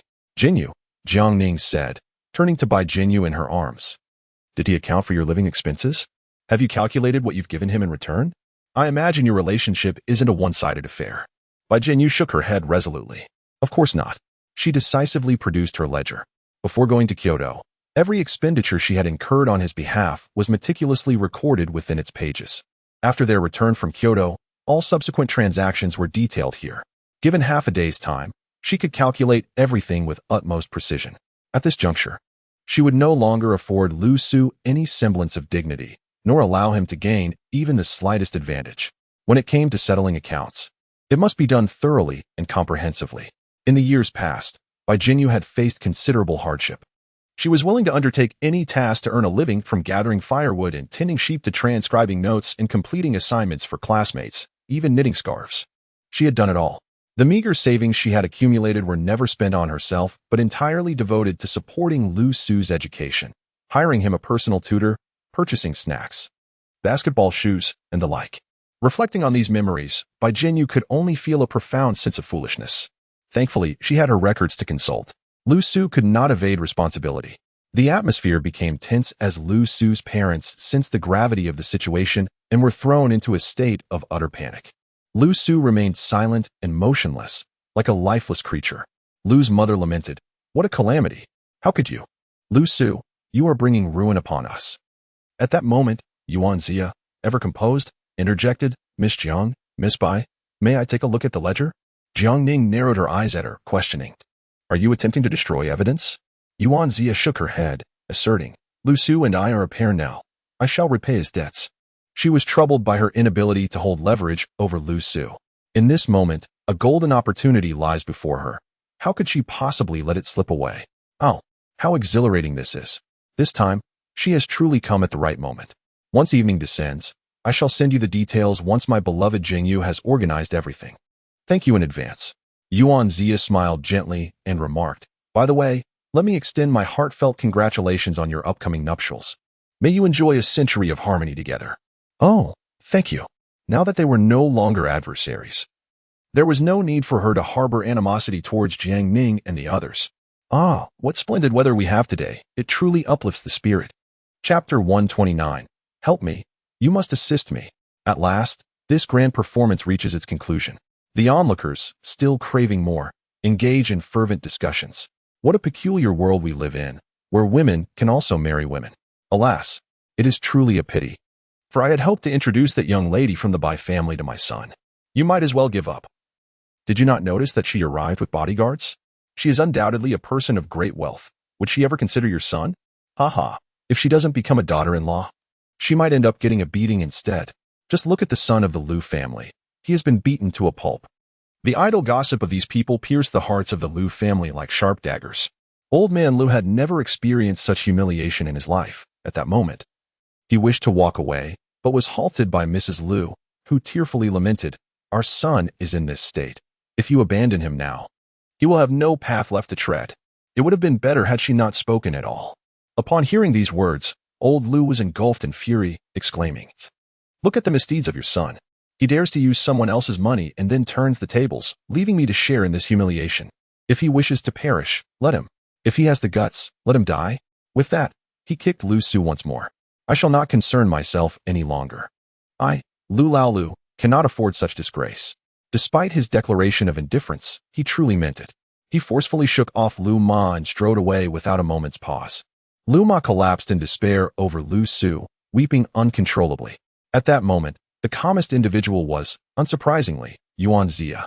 She calmly knelt beside Lu Su, retrieving a pack of tissues from her pocket to wipe the dirt from his face. Lu Su struggled to turn his eyes, slightly raising his head to gaze at her. "Yuan, are you not leaving?" Yuan Zia chuckled softly, shaking her head. "I have vowed that no matter how Lu Su transforms, I will steadfastly love him and stand by his side until the very end of our lives." In that moment, her declaration shone like a beacon of light in Lu Su's darkness. Just as he was on the verge of losing his will to live, hope flickered anew. He suddenly reached out, grasping Yuan Zia's hands tightly. "Yuan, please help me. You must help me. How do you wish for me to assist you?" Lu Su took a deep breath, gritting his teeth as he replied, "Help me kill Jiang Ning. Help me kill Bai Jinyu. I want them to die," agonizingly. Whenever he recalled the words recently uttered by Jiang Ning, an unbearable agony would seize his very core, rendering him breathless. He was left pondering at what moment Jiang Ning had developed an affection for Bai Jinyu. Yet, the thought that he had devoted himself wholeheartedly to the future of both Bai Jinyu and Jiang Ning, exerting every effort in his plans, only to discover that Bai Jinyu had surreptitiously nestled into Jiang Ning's embrace, deceiving and mocking him alongside her, ignited a hatred within him as fierce as a raging torrent, threatening to engulf all semblance of his reason. 3 long years. He had been toyed with by 2 women for 3 entire years. What man could endure such humiliation? He felt an insatiable desire for their demise, an urgent need to witness their deaths in order to quell this bitter resentment. However, murder is a crime. Yuan Zia earnestly remarked, "Does classmate Liu wish for me to commit a crime and be incarcerated?" Yet, her words not only failed to dissuade Lu Su, but instead added fuel to the fire. Lu Su bellowed in fury, "Get out. Just get out. It's your fault for being useless. If you had been as competent as Jiang Ning as parents, I wouldn't have been bullied like this." Yuan Zia sighed, "Classmate Liu." She felt a pang of sympathy for Lu Su's current plight, yet that did not imply she would lose her reason and aid him in seeking revenge. After all, the Jiang family was not one she could afford to offend. Should she lay a hand on Jiang Ning, whether successful or not, she would inevitably find herself imprisoned. In that case, she would be stripped of the ability to be in close proximity to classmate Liu, which would betray her own desires. No, it was simply impossible. The aspirations of a caretaker would always surpass those of livestock. She would not confuse their respective roles. "Zia, you are all I have left. I implore you, please assist me." "No, Liu," came the reply. "Yuan Zia." Liu gritted his teeth. "Did you not profess your love for me? Did you not claim that you would sacrifice everything for me? You are deceiving me, are you not?" Yuan Zia smiled and shook her head gently. "I have never misled you, Liu. I truly would do anything for you." "Then allow me to pose a question. If I were to commit murder on your behalf and subsequently face execution, would you accompany me in death?" Liu paused momentarily, then instinctively began to envision a grand future. I would indeed. I would certainly choose to share life and death with you. After all, if Yuan Zia were to be apprehended, her fate would no longer be in her hands. The notion of a tragic end was not one she would reject. On the contrary, it thrilled her. Yet, she remained skeptical of words alone. She needed to witness tangible outcomes before deciding to act. In essence, she intended to bind Liu securely, imprison him in the basement, ensuring his absolute inability to escape, before she would contemplate avenging him. No, that would not suffice. It lacked security. It would be far more prudent to eliminate Liu first, and then seek vengeance without worry. In doing so, they would surely reunite in paradise. Upon hearing Yuan Zia's agreement, The heavy stone that had pressed upon Lu's heart seemed to lighten considerably. He exhaled deeply, his mind gradually clearing. Immediately, he struggled to rise, with the assistance of Lu Ma and us.Ⅱ laboriously making his way home. At that moment, the lively commotion at the Bai family's doorstep was certainly known to Annie and her daughter. "Mother, did you hear? That Miss Jiang is not merely a friend of Bai Jinyu. She is her girlfriend." Bai Jiamei exclaimed with great excitement, vigorously shaking her mother's arm. "Bai Jinyu was raised by you and Dad. She is essentially your daughter. If she is to marry, shouldn't you expect a bride price in return?" Auntie waved her hand dismissively, urging her to step back. How utterly preposterous. Bai Jinyu, with so many tall and handsome suitors at her disposal, chooses to pursue a woman? And a woman as malicious as Jiang Ning at that. It was a disgrace to the Bai family's lineage. The mere thought of Jiang Ning's insincere smile made Annie feel faint. She harbored both disdain and fear towards Jiang Ning and dared not demand any bride price. "Mother, are you losing your mind?" Bai Jiamei's eyes sparkled with mischief, her mind brimming with dubious schemes. If they wish to marry openly, why not support them? Since it is still the new year and relatives are gathered, you could seize this opportunity to host a banquet. Marrying off a daughter doesn't require exorbitant costs. Rather, you could receive a bride price and gifts, which would amount to a substantial sum. It's free money, Mother. Upon hearing her, Auntie paused in contemplation. Perhaps there was some validity to her reasoning? Chapter 130. Jiang Ning, what is our relationship now? Mother, Jiang Ning is pressuring our family to repay over 3,000 yuan to Bai Jinyu each month. You and Dad are aging. My brother has yet to graduate and must prepare for civil service exams. My sister is in university, and I too need to study. Where are we to gather such a substantial sum of money? If you do not seize this opportunity, once Jiang Ning and the others leave, we shall truly face dire straits. Bai Jiamei clung to her mother's arm, repeatedly urging her. The more she spoke, the more her aunt felt swayed. Although she could not fully comprehend the relationship between Bai Jinyu and Jiang Ning, this indeed presented a pretext for a celebratory gathering and monetary collection. Her aunt pinched her fingers, lost in contemplation. This matter always seemed preposterous. Your father would never consent to it. Her conservative mindset made it exceedingly difficult for her to resolve to undertake such an endeavor. What is there to fear in absurdity? They would not mock us. They would only ridicule Bai Jinyu and her uncle. Bai Jiamei scoffed. After all, we are merely facilitating an adult's happiness. Perhaps Jiang Ning would even express her gratitude to us. At this point, Bai Jiamei couldn't help but ponder whether Jiang Ning, in her joy, might decide to waive the 30,000 altogether. If that were the case, it would indeed be a fortuitous turn of events. Meanwhile, Bai Jinyu and Jiang Ning lay together in the desolate room, enveloped in silence. Having engaged in such an extraordinary act today, Jiang Ning remained calm, while Bai Jinyu found it difficult to maintain her composure. In this isolated and remote village, she had always kept a low profile, much like a transparent figure. Engaging in such a reckless act was something she had never even dared to dream of. Bai Jinyu extended her hand, pressing it against her wildly racing heart, attempting to calm its frantic rhythm. Yet, it proved futile. Instead, a torrent of frenzied thoughts surged through her mind. She envisioned grasping Jiang Ning's hand on a sun-drenched summer afternoon, dashing through the bustling streets and alleys of their village, racing towards a picturesque hillside, where they would embrace tightly and tumble into a bed of grass together. She yearned to be with Jiang Ning, closing all the doors and windows of their classroom during the golden hour of dismissal, drawing the curtains tightly. She even dreamed of taking Jiang Ning on a boat, setting sail into the ocean, lying together on the sea beneath the starlit sky, feeling the damp sea breeze, succumbing to the allure of the mysterious darkness. Heavens above, Bai Jinyu pinched herself fiercely, striving to halt her spiraling fantasies. Yet, it felt as though she had unlocked a peculiar door, causing her very being to unravel from within. Her sanity was on the verge of being overwhelmed by her madness. Did she regret it? Jiang Ning, who had been resting with her eyes closed, slowly opened them and turned her face towards her. Xiao Jinyu. Bai Jinyu shook her head. No regrets. In that moment, she had no better choice. Her sole thought was to preserve Jiang Ning's dignity. As long as there are no regrets, Jiang Ning said. Reaching out to grasp the hand Bai Jinyu had placed over her heart, I knew Xiao Jinyu was no ordinary person. Bai Jinyu turned to look at her. Jiang Ning. Do you have regrets? Jiang Ning replied with a chuckle. I have always believed that every path in life can be traversed. The only difference lies in how far one can go. Thus, you shall not harbor any regrets. Indeed, there shall be no remorse. Jiang Ning would not disclose to her that she was fully aware of everything, including the path most prudent to traverse, yet still opted for the choices made today. Much like how individuals are cognizant of the pufferfish's toxicity, knowing that a misstep could lead to demise, they nonetheless seek to savor its exquisite delicacy. In moments devoid of survival pressures, humanity often endeavors in self-destructive pursuits to attain a heightened euphoria, such as perhaps the flawed nature of mankind.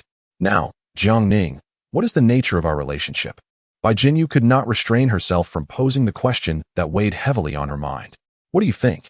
Jiang Ning retorted, facing Jiang Ning's beaming smile. Bai Jinyu felt a surge of irritation. She had boldly confessed her feelings for Jiang Ning in front of a crowd. At that moment, Jiang Ning had also consented to wed her. Yet now, Jiang Ning audaciously posed the vexing question of what she thought. She truly was the most infuriating woman in the world. Jiang Ning, you are a scoundrel. Bai Jinyu, in a fit of anger, sat up, glaring at Jiang Ning. Torn between fury and indignation, I have just confessed my feelings to you, and you agreed. Are you now going to renege on your promise? Jiang Ning let out a soft chuckle. Isn't it abundantly clear to you? Why pose such a question if you already know the answer? This laughter served only to ignite Bai Jinyu's exasperation further. She immediately leaned forward, gripping Jiang Ning's shoulders and shaking her vigorously. What do you mean? Are you truly going to backtrack? Her strength was formidable. However, it is regrettable that she is not as capable as Jiang Ning. Thus, in the next moment, the situation underwent a dramatic shift. Jiang Ning swiftly flipped over and pinned her down, rendering her immobile. Bai Jinyu, infuriated, twisted and turned, exclaiming, "Oh, Jinyu, I just praised your intelligence, and now you have reverted to foolishness. What I mean is, you are perfectly aware that I have accepted your confession. Our relationship is already set in stone, so there is no need to feign ignorance. Do you understand?" Bai Jinyu's delicate face flushed. "Ah, is that what you meant?" So, Jiang Ning truly has no intention of retracting her words. With a sense of defeat, Bai Jinyu's momentum diminished, her voice tinged with a plaintive tone. It is indeed quite challenging. Why? Jiang Ning maintained a serious demeanor, replying, "The reason is simple. Despite my appearance, I can be shy as well." Bai Jinyu retorted, "I believe you as much as I would a ghost. You are a terrible woman, quite mischievous." Nevertheless, at that moment, Bai Jinyu's heart felt unburdened. A profound sense of happiness enveloped her being, causing her lips to curve upwards in a moment of blissful oblivion. "So, Jiang Ning, from this day forth, we shall be in a romantic relationship, shall we?" "Indeed. Then you must not bully me," Bai Jinyu commanded immediately, "especially. You are forbidden from hitting my backside with your slippers or using me as practice for calligraphy. Oh, and you must not tell me to kneel." Jiang Ning sighed. "Look at you, once again acting foolishly. And furthermore, you are not allowed to call me foolish." Observing her adorable yet foolish demeanor, Jiang Ning couldn't help but chuckle. "Do you truly believe that merely relying on an intangible relationship can effectively restrain me? Oh, Bai Jinyu, you are still too naive." Bai Jinyu huffed in annoyance, falling silent. It was evident that she understood the futility of attempting to confine Jiang Ning with mere words. If she wished to rise and sing her own song, Bai Jinyu had much to strive for. Jiang Ning playfully tapped her nose and said earnestly, "Strive to surpass me. Endeavor to conquer me. On that day, even if you utter not a word, I shall kneel before you and sing of your triumph." Ultimately, what Jiang Ning desired was not the submissive devotion of Bai Jinyu. She did not wish for Bai Jinyu to become a pet bird with clipped wings, endlessly circling around her and chirping for sustenance. Instead, she hoped for Bai Jinyu to soar into the vastness of the world, evolving into a better version of herself. "Oh, I nearly forgot a gift for you," Jiang Ning declared as she rose from the bed and opened her suitcase. She retrieved an unopened scratch-off lottery ticket. "Here, test your luck, my newlywed wife. Is this truly a wedding gift?" Bai Jinyu received the ticket, bemused. Who gives such a thing? Yet, upon reflection, she pondered whether Jiang Ning had, prior to their arrival, already prepared to make their relationship public. The feelings that had only just settled became tumultuous once more due to this marvelous speculation. Chapter 131 Bai Jinyu was remarkably astute most of the time. As she painstakingly scratched off a lottery ticket, her motions were slow and intermittent, taking nearly an hour to reveal the outcome. Her hands were now coated in a fine layer of dust, with some even smudged upon her face. Did I win? Not comprehending the intricacies of the scratch-off ticket's prize system, she called upon Jiang Ning for assistance. Jiang Ning, intrigued by the question, couldn't help but be curious. After all, Bai Jinyu was the protagonist, endowed with a fortune index of 100, the cherished daughter of fate itself. Surely, her luck must surpass her own. So, how much could Bai Jinyu possibly win? Jiang Ning promptly took the stack of tickets and began to scrutinize them meticulously. This one is a dud. Ah, this one too. Goodness, this one. Suddenly, Jiang Ning's expression morphed into one of exaggerated astonishment, causing Bai Jinyu's heart to race as she hurried over. Did you win? Not at all. You. Realizing she had been playfully deceived, Bai Jinyu glared at Jiang Ning, suppressing the urge to bite her in frustration. Can't you be serious for once? Jiang Ning shrugged her shoulders. I am quite serious. I simply possess a touch of humor from time to time. After sharing a light-hearted jest, Jiang Ning resumed her examination of the tickets. A short while later, her brow furrowed in concentration. Indeed, one ticket was a winner. However, it was not the grand prize, but a sum of 20,000 yuan. The scratch-off lottery, an amusement that Jiang Ning had never taken seriously. Had yet to bestow upon her any fortune. Nonetheless, she speculated that the 2 million yuan would incur a tax of 3,000 to 4,000.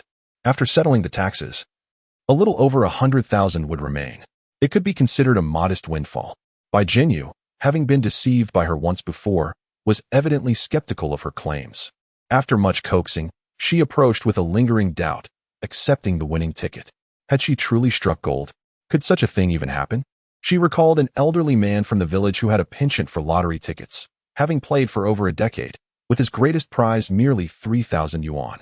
Who would have thought she could win 20,000? Was she daft? Just because the odds were slim didn't imply one couldn't win.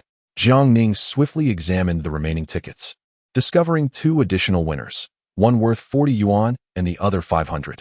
She presented these to Bai Jinyu, who clutched the 3 tickets in a daze. Are you truly giving these to me? Should I not offer them to someone else? Upon hearing Jiang Ning mention giving them away, Bai Jinyu instinctively concealed the tickets within her bosom, resembling a protective cat. Don't you dare give them to anyone else. In that moment, she couldn't suppress a smile. You've gifted me something. I ought to reciprocate. Jiang Ning, what would you like as a gift? Ah. The gift I desire may be something you would hesitate to provide, Jiang Ning mused, feigning a mysterious demeanor. Recognizing her expression, Bai Jinyu knew that mischief was afoot and could not help but cast a disdainful glance her way. That wretched Jiang Ning. Just when she felt a swell of gratitude, Jiang Ning would mercilessly dismantle it. Well, then I shall prepare a gift for you, thought Bai Jinyu. Do you really think, Jiang Ning, that I am so naive as to fall for your tricks? Most of the time, I am quite astute. I would never stumble into the same snare of yours repeatedly, humph. Upon noticing her indifference, Jiang Ning displayed an unmistakable expression of disappointment, elongating her tone in a rather Japanese manner, which infuriated Bai Jinyu even more. Indeed, Jiang Ning, you wicked woman, harboring ill intentions.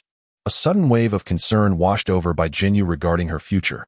Is it truly wise to engage in a romance with such a person? It feels as if I might unwittingly tumble into her traps at any moment, unable to extricate myself. However, upon further reflection, even the wisest may falter.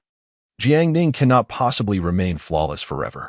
All right, Bai Jinyu resolved, I shall observe Jiang Ning like a player confronting a formidable final boss, keenly noting every flaw she exhibits. Perhaps, one day in the future, it will be my turn to sing a triumphant tune. Later that evening, the village chief once again visited the Bai household. His purpose for tonight was to address the matter concerning the ownership of the homestead. Bai Jinyu and Bai Laoyao had already reached an agreement. Only the signing of documents remained. If you both have made up your minds, let us proceed with the signing, said the village chief, producing the agreement and placing it before them. Bai Jinyu, you are still young and inexperienced. Such matters should be approached with caution. Perhaps you should reconsider? Bai Jinyu shook her head firmly. I have given it thorough thought. She picked up the pen and signed her name, then handed the pen to her uncle. At that moment, Bai Laoyao felt an array of conflicting emotions. Thus, the familial bond between him and the Bai Jinyu family was irrevocably severed. Was this truly for the best? Holding the pen, Bai Laoyao struggled to summon the resolve to proceed. Observing his hesitation, the village chief could not refrain from exclaiming, Bai Laoyao, what are you daydreaming about? With a bittersweet smile, Bai Laoyao slowly replied, I suddenly realized that this plot of land holds little significance for me.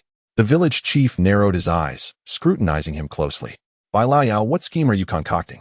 At this juncture, I advise you against complicating matters further, for I shall be unable to assist you. No, I have no schemes. Bai Laoyao suppressed the pangs of sorrow within and ultimately signed his name. He then lifted his gaze to Bai Jinyu and said, Jinyu, I regret not being able to care for you during these years away from home. Alas, I feel I have not been fair to you. Bai Jinyu's heart trembled. The hardships and countless sufferings of the years flashed through her mind. However, she soon found solace. Uncle, there is no need to say such things. She offered a relieved smile. It is merely a transaction. There is nothing to feel guilty about. The very word transaction pierced Bai Laoyao's heart deeply. He wrung his hands helplessly, wishing to express more, but found himself at a loss for words. At that moment, Bai Jiame hurried down from the second floor, pulling her mother along, and exclaimed, Dad, Mom has something to say to you. Hearing her vociferous cries, the village chief furrowed his brow. It was evident that the mother and daughter were two peas in a pod, both possessing such disagreeable temperaments. He wondered what commotion they were about to instigate. It is thus, Bai Laoyao, the aunt declared, having finally steeled herself to bring the matter to the forefront. It is indeed a felicitous occasion that Jinyu has found her destined partner. Ought we not commemorate this union in some manner? Bai Laoyao paused, momentarily taken aback. Indeed, he had almost forgotten the scene that had unfolded at his doorstep earlier that day. Jinyu, are you and Miss Zhang truly committed to this union? Bai Laoyao inquired with a hint of uncertainty. Indeed, Bai Jinyu affirmed, without pretense, nodding with solemnity in confirmation. See, Bai Jiame exclaimed with unbridled excitement, leaping about like a monkey. Sister Yu has been with our family since childhood, though not my biological sister. She is more cherished than one. Father, as she is to be wed, ought we not offer some token of our esteem? Bai Laoyao appeared pensive. Though he had ventured out to work and witness some of the world's ways, his mindset had not yet evolved to readily embrace the union of two women. However, he harbored a sense of indebtedness towards Bai Jinyu.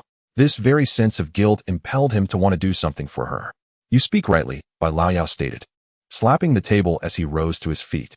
Even Bai Jinyu's aunt had never laid eyes upon the object in question. At that moment, she gazed at her husband with a bewildered expression. What is it that you are holding? She asked. Bai Laoyao paid her no heed. He directly entrusted the object into Bai Jinyu's hands. Bai Jinyu was equally perplexed and could only untie the rope binding the green velvet cloth to take a glimpse inside. There lay a beautifully ornate gold bracelet, adorned with gemstones and pearls, a vintage ruby ring, and a pair of exquisitely crafted ruby earrings that exuded an aura of antiquity. What is this? Bai Laoyao smiled, as if a great weight had been lifted from his heart, and spoke with ease. This is a treasure left behind by the ancestors of the Bai family, personally entrusted to me by your grandfather before his passing. Today, I pass it on to you. In theory, Bai Dage should have received a share as well.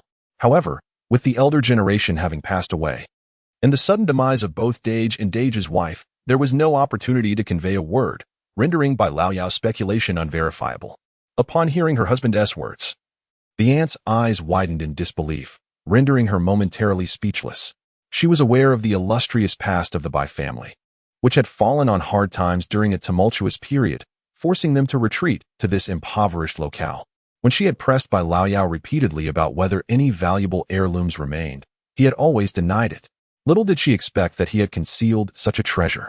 Reflecting upon the years she had devoted to him, bearing children and nurturing a family, only to gain nothing in return, she could no longer contain her fury.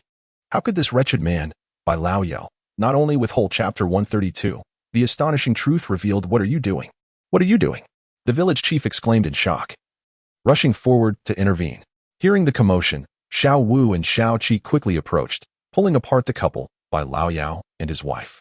Bai Laoyao's face was marred with scratches, and his neck bore the marks of a tight grip, forcing him to lean against the wall, gasping for breath. His eyes filled with fear as he glanced at his wife.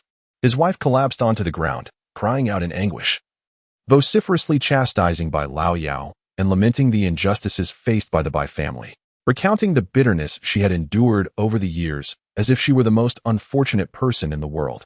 However, the audience had grown weary of her lamentations. Particularly Bai Laoyao, who had heard her grievances far too often, found it increasingly difficult to feel any sympathy or guilt. Unable to restrain his anger, he retorted, Lai Di, do you still have the face to cry? For all these years, you have monopolized the money and grain from the elder brother's family without ever caring for his daughter. Not even for a single day. While you buy your son bicycles and motorcycles, indulging him with chicken legs, what has Jinyu eaten? While you purchase dolls, new backpacks, and dresses for your daughter, what has Jinyu received in return? Your children are your treasures, but do you consider the elder brother's family as mere weeds? You are selfish, selfishly to the core. You are hardly even human. Upon hearing Bai Laoyao's words of reproach, his wife ceased her cries, her eyes aflame with fury as she glared at him. So, it seems all the blame falls upon me, while you, Bai Laoyao, remain unscathed? Bai Jinyu stood silently to the side. Xiao Wu stood protectively before her, ensuring that she would not suffer even the slightest harm. The aunt cast a cold glance at Bai Jinyu, and then turned her head, glaring at Bai Laoyao. What are you pretending for? Haven't you seen my actions? If you truly cared for your elder brother's daughter, why didn't you act sooner? Which shop on this street is locked, preventing you from entering? If you feel pity for her lack of a bicycle, a chicken leg to eat, or new clothes, why don't you buy them for her? At this juncture, the aunt suddenly broke into a mad laugh. Bai Laoyao, don't try to tarnish my reputation. I have shared a life with you, and I know exactly what you are. The village chief observed this shrewish woman, feeling as though his head might explode from the tension. He signaled to Bai Laoyao, urging him to devise a solution. Yet, Bai Laoyao remained unresponsive, as if he were blind to the situation. Being a man, he preferred silence, or, when he spoke, his words held weight. Furthermore, he increasingly felt that he owed a great debt to his elder brother's family. If he did not make amends, he feared he would never find peace even in death, as their family had nearly derailed Bai Jinyu's entire life. I have told you before, my elder brother has been kind to me, Bai Laoyao stated calmly. The tuition fees for my studies and the apprenticeship fees for my craft were all arranged by my elder brother. What does that amount to? You only paid 40 yuan for your apprenticeship. The aunt's anger escalated. Her eyes seethed with resentment as she fixed her gaze on the set of jewelry in Bai Jinyu's hands. You, however, so casually gifted this set, which must be worth at least 30 or 40,000 yuan. A heavy silence enveloped the crowd. The jewelry set exuded an unmistakable aura of antiquity, its worth far exceeding 30 or 40,000 yuan. One could easily surmise that the bracelet alone was valued at least in the high six figures. Jiang Ning, who had appeared at the periphery of the crowd, crossed her arms and scrutinized the exquisite adornments held by Bai Jinyu. An inexplicable sense of familiarity washed over her. The pieces were clearly not mass-produced trinkets, but rather possessed a distinctive personal flair. Particularly captivating was the craftsmanship of the bracelet and the jade inlay. It all felt strangely reminiscent. Suddenly, a realization struck her. At the auction in Kyoto, her associates had once engaged in a spirited debate, bidding a staggering 100 million for a piece of gold-inlaid jade. Astonished by her own epiphany, Jiang Ning pondered whether that jade, along with these jewels, constituted a singular set. She recalled the system mentioning the jade's significance within the storyline. It was, in essence, a pivotal artifact for Lu Su's eventual ascendance. Jiang Ning had always perceived that jade as Lu Su's talisman, yet now it seemed there was a dissonance.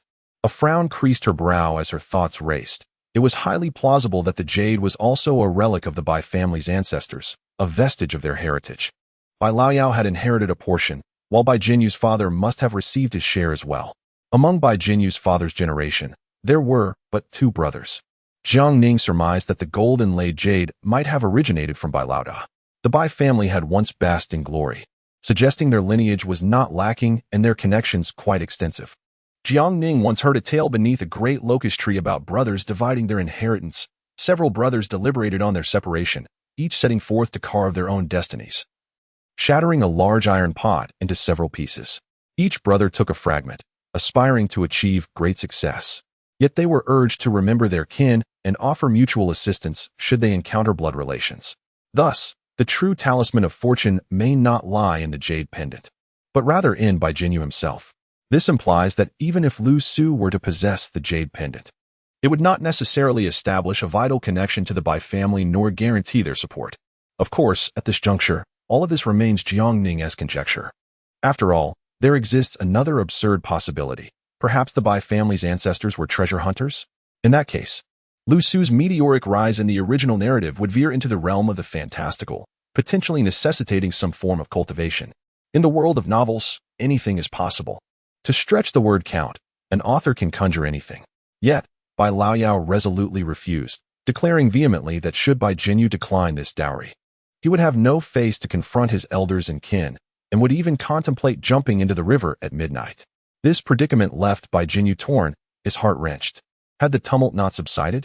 Just as it appeared they were about to calm down, Jiang Ning stepped forward, ready to utter a few words. She glanced at her weeping aunt, then at the stern-faced Bai Laoyao. Ultimately, their discord stemmed from financial matters. I have heard that your eldest son is studying in a city near the capital. Upon hearing this, Bai Laoyao's heart tightened. Miss Jiang, this has nothing to do with my son. Please do not put him in a difficult position. Jiang Ning pondered, who claims I intend to make things difficult for him. I have also heard that he studies design and has once secured the runner-up position in an international competition. Such information, of course, was not merely hearsay. She had deliberately encouraged others to investigate. The aunt, startled, regained her composure and immediately exclaimed, Jiang Ning, you of the Jiang family, if you have any grievances against me, do not target my son, otherwise, I shall haunt you even in death. What are you doing? Am I some sort of underworld figure? Jiang Ning was utterly speechless. She had always been kind-hearted, so why was she perpetually misunderstood? It was simply too unfair. My point is, you are currently in need of money, and he is in a position to earn. Why not take advantage of his skills and allow him to join the design department of our Jiang group to earn a living? By the way, what about your second daughter? She is quite lovely, us.Ⅱ. Hey, don't give me that look. Our Jiang family is not a trafficking organization. What I mean is, if she is willing, she could come to promote our new products, perhaps even engage in live streaming and selling goods. It would certainly help her earn some pocket money. As Jiang Ning spoke, she turned her gaze towards Bai Jiame. Upon meeting her eyes, Bai Jiame instinctively covered her face. Fearing Jiang Ning might suddenly slap her, Jiang Ning chuckled lightly. As for you, well, let us leave it at that. I cannot think of what you might be capable of. Chapter 133. Don't follow my example, hey. How do you speak to me? Bai Jiame retorted indignantly, unable to restrain herself as she puffed out her chest and declared loudly, what makes you think I can't do anything? I excel at playing video games. Jiang Ning, do not call me a waste. The impact of her words was strikingly profound. Bai Jiame was so infuriated that she nearly fainted.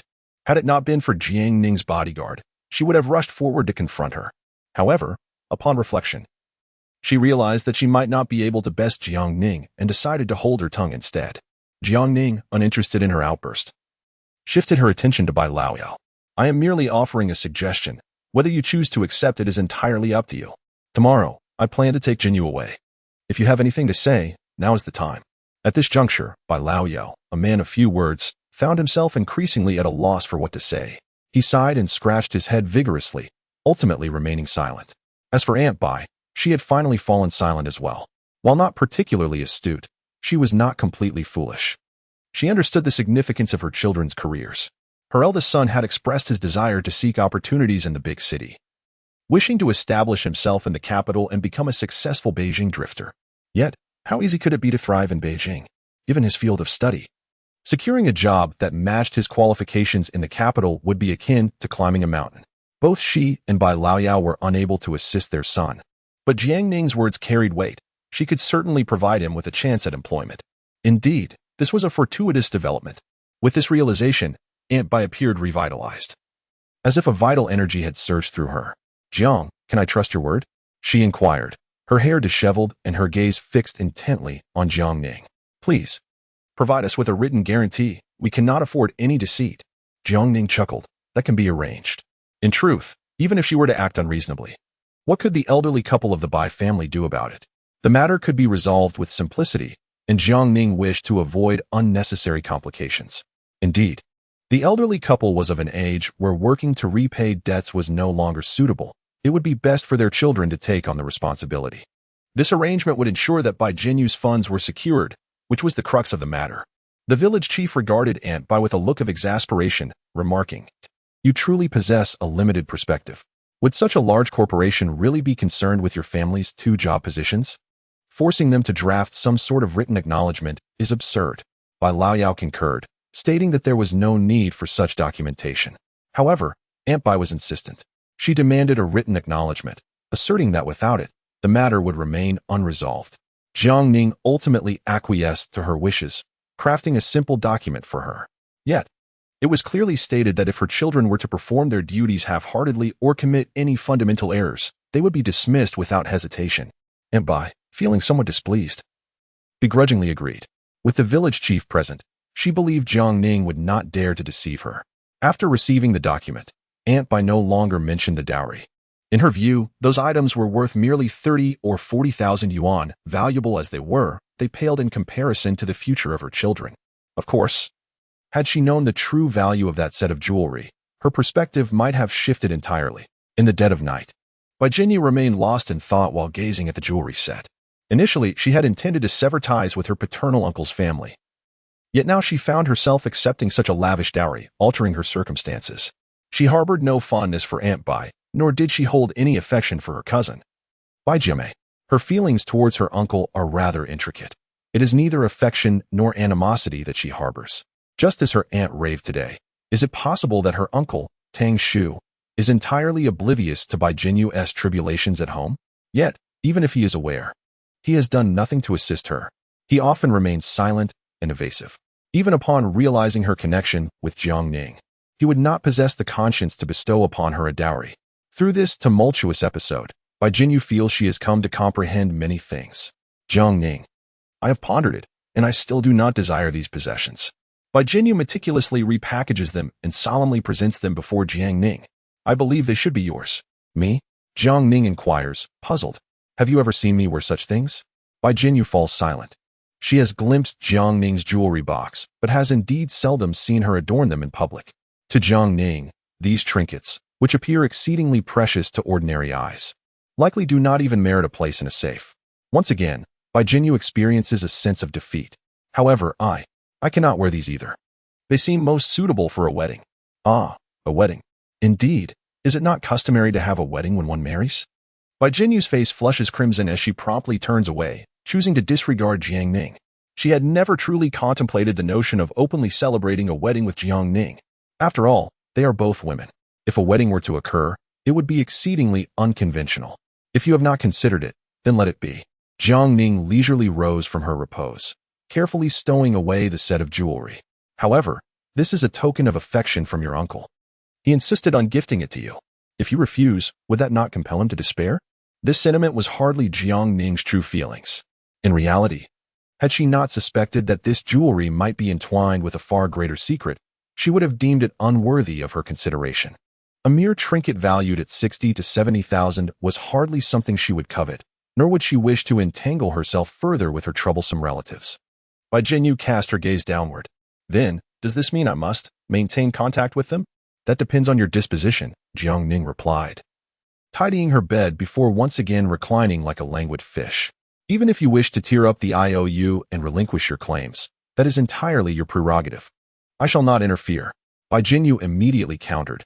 No, that rightfully belongs to me, and I must have it. Observing her unwavering resolve, Jiang Ning's lips curled into a smile. Indeed, that was preferable. Each individual must traverse their own path. Jiang Ning shifted into a more comfortable position, continuing her rest. Little Jinyu, do not foolishly follow in my footsteps and learn the wrong lessons. This remark particularly irked Bai Jinyu, though she refrained from vocalizing her thoughts. She could not help but ponder, was it only now that Jiang Ning considered the possibility of her learning mischief? At this moment, she feared she might already have succumbed to it. Chapter 134. Is she to be the only one wronged? Mother, can we simply let this matter rest? Bai Jiame seethed, her mind lingering on that set of jewelry, while also contemplating her reliance on Bai Jinyu and Jiang Ning for matters regarding the banquet, the collection of gifts, and the bridal price. In the dead of night, she remained restless, clinging to her mother, who was equally sleepless. Her father's erratic behavior bewildered her. Why would he give away their possessions to others? Mother, could you not say a word? Are we truly to let this go? What about the monetary gifts and dowry?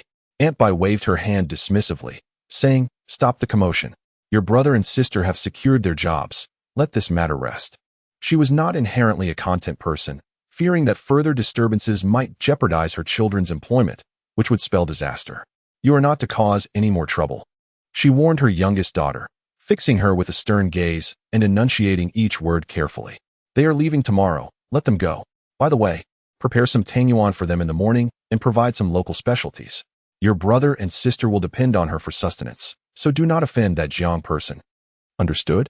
Bai Jiame wished to voice her objections but fell silent upon seeing her mother raise her hand threateningly.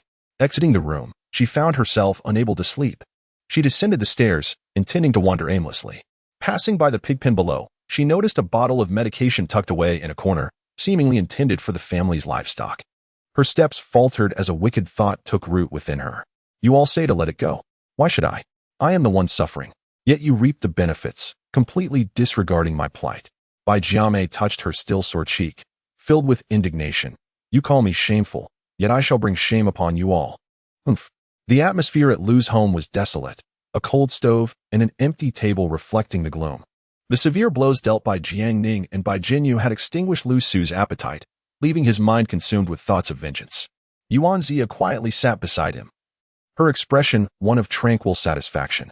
Within a single day, emotions swung from profound sorrow to unexpected joy multiple times. Even a heart forged of steel would falter under such strain. Lu Su's parents gradually ceased to harbor hopes for her. Life, however, must persist. As for old man Lu, he was already inebriated, and in his drunken stupor, he became a torrent of curses. At the sound of Lu Su's voice, he unleashed a frenzy of profanities, wishing nothing less than to devour her alive. I've had enough. Lu Su grasped Yuan Zia's hand, a look of desolation etched on his face. Yuan Zia nodded softly. All right. Zia, you are the best to me, Lu Su remarked, a blend of sincerity and pretense, yet it undeniably pleased Yuan Zia.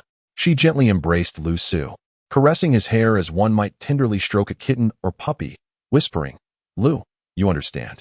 In this world, I am the only one who will remain forever loyal to you, and you must be unconditionally faithful to me. Do you understand? These words struck Lu Su as somewhat peculiar, yet he dismissed any further contemplation. At that moment, his foremost concern was to appease Yuan Zia, to exploit her infatuation and derive as much advantage from her as he could. His thoughts were rather optimistic. First, he would secure Yuan's family wealth, and then he would incite Yuan Zia to confront Jiang Ning recklessly.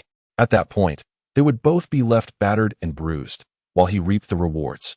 Ultimately, the victory would still belong to him. How could he possibly discern Yuan Zia's intentions? Yuan Zia had already calculated in her mind what kind of coffin they should purchase for each other and what kind of cemetery they would inhabit. Indeed, only the deceased cannot utter falsehoods, only the deceased remain still, and only through death can our love attain eternity. Yuan Zia joyfully mused. I must journey into death alongside classmate Lu, to relish the purest and most exquisite love. Yet, they harbored entirely divergent plans. Absurdly, at that moment, the two of them could still gaze at each other with eyes full of happiness, embracing tightly. Time advanced to the following day. Jiang Ning had already arranged for their return tickets, preparing to escort Bai Jinyu and the others away from this place of turmoil. Come, each of you. A bowl of sweet rice dumpling soup.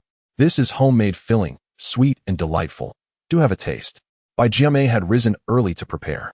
By the time Jiang Ning and the others awoke, the rice dumplings were already laid out on the table. Bai Lao Yao and his wife had begun to indulge.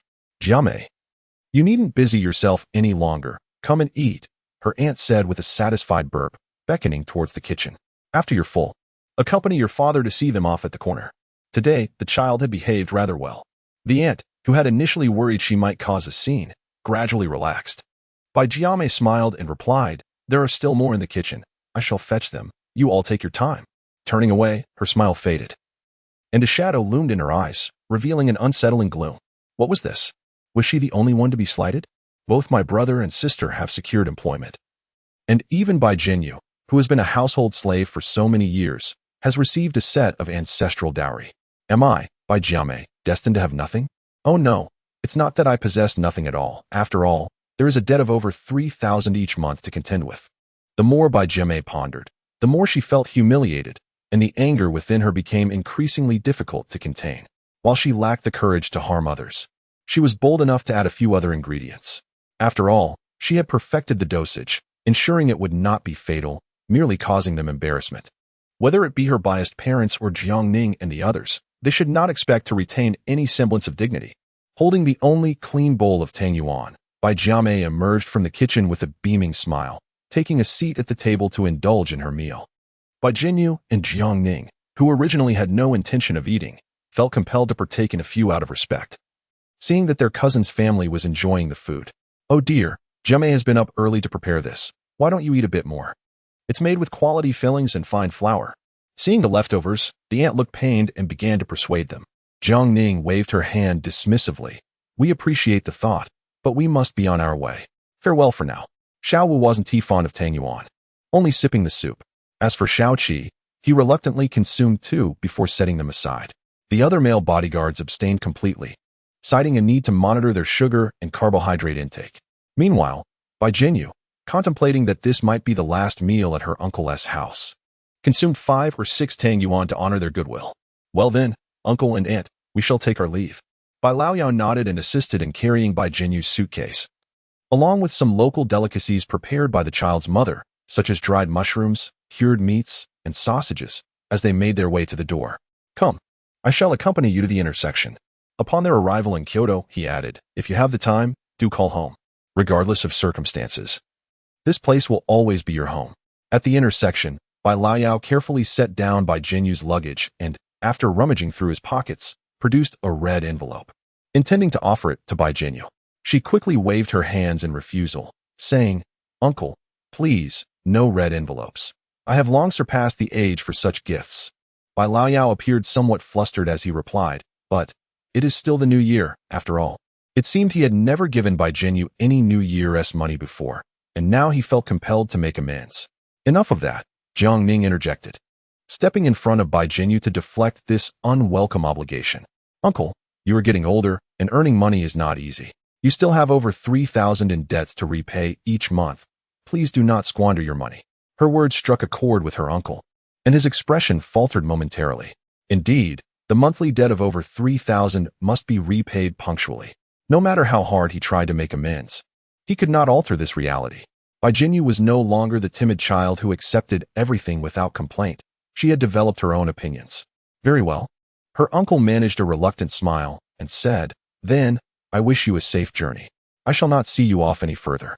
She gently pressed on Bai Jinyu's shoulder, urging her to enter the vehicle. Following that, Jiang Ning also climbed into the car and closed the door. The off-road vehicle commenced its gradual departure, ultimately vanishing along the winding mountain trail. It was only when the silhouette of their car had completely faded from view that Bai Laoyao let out a deep sigh, clasping his hands behind his back as he ambled homeward. On his way, he encountered his youngest daughter, burdened with a suitcase, alongside his wife who was assisting with a heavy load. Puzzled, Bai Laoyao queried, Now that they have left, what are you two up to? This does not appear to be Jiang Ning's luggage. A sense of unease crept into his heart, as he wondered if she had engaged in some mischief. Last night, she had already packed her belongings, preparing to make an early escape. Naturally, her biological parents would not suspect her of any wrongdoing. However, Aunt Bai, known for her candidness, remarked, Why didn't you express your desire to leave while Jiang Ning was still here? They had a vehicle. You could have hitchhiked to the county bus station. Her frustration grew with every word, and she pinched Bai Jiame's arm in irritation. Now look at this. You've added over 100 yuan to our expenses. You reckless girl, instead of earning money for the family, you squander it frivolously. How could I have given birth to such a spendthrift, given that it was winter? The pinch was not particularly painful. Upon hearing this, and Bai erupted with rage, What nonsense are you spouting? You are my flesh and blood. Don't think that just because I merely pinched you, I wouldn't owe you anything if I were to strike you dead. What does that have to do with you? This line of reasoning was not new to Bai Jiame, and her heart sank further. You would never speak to my elder brother in such a manner. You exhibit a clear preference for sons over daughters. You are biased. You have turned against me, persistently arguing with me today? And Bai raised her hand, ready to twist her ear. Bai Jiame, having anticipated this, deftly dodged. She shot her mother a fierce glare, seized the bundle from her hand, placed it atop the suitcase, and, holding her breath, swiftly walked away. This exchange left Bai Laoyao with a headache. He waved his hand dismissively. Inside the vehicle, Jiang Ning donned an eye mask, resting with her eyes closed. Beside her, Bai Jinyu, initially drowsy, found herself increasingly warm and could not help but drowsily open her eyes. She lowered the zipper of her down jacket, but felt little relief. Thus, she decided to remove the jacket altogether. In the biting winter, wearing such a thick down jacket was undeniably cumbersome, obscuring any elegance. Now, as Bai Jinyu shed the down jacket, she revealed a fitted white turtleneck underneath, which directly showcased her figure. The color white tends to accentuate fullness, especially considering Bai Jinyu's ample assets. Consequently, the visual impact was undeniably striking. Noticing the commotion beside her, Jiang Ning lifted her eye mask, turning her head to glance at her. Bai Jinyu, her face flushed with embarrassment, quickly tidied her disheveled hair, attempting to conceal her fluster. "What is wrong with you?" Jiang Ning inquired, sensing something amiss. "Are you feeling too warm?" Bai Jinyu nodded, somewhat sheepishly admitting, "It's hot." Jiang Ning, puzzled, replied, "But the air conditioning in the car is set to 23 degrees. Is it really that warm?" "Yet, I truly feel hot," Bai Jinyu insisted. Then Xiao Wu, "Please turn off the air conditioning." Xiao Wu, who was wholly focused on driving, responded with an "oh" and switched off the air conditioning. Jiang Ning scrutinized Bai Jinyu's high-neck knitted sweater and couldn't help but exclaim, "How extravagant, Jinyu." Bai Jinyu, looking bewildered, replied, "Huh, what do you mean extravagant? Is it because I'm hot? I don't understand why I feel so warm ever since I got in the car." She certainly did not wish for it to be this way. Jiang Ning chuckled subtly. "It's nothing. Children need not concern themselves with such matters." Initially oblivious, Bai Jinyu quickly grasped the implication and shot Jiang Ning an exasperated glare, lowering her voice as she indignantly retorted, "Can you not be so frivolous?" "All right, I shall now adopt a serious demeanor." Jiang Ning yawned and readjusted her eye mask. Staying at Bai Jinyu's uncle's home had left Jiang Ning in a state of heightened tension. Coupled with restless sleep and unsatisfactory meals, she was overwhelmed by drowsiness. Under such circumstances, she found little inclination to tease Jinyu. However, Bai Jinyu's predicament grew increasingly peculiar. With the air conditioning off and her down jacket removed, her body temperature stubbornly refused to subside. Instead, it intensified. She restlessly shifted in her seat, her legs crossing and uncrossing in a frantic rhythm. Hot. Still hot. She wished to remove the seemingly light knitted sweater, but beneath it lay only a revealing camisole that simply wouldn't do. A sip of water would help. Yes. I should drink some water. Bai Jinyu trembled as she reached for the bottle of mineral water placed in the front row. With a firm twist of the cap, the vehicle jostled along the mountainous road, causing everyone inside to sway unsteadily. The moment the cap was removed, a torrent of water erupted, drenching Bai Jinyu's knitted sweater and splattering some onto Jiang Ning. Jiang Ning frowned and lifted her eye mask once more. "What are you doing?" Chapter 136, Jiang Ning. "Just bully me." Bai Jinyu was on the verge of tears. "I just wanted a drink. I didn't expect the vehicle to jolt so suddenly." Before she could finish her sentence, the vehicle lurched again. Xiao Wu, the driver, couldn't help but grumble, "What a wretched road. Who on earth repaired this? Look at those massive potholes and boulders in the middle of the road. If we were in a standard SUV, we would surely scrape the undercarriage." Seated in the passenger seat, Xiaoqi, who had been resting her head and closing her eyes, furrowed her brow and opened her eyes. She too began to feel a strange warmth, an unfamiliar yet oddly reminiscent heat that eluded her memory for the moment. Silently, Xiaoqi rolled down the window, allowing the chilly breeze mixed with fine rain to rush in, attempting to alleviate her discomfort. "Hey, are you even human, Xiaoqi?" Xiao Wu exclaimed, shivering from the cold wind as he wore lighter clothing. "Close the window. Don't catch a cold on me." Xiaoqi, with an impassive expression, glanced at him. "I'm hot." Xiao Wu retorted in anger. "Hot? Yes. You think you're so clever. But you're merely intent on freezing me to avenge my transgression of pilfering your instant noodles. Did you really take my noodles?" Xiaoqi, ever astute, immediately focused her penetrating gaze on Xiao Wu. "No, that's not right. I have checked my belongings, and not only is a bucket of instant noodles missing, but also 3 spiced chicken feet, a braised chicken leg, and a brand new pair of underwear." Xiao Wu felt a twinge of embarrassment. Xiaoqi's assertions were indeed factual. There was little she could do. She had believed she had packed her underwear, only to discover upon opening her suitcase that it was filled with stockings instead. Consequently, she had to borrow from Xiaoqi. Though she had yet to inform her of this predicament, who knew that Xiaoqi would be so meticulous, now wearing an expression that suggested a reckoning was imminent. "Why did you steal my underwear?" Xiaoqi's attention shifted to this peculiar matter. "Oh, I was merely borrowing," Xiao Wu retorted while driving, attempting to defend herself. "If I were to steal, why would I choose something brand new?" Xiaoqi fell silent, not fully comprehending the distinction between new and old in such matters.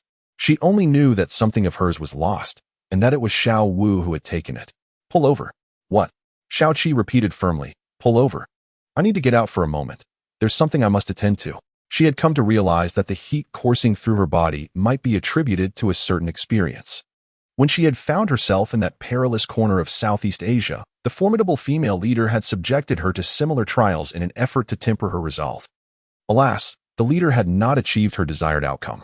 Xiaoqi is a woman of formidable willpower, akin to HRB 400 rebar. However, at present, she finds herself perplexed, pondering who possesses the audacity to drug her? Oh, but it is not merely her. It appears that Bai Jinyu, as well as Xiao Wu and Jiang Ning, have also fallen victim to this nefarious act. Wait a moment, Jiang Ning. Xiao Qi notices that Jiang Ning's expression remains unperturbed, seemingly devoid of any signs of being compromised. Could it be that Jiang Ning is the perpetrator? Xiao Qi purses her lips, swiftly dismissing this possibility. If Jiang Ning were inclined towards mischief, administering a drug solely to Bai Xinjie would suffice. It is unlikely she would target everyone indiscriminately.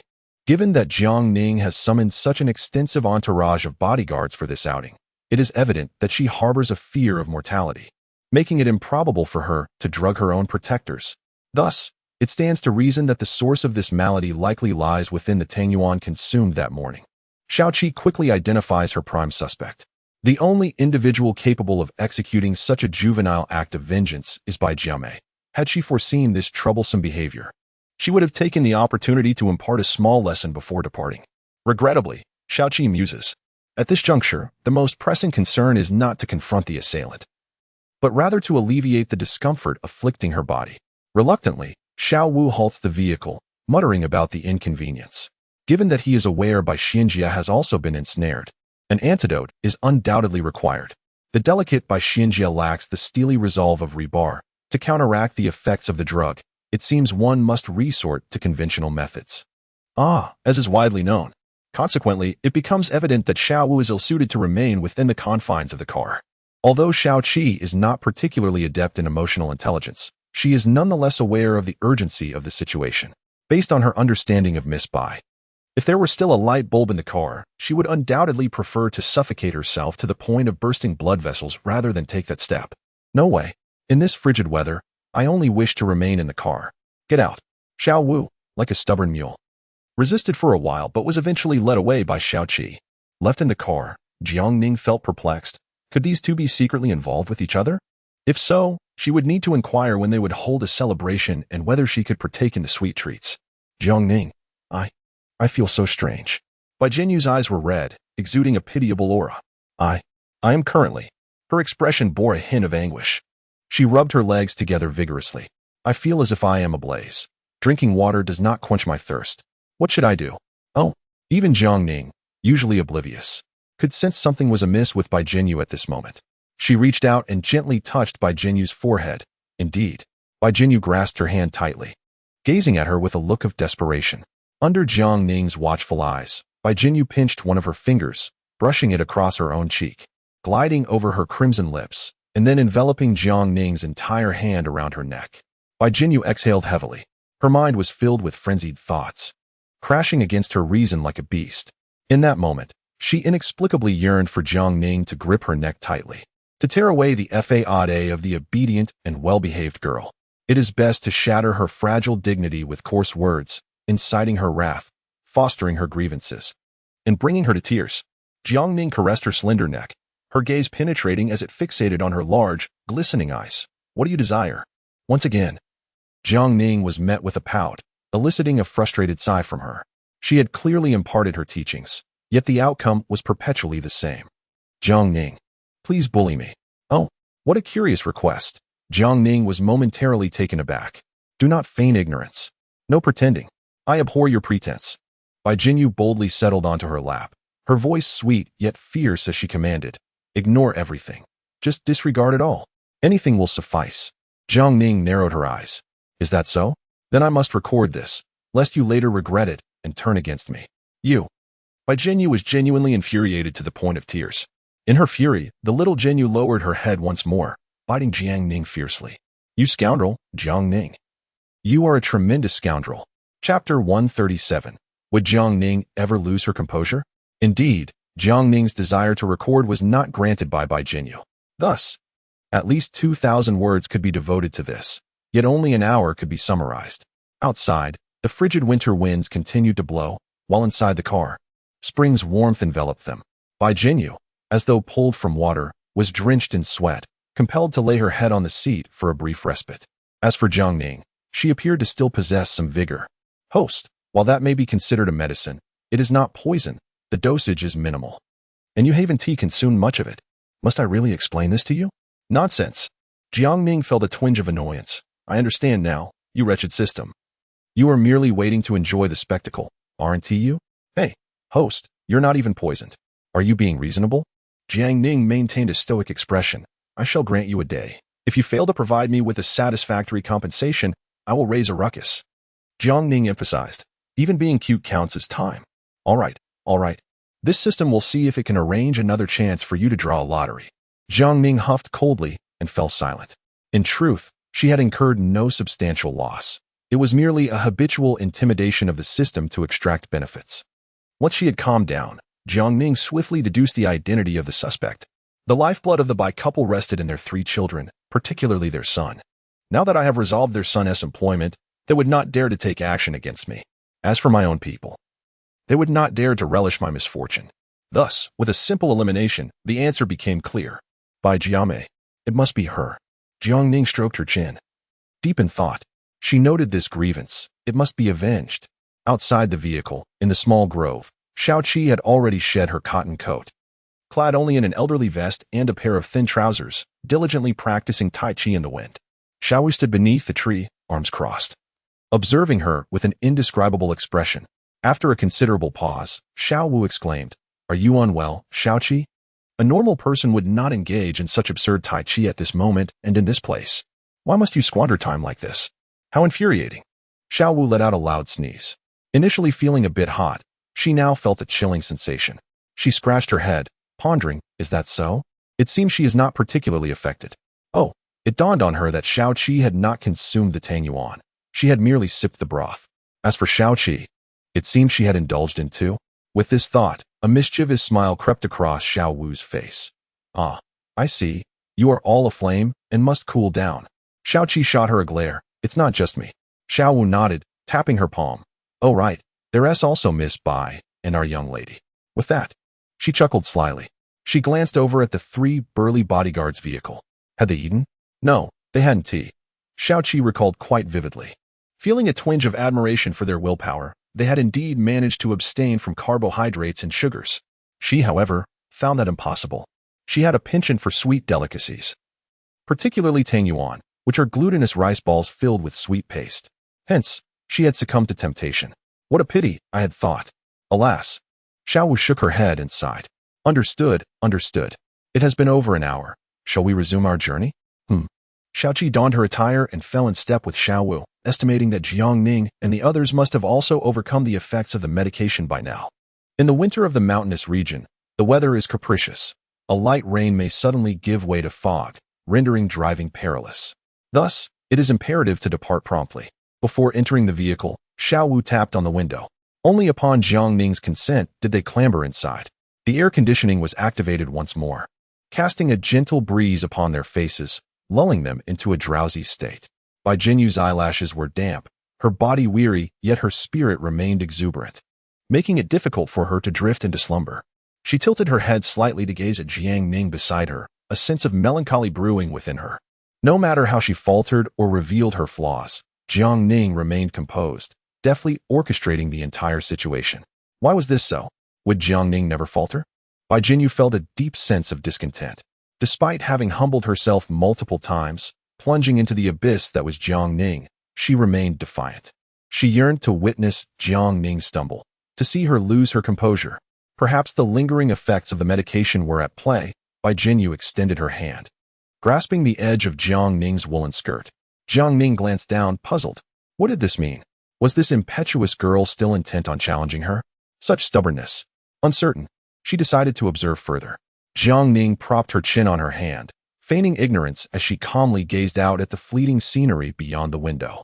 Witnessing her composed demeanor only intensified Bai Jinyu's frustration. Her cheeks flushed, revealing the shyness of youth. A whimsical thought crossed her mind. Gradually, she shifted her body, sliding down from her seat. The rear space of this vehicle was quite ample, sufficient for her to unleash her whimsical imagination. Ahem, little 5, play some music for us. Jiangning suddenly requested. Oh, young miss, would you like to hear? In truth, even if little 7 did not intervene, little 5 would have been oblivious to the fact that Jiangning had always been the one to take advantage of others. How could she allow anyone to take advantage of her? Yet, with little 7's intervention, Even a fool would understand the necessity to retreat. Little Five ceased to inquire about their musical preferences and casually selected a few popular songs, increasing the volume. The mountain path was rugged and unrelenting. Their vehicle began to accelerate from the valley below, surging upwards, breaking through the mist of the forest, advancing towards the peak, only to gradually descend and continue its winding course, inducing a sense of dizziness, almost akin to motion sickness. Jiang Ning exhaled softly, squinting her eyes as she gazed into the distance. This mountainous road was truly arduous. Chapter 138. This grudge must be avenged. Kyoto, Jiang residence. It was 3 days later that Jiang Ning and Bai Jinyu finally returned home. Naturally, it should not have taken such a long time, but Bai Jinyu, having overexerted herself, caught a slight cold, causing a delay. By now, it was already past 9 in the evening. Jiang Ning's parents had long prepared a welcoming feast, eagerly awaiting their return. "Ah, you must have had a tough journey, little Bai. Come sit over here." Jiang Ning felt a sense of exasperation as she pressed her forehead. To be honest, it felt quite unjust. She had not intended for Bai Jinyu to endure even the slightest hardship. The heavy luggage was carried by Xiao Wu and the others, while Bai Jinyu was almost entirely transported by car, scarcely allowing her feet to touch the ground. Although the meals were not as lavish as those in Kyoto, they were still plentiful, featuring fish and meat at every meal, along with nourishing bird's nest soup and ginseng chicken broth. Despite such indulgence, Bai Jinyu still managed to lose weight. Who could be blamed for this? Only the treacherous Bai Jiame, whose concoction truly opened Jiang Ning's eyes. It was not a one-time remedy, but rather a relentless tide of effects, surging continuously. It took a full 3 days before Bai Jinyu was completely well again. Speaking of which, Jiang Ning felt a tinge of frustration. While Bai Jinyu had overexerted herself, Jiang Ning too had not been idle. Yet, it was all considered a sweet burden. In light of this sweetness, Jiang Ning chose not to explain further, silently shouldering the blame. "It's not Auntie. No, Mom. It has nothing to do with Miss Jiang. It was my own fault for wearing too little and catching a cold." Bai Jinyu's face turned crimson, and she was utterly embarrassed to lift her gaze to speak. "Miss Jiang has always taken great care of me, and she hasn't let me tire myself out. My relatives also haven't made me do any farm work." Jiang Ma remained skeptical. At that moment, Jiang Ba coughed heavily, interrupting their conversation. "Don't stand there in the draft. Come inside and eat first." "Oh, right, Jiang Ma replied, taking Bai Jinyu's hand and leading her towards the dining room. "I had the kitchen prepare some ginger tea with brown sugar. After dinner, you can have a bit to ward off the chill." Walking behind the two of them, Jiang Ning silently sighed. "Indeed. My status as the only child is diminishing more and more." Jiang's father walked to Jiang Ning's left, surveying her with casual inquiry. "Is everything going smoothly?" Jiang Ning nodded. "No issues at all." With a light sigh, Jiang's father continued. "Speaking of which, your mother and I visited that small county many years ago. Probably around 20 years ago." "Really?" Jiang Ning was somewhat astonished. She had indeed learned from the village head that her parents had provided sponsorship to Bai Jinyu's village, but she had assumed that it was merely financial support without their presence.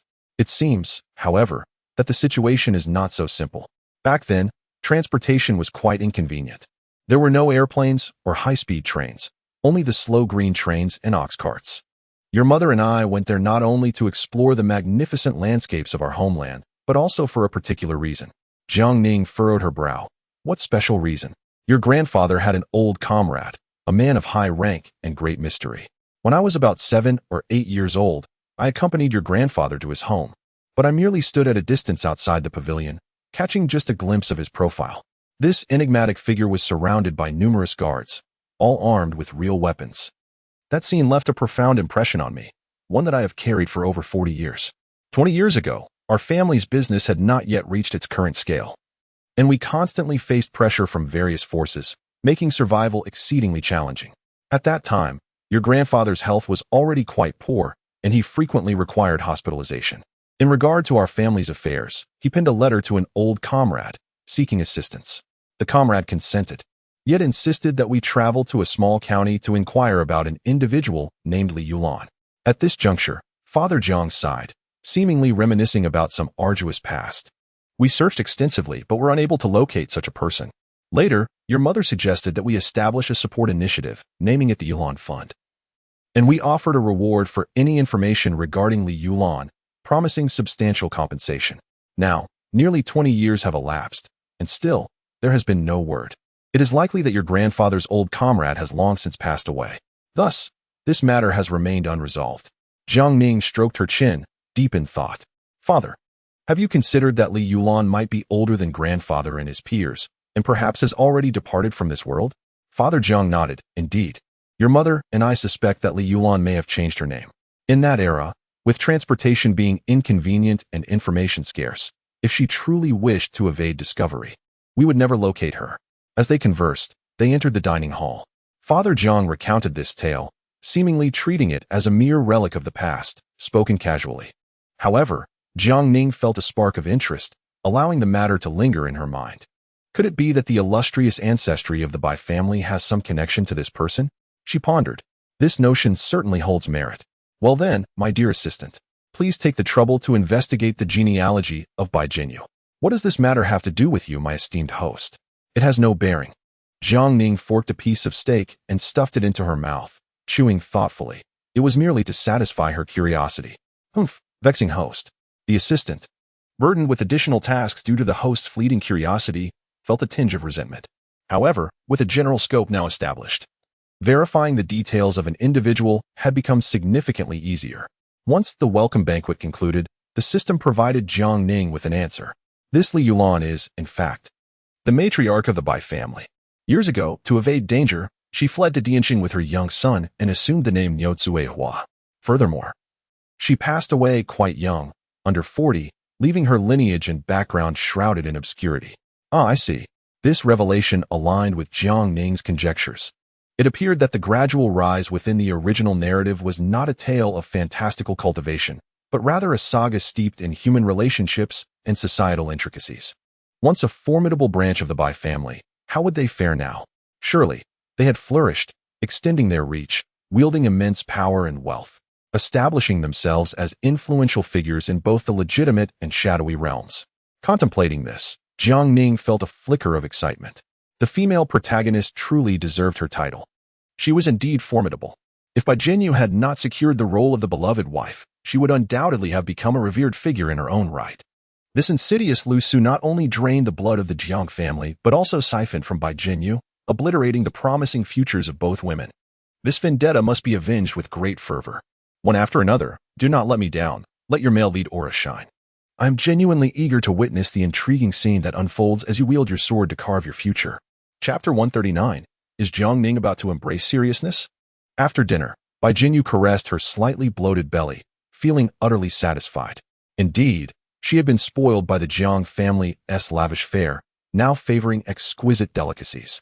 Alas, it is easy to transition from frugality to extravagance, but the reverse is a formidable challenge. Come, I shall escort you upstairs to change into a new outfit. Just as Jiang Ning was about to lead her upstairs, her mother called out, Little Bai knows her way. There's no need for you to accompany her. Stay here for a moment. I wish to discuss something with you. With that, Jiang's mother cast a gentle glance at Bai Jinyu. Go on, little Bai.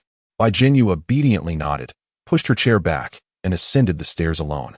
Meanwhile, Jiang Ning languidly slumped in her chair, cradling a glass of sweet and sour juice, sipping it absent-mindedly. Sit up properly. Oh, Jiang Ning reluctantly straightened herself. She appeared listless, languidly inquiring, Mother, what is it that you wish to discuss? If it's not urgent, let us defer it until tomorrow. I need to catch up on my sleep. Jiang's mother, visibly exasperated, retorted, Hey, have you reincarnated as a lazy bug? It's eat, sleep, and repeat every day.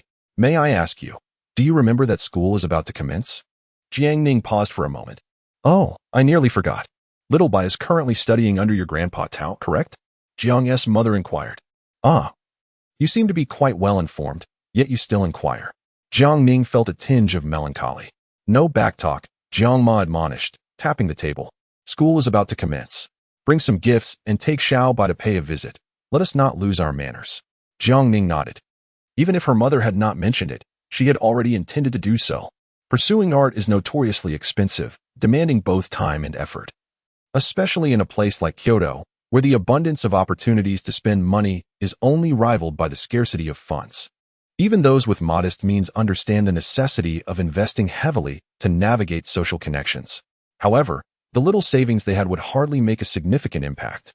To ensure Bai Jinyu acquires true knowledge and experiences the grandeur of the world, further financial commitment is essential. Speaking of money, Jiang Ning recalled that she had forgotten to forward the bills recorded by Bai Jinyu to Lu Su's new girlfriend, Miss Yuanxia. Since there was a considerable amount to be settled, Jiang Ning found no valid reason to deny her. Furthermore, there was another matter. Jiang Ma suddenly lowered her voice and said to her. Jiang Ning blinked, seemingly unable to comprehend. Jiang Ma raised her hand and gave her a light smack on the head. Stop pretending to be clueless. The holiday is coming to an end. You need to gather your thoughts. I know academia is not your forte, but at the very least, finish your degree, will you? Your teacher called me, stating that there are 3 critical subjects you must pass. Put in some effort. Do you hear me? Jiang Ning let out a dejected sigh, rubbing her temples. Yes, yes, yes. Time flies, and graduation is upon her.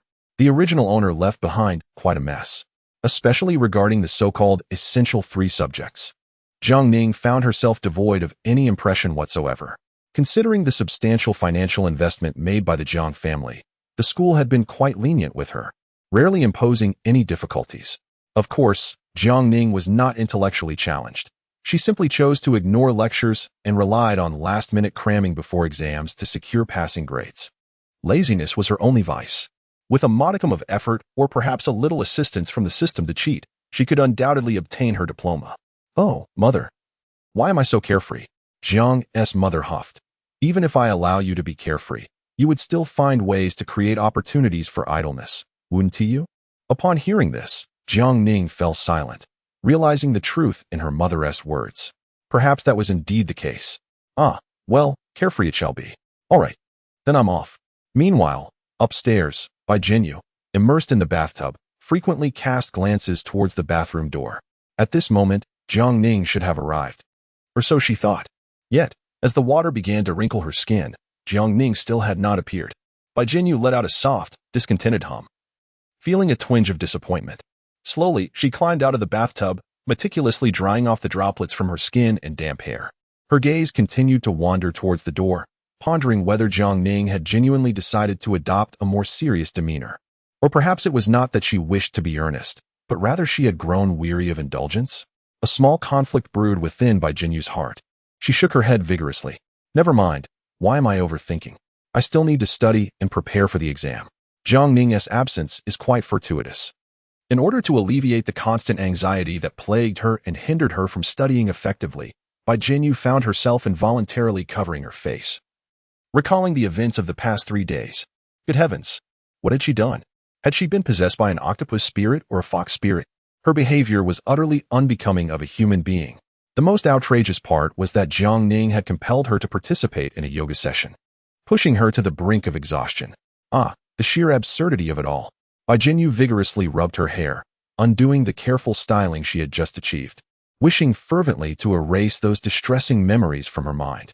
She hastily donned her bathrobe and rushed out of the bathroom, leaping onto her soft bed like a cat, enveloping her head between 2 cushions, as if this would somehow restore her tranquility. The hour was already late. At that moment, Jiang Ning sent her a message. Get some rest. See you tomorrow. Early to bed. For someone who was accustomed to burning the midnight oil, such a notion seemed ludicrous. Bai Jinyu muttered to herself, what a deceitful person. Moments later, she pondered, is this not genuine sentiment? She continued her mutterings, her delicate feet rhythmically tapping against the blanket. Even if it's not heartfelt, you wouldn't know. Humph. Come and confront me if you dare, you scoundrel. Naturally, her murmurs were merely that murmurs. The message she sent could not possibly reflect her inner thoughts. Bai Jinyu tapped her keyboard, selecting a heart emoji to convey her feelings before sending it off. At that very moment, Jiang Ning, who was observing her every move through the system, couldn't help but smile knowingly. Ah, the concept of a system is truly marvelous. In an effort to tease Bai Jinyu, Jiang Ning raised her hand, freshly adorned with hand cream, her fingers glimmering and delicately pink, and snapped a photo to send.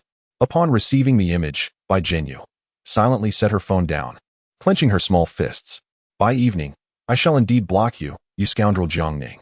Chapter 140. One plays the villain, one the hero. The following day, Jiang's mother prepared a New Year gift for Jiang Ning to present to Professor Tao. Jiang Ning squinted at the jar, observing, this doesn't appear to be made of copper. Jiang's mother huffed in response. This tea is worth more than gold. To use a golden jar would be to diminish its value. Wow, Jiang Ning remarked, enlightened by this revelation. The original owner was a naturally born heiress, while she was not. Thus, witnessing such opulent items made her hesitant to part with them. If Jiang Ning felt this way, Bai Jinyu was even more reluctant. The two of them simultaneously displayed expressions of heartache. All right, this is all, Jiang's mother said, handing over 2 gift boxes and patting Jiang Ning's shoulder. While you are away, take good care of Xiaobai. She is a delicate girl, do you understand? Jiang Ning tugged at her lips and couldn't help but retort, Mom, I am a girl too. Jiang's mother deliberately raised her voice and questioned, Are you delicate? Delicate, indeed. Jiang Ning replied, spreading her hands and slowly twirling around. Look at me, utterly powerless. Jiang's mother shot her an exasperated glare. You have quite the nerve. Cease your antics, and let us depart swiftly. As for her daughter, when she wielded a knife, sobbed, and created a ruckus, she exhibited no semblance of fragility. At that time, even the 3 maids in the house could not restrain her. She was akin to a raging bull. Now, however, she has managed to conceal her true nature. One wonders if that foolish child, Bai Jinyu, will fall prey to her deception. Once Jiang Ning and her companion stepped outside, Jiang's father finally emerged from his study. He could not resist commenting on his wife's behavior. With a daughter-in-law, you seem to have forgotten your own daughter. Just look at you now. I feel for Ning Ning. He remained supportive of Jiang Ning. His perspective on the bond between the 2 women was never entirely favorable. He merely turned a blind eye. He was perplexed as to why the mother cherished Bai Jinyu so dearly. Admittedly, Bai Jinyu is a commendable child, kind-hearted, grateful, and industrious, but she remains an outsider, does she not? Is it truly appropriate to shower affection upon an outsider while neglecting one's own flesh and blood? At that moment, Jiang's mother let out a huff of annoyance. Behold, this is the nature of men. They perceive matters with such simplicity. While you express concern for Ning Ning, do you not think that Bai Jinyu, being less perceptive, also cares for her? Since Bai Jinyu has been in our home, she has lived in constant trepidation, much like Lin Daiyu entering the Jia household, fearing every word she might utter or every action she might take. If we do not extend our care and utter kind words, how can she find peace, eat well, or sleep soundly? Would she not flee? As for our Ning Ning, do not be deceived by her seemingly carefree demeanor. She is quite astute, indeed. If she truly does not wish to keep Xiaobai, no matter how much we do, she will undoubtedly find a way to whisk him away overnight. She has become quite the hands-off manager, delegating the task of retaining him upon us, while she reaps the benefits and plays the innocent. Upon hearing this analysis from his beloved, Jiang's father's expression subtly shifted. Who knew there were so many intricacies involved? It seems that the mother and daughter duo are playing a clever game, one taking the role of the villain while the other plays the good cop, conspiring against Bai Jinyu. A tinge of apprehension washed over Jiang's father as he could not help but inquire, Surely, you have not employed such tactics on me before? Jiang's mother raised an eyebrow, a hint of pride glimmering in her eyes. Who knows? It appears she indeed has. Jiang's father sighed helplessly and shook his head. Oh, you women are truly formidable.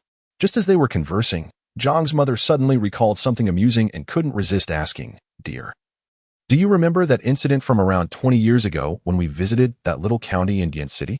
Of course, what about it? Jiang's mother chuckled softly and replied, Last night, I couldn't sleep and decided to peruse some old photo albums. You won't believe it. I stumbled upon a rather interesting photograph. What photograph? Just wait. I'll fetch it for you. A few minutes later, Jiang's mother descended the stairs, cradling a black album.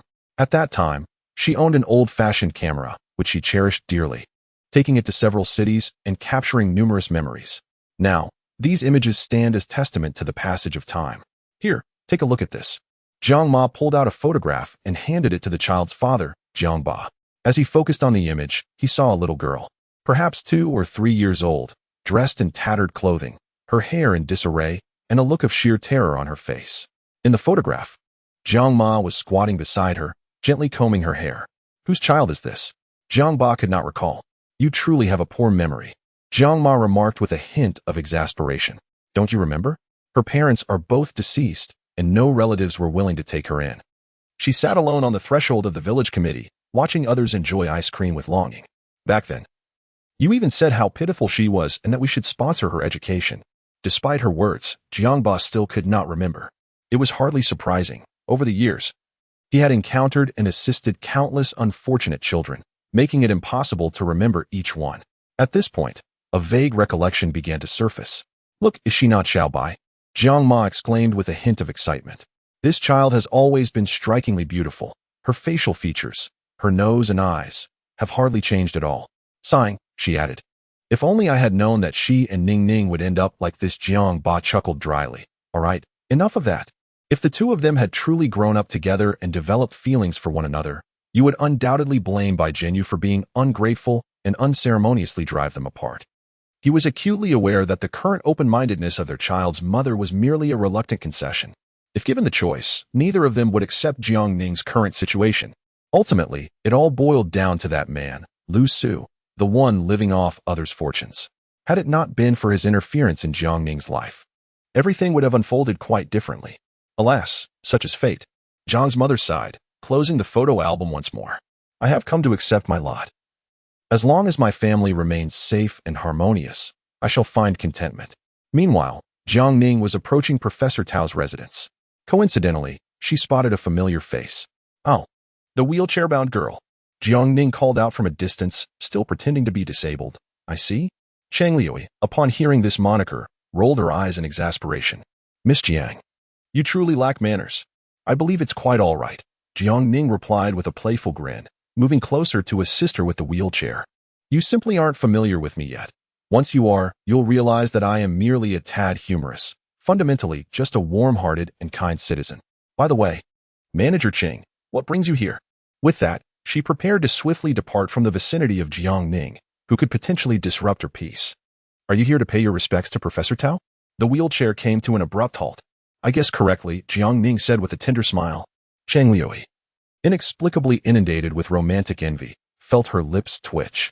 Well, she should not have halted the wheelchair to indulge in such trivial inquiries. It was best to make her exit swiftly, lest the stench of love tarnish her lovely new dress. Chapter 141. My acting must surpass yours. At Professor Tao's residence, Mrs. Tao had prepared a meal and was tending to the flowers on the balcony. Professor Tao, though advanced in years, possessed a wife who appeared no older than her early 40s, her beauty meticulously preserved, radiating the allure of an intellectual woman. Upon the chime of the doorbell, Mrs. Tao gently set aside her watering can and hastened to answer the summons. Ah, Chung Chung, you've arrived, she exclaimed, her gaze immediately drawn to the wheelchair-bound Lolita, Chung Liui. Subsequently, her attention shifted to Jiang Ning and Bai Jinyu, who followed closely behind. Ning Ning, and this is Jiang Ning, with a gentle smile, introduced, this is my beloved, Bai Jinyu. Beloved? Mrs. Tao stammered, momentarily taken aback. However, her surprise was fleeting as she swiftly regained her composure. Oh, I see. Welcome, welcome, please come in. Bai Jinyu perceived the appraising gaze of the other woman, a scrutiny she had long dreaded confronting. Her relationship with Jiang Ning was one that societal norms struggled to embrace. The gazes of others, though perhaps tinged with astonishment or curiosity, invariably carried an undercurrent of mockery. Indeed, Bai Jinyu could envision their lives becoming the subject of gossip and jest once they departed. The mere thought of such a spectacle filled her with trepidation. Since her departure from the village, Bai Jinyu's courage had steadily waned. Upon hearing Jiang Ning's effortless declaration, this is my beloved, she felt a pang of shame. Alas, she doubted her own ability to emulate Jiang Ning's openness in introducing their relationship to others. After entering the doorway, Bai Jinyu quietly trailed behind Jiang Ning. Mimicking her every move, sitting stiffly on the sofa, her eyes averted from the surroundings. Sensing the tension in her demeanor, Jiang Ning discreetly extended a finger to lightly beckon her. After all, they were in their teacher's home. It was prudent for them to temper their behavior to avoid leaving a poor impression. Mrs. Tao brought forth a platter of fruit and inquired about their preferred tea. After a moment's contemplation, Jiang Ning replied, just plain water will suffice.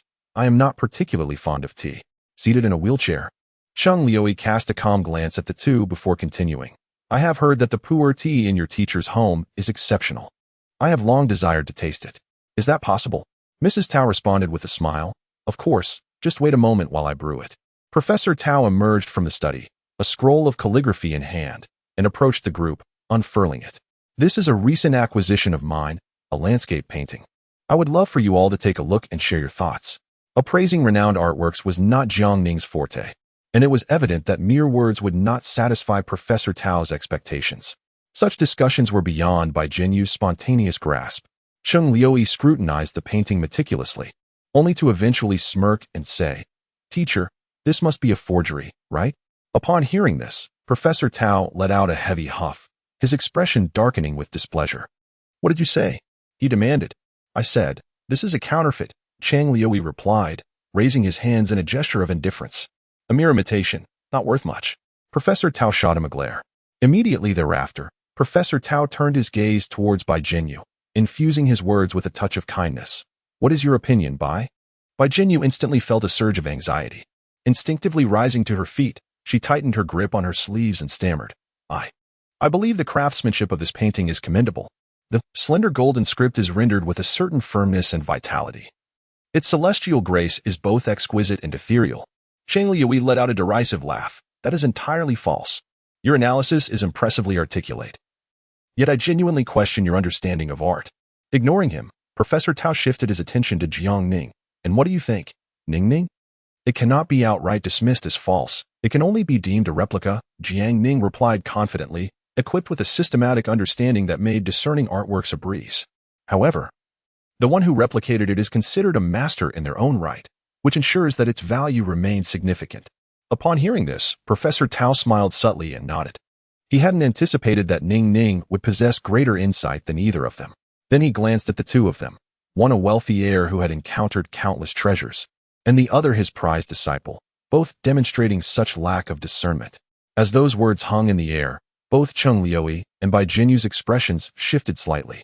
Particularly, Bai Jinyu lowered her head, her face flushed with embarrassment. Cheng Liuyi, unwilling to concede, scoffed quietly, "Regardless, this is merely a counterfeit. The authentic piece resides in my brother's study.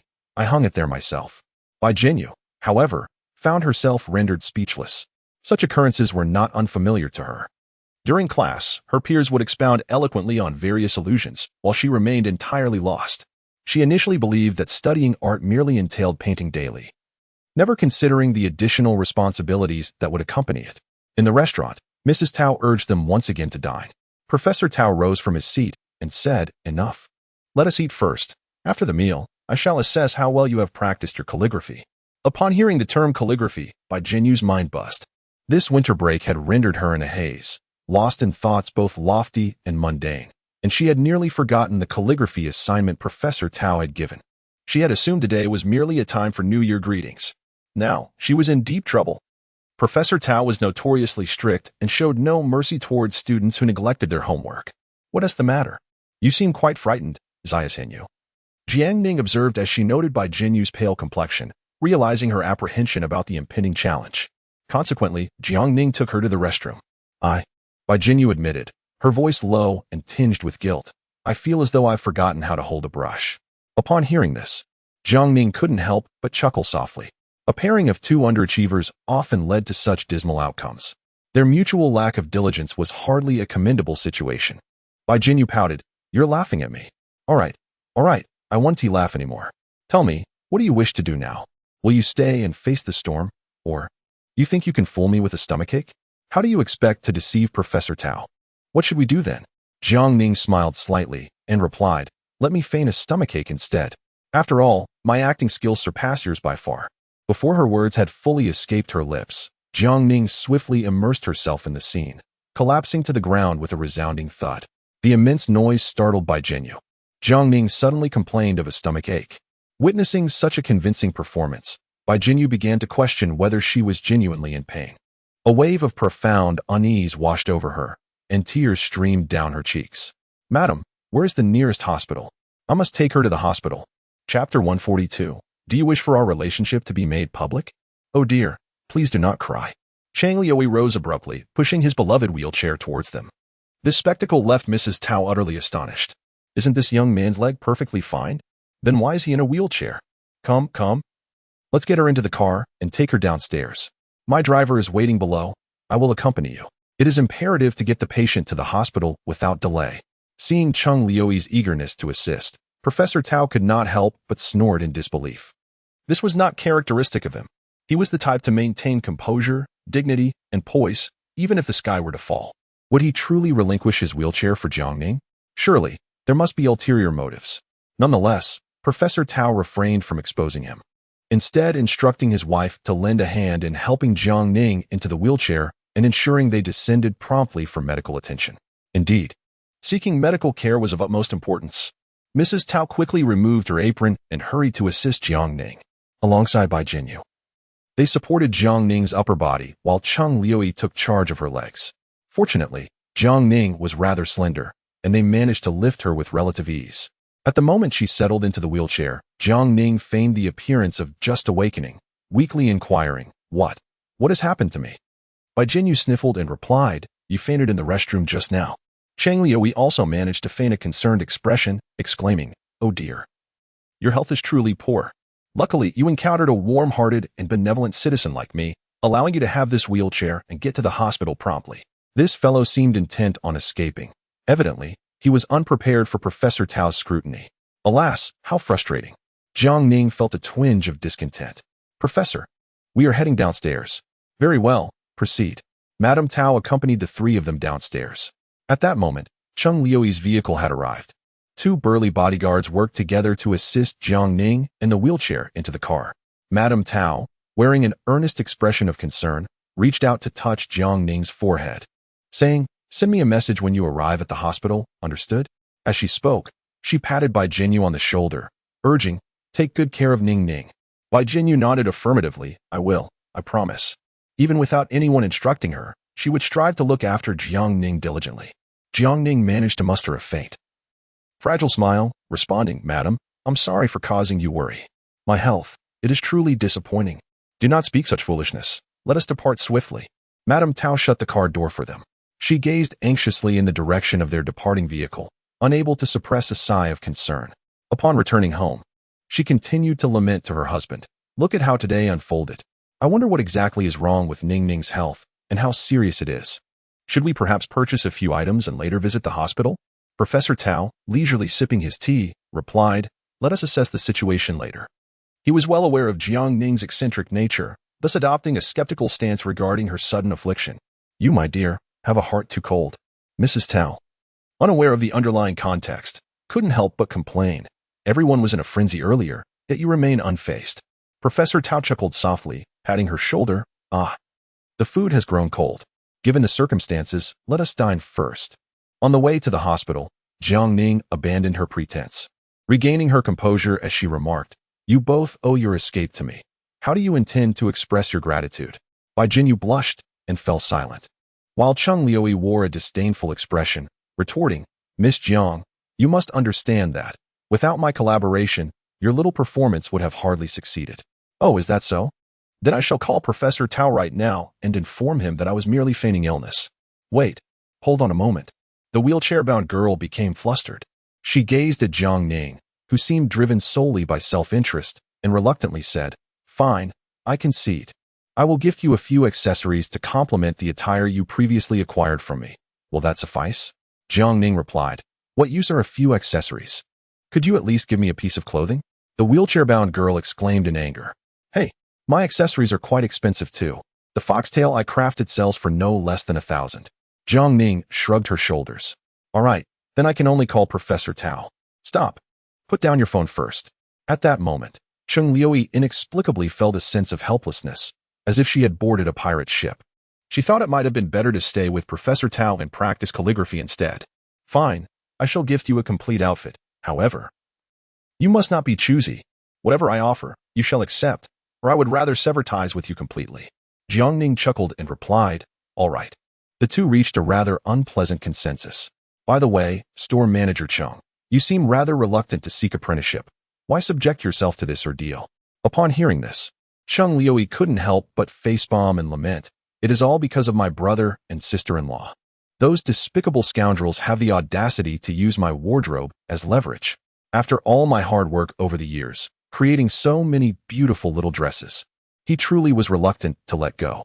The thought of losing those dresses would likely bring him to tears. Jiang Ning and Bai Jinyu exchanged glances, clearly puzzled that such a man could exist, one so passionately enamored with extravagant little dresses. So, store manager Cheng, I am curious, do you still like girls? What kind of question is that? Cheng Liuyi erupted in anger. I merely have an affection for dresses. My orientation is entirely normal. Unlike the two of you. As he uttered this phrase, his tone noticeably weakened towards the latter half. It wasn't that he believed his words to be erroneous. Rather, he was apprehensive that Jiang Ning might suddenly swing her arm and deliver a punch. Then please let us off at the intersection ahead, Jiang Ning remarked. After alighting from the vehicle, Jiang Ning and Bai Jinyu meandered aimlessly along the narrow sidewalk. They had no notion of how far they had walked when Jiang Ning finally paused. Today, she had intentionally spoken of my beloved in front of her teacher's wife, all the while discreetly observing Bai Jinyu's reaction. She noticed it, Bai Jinyu's discomfort and the trace of guilt in her eyes. Actually, I have a question that I have longed to ask your opinion on. Jiang Ning turned her face, gazing earnestly at her. Bai Jinyu, do you wish for our relationship to be made public? I mean, to the extent of announcing it to the world. Bai Jinyu's heart skipped a beat. Did she wish for it? Perhaps, not just yet. Bai Jinyu's indecisive response provided Jiang Ning with her answer. I admired your bravery back then. Jiang Ning exhaled gently, smiling. And I appreciate your honesty now. Not lying could indeed be regarded as a form of honesty. Jiang Ning was aware that this hurdle in Bai Jinyu's heart was not easily overcome. Bai Jinyu was not a naturally blossoming lily. She had been forcibly bent. While it may be easy to conquer one's body, winning over the heart remains a formidable challenge. Then let us continue to maintain this ambiguous romance for the time being. Jiang Ning remarked with a knowing smile. After all, this is rather thrilling. Chapter 143. This matter requires thoughtful planning. Jiang Ning, Bai Jinyu opened her mouth, hesitating to speak. She would have preferred Jiang Ning to adopt a more resolute attitude, compelling her to publicly declare their relationship before everyone. However, Jiang Ning did not do so. Bai Jinyu even faintly discerned a sense of indifference in Jiang Ning's words. If Jiang Ning was indifferent, then, Bai Jinyu thought, perhaps her guilt and unease could be somewhat alleviated. Do not overthink it.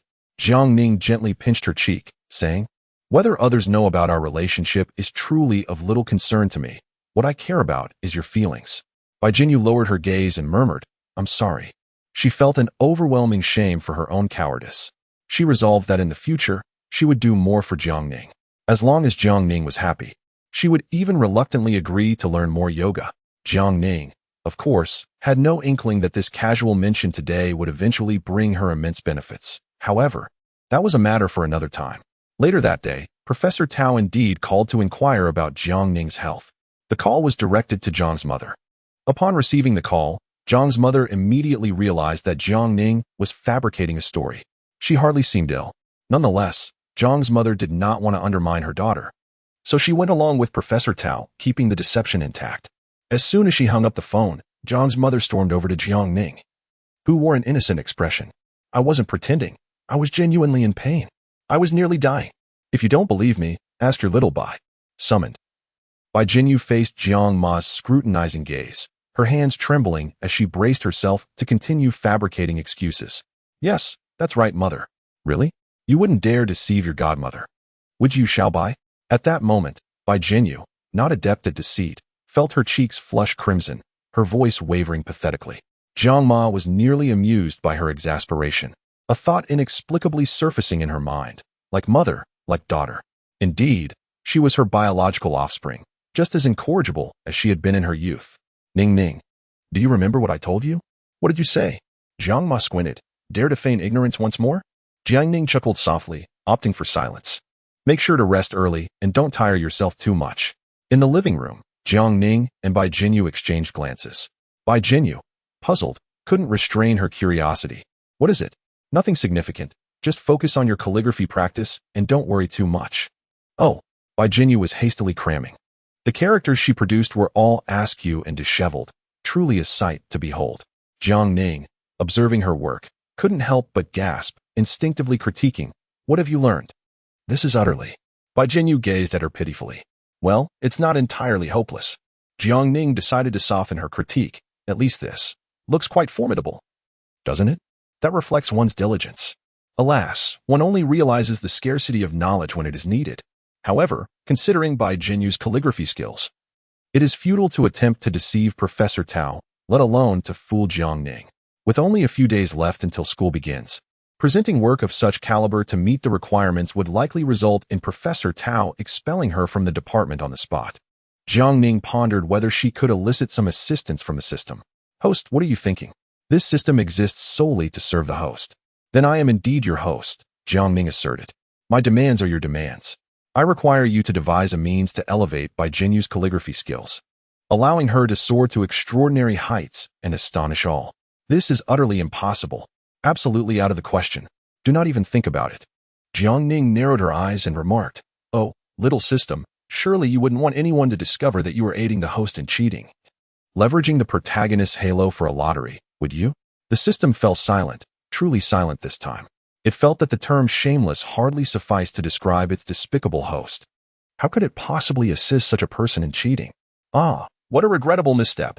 After a prolonged silence, Jiang Ning softened her tone, as one might to a child, and continued to coax the system. Of course, matters like this are not something I would divulge to anyone. What kind of relationship do we share? The very best of relationships. I could never betray you, dear little system. The system remained obstinately silent, clearly infuriated. Jiang Ning sighed and remarked, "Little system, you have been with me for several months now. Why is your awareness still so lacking?" The system continued to withhold its response, evidently still enraged. She resolved to appeal to emotions and reason, persistently persuading. By assisting the female protagonist, I am, in essence, aiding myself. Aiding myself is tantamount to indirectly aiding you. You are well aware that my luck index has stagnated at the score of 89 for quite some time. Despite the appearance of indulgence and ease, I am, in fact, consumed by anxiety. As my system, do you not feel a sense of urgency on my behalf? Do you not wish to exert effort to elevate my circumstances? Would you not desire for your host to achieve a remarkable, flawless comeback, taking the place of that foolish male lead and becoming the new protagonist of this world? These words held considerable allure. The system naturally wished for its host to turn the tide and become the darling of the world. Consequently, when it came time for task settlement, it too would reap greater rewards. However, this system is willing to assist you, but why should it aid Bai Jinyu? Foolishness. Jiang Ning's expression darkened. My luck index can only increase by leveraging the female protagonist.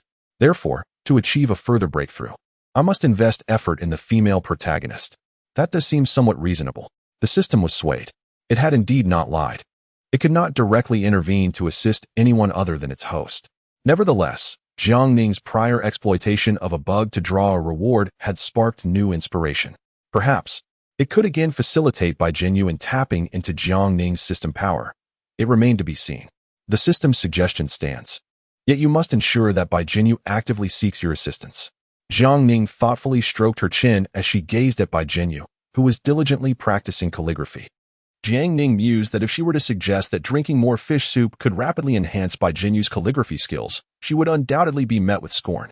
Moreover, with her mother having sent someone to keep an eye on them, how could she possibly invite Bai Jinyu for soup? This matter required careful planning. In the following days, Bai Jinyu faithfully seated herself at her writing desk, gripping the brush with a furrowed brow, diligently scribbling away. Yet, the results were evidently minimal. Her foundational skills were already lacking, and after nearly a month of neglect, it was utterly impossible to catch up on her studies in such a short time.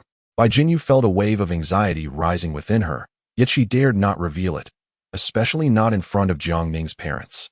She certainly did not wish for her partner's parents to discover that she was merely a slothful idler. Particularly, Jiang's mother had not hesitated to praise her in front of Jiang Ning, extolling her diligence and passion for learning, urging Jiang Ning to emulate her. The pressure was indeed mounting. Little Bai, remember to balance your studies with rest. Do not wear yourself out, Jiang's mother advised gently. Here, have some fruit. I just sliced some pears and apples for you. They are quite sweet. And there she came again, bearing a beautifully arranged fruit platter, alongside some pastries and snacks. I hope I'm not interrupting you, little Bai. Bai Jinyu quickly waved her hands in protest. No, Annie, I'm just taking a break. Upon seeing her hands stained with ink, Jiang's mother felt a twinge of sympathy. If only her daughter Ning could exhibit such diligence, would she still be so easily provoked? The mere thought of Jiang Ning sprawled across every couch at home in a state of languid indifference made Jiang Ma sigh deeply. Thankfully, a diligent presence had entered their household. She hoped that Bai Jinyu would inspire Jiang Ning, encouraging her to adopt a more industrious demeanor. Humans, after all, are perpetually insatiable in their desires. Previously, Jiang Ma merely wished for Jiang Ning to refrain from causing trouble, desiring a peaceful home. Now, her aspirations had evolved. She yearned for Jiang Ning to strive for success, ideally taking up the family business. From Bai Jinyu, she perceived the power of exemplary influence. Alas, it truly is a laborious endeavor. I must contact Professor Tao and request that he provide you with extra guidance once school resumes. No, no, no. Mom, please don't. Bai Jinyu was taken aback. She would much prefer if Professor Tao forgot about her after the term began. She fervently wished he would not pay her any special attention. She felt that her calligraphy skills were utterly inadequate to impress anyone. In other matters, her mother could not assist her, but this small issue was within her grasp. Jiang Ma, oblivious to Bai Jinyu's inner turmoil and interpreting her shyness as mere modesty, quickly offered gentle words of comfort. Just focus on your efforts. Leave the rest to your parents. With that, Jiang Ma hurriedly exited, anxious not to further disturb Bai Jinyu's studies. Bai Jinyu felt utterly defeated. At that moment, Jiang Ning was not at home. She had accompanied her father to the company to meet two distinguished guests from out of town. Jiang Ning was seldom called upon to navigate social situations, so she would not refuse her parents' occasional requests. At this moment, she sat with her father in the lounge on the top floor, idly fiddling with her phone. The distinguished guest, who was supposed to arrive half an hour ago, had yet to make an appearance. How could anyone be so tardy? Jiang Ning felt a wave of frustration. She was already contemplating a discreet exit. With a deep sigh, she could not help but inquire, "Dad, who exactly is this person that you regard with such importance and insist on introducing me to?" Jiang's father's gaze darkened. He truly wished to keep Jiang Ning in the dark regarding too many details. Over the years, he had come to terms with the reality that there was no heir to the family legacy, and he had resigned himself to this fate. Thus, he held little expectation for Jiang Ning's future. All he desired was for her to lead a life of peace and happiness, without any hope that she would elevate the family business. The fact that this individual specifically requested to meet his daughter was merely an opportunity for them to make each other's acquaintance. Any other extravagant demands he would not entertain. The two visitors hailed from Haicheng and operated in the same industry as their family. Zhang's father feigned nonchalance as he remarked, "Their relationship with us is quite intricate. At times they are adversaries, while at other times they are allies. However, there is no need for you to fear them, nor to flatter them. Even if they are the titans of our industry, they are merely ahead of us by 300 billion in assets." Upon hearing this, Jiang Ning nodded thoughtfully. From her father's demeanor, she discerned that the situation was not as straightforward as he portrayed. Under her inquiry, the system revealed more details to her. The visitors today are none other than the Xia family from Haicheng. The Xia family boasts 5 children, 2 sons and 3 daughters, all adept at the art of colluding with officials and businessmen. The current head of the Xia family is a man of formidable reputation, in pursuit of greater ambition. He has even resorted to leveraging his own wife for favors, let alone his daughters. Over the past 2 years, he has exploited all 3 of his daughters. One was forcibly married off to an elderly man, another was coerced into becoming a mistress, and the most unfortunate of them all was cunningly led to her demise during a product launch of a rival company, her death being tragically gruesome, which resulted in the rival's utter disgrace and bankruptcy within a mere year. Upon hearing this, Jiang Ning furrowed her brows. What could such a person want upon arriving at the Jiang family? Today, it was the 2 sons of the Xia family, Xia Jiangwen and Xia Jianwu, who seemed intent on discussing a potential marriage alliance, presumably to secure advantageous ties with her family. Jiang Ning rolled her eyes in exasperation. As expected, they insisted on meeting her by name. Surely, no good could come of this. Given their unscrupulous methods, if her family were to decline, it might not end well. That is indeed the case. Once the Xia family has set their sights on a target, even if it is already rotten, they will still pursue it. This is no secret in Haicheng. Should the host refuse, they will undoubtedly resort to coercive measures. Just then, there was a knock at the door of the reception room. Before Jiang Ning could devise a strategy to handle the situation, she saw 2 young men in tailored suits entering, guided by the company receptionist. Oh, these must be the 2 brothers of the Xia family. At first glance, he appeared rather unremarkable, not particularly handsome. However, his aura was undeniably formidable and imposing. It is worth noting that in the original narrative, the Xia family had a presence spanning 30 episodes. They were adept at humiliating others and had inflicted significant losses on numerous individuals, including a considerable one on Lu Su. As the system reminded her, Jiang Ning recalled that in the original plot, Bai Jinyu had been kidnapped. The Xia brothers orchestrated her abduction to coerce Lu Su into withdrawing from a crucial competition that could determine the fate of his enterprise. How did Lu Su respond to such a dire situation? While calmly driving, he guided his subordinates over the phone to engage in the competition. all the while single-handedly storming the bandit stronghold with nothing but a metal rod to rescue Bai Jinyu. After all, Bai Jinyu had been missing for 2 days and nights. Surrounded by a group of unsavory men, what could possibly be good about that? It was utterly disgusting. The thought of such a plot made Jiang Ning shudder. What were these authors thinking? Did they really believe that such circumstances would render the male protagonist's clandestine harem acceptable? The crux of the matter is that it is simply unreasonable. Your wife has been kidnapped and held for no apparent reason for 2 days and nights. And instead of feeling shame, you expect her to feel shame? What sort of logic is that? Host, someone is approaching. Unbeknownst to her, the Xia brothers had already arrived before her, presenting themselves with a self-satisfied, devilishly charming smile. This smile churned Jiang Ning's stomach, leaving her feeling utterly ill. Damn it! How unlucky. Had she known, she would have refrained from such a hearty lunch. She decisively rose, covering her mouth, and dashed towards the restroom. Chapter 145. Given the circumstances. Let us first dine. The two brothers of the Xia family, upon witnessing Jiang Ning's hurried departure, instinctively furrowed their brows. What was amiss? She appeared to be overwhelmed with nausea. Surely, she was off to the restroom to vomit? The brothers exchanged glances, their eyes reflecting a hint of perplexity. Even Xia Jianwu, the younger sibling, uncertainly raised his arm to discreetly sniff his sleeve. It didn't smell foul, did it? Xia Jiangwen let out an exasperated huff, his small eyes narrowing behind his glasses. He began to question whether Jiang Ning still upheld her virtuous image. What if she had been promiscuous and had become pregnant? Ahem. Zhang's father cleared his throat, breaking the awkward atmosphere. Come, gentlemen, please take a seat. The tea is being prepared. I wonder if you're accustomed to our local brew. He motioned for his brother to join him as they sat opposite Zhang's father. Uncle Jiang. We arrived in haste and did not bring any lavish gifts, merely these items as a token of respect. I hope you will accept them with a smile. As he spoke, he signaled to the female secretary behind him.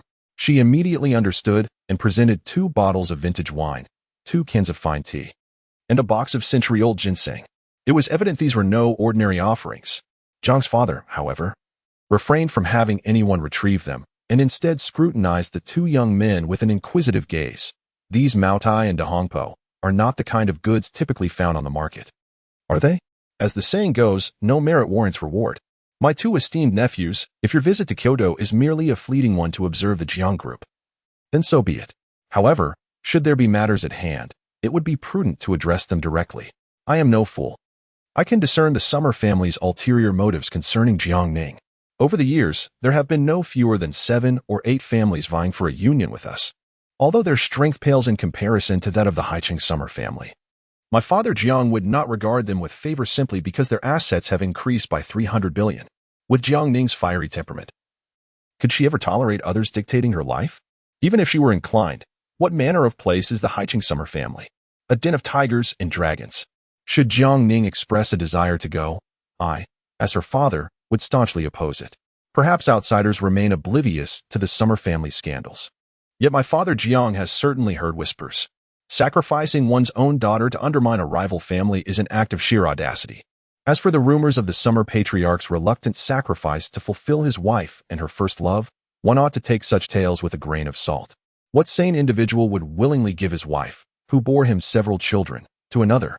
Thus, my father Jiang has long concluded that there are few sane individuals within the Summer family, and it is best to avoid entanglements. Regrettably, our families have long operated within the same sphere, engaging in discussions and mutual assistance in business matters, making complete detachment impossible. Over the years, we have managed to navigate this relationship with a semblance of civility. Who could have foreseen that their audacity would extend to coveting my precious, only daughter? The 2 Summer brothers before me fell into silence for a moment. They did not anticipate that the head of the Jiang family would be so difficult to engage with. This rendered the polite formalities they had prepared utterly useless.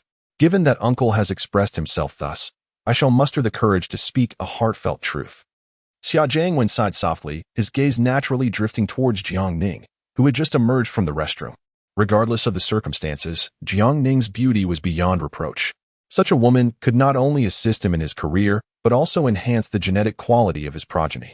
The only uncertainty lay in her fertility and the number of children she might bear.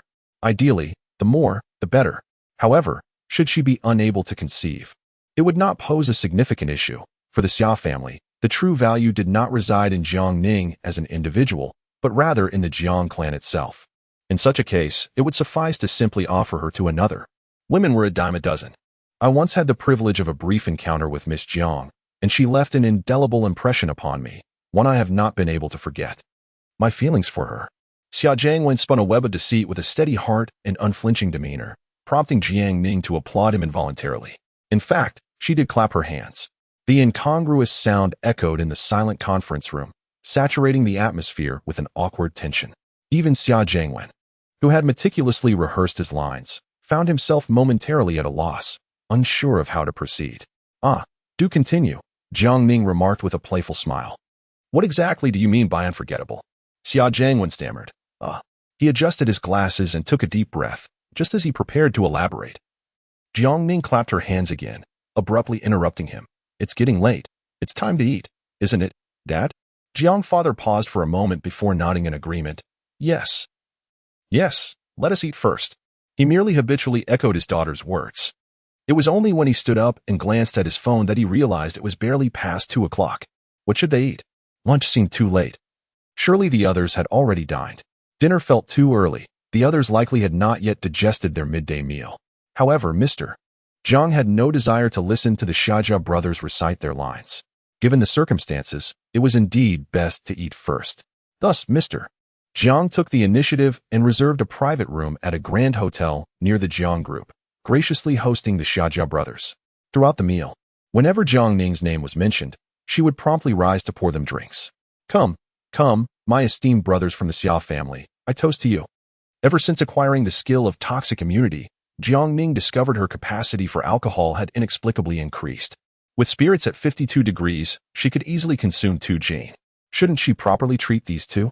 The Ⅱ brothers, initially intending to decline, found it difficult to refuse as Jiang Ning, a young woman, persisted in pouring drink after drink into her own glass. Thus, they relented and drank. The outcome was that they barely touched their meal before becoming utterly inebriated, sprawled across the table like 2 lifeless dogs. Mr. Jiang stared at his daughter in astonishment, as if meeting Jiang Ning for the first time. Ning, how is it that you, a girl, possess such a remarkable tolerance for alcohol? Is what's in your glass truly liquor? He had assumed it to be merely water or Sprite.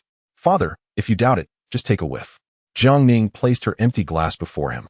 Inhaling the scent of the liquor, Mr. Jiang took a deep breath, lowering his voice to say, "You are being utterly reckless.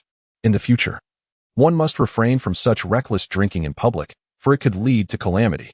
It's fine, Jiang Ning replied with a subtle smile. I know my limits. While she yearned to confront the Xia brothers today, they were accompanied by bodyguards who had already entered the premises. Thus, she could only watch helplessly as they departed. Gazing at the array of dishes before her, she pondered deeply. The Xia family sought to devour the Jiang family. Would the Jiang family merely sit idle and await their fate? Absolutely not. If they wished to consume her, she too longed to retaliate. After all, these two were capable of heinous acts such as the kidnapping of Bai Jinyu, a true menace. With Jiang Ning's intervention, the original narrative had been irrevocably altered. The abduction may no longer transpire. However, one must always be cautious, for it is the unforeseen that often leads to disaster. Jiang Ning knew she must take the initiative. Moreover, one must eradicate the root cause. Ideally, she would render them both eternally silent. Chapter 146. My desire for progress. Jiang Ning was momentarily taken aback by her own malevolent thoughts. When did her approach to problem-solving become so extreme? Perhaps it began when the system informed her that a life-and-death battle with Lu Su was inevitable. It was a matter of either her demise or his. A world cannot harbor 2 protagonists, unless they are of opposite genders, or perhaps akin to 2 shopping bags. Alas, what a transgression. Jiang Ning silently chastised herself. Before arriving in this world, I wouldn't even dare to harm a chicken. This is all Lu Su's fault. If he hadn't provoked matters, would it have come to this?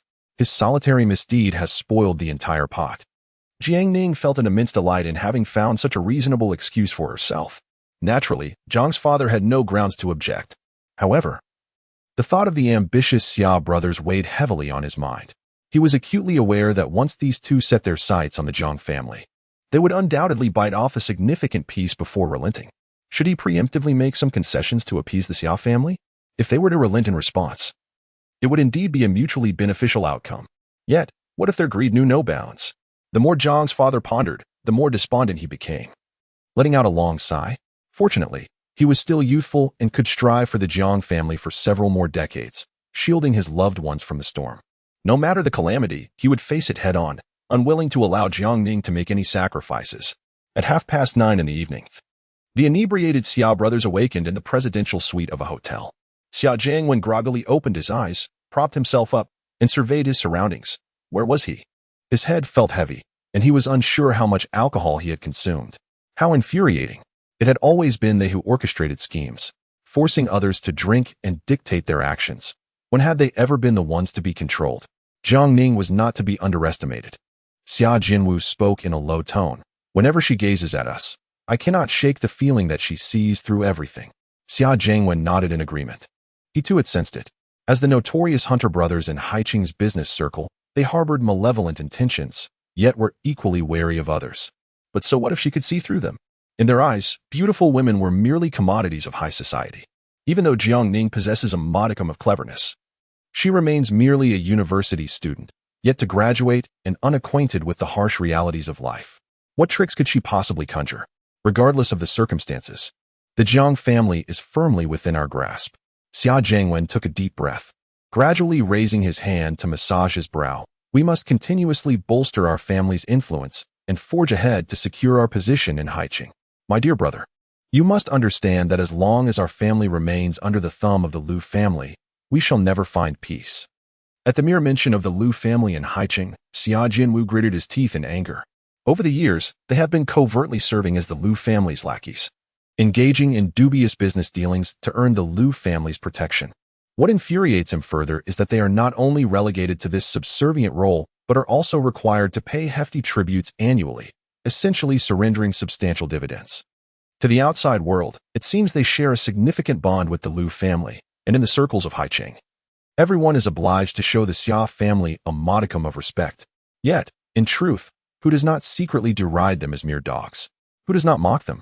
One day, I shall bring ruin upon that old scoundrel from the Liu family, Xia Jinwu declared with bitter resolve. Should I ever lay hands on his precious only son, I shall flay him piece by piece and feed his flesh in the serene confines of the study. Jiang Ning accompanied Bai Jinyu as they practiced calligraphy. Observing the results of Bai Jinyu's day-long efforts, Jiang Ning could not help but sigh deeply. This, damn it, is written with such commanding flair. Bai Jinyu's cheeks flushed a delicate hue. This is Chun Shi Yin Yun. Ah, so it is Chun Shi Yin Yun. I thought it resembled it, hee. Jiang Ning chuckled awkwardly a couple of times. I say, little Jinyu, it's getting late. Shall we take a stroll outside? She genuinely wished to seize the opportunity to treat Bai Jinyu to some late-night snacks. However, opportunities were scarce, utterly non-existent. The house was replete with surveillance cameras, at most. She could discreetly take Bai Jinyu's small hand, but anything more audacious was out of the question. As for stepping outside, that was feasible. Jiang Ning could venture out, as could Bai Jinyu. Yet, Bai Jinyu was invariably accompanied by the ever-watchful Shao Qi, who showed no regard for the social niceties of the young lady. At this moment, Shao Qi had stepped away to the restroom, and with her mother absent from home, Jiang Ning contemplated taking Bai Jinyu out for a brief escapade. As long as they acted swiftly, Shao Qi would undoubtedly be unable to catch them indulging in late-night snacks. However, to her surprise, Bai Jinyu shook her head in refusal. I still need to finish my sketching assignment tonight. Jiang Ning was taken aback. Isn't the sketching assignment less important than me, Jiang Ning? Bai Jinyu looked at her with a pitiful expression. I'm so sorry. At that moment, Bai Jinyu was preoccupied with her assignments, lacking any extra enthusiasm, even believing that Jiang Ning intended to take her out for a late-night snack, perhaps something like crispy squid or sizzling tofu. Little Jinyu, I ask you, do you wish to swiftly enhance your calligraphy skills? Yes, of course. Jiang Ning was almost amused by her defensive demeanor, standing up and walking out of the study, declaring, never mind, it appears you are not interested. Upon witnessing this reaction, Bai Jinyu immediately realized she had misjudged the situation. Perhaps Jiang Ning did not intend to deceive her, but genuinely possessed some clever tips for practicing calligraphy. She could not afford to dismiss such an opportunity. No, Jiang Ning. I truly want to improve. I desire it immensely. Do you truly have a method that could expedite my progress? As they exited the study and headed toward the backyard, just as they stepped beyond the reach of the corridor's overhead light, Jiang Ning grasped her hand and pulled her into an embrace. You wish to improve? I.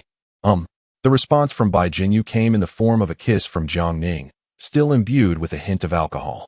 Instantly, Bai Jinyu felt her heart race.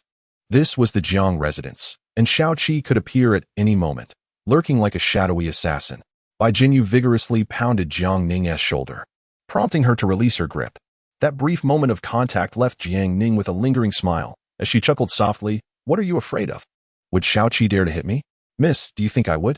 Like a specter, Xiao Qi materialized behind them, cracking his knuckles, seemingly poised to deliver a sound thrashing to Jiang Ning. The lady remarked that should you breach the agreement, she would be willing to take her place and confront you. Likewise, the head of your household stated that should you show any disrespect towards me, he too could take action against you. Xiao Qi bit her lip, hesitating to speak. The insufferable young lady always wielded the headmaster's authority over her. Jiang Ning, with a stern expression, approached her and quietly inquired, Did my mother not mention that I shouldn't play intimately with Bai Jinyu? Xiao Qi's lips twitched slightly. No. The lady had instructed to ensure that neither of them were harmed, yet she had not explicitly forbidden affection. That is correct, Jiang Ning affirmed, giving her shoulder a firm pat.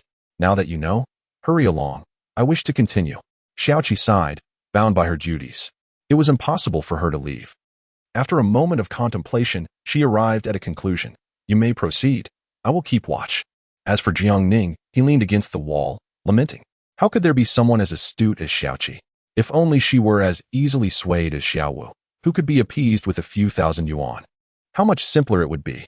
It seems that elevating Bai Jinyu's calligraphy skills and seizing another opportunity to bask in her protagonist aura would have to be postponed. Chapter 147. Unable to bear Jiang Ning's child the following day, the brothers from the Xia family awoke from their stupor, tidied their appearances, and paid a visit once more. This time, they did not head to the headquarters of the Jiang Corporation, but rather went directly to the Jiang residence. At this hour, Jiang's parents were absent, leaving only Jiang Ning, Bai Jinyu, and a few bodyguards and servants present. Jiang Ning raised her head and gazed at the two uninvited guests at the door. Are you lost? Xia Zhengwen's smile faltered. No. We have come specifically to pay a visit. He sensed it. Jiang Ning was mocking them. How infuriating. This woman was as cunning as a fox. Before he could finish his thought, his brother chimed in. Miss Jiang, your drinking prowess yesterday truly opened our eyes. Look, today we have brought wine for you to sample. As a gesture of reciprocity. As he spoke, he placed two exquisitely packaged bottles of red wine on the table. Oh, and we've also brought some fruits and dishes. Hoping to enjoy a meal at Miss Jiang's residence today.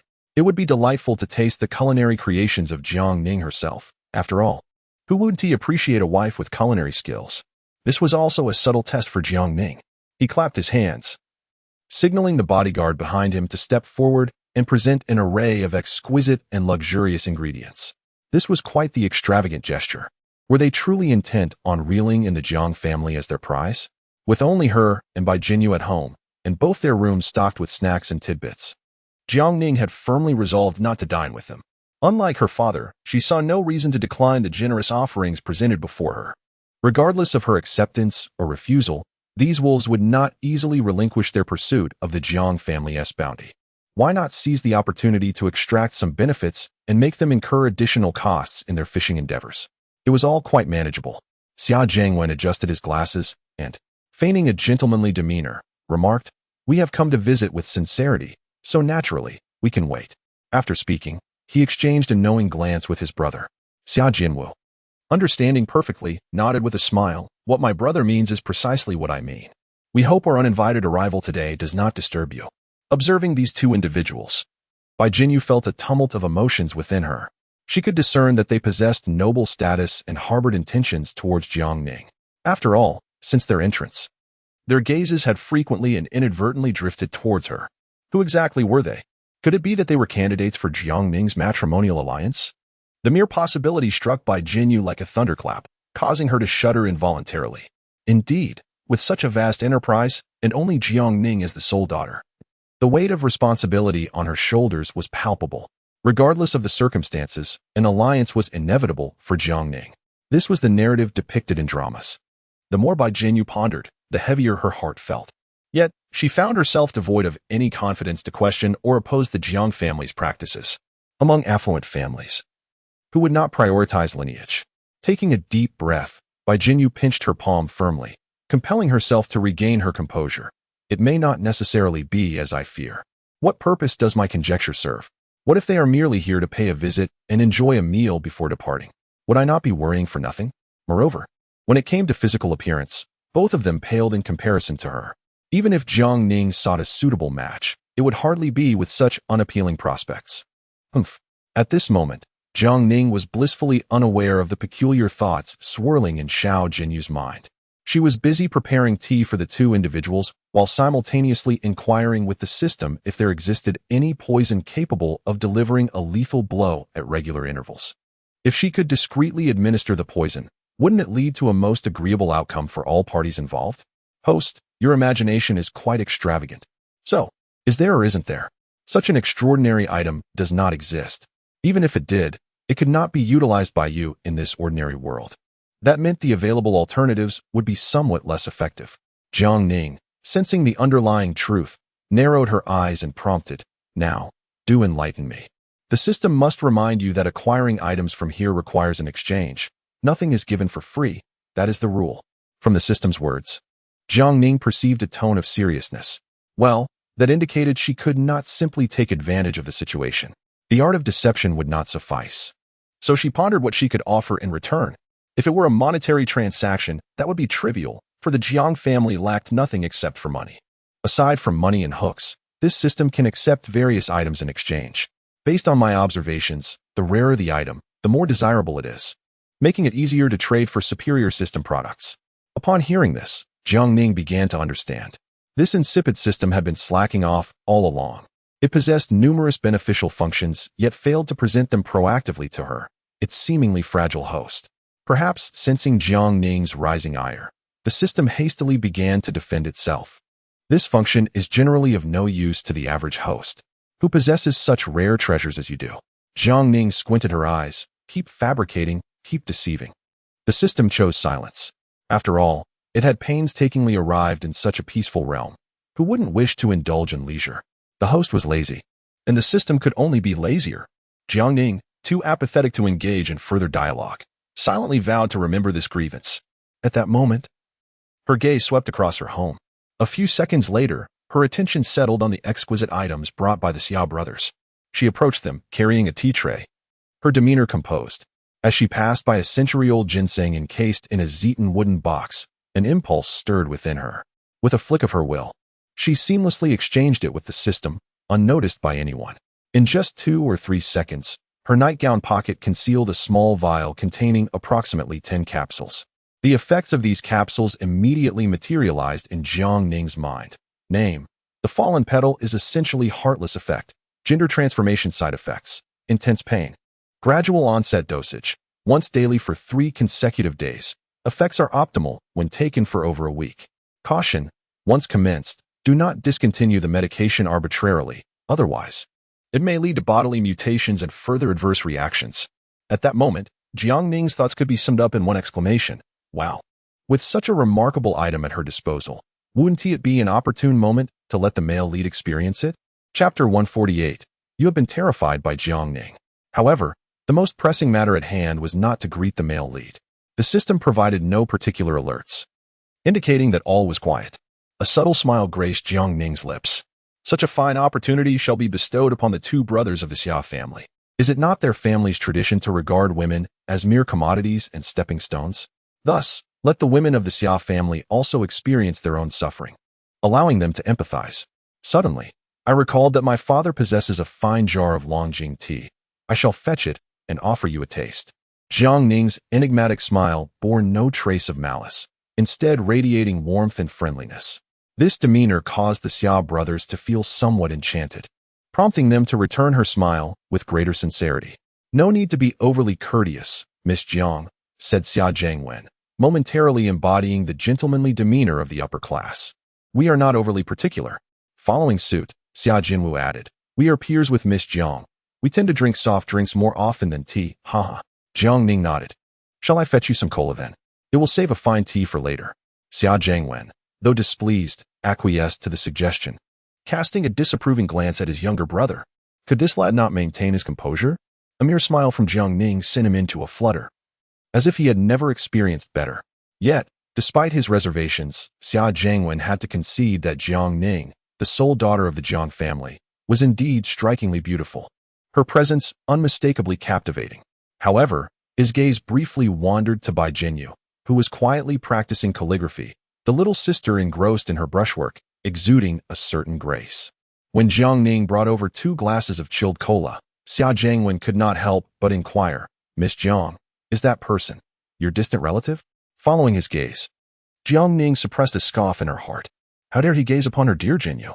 Once you've consumed this spiked cola, I wonder if you'll still have the inclination to look around.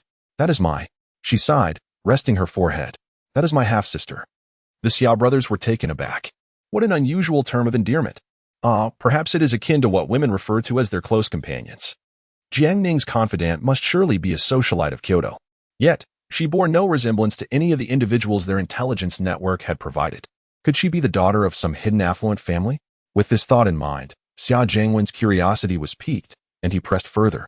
May I inquire about this young lady's name? Perhaps our elders are acquainted. Jiang Ning raised an eyebrow and deliberately lowered her voice, saying, "Oh, dear brother of the Xia family, some questions are better left unasked. Be wary of courting trouble." Xia Jiangwen's expression shifted slightly. Could it truly be the daughter of a concealed magnate? What kind of background warrants such secrecy that even he must tread carefully? Jiang Ning smiled enigmatically, and the more she shrouded the matter in mystery, the more intrigued the Xia brothers became. Suddenly, the office door slammed shut, causing both brothers to gasp in unison. Such a temper. Even the chairman of the Jiang group would show them some deference. Yet this little sister displayed none, slamming the door. She could visit the Jiang family and surely must be aware of the Xia family's reputation in Haicheng. Thus, her actions were deliberate. To be deliberately so arrogant, one must undoubtedly possess a formidable backing. Otherwise, it would be sheer folly. Observing Bai Jinyu's countenance, it is evident that she is an astute individual. Thus, it is clear she holds the Xia family and their 2 members in disdain and possesses the means to do so. Within a mere few seconds, the cunning brothers of the Xia family found themselves vanquished by their own imaginations. They exchanged knowing glances, resolving to exercise caution. Half an hour later, the Xia brothers leisurely finished the cola that Jiang Ning had offered them. At this point, their bodies exhibited no particular reaction, merely a hint of thirst. They drained a pot of tea on the table, yet still felt parched, their thirst intensifying. Xia Jiangwen, with a bold demeanor, inquired, "Miss Jiang, may we request another pot of tea?" Jiang Ning chuckled. "What a trivial matter. Please wait, I shall brew some more for you." Thus, another half hour passed.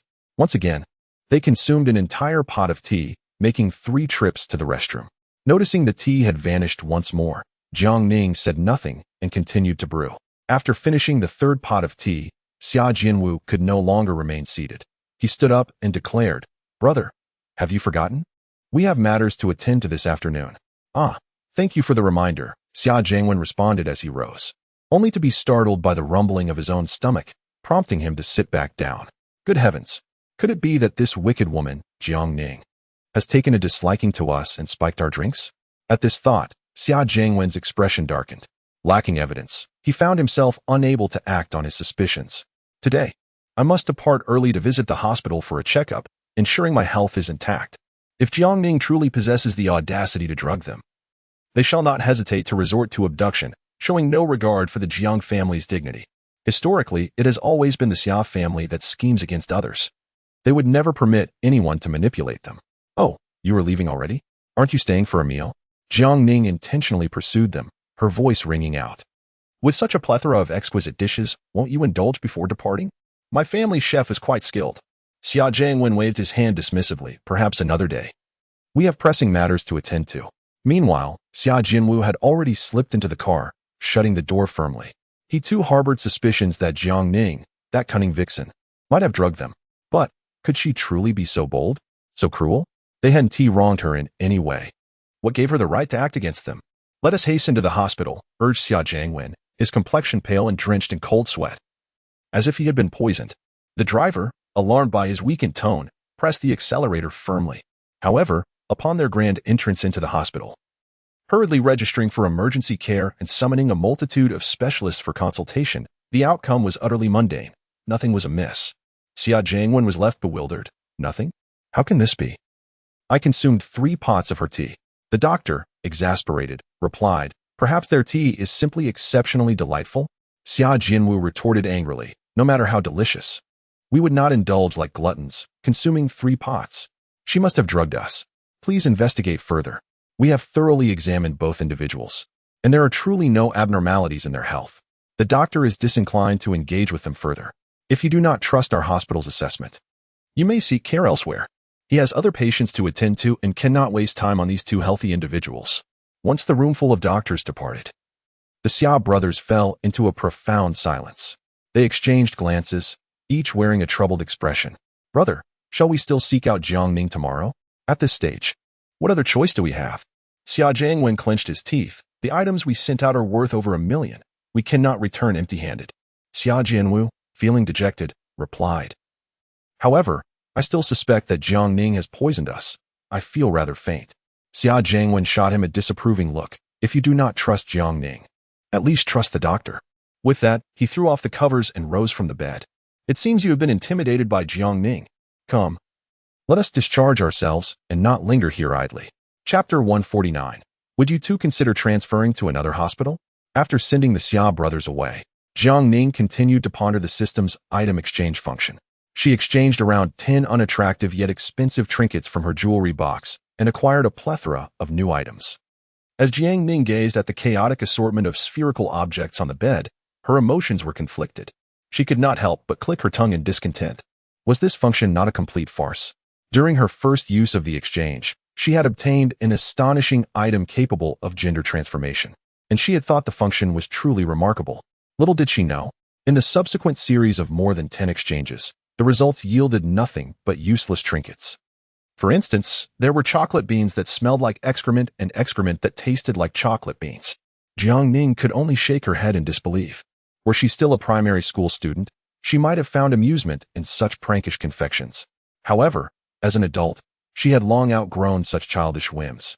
At present, her mind was consumed with thoughts of vengeance, desiring nothing more than to see her enemies live in regret for all eternity, deterred from disturbing her blissful, carefree existence. System. Host, what is the matter? Those jewels I just exchanged are worth at least 3 million combined, and you offer me chocolate-flavored excrement? Jiangning's tone was ominous. She had become quite adept at threatening the system. If you wish for us to perish together, just say so. She suspected the system was retaliating against her, though she possessed no concrete evidence.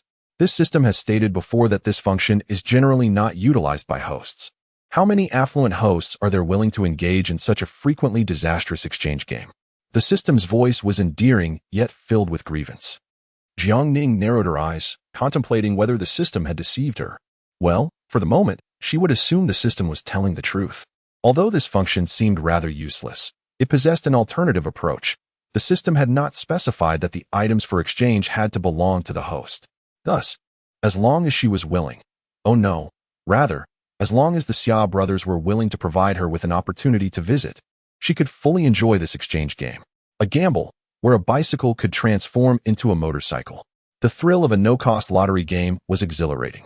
With this thought, Jiangning felt a surge of excitement. Once again, the system fell silent in response to her shameless musings. It regretted its choice of such a morally bankrupt individual as its host.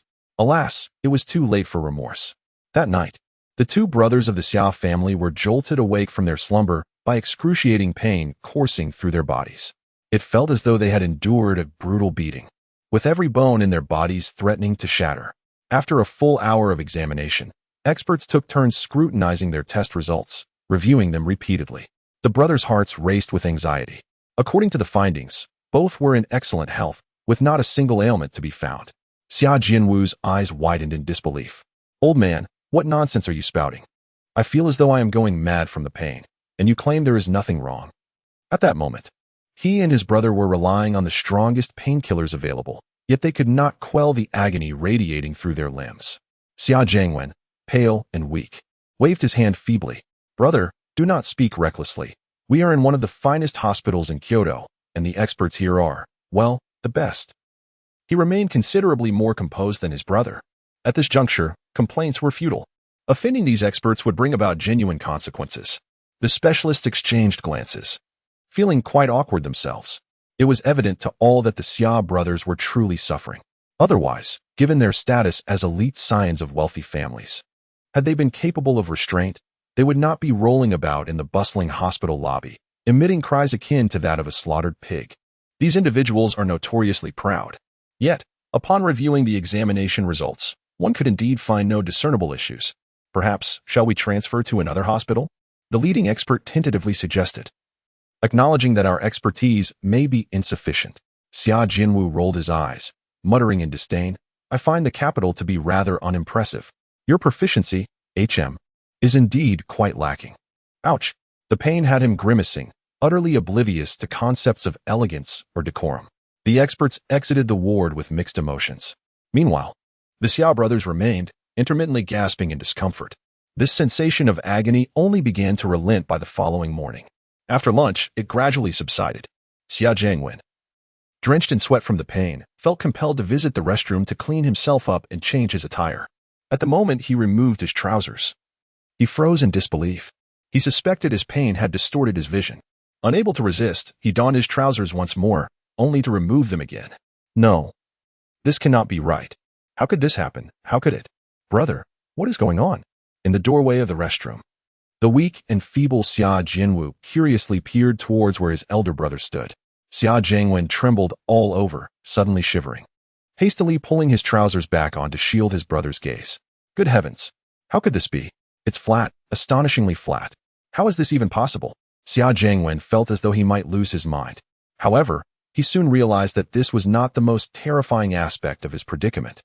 The most dreadful part was that his bladder felt as if it might burst, yet he was utterly unable to expel the liquid within his body. With the drainage system mysteriously vanished, how could he relieve himself? In a state of panic, he forcefully pushed aside his younger brother, who was watching with curiosity, and dashed toward the on-call doctor's office. Doctor. Upon comprehending the frantic and incoherent expressions of Xia Jiangwen, the on-call physician furrowed his brow, suspecting that the patient might be driven to madness by inexplicable agony. However, when Xia Jiangwen discarded his trousers, the doctor, having just taken a sip of green tea, was astounded and spluttered it all out. What? The seasoned expert, who often boasted of his extensive experience, admitted that he had never encountered such a situation. He hastily set down his teacup and began calling specialists from other departments, as well as colleagues from outside the hospital, urging them to come quickly and witness this bizarre occurrence. Xia Jiangwen was mortified and furious, his legs trembling from the overwhelming urge to urinate, his complexion ashen. Doctor, please do something. I need to relieve myself. Before he could finish his plea, he collapsed to the floor, convulsing.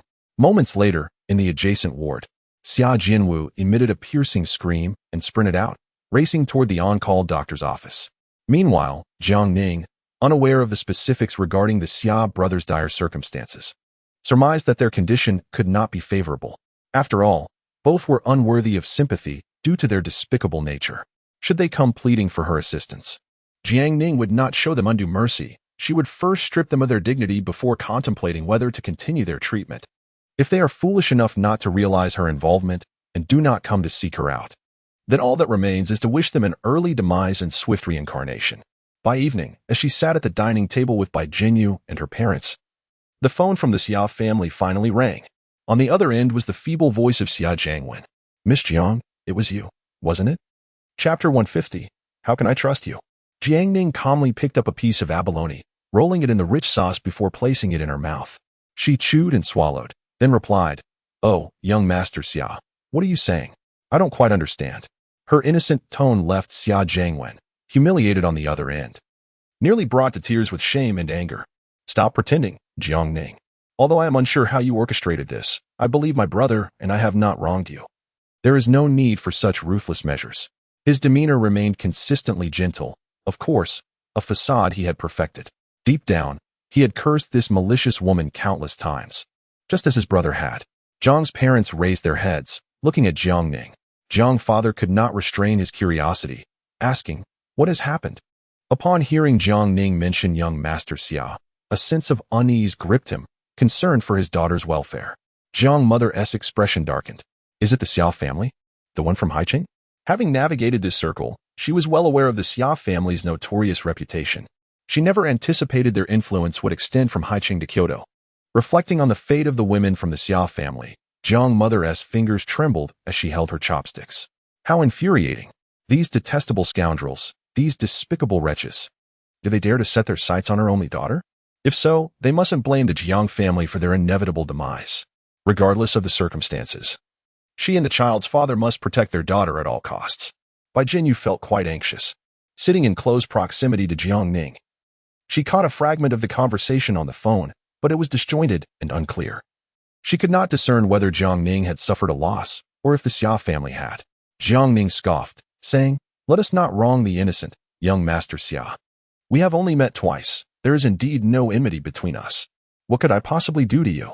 Xia Jiangwen took a deep breath, striving to suppress his fury. He understood that Jiang Ning would never admit her involvement. Yet, they all knew the truth. It was undoubtedly Jiang Ning's doing. Thus, to resolve the matter at hand, they should refrain from assigning blame and instead focus on finding a solution. 10 million, Xia Jiangwen stated solemnly. Consider it an offer of friendship between our families. Jiang Ning huffed dismissively. Why are you speaking in terms I cannot comprehend? 10 million? Is that merely a pittance to dismiss a beggar? Xia Jiangwen gritted his teeth. 50 million. Jiang Ning abruptly hung up the phone. The fortunes of their two families were calculated in the hundreds of billions. To think that a mere few tens of millions could procure tranquility seemed utterly naive.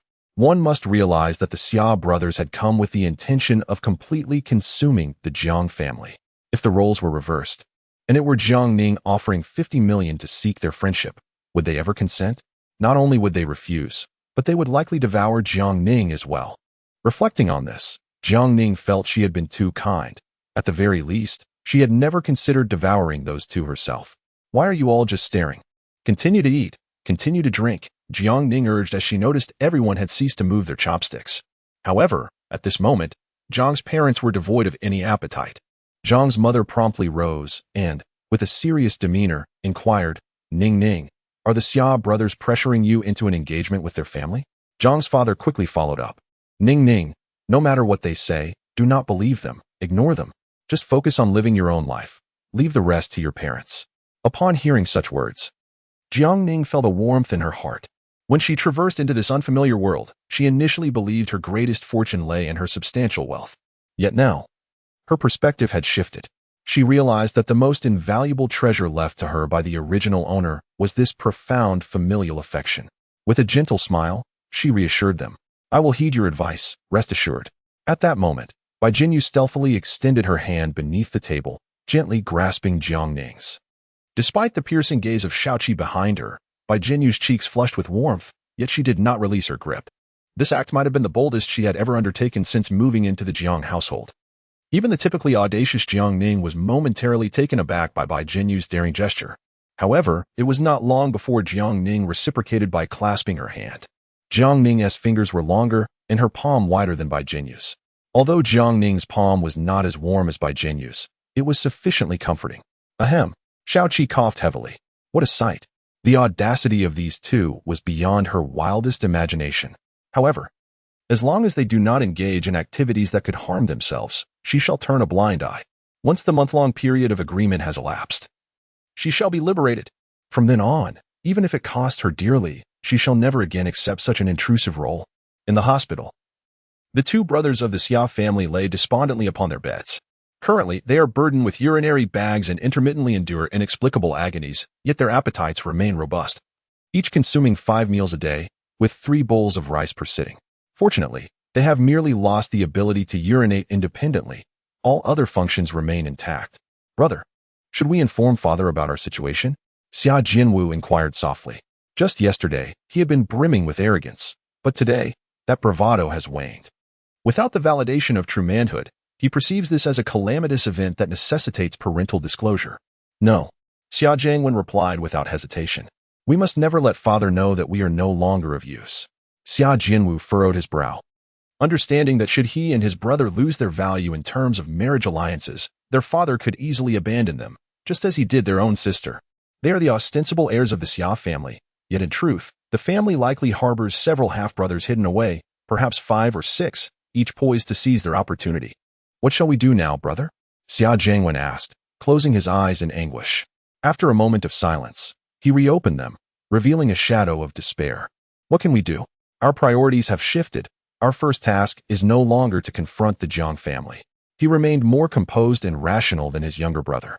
We still do not know what sort of poison Jiang Ning has administered to us and whether it might prove fatal. In any case, our priority is to secure the antidote by any means necessary. While the term deceive is used, Xia Jiangwen understood that a cunning individual like Jiang Ning would not be easily fooled.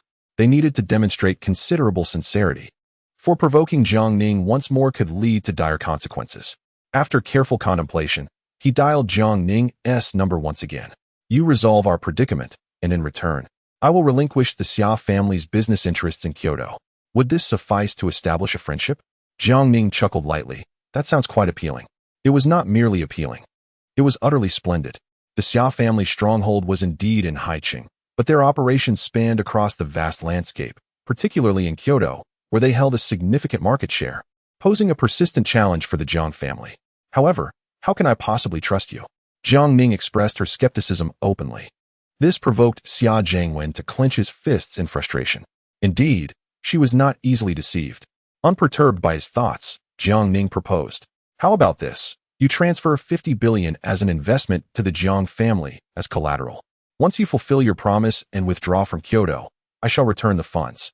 Xia Jiangwen fell silent, his face a stormy shade of anger, his teeth nearly grinding to dust. Beside him, Xia Jianwu was about to unleash a torrent of curses when Xia Jiangwen hastily ended the call. Brother, if you truly heed this woman's words, father will surely slay us. Xia Jianwu, in a fit of urgency, was ready to leap from his sickbed. Come down. Don't behave so impulsively like a woman, will you? Do you truly believe that if we disregard her words, she will spare our lives? Xia Jiangwen exhaled heavily, gradually unclenching his tightly clenched fists. They had underestimated their adversary and suffered a regrettable defeat. However, not all was lost. As long as they remained alive, hope still lingered. Given Jiang Ning's audacious approach, it was likely she had already made countless enemies in the capital. The two brothers, being newcomers and lacking sufficient knowledge of the Jiang family, had fallen into her trap. If only they had a little more time, they could identify the Jiang family's vulnerabilities, rallying together all their adversaries to deliver a fatal blow. Those who are adept at navigating circumstances are the true sages. Their father had taught them that one must possess a degree of self-interest to thrive and progress further.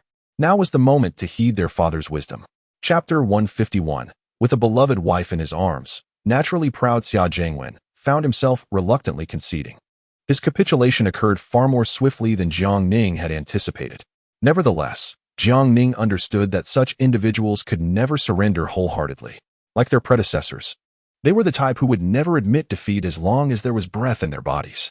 Upon learning that the Xia family had suddenly injected 50 billion into the Jiang family, Jiang's father was left utterly astounded, his jaw nearly dropping. How could this be possible? The Xia family, known for its lack of outbound investments, would actually provide them with such a substantial sum? It was as if the sun had risen in the west. Similarly, Jiang's mother was incredulous, repeatedly calling the management team to confirm the news. After receiving multiple affirmations, her eyes brimmed with tears. Is it possible that our dear Ningning has succumbed to despair and acquiesced to the outrageous demands of the Xia family's newborns? Father Jiang harbored similar concerns. He despondently sank into the sofa, enveloped in a prolonged silence. Just moments ago, I had heard whispers suggesting that the Xia family was plotting an assault on us, intending to undermine our overseas ventures. Mother Jiang's voice trembled. I have repeatedly urged you not to divulge too much about the company's affairs to Ningning.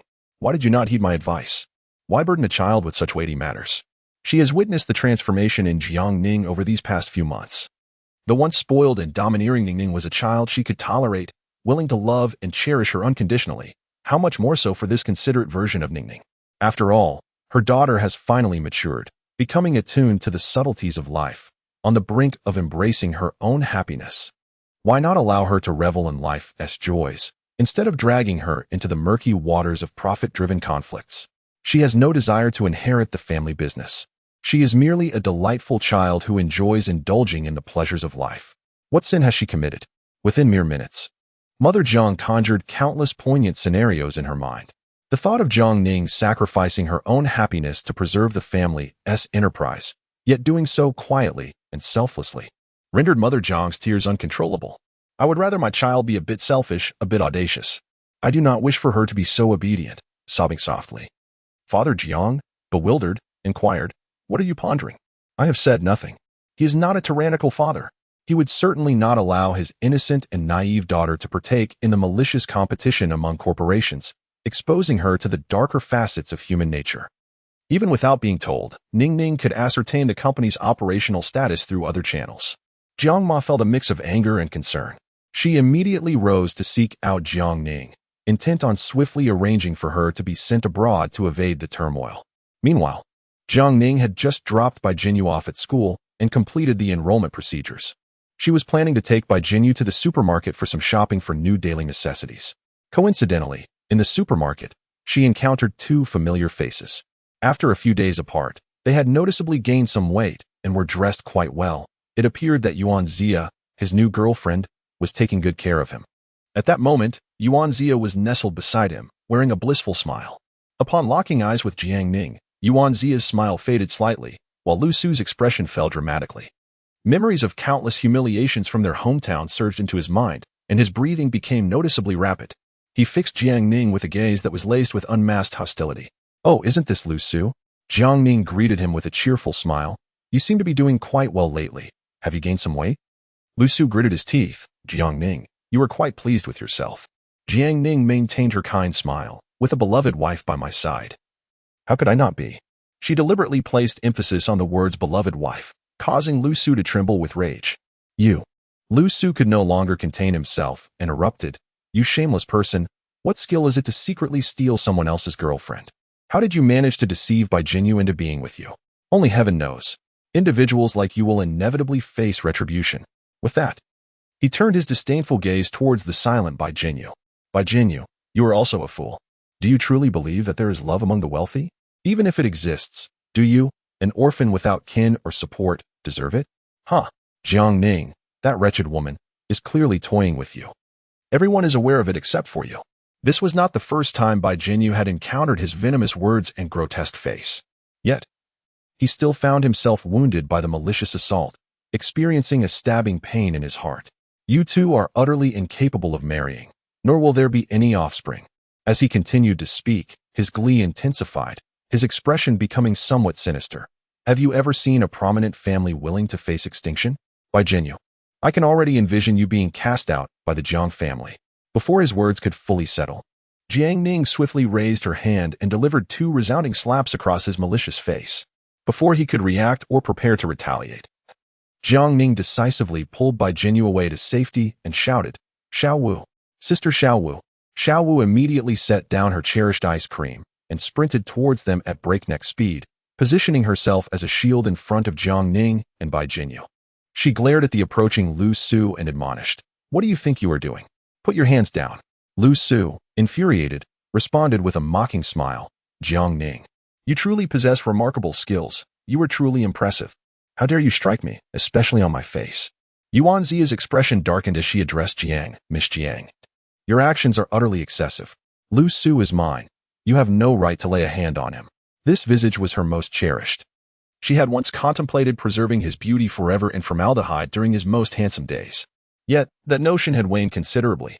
It was not that Lu Su had lost his allure, but rather she had resolved to await an auspicious moment to accompany him to the underworld, fulfilling the grand act of mutual demise. Calculating the time, perhaps a month remained. Of course, she harbored no intention of deceiving Lu Su. She would indeed seek vengeance for him, striving to eliminate the two adversaries before her. However, that would transpire only after Lu Su had departed from this world. "Your boyfriend's loose tongue is his fault, not mine." Jiang Ning expressed sincere regret. "I must admit, I did overlook your feelings, and for that, I apologize." us.Ⅱ exhaled softly. "Very well, I forgive you. Just refrain from such behavior in the future." She found merit in Jiang Ning's words.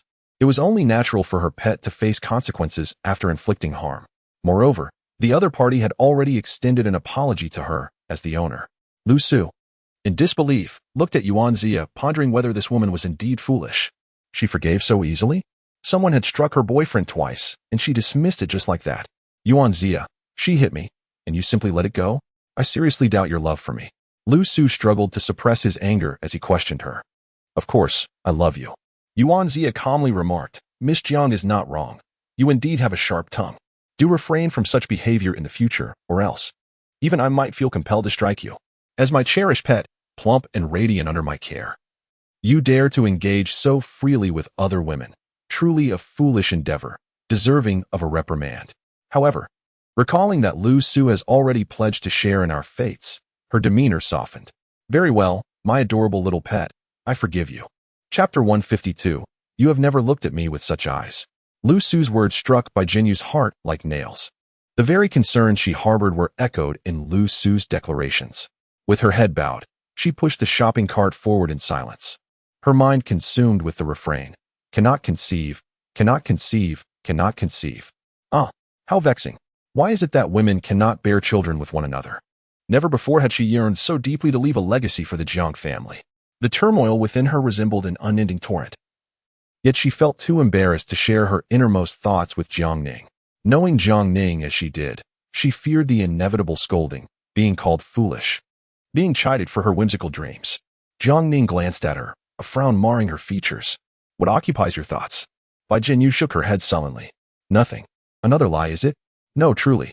With a sudden clap, Bai Jinyu was startled into revealing her heart's desire. I want to bear a child for you. Jiang Ning was left momentarily speechless. What was this? Bai Jinyu wished to bear her a child. Yet, is this not sheer nonsense?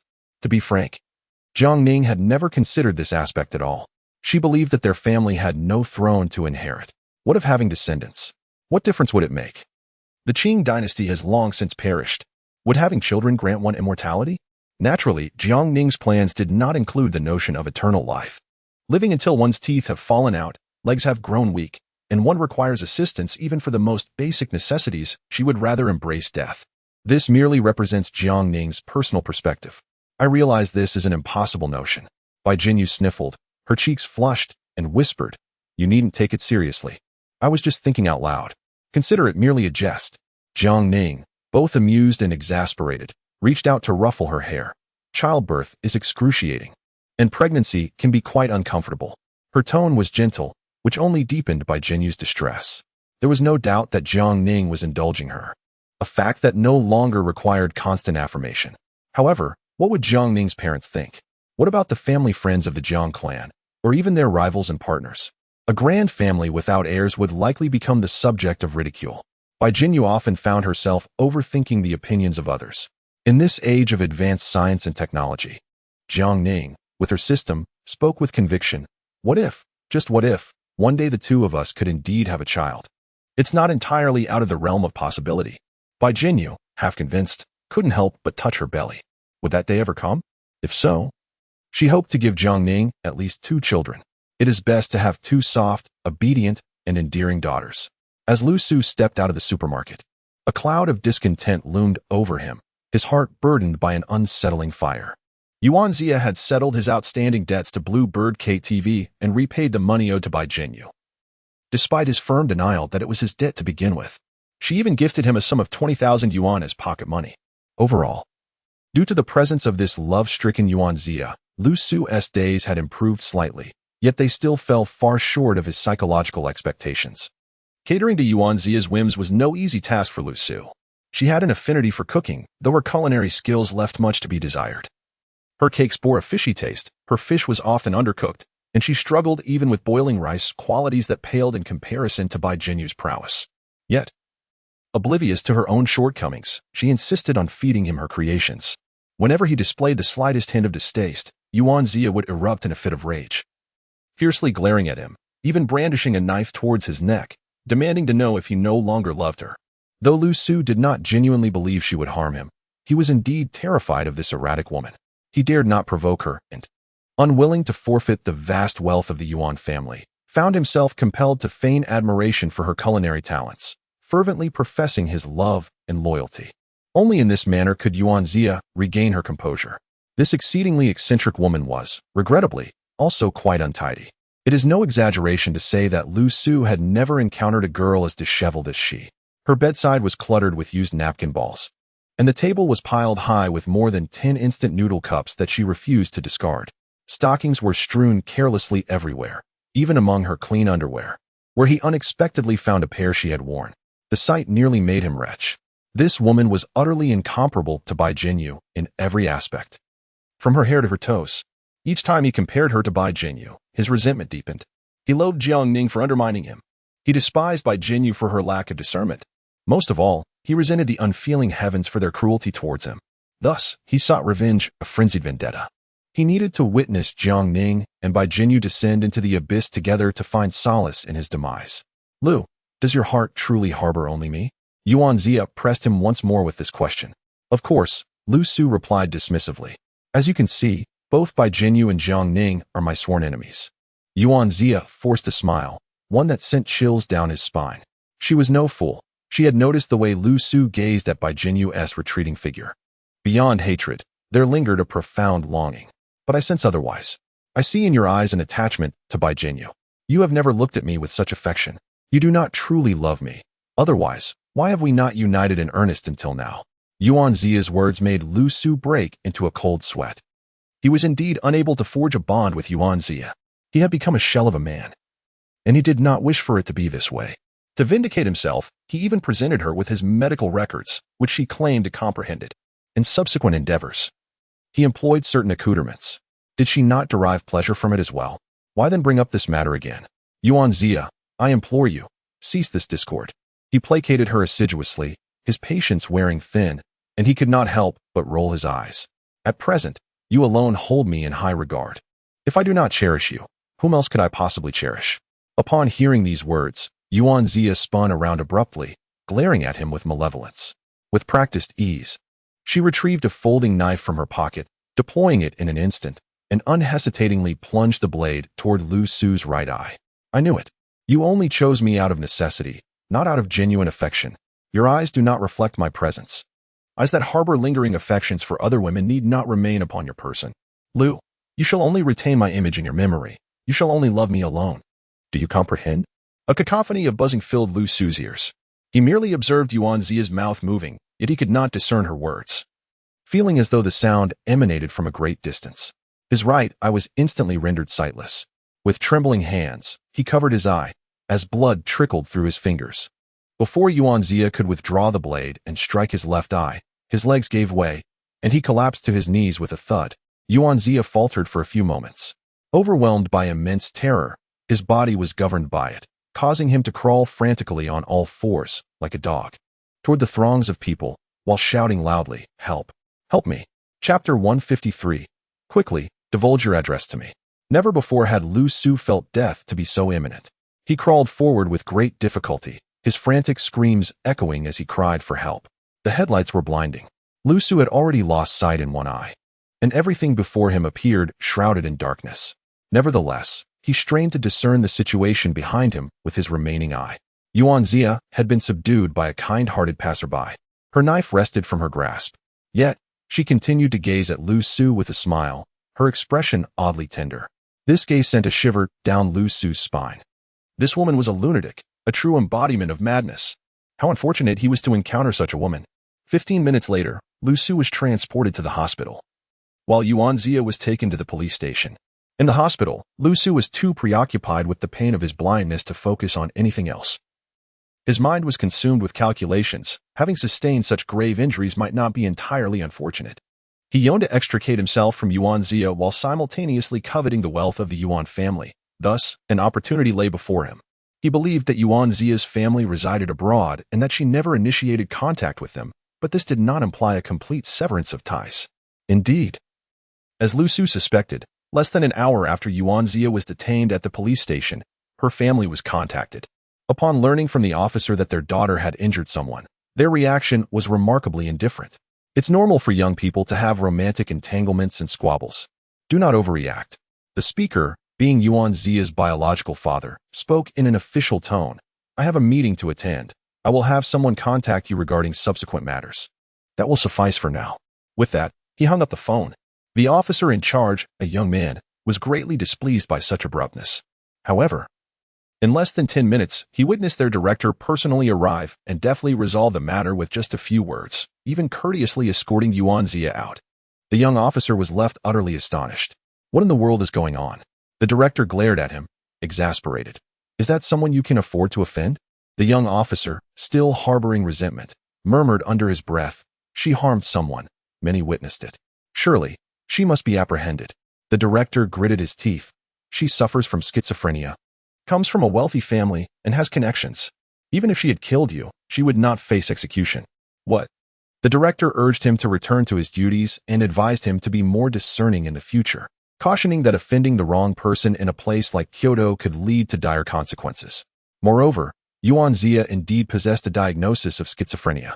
This was not a secret known only to her family. Even several seasoned officers in the precinct were aware of it. us.Ⅱ had been brought in for similar incidents before. The prospect of a mentally ill individual wielding wealth and power is a truly frightening one. us.Ⅱ departed the police station with an unwavering heart. She understood that her family was willing to forsake her, but could not bear to relinquish the face of the Yuan family. Thus, she felt no gratitude for their actions, as they were not intended for her. At that moment, she had no desire to exchange insincere words with her callous family. Her sole wish was to hasten to the side of her beloved Liu, to ascertain his well-being. She hailed a taxi and, within its confines, frantically messaged Liu. Liu, where are you? Are you all right? Please, tell me your address. Please, tell me your address. Please, tell me your address. Meanwhile, Liu, lying on his hospital bed, fantasized about the compensation he might extract from us.Ⅱ. The incessant beeping of his phone caused his eyelids to flutter.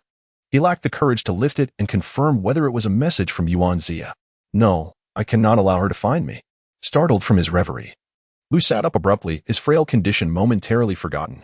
Now was not the time to consider asking her for compensation. She might very well be enraged enough to lash out violently. The image of us.Ⅱ brandishing a knife while smiling sweetly at him sent a chill down his spine. But could he truly let it end this way? After all he had endured, could he simply walk away? Would that not mean that he had been exploited by this madwoman? For Liu, a small gain felt like a significant loss. He could not allow himself to accept a humiliating defeat. At present, aside from us.Ⅱ, he had no superior alternatives. In his pond, while there were indeed other fish besides her, none were larger or more easily swayed than us.Ⅱ. Wait, I must remain calm and not lose my composure. Lu Su once again lay back down, feeling the oppressive weight of the moment. The single eye glimmered with a dark light. No matter how deranged us.Ⅱ might be, she was still merely a woman, inherently disadvantaged in terms of physical strength. Today, I was ambushed by her. In a head-on confrontation, she would undoubtedly be no match for me. A mysterious confidence began to take root within me. I couldn't help but smile. us.Ⅱ wishes to kill me. Yet do I not desire to eliminate her as well? Once she is dead, everything belonging to the Yuan family shall be mine. Yes, she must die. And before her demise, she must divulge all the passwords to me. Thus, I swiftly composed my emotions and dialed us.Ⅱ's number. The moment the call connected, us.Ⅱ had already arrived at the hospital below, having tracked my location through the device she had secretly implanted in my phone. Hello? She called out, lifting her gaze and squinting at the hospital building. Where's my adorable pet? Did it flee in such a panic, not fearing its master's wrath? Lu Su responded calmly, Yuan, I'm hungry. I would like to eat the cake you make. us.Ⅱ momentarily froze, the fierce glint in her eyes gradually fading. Oh, is that so, Lu? Her jealousy was nearly overwhelming, yet Lu Su's words offered her immense comfort. At least, he appreciated the things she made. He still harbored feelings for her. What flavor of cake would you like? I will make it right away. I want mango flavor. All right, be careful on your way. Lu Su hung up the phone. On the other end of the phone, us.Ⅱ gently caressed her mobile device, a tender smile gracing her lips. Lu Su had accurately guessed. Her greatest delight lay in having him savor her culinary creations. Each dish, infused with varying degrees of her profound affection for him, spoke volumes of her love. He was willing to embrace her devotion, relishing each bite, yearning for a union of their souls and bodies. Could there be anything more splendid in this world? Chapter 154. Every word she utters is sincere on Jiang Ning's side. She quickly received a notification from the system, informing her of the events unfolding in Lu Su's life. Was us.Ⅱ truly unwell? How could someone who cherished Lu Su so deeply be so heartless? To unhesitatingly blind a person in one eye seemed excessively cruel. However, Lu Su's misfortune bore no relevance to her. She felt no compulsion to purchase firecrackers to celebrate, which, in itself, was a testament to her moral boundaries. Curiously, Jiang Ning was eager to witness whether, under such dire circumstances, Lu Su's protagonist aura could still come to his rescue. Soon, she cast Lu Su's troubles aside. Following the arrival of the 50 billion investment promised by Xia Jiangwen, she provided them with 2 pills, instructing them to each take one and not to indulge recklessly, lest they face dire consequences. Upon receiving the pills, Xia Jiangwen was not easily swayed by Jiang Ning's words. He and his brother had been residing in the hospital, and the moment they received the pills, he hurriedly sent them for testing. Brother, no matter what poison this is. Xia Jianwu gritted his teeth, seething with anger. This is irrefutable evidence of her attempt to poison us. I vow that every member of the Jiang family will pay dearly for this. Xia Jiangwen furrowed his brow. Remaining silent, he couldn't help but steal a glance at his younger brother. In just a single day, it seemed that his brother's skin had become remarkably more delicate. Moreover, whether it was merely his imagination or not, Xia Jiangwen felt as though their voices had transformed as well, losing the masculine timbre they once possessed, now sounding somewhat feeble. What kind of poison could induce such a horrifying metamorphosis? Xia Jiangwen closed his eyes, secretly clenching his fists. Jiang Ning, how audacious you are to scheme against the Xia family and against us brothers. However, before the hospital's test results could be revealed, the Xia brothers found themselves once again ensnared in a bewildering agony that pierced their very souls. Today's torment far exceeded that of the first day. The reason, of course, lay in their failure to adhere to the prescribed regimen, taking 1 pill a day. Xia Jianwu howled in despair, initially cursing Jiang Ning with fervor, only to later plead with his elder brother for the medication, even dropping to his knees. Brother, I can't endure this any longer. Forget about evidence. Just give me the medicine. I feel like I'm dying. The pain is unbearable. Xia Jiangwen clutched the last remaining pill, his expression tortured. His brother was in agony, and so was he. Yet, they had to obtain evidence of Jiang Ning's treachery. Otherwise, how could they hold the Jiang family accountable? Thus, only one of them could take the medication. Would that person be himself or his beloved brother? The bond between the brothers had always been strong. Xia Jiangwen had always embodied the role of a protective older brother, ensuring that his younger sibling received the best of everything, be it food, entertainment, or clothing. Upon reaching adulthood, even when it concerns a woman he holds dear, he would unhesitatingly relinquish her to his younger brother at a mere request. This very reason cultivated a profound respect and unwavering reliance from his brother towards him. Over the years, the two of them, brothers bound by mischief, wreaked havoc far and wide, emerging victorious from a sea of illegitimate offspring, earning the commendation of their biological father, and securing the most coveted inheritance from the Xia family. It is no exaggeration to assert that their bond far surpasses the hollow familial affection purported by the Xia family. Brother, give it to me, please. I implore you. You cherish me above all, don't you? Xia Jianwu clutched his brother's arm tightly, his cries echoing with anguish. A profound fear enveloped him, stemming from the uncertainty reflected in his brother Xia Jiangwen's eyes. This moment marked, perhaps for the first time in his memory, a lack of resolute choice from his brother. Brother, please, that medicine is mine. If necessary, I can ask Jiang Ning for another one, or perhaps purchase it myself. Is that acceptable? Brother. Oh, brother. Yet, what if there were only these 2 pills available? Xia Jiangwen grasped the solitary pill, his voice raspy. Upon hearing those words, Xia Jianwu's expression dulled for several seconds. Coming to his senses, he lunged at his brother, snatching the waterproof bag containing the pill from his grasp, desperately attempting to shove it into his mouth. However, the bag was empty. A small hole had been punctured in the lower right corner, and the precious pill had already been extracted by his brother. Xia Jiangwen gazed at him impassively, and under the weight of Xia Jianwu's despair and terror, he placed the pill into his own mouth. In that instant, Xia Jianwu shattered, a surge of rage overwhelming him, allowing him to temporarily disregard the excruciating pain coursing through him. He firmly grasped Xia Jiangwen's neck, his voice booming with anger. Brother, brother. Xia Jiangwen, how can you be so selfish? You took the medicine, what am I supposed to take? Why do you want me to die? Why?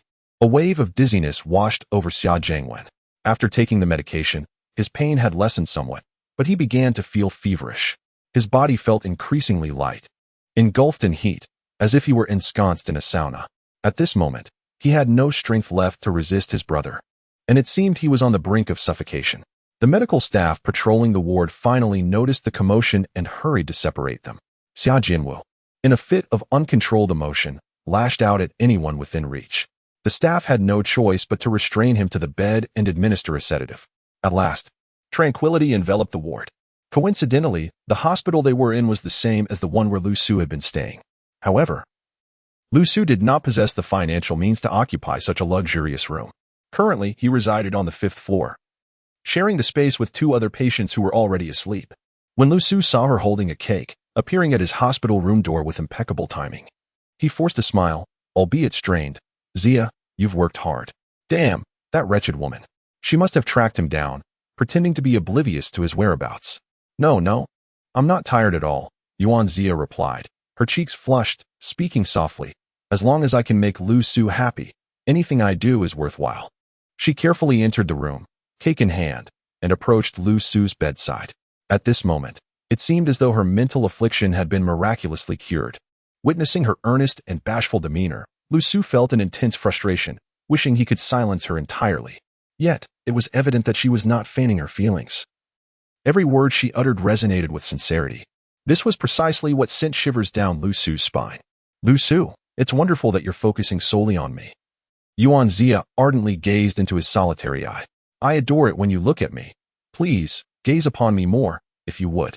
Lu Su swallowed nervously, hesitating before responding. "Yes, I, too, wish to see you more. So, perhaps, let me keep this eye." Zia beamed brightly. "Of course, that would be splendid."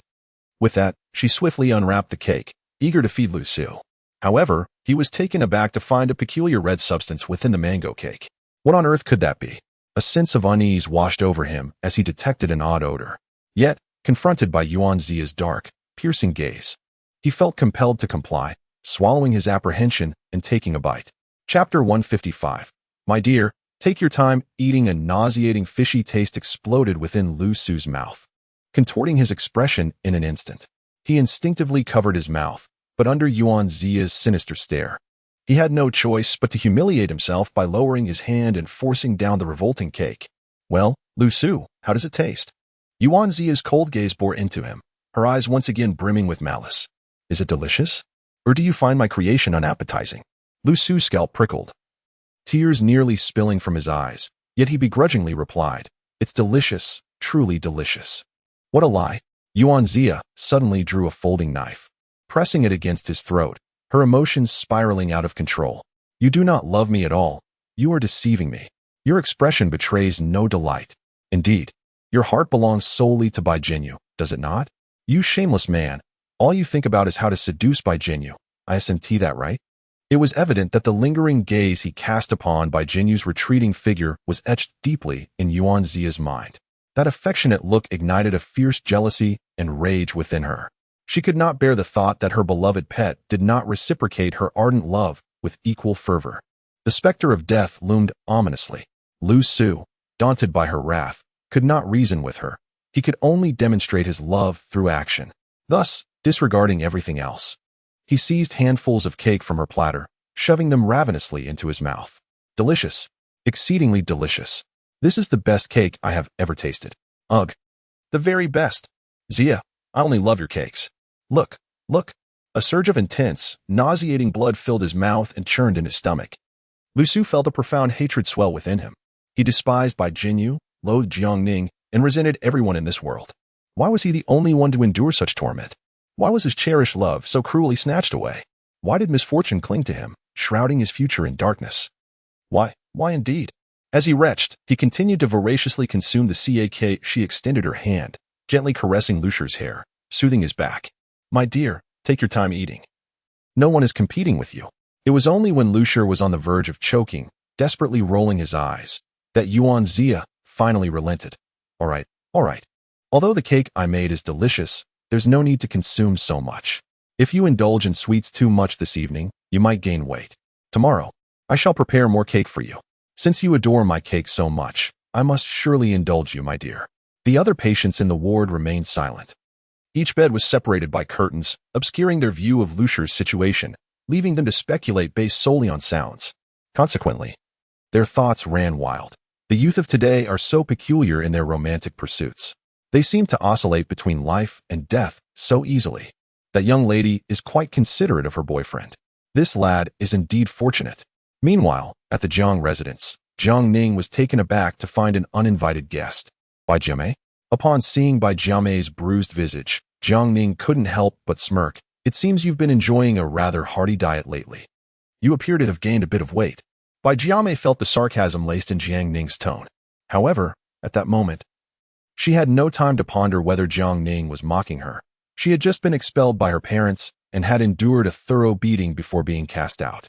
Not only did her parents reject her, but even her elder brother and sister urged her to keep her distance, warning that if they found her, they would break her legs. Bai wept pitifully, pleading, "Sister Yu." Bai Jinyu, unaware that she had fallen victim to her schemes, harbored only a moderate resentment towards her. Upon seeing her bruised and battered visage, weeping in such despair, a flicker of concern arose within her. Fearing that Bai Jimei might have encountered some rogue, losing her virtue in the process. The thought of casting her out now, only to have her take her own life at the Jiang family doorstep, was a gamble Bai Jinyu dared not take. Enough with the tears in someone else's home. Pray, tell me, what has transpired?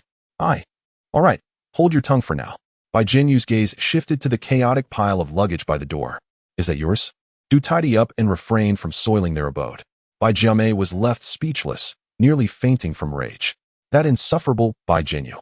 Were it not for her utter lack of refuge, she would not have traversed such a long distance, inquiring around Kyoto, and enduring countless hardships just to seek shelter with her, only to become the subject of her ridicule. What did you do back home? Must I elucidate it for you? Xiao Qi, clutching a bowl of instant noodles, emerged from the pantry, casting a dark glance at Bai Jiamei. A chill ran down Bai Jiamei's spine. She struggled to swallow, her voice faltering. I did not mean to. Besides, I hardly did anything, and you all seem unscathed. Jiangning scoffed. Look at this unrepentant demeanor. It is indeed hard to believe that such a person could be the cousin of our dear little Jinyu. Her parents, having aged considerably, had overindulged in glutinous rice balls that day, resulting in a considerable bout of food poisoning. The commotion they caused in the house was nothing short of catastrophic, nearly leading to a fatal incident. Xiao Qi had gathered ample information. Moreover, due to this incident, her mother was now facing the prospect of becoming an advanced maternal age expectant mother. Bai Jinyu was taken aback. What? At this moment, even someone as naive as she was could grasp the gravity of Xiao Qi's words. So that was the case. It wasn't her infatuation with Jiang Ning, nor was she possessed by a spirit. She had simply succumbed to poisoning. Yet, why did Jiang Ning seem unaffected? Could it be that she was remarkably resilient? This implied that her own 3 days of indulgence couldn't be solely attributed to the substance. She herself must certainly have significant issues. Good heavens, what a predicament! As Bai Jinyu pondered this, she felt increasingly humiliated, unable to suppress her embarrassment, and swiftly retreated to the restroom. The most tender-hearted individual had fled. Left behind were only Jiang Ning and Xiao Qi, with their hardened hearts and resolute fists. Xiao Qi slurped her instant noodles with calmness, declaring, when I found her at the station, I dragged her to the restroom for a thorough scolding. As she spoke, she shot Jiang Ning a look that suggested it was her turn next. Jiang Ning rolled her eyes, exasperated.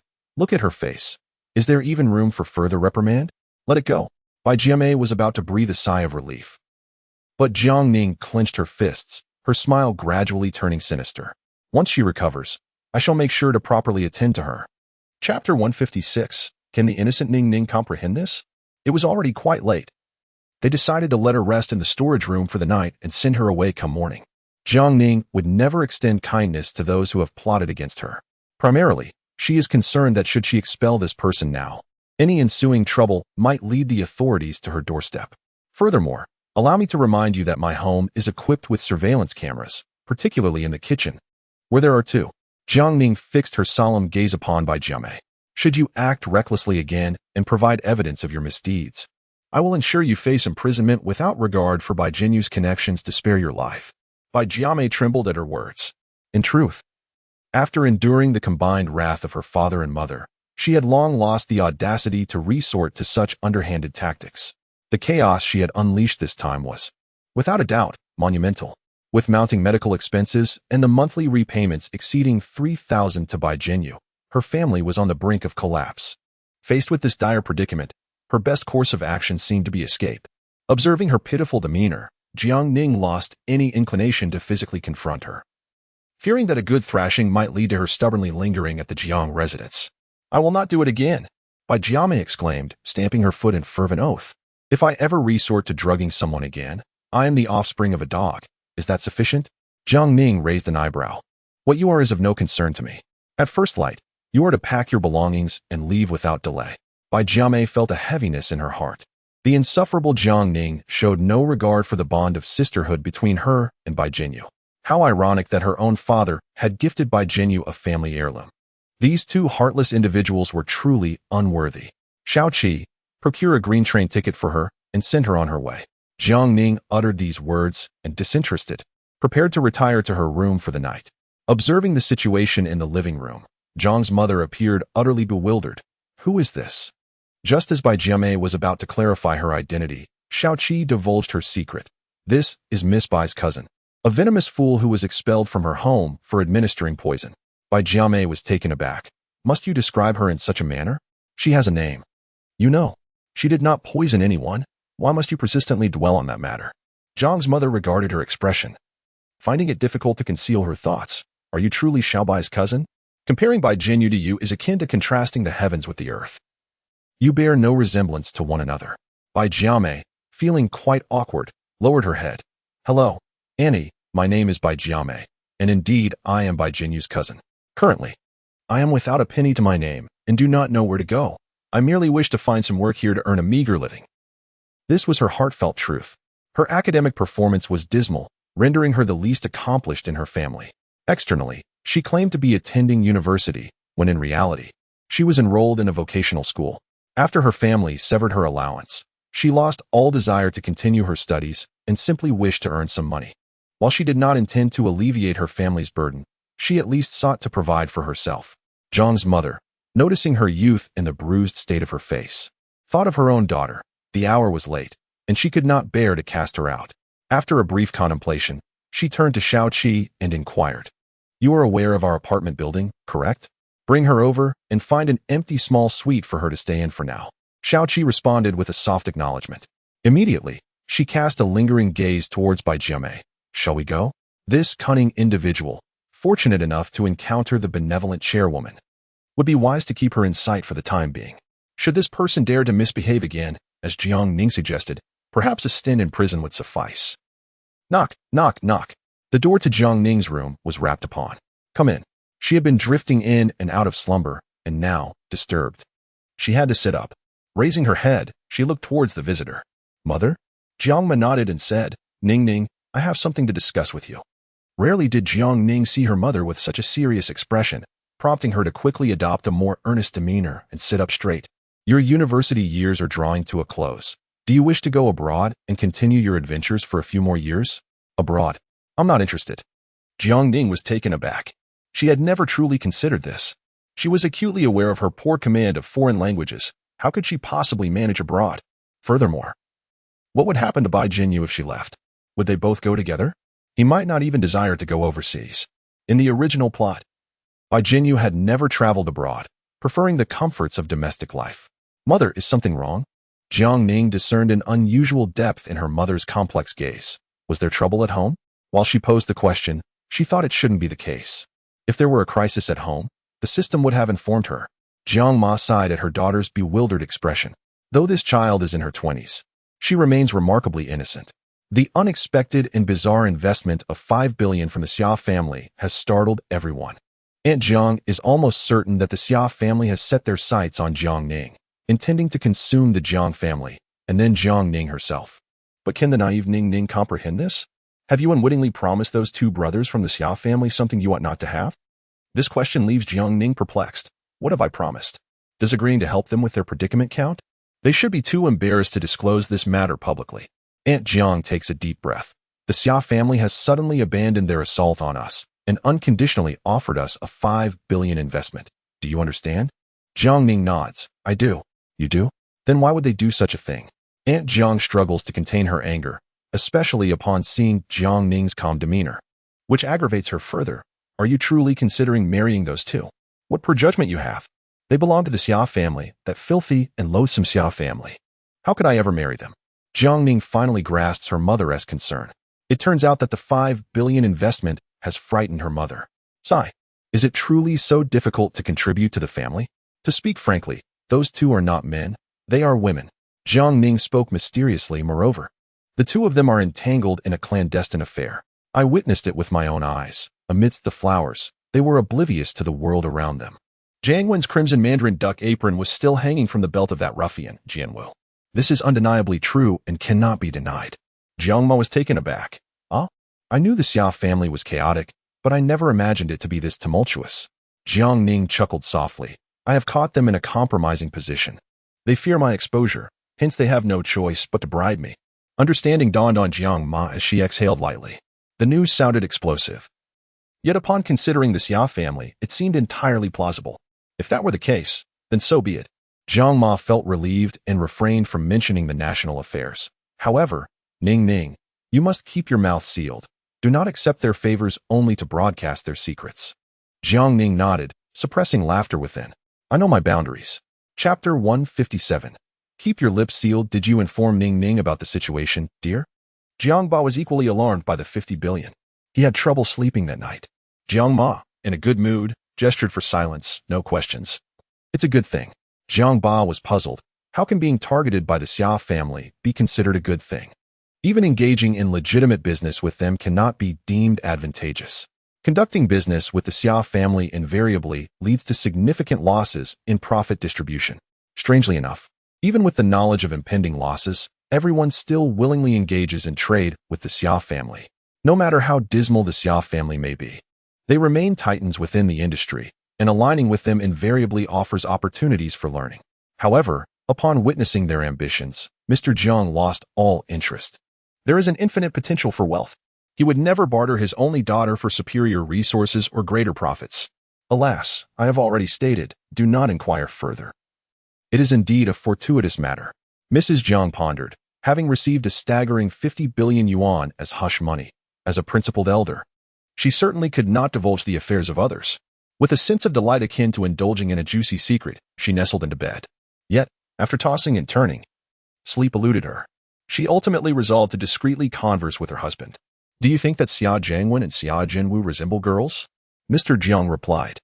Are you out of your mind? If those two were female, their father would have long since exploited them for resources, allowing them to roam freely and dominate others. Mrs. Jiang retorted, I am not insane. I am quite serious. Mr. Jiang, bewildered, urged her to sleep. As he attempted to turn away and resume slumber, Mrs. Jiang once again turned him back. Well, do you think they look like a pair? Mr. Jiang exclaimed. You're ridiculous. He truly found it astonishing. Hadn't Mrs. Jiang once been devoid of such humor? Surely, she must have ingested something peculiar today. With a huff of irritation, Mrs. Jiang sat up. What do you mean? Ridiculous? You are the one who is absurd. Let me be frank. They are indeed girls, and there is an affair involved. It is precisely because our little Ning has uncovered this secret that they are willing to go to any lengths to win us over. Jiang Ba felt a throbbing headache. What on earth is happening? Did the child's mother have a nightmare? All right. They are women. They are a pair. Now, hurry and go to sleep. It is evidently so. Very well, indeed. Humph, you old rascal. I tell you the truth, yet you remain skeptical. Just as Jiang Ba was about to drift off again, Jiang Ma nudged him awake once more. This information was acquired at the cost of 50 billion. Be discreet. And do not spread it around carelessly. Jiang Ba was nearly driven to madness. Yes, I understand. Hearing his acquiescence, Jiang Ma felt satisfied and ceased further admonitions. Thus, time passed, and the following day marked the commencement of the new school year. Jiang Ning had to make an appearance at school to familiarize herself with the teachers. As for Bai Jinyu, she had also returned to school, accompanied by her bodyguard. Shaoqi, she secured a janitorial position on campus for more convenient surveillance. The first class was Professor Tao's. Having evaded Professor Tao's scrutiny during the new year, today there would be no escape. Consequently, Bai Jinyu's lackluster calligraphy assignment was laid bare. Professor Tao's expression was decidedly displeased. Bai, what have you accomplished over this holiday? It appears your academic attitude is far from commendable. Bai Jinyu's face flushed crimson as she murmured an apology. Professor Tao took a deep breath and remarked, starting today, you shall increase your calligraphy practice by 2 pages. I will review it daily, so be prepared. As he spoke, he emphasized once more, a month from now. If you have not improved, I shall cease to instruct you in calligraphy. The gravity of his words sent a wave of panic through Bai Jinyu. I will certainly strive to improve, she exclaimed. However, Professor Tao was disinterested in her assurances. He was solely focused on the outcome a month later. The calligraphy assignments of her classmates were already quite impressive, while Bai Jinyu's work, juxtaposed against theirs, was utterly disheartening. Professor Tao recognized her weak foundation and was willing to provide her with additional guidance. Yet, if she did not exert herself, he would not squander any more time on her. particularly in the class taught by a foreign instructor with flaming red hair, which nearly lulled her to sleep. This teacher conducted the lessons almost entirely in English. How much could she comprehend? By the end of that day, Bai Jinyu felt profoundly disheartened, even contemplating the possibility of withdrawing from her studies. It seemed she truly was not cut out for academia. Nevertheless, her passion for painting remained unwavering. She adored the starry skies and the vast oceans, relishing the opportunity to depict the world through her own hands. Moreover, she aspired to be deserving of Jiang Ning through her own efforts.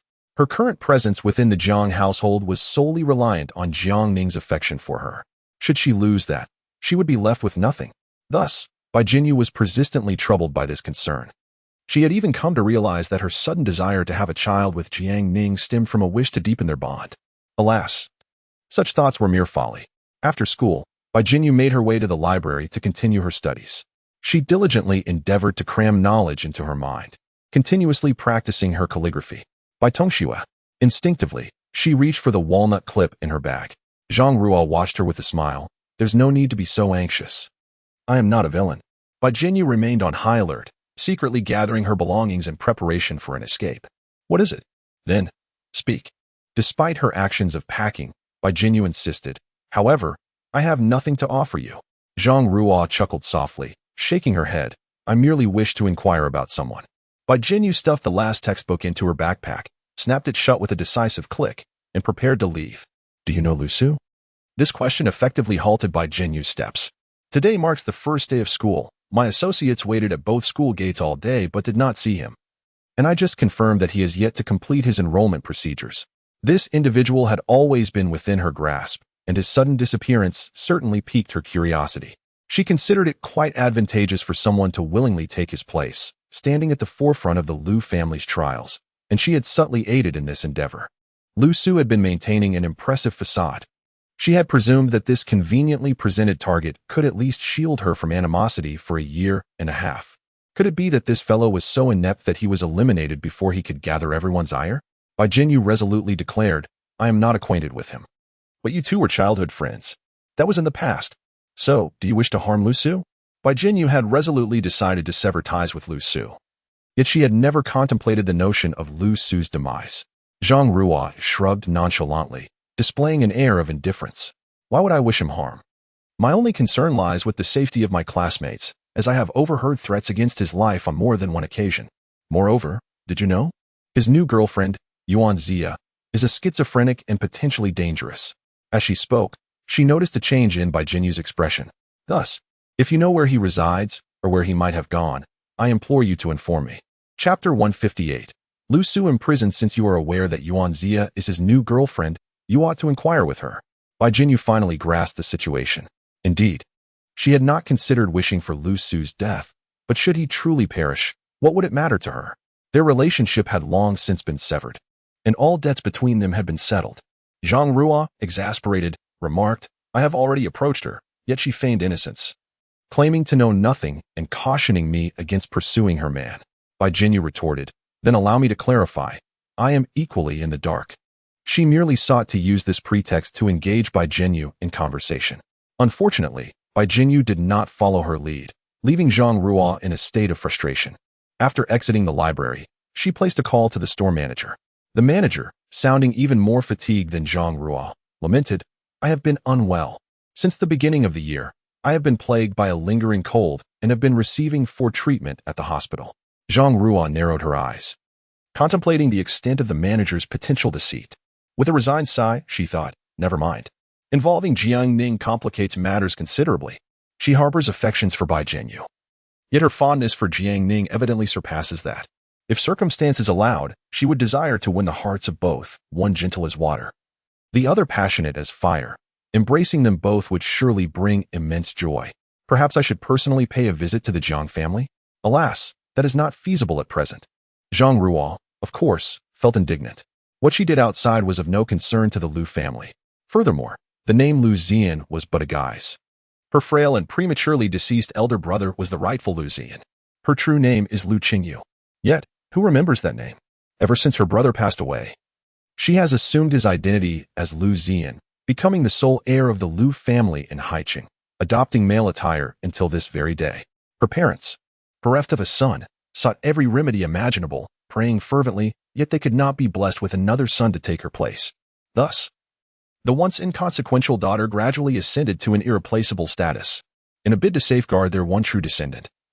Her parents procured a multitude of substitutes, both male and female, scattered across the nation to shield her from calamities. So, who am I truly? Many aspire to be me. Yet I remain uncertain of my own identity. It seems that only through a series of romantic entanglements and the pursuit of new thrills can she find a semblance of interest in life. Ironically, at this juncture, the old man is still keeping a watchful eye on her. His harsh words are not mere threats. He is one to follow through on his promises. The Jiang family. Jiang Ning had already received a first-hand account of the startling news from the system. Are you suggesting that Lu Su has been successively imprisoned by us.Ⅱ? Indeed, host. Jiang Ning stroked her chin, deep in thought. Could it be that Lu Su's protagonist Aura has failed? Is his life destined to meet its end in the dark confines of the Yuan family's basement? This notion struck Jiang Ning as utterly preposterous. Are you certain that Lu Su's fortune has not diminished? The system has confirmed this. So, even in such dire circumstances, his protagonist Aura can still extricate him? Theoretically, yes. Jiang Ning couldn't help but click her tongue. The concept of a chosen one is indeed as tenacious as a cockroach. It seems impossible to extinguish their existence. However, this also suggests that there are still more thrilling spectacles awaiting her. Jiang Ning promptly urged the system to provide her with a live broadcast. At the Yuan residence, Lu Su had just awakened from a state of dizziness. What transpired? He recalled just leaving the hospital, accompanying us.Ⅱ home, and savoring a bowl of warm chicken soup, and then the subsequent events eluded his memory entirely. Instinctively, Lu Su moved his arms, only to be greeted by a clattering sound. The lights in the room flickered on. Sitting not far away was us.Ⅱ, resting her chin on her hand. Her gaze fixed upon him with an enigmatic intensity. Lu Su's breath hitched. He noticed the iron chains binding his wrists, resembling those used to tether a pet dog. Moreover, chains were fastened around his ankles, and he was left in a state of undress, save for a solitary pair of shorts. us.Ⅱ. Lu Su was overwhelmed with a mix of shame and indignation, unable to contain himself. What are you binding me for? us.Ⅱ smiled faintly, her tone gentle as she replied, Classmate Lu, you misunderstand. I am not binding you. I am merely creating more solitary time for you, to better cultivate our relationship. Lu Su gasped in disbelief. This lunatic, did she even realize what she was saying? Hadn't they always been together? Spotting the fruit knife in her hand, he dared not speak out loudly, managing only to force a smile. Our relationship has always been quite stable, hasn't it? us.Ⅱ shook her head. Not enough. Her gaze fell upon Lu Su's abdomen. Not enough indeed. If you truly loved me as I love you, then you should desire to unite with me at any moment. Lu Su rolled his eyes in exasperation. He was utterly defeated. He had already stated that he was injured, incapable, completely incapacitated. What did that have to do with love? Let alone the fact that us.Ⅱ was not only unremarkable in appearance, but also rather disheveled and troubled. Even if she were a celestial beauty, adorned with virtues, and boldly stripped before him, employing every means to entice him, it would not rekindle his vigor. Such notions were absurd, pure folly. us.Ⅱ, you know well that I am injured. True love can indeed create miracles.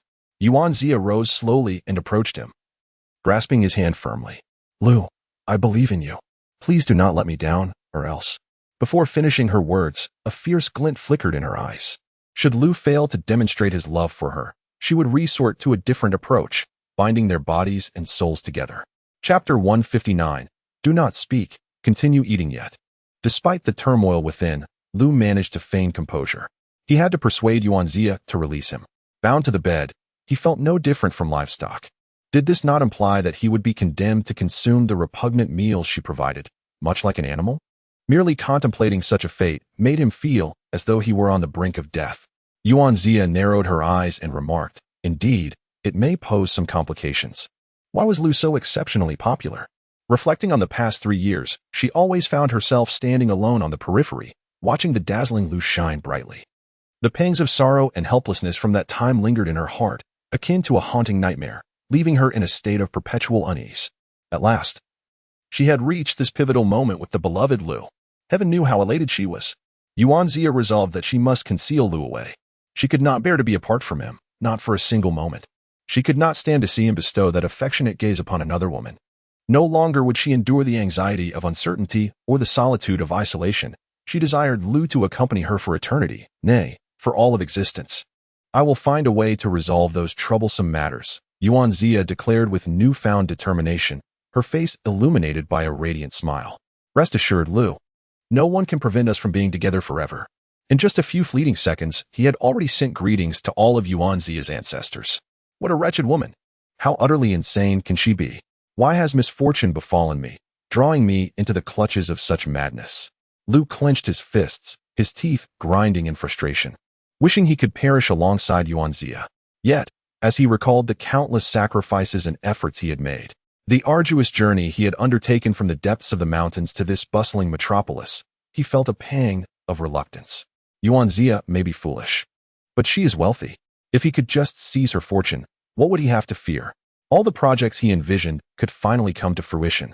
Furthermore, since it was us.Ⅱ who initiated this confrontation, if he could find an opportunity to break free and eliminate her, it would be self-defense, and he would not face imprisonment. With this thought, his inner turmoil and anxiety began to subside. He resolved to endure whatever us.Ⅱ threw at him for the time being. Lu, eat. What? Eat what? Lu noticed nothing edible in sight. As for us.Ⅱ, she did not seem inclined to prepare a meal for him. She remained seated before him, wearing a long nightgown. Meeting Lu's puzzled gaze, she smiled enigmatically and lifted the hem of her gown. I have prepared some fruits for you to enjoy before the meal. Do savor them. Lu's eyes widened in realization. The resolute determination he had just solidified crumbled in an instant. No, it was futile. He could not serve us.Ⅱ. He must flee. He must run. I won't eat. us.Ⅱ, you madwoman, you lunatic. Don't speak. Just continue to eat. Damn, it's too much to bear. Too much to bear. On Jiang Ning's side, she hurriedly instructed the system to cut the footage. If this continued, she might even find herself sympathizing with Lu Su. He certainly had a peculiar taste. Out of so many good people, he had to choose a lunatic like us.Ⅱ. This was entirely his own choice. Indeed. One reaps what one sows. Jiang Ning chose to disregard him. What connection could these two possibly have? She found it rather strange. Wasn't Zhang Rua a Yuri enthusiast? Surely. She could not harbor any interest in Lu Su. However, Lu Su possessed the aura of a male lead. Perhaps he could even straighten out the most stubborn of flames. Nonetheless, for Jiang Ning, both of them were merely inconsequential amusements, of no real importance. Her primary concern lay with her beloved Bai Jinyu. At that moment, Bai Jinyu stood at Jiang Ning's door, her expression laden with disappointment. Recalling the various setbacks she had encountered in class today, her spirits were understandably low. Thus, she sought someone to converse with. Aren't you familiar with the young lady? Are you too timid to knock? Not far away, Xiaoqi, who was slurping instant noodles, remarked softly, as long as you two aren't engaging in anything harmful, I won't say a word. Bai Jinyu. Did she really appear to be the kind of person who was unfulfilled in her desires? Her serious expression was hardly subtle. Do you want me to help you knock? Asked Xiaoqi. No need. Bai Jinyu replied, feeling frustrated as she knocked on the door herself.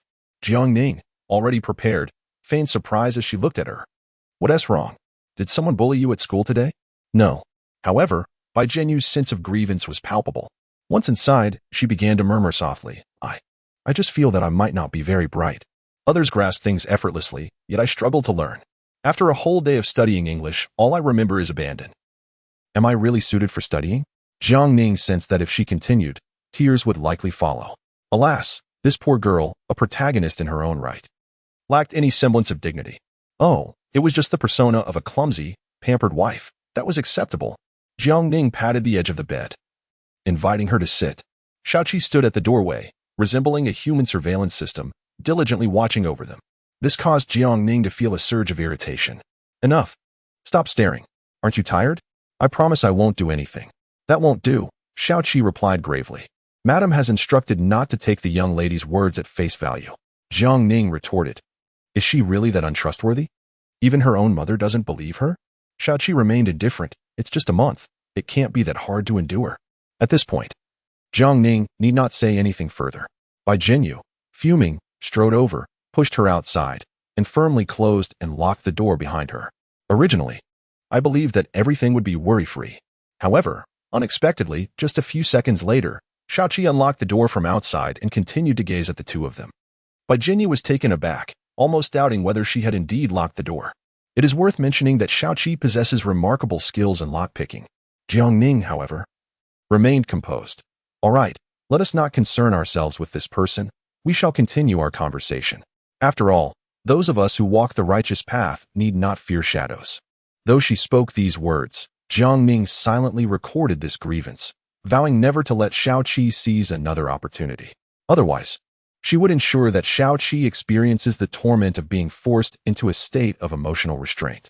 In Chapter 160, May you gather abundantly.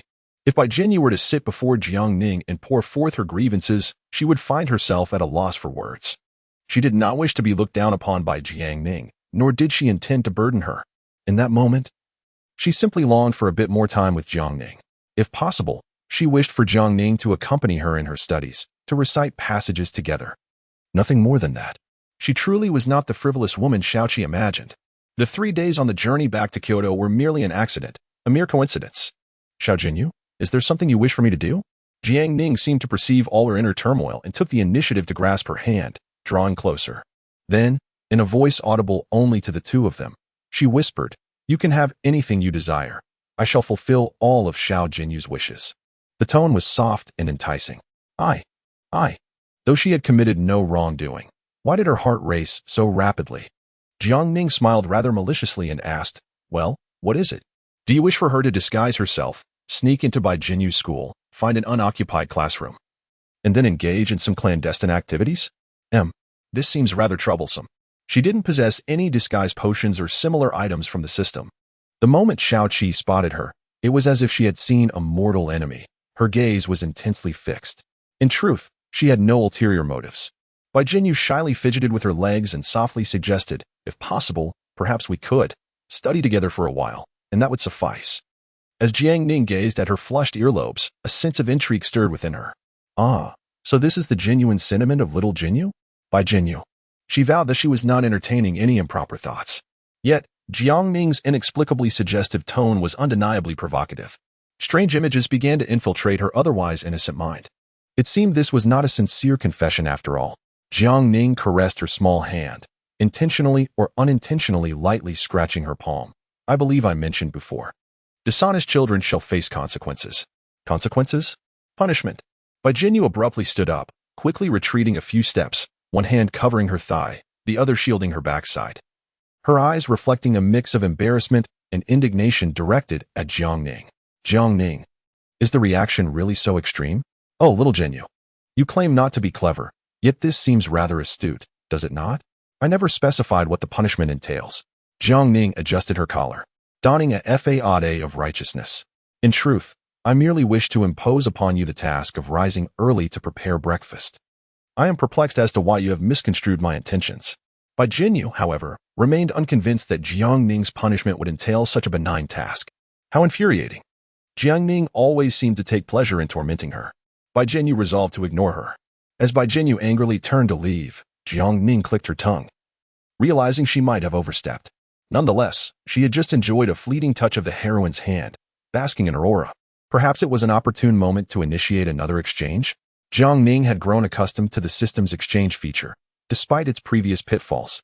This time, though she was merely testing her luck, she did not anticipate acquiring anything of true value. In this light-hearted spirit, Jiangning found that a ruby ring worth 3 million had vanished, replaced by a small vial of pills. Name, May you gather abundantly effect, grants invisibility. With the ability to designate one individual as visible. Side effects. Continuous consumption over a short period will significantly diminish effectiveness. Dosage, 1 pill at a time, with each pill's effect lasting 1 hour. Caution, the use of these pills for illicit activities is strictly prohibited, as it will drastically reduce the luck index and subject the user to misfortune.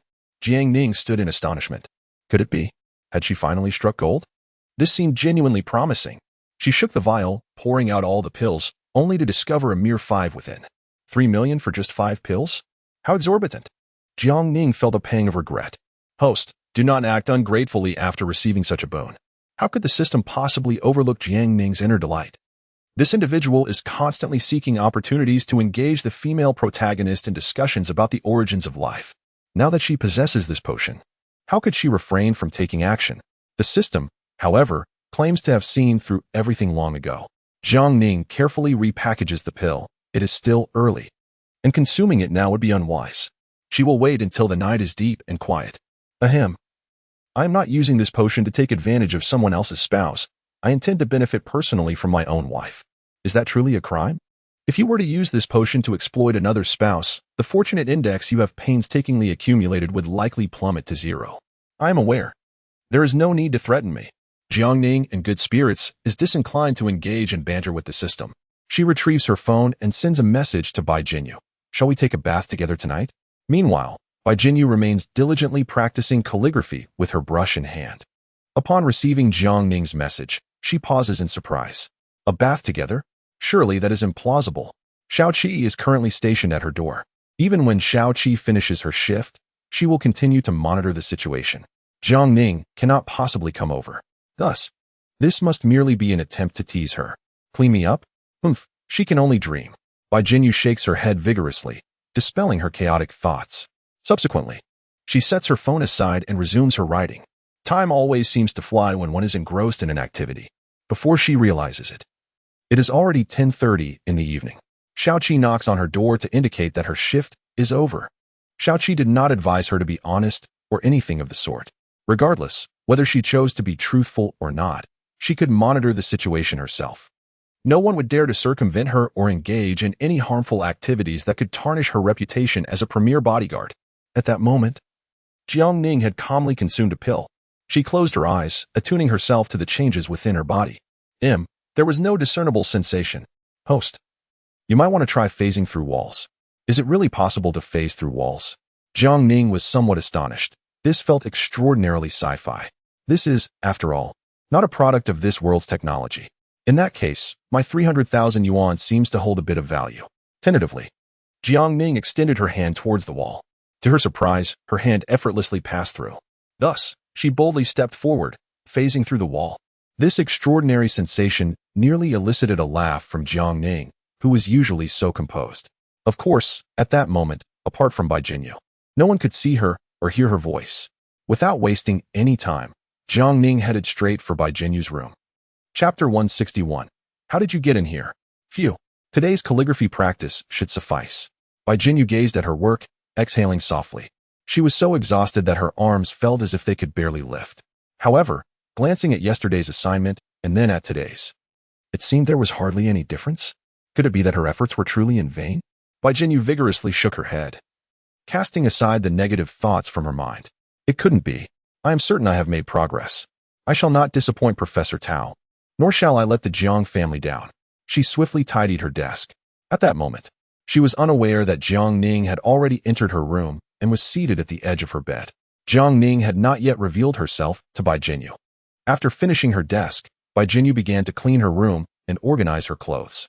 By the time she completed these trivial tasks, another 10 minutes had elapsed. Aware of the limited time, Jiang Ning resolved to take decisive action. Ahem! The sudden sound of her cough startled Bai Jinyu profoundly. Jiang Ning, how did you get in here? Bai Jinyu had not heard the door open at all. Jiang Ning gestured for silence. How I entered is of no concern to you. In any case, I came in quietly. If you shout too loudly and attract Xiaoqi and the others, Jiang Ning smirked mischievously, then it would no longer be amusing. Sneaking in? How could she have done so? Bai Jinyu glanced around but saw no hidden passages. Nevertheless, she was inherently trusting. She believed whatever Jiang Ning said. After all, this was Jiang Ning's home, and it was entirely plausible that she knew of some secret routes. Come here. Jiang Ning beckoned. Bai Jinyu hesitated momentarily, but eventually approached.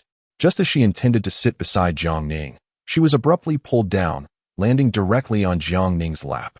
Bai Jinyu was so startled that she nearly cried out. Rest assured, there are no surveillance cameras within your room, only at the entrance in the 2 adjacent windows. Jiang Ning pressed her lips against the nape of her neck, her hands wandering in a rather unrestrained manner. However, Bai Jinyu felt a pang of anxiety. She spoke in a hushed tone, almost as if she were committing a theft. The camera at the door could surely capture the sounds within the room, couldn't it? Under normal circumstances, her concern would not revolve around whether others could hear her voice. Yet, in this moment, she was genuinely frightened of being discovered while engaging in such illicit activities. This unease was akin to riding a roller coaster, anticipating the breathtaking view from the heights while simultaneously fearing a perilous plunge. What would happen if they were caught? not to mention others, but Jiang's mother would undoubtedly look down upon her, believing she had led Jiang Ning astray. There was even a possibility that she would be unceremoniously dismissed. Would there still be a future for her in Jiang Ning? After all, she was incapable of bearing a child. Alas, that was the crux of the matter. She simply could not conceive. Therefore, one must refrain from being too loud. Jiang Ning pinched her cheek, urging, "Come, let us go to the bathroom for a shower." Little did Jiang Ning know what thoughts were swirling in her mind. She only understood the importance of seizing the moment and making the most of the dwindling effects of the medication. "What?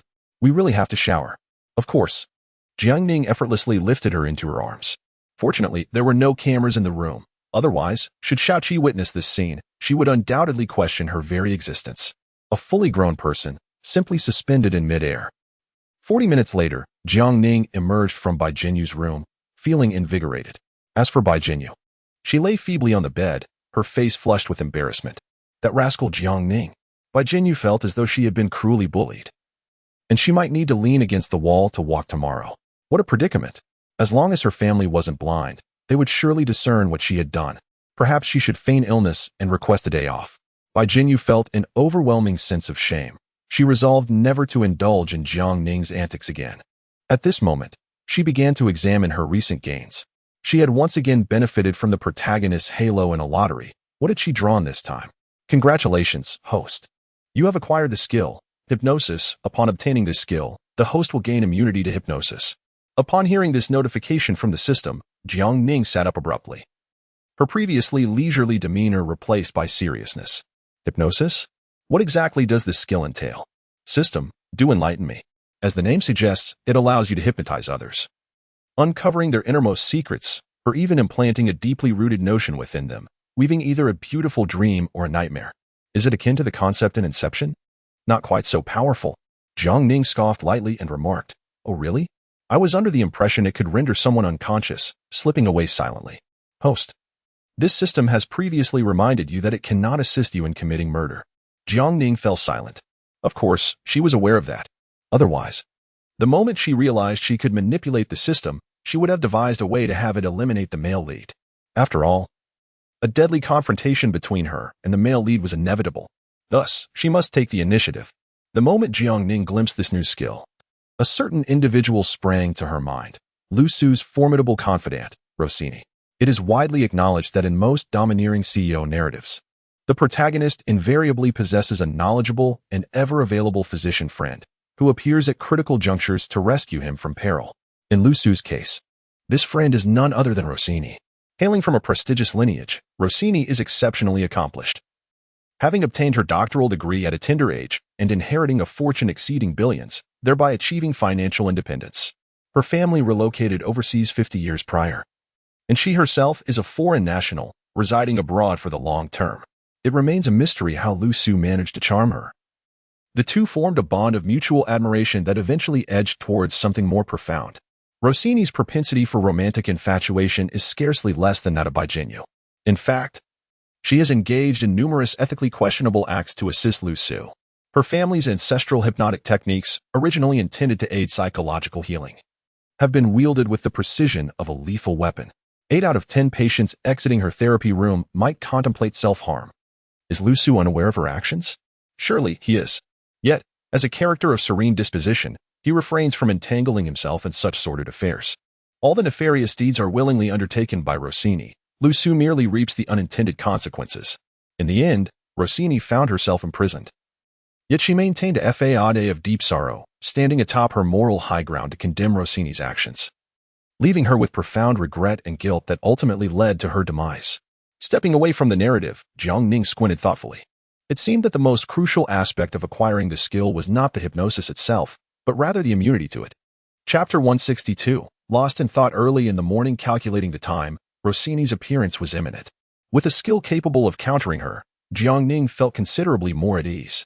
Indeed, the protagonist's aura was a remarkable advantage, one to be frequently utilized. Host, would you like to exchange again now? You didn't remind me earlier. So why mention it now?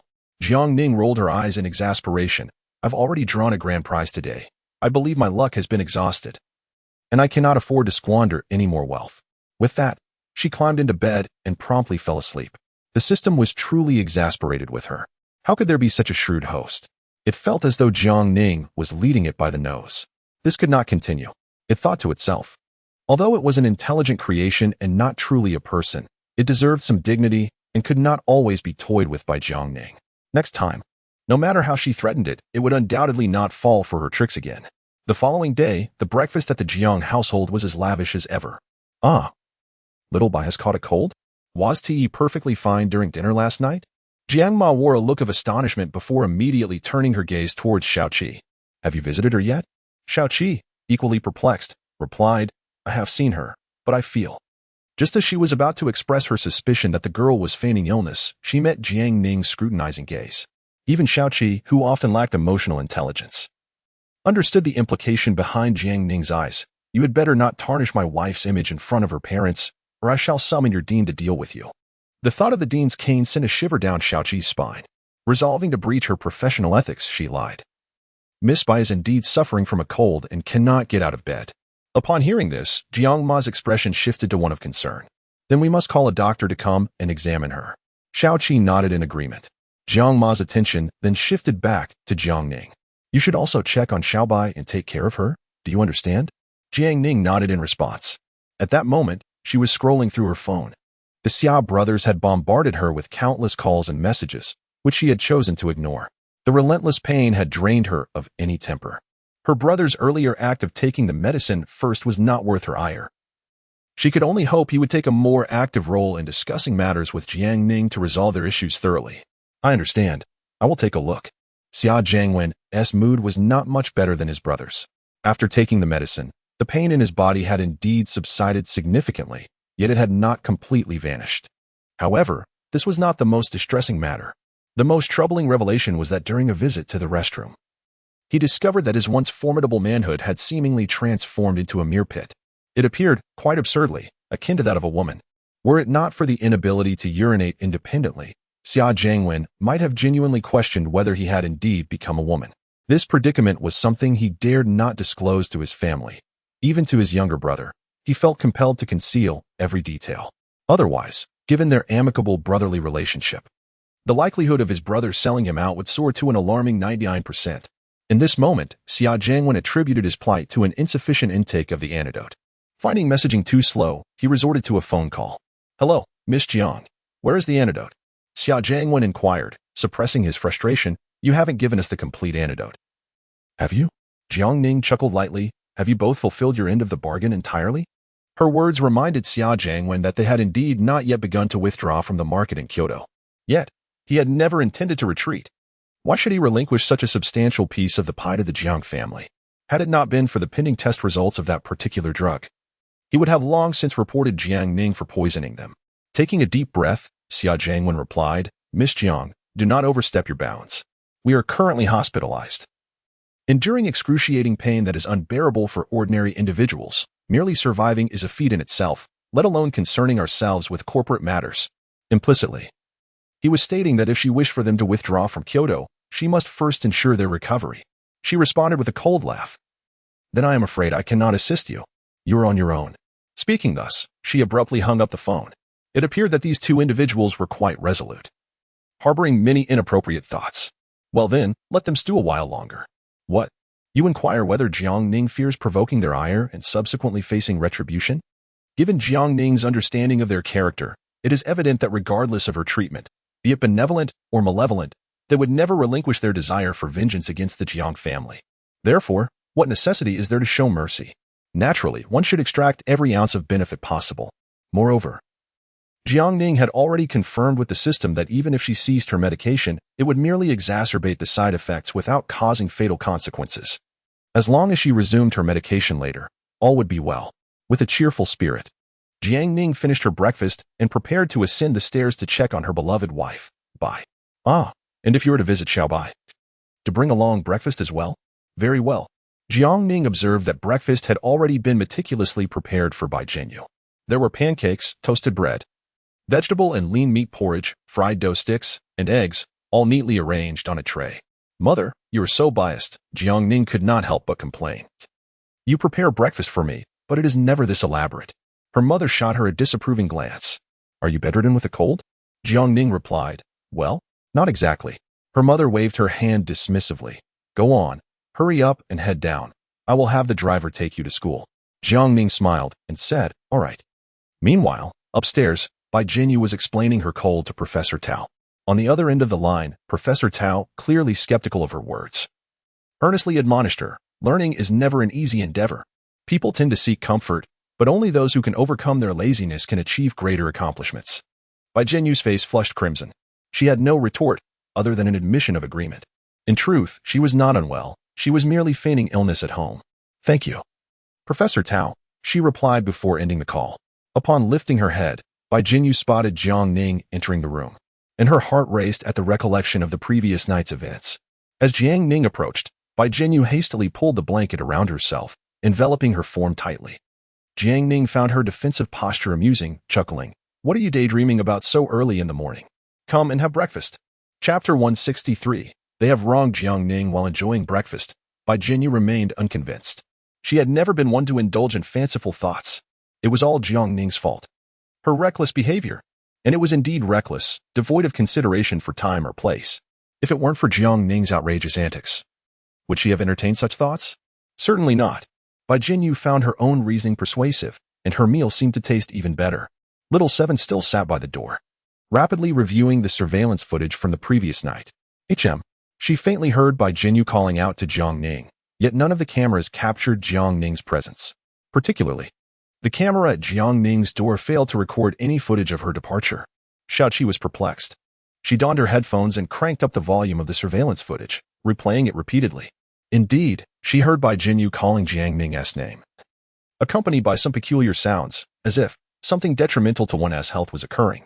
As a solitary individual, Xiaoqi felt her mood shift upon hearing such noises. The surveillance did not capture Jiang Ning, thus it was impossible for her to be in Bai Jinyu's room. So, in the stillness of the night, with Bai Jinyu alone in her room, calling out Jiang Ning's name and producing such sounds, what could she possibly be doing? It was all too obvious.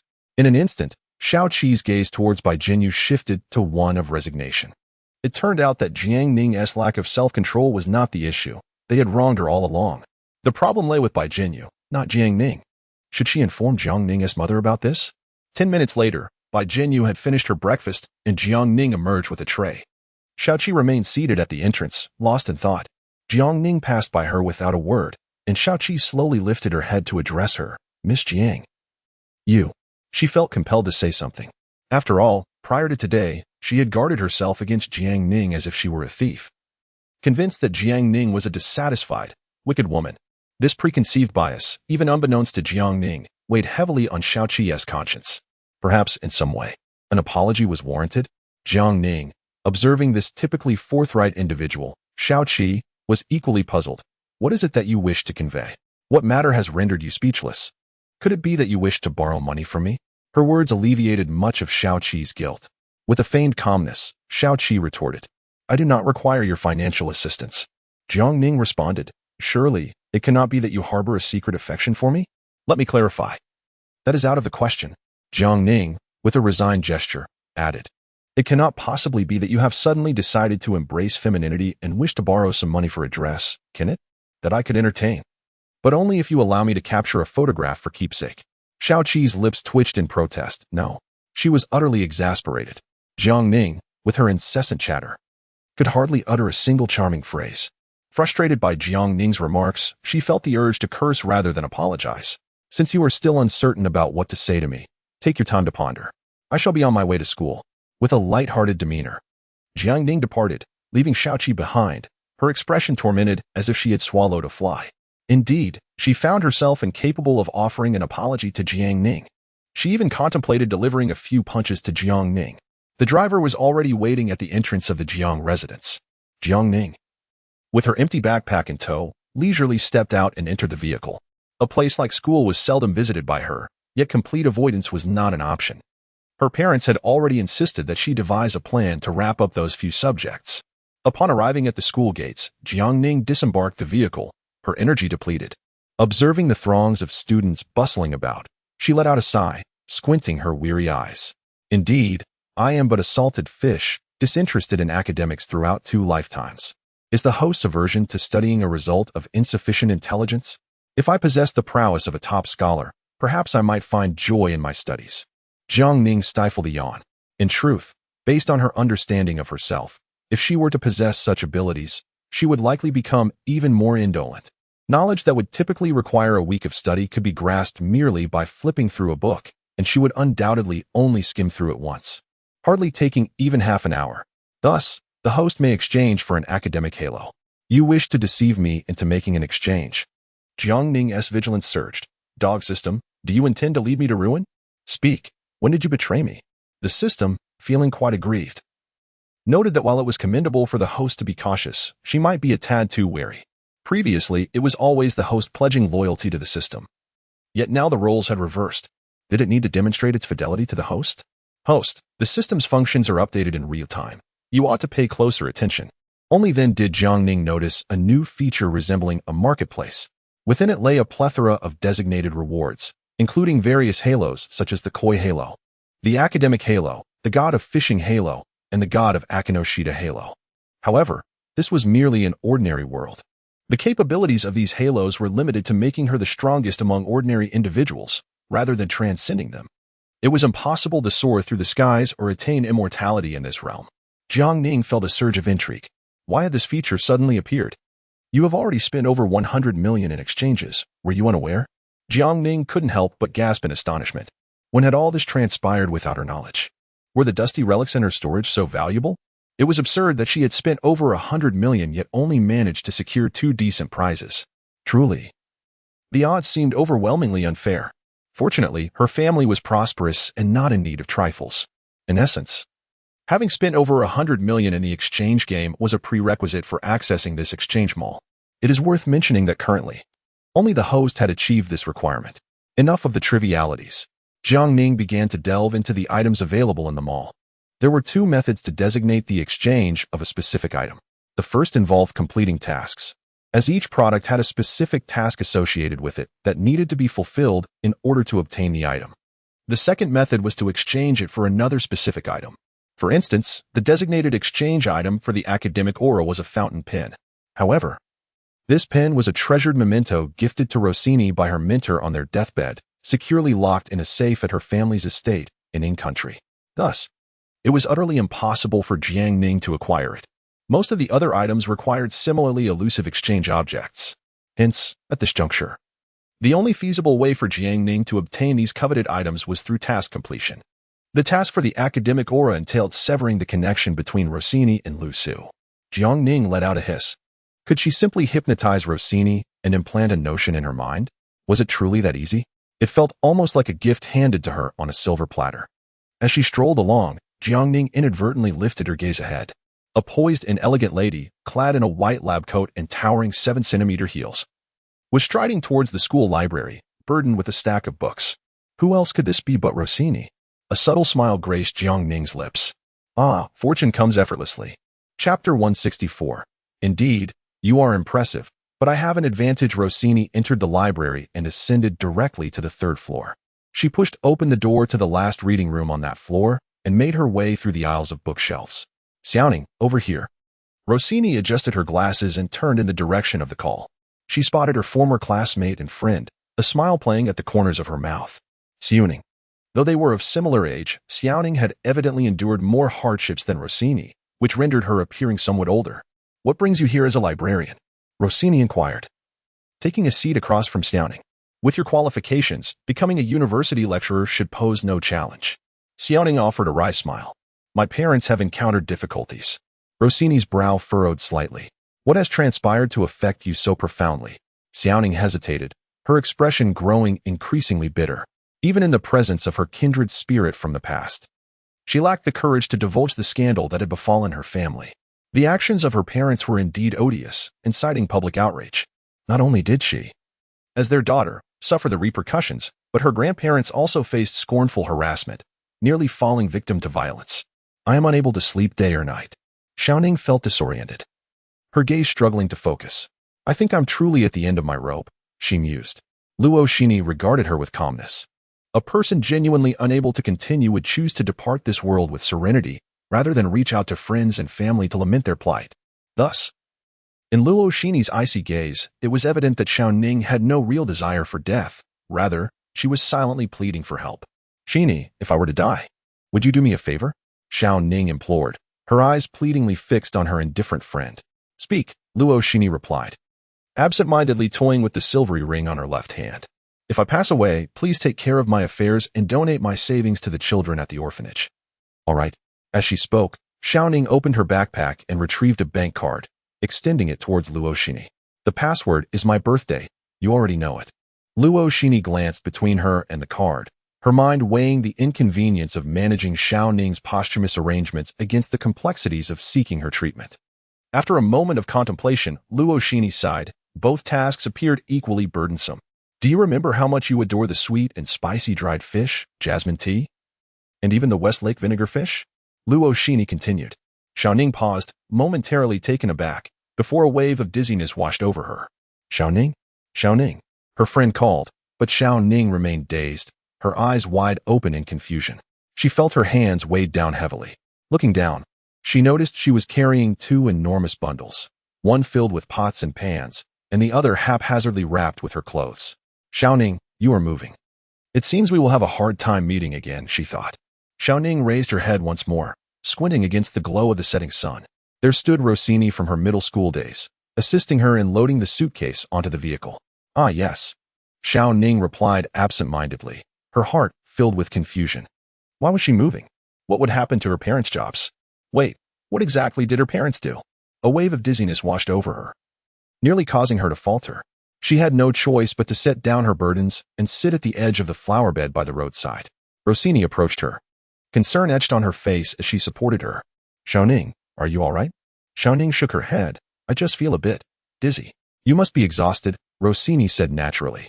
"Your parents left early, and your grandparents are getting older. Living with them means you have to manage your studies while also taking care of them. It must be quite tiring." Xiao Ning instinctively questioned, "My parents are gone?" Rossini gazed at her gently. "Didn't you tell me that they both died in a car accident shortly after you were born?" Meeting Rossini's compassionate gaze, Xiao Ning felt another wave of dizziness. "Ah, it seems so. Yes, my parents have long since passed away, and I have been living with my grandparents all these years." Xiao Ning nodded. "I understand. I won't hold it against them." "That is well." Rossini rose to her feet and bid her farewell with a smile. Xiao Ning instinctively lifted her gaze, only to be blinded by the radiant glow of the setting sun. She stood up, wishing to see off this significant friend, yet was once again overwhelmed by a profound dizziness, causing her to collapse back down. "Xiao Ning, do not be idle. Hurry and load the last of the luggage onto the vehicle. We must catch the last bus to the station." Her grandmother admonished as she walked past, giving a gentle nudge to her obstructive foot. Xiao Ning exhaled softly, accepting the ice cream with a smile. The cool breeze wafting from the alley tousled her hair, alleviating her anxiety and helplessness.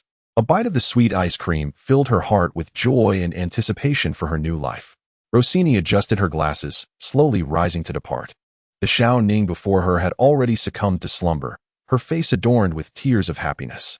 By the time Xiao Ning awoke from this slumber, she would have forgotten that she had parents who were murderers, that everything that transpired in her hometown, and even the existence of a friend named Rossini. Rossini preferred not to be disturbed again. Exiting the reading room, she descended the stairs directly. As she passed by Jiang Ning, she remained unaware of any peculiarities. Meanwhile, Jiang Ning was internally reciting, "Hypnotize the target, hypnotize the target." Rossini's hypnotic abilities were indeed remarkable, yet, when faced with Jiang Ning's peculiar disposition, she found herself at a slight disadvantage. Jiang Ning watched as Rossini halted her steps, swaying as though intoxicated, and approached her unsteadily. Jiang Ning rested her chin on her hand, observing her with keen interest. At this moment, Rossini appeared utterly bewildered, her pupils unable to focus. "Sit down," commanded Jiang Ning, and surprisingly, Rossini complied without hesitation.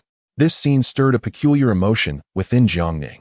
Indeed, it was no wonder that Rossini enjoyed hypnotizing others, reveling in the manipulation of those around her. This game was undeniably captivating, the kind that could easily become addictive. "Rossini, you may begin to sleep now." No sooner had the words left her lips than Rossini fell into a deep slumber. Chapter 165. Oh, your blushing Rossini remained oblivious to any impropriety. Although wealthy, she preferred public transportation to driving. At this hour, the bus was crowded, and the jostling passengers caused her to frown in discomfort. After inserting her fare, She found a seat near the exit and grasped the handrail tightly. The bus gradually set in motion, causing the passengers to sway along with its movement. Outside, the sky darkened ominously, and the dim atmosphere inevitably induced drowsiness. Just then, Rossini furrowed her brow in sudden realization. Did someone just touch her backside? How audacious! Was there no sense of decency left? She gritted her teeth, feeling unjustly aggrieved, but reluctant to confront the elderly woman responsible. The bus continued its journey, hindered by severe traffic that rendered its progress achingly slow, forcing it to lurch forward intermittently. The passengers swayed rhythmically with the bus's movements. As the bus had yet to reach a stop, she found herself trapped in this dismal situation. How much longer could she endure such discomfort? Rossini couldn't help but sigh in exasperation. At that very moment, Rossini once again felt an unwelcome squeeze on her backside. Infuriated, her eyes nearly bulged from their sockets. This time, she resolutely turned around, vowing to confront the shameless rogue responsible for such an affront. With a fierce glare, Rossini scrutinized every individual within the confines of the carriage, yet found no suspicious figures. Meanwhile, seated in the library and facing Rossini, Jiang Ning exhibited a flicker of irritation. For Rossini, at present, was entirely unfamiliar with Lu Su, and the very notion of fabricating an individual in her mind was inconceivable to her subconscious, rendering her unable to perceive him. The implication was clear. She would have to await their initial acquaintance. Jiang Ning clicked her tongue in exasperation. Should they become acquainted, Rossini would inevitably fall under Lu Su's charismatic influence, leading to a decline in her intellect and an awakening of romantic folly. Such circumstances would undeniably become challenging to manage. Moreover, as it stood, Lu Su was still ensnared by Yuan Xia. Even if Jiang Ning were inclined to facilitate their meeting, it was simply unattainable. With a heavy gaze, Jiang Ning seemed to conceive a plan. I shall take further action. Rossini, burdened with immense resentment, disembarked from the overcrowded bus. Standing at the roadside, she took several deep breaths, striving to regain her composure. However, after a lengthy wait, no taxi came to her aid. To make matters worse, the previously overcast sky began to rumble, heralding the onset of rain. Rossini stood alone beneath the bus stop, buffeted by the frigid rain, which the fierce wind whipped from all directions, drenching her completely. Her freshly styled hair was ruined, her newly purchased handbag soaked, and her elegant high heels were saturated. She felt cold, weary, and famished, her spirits plummeting. As she reached into her pocket, a wave of dismay washed over her. Her phone was missing.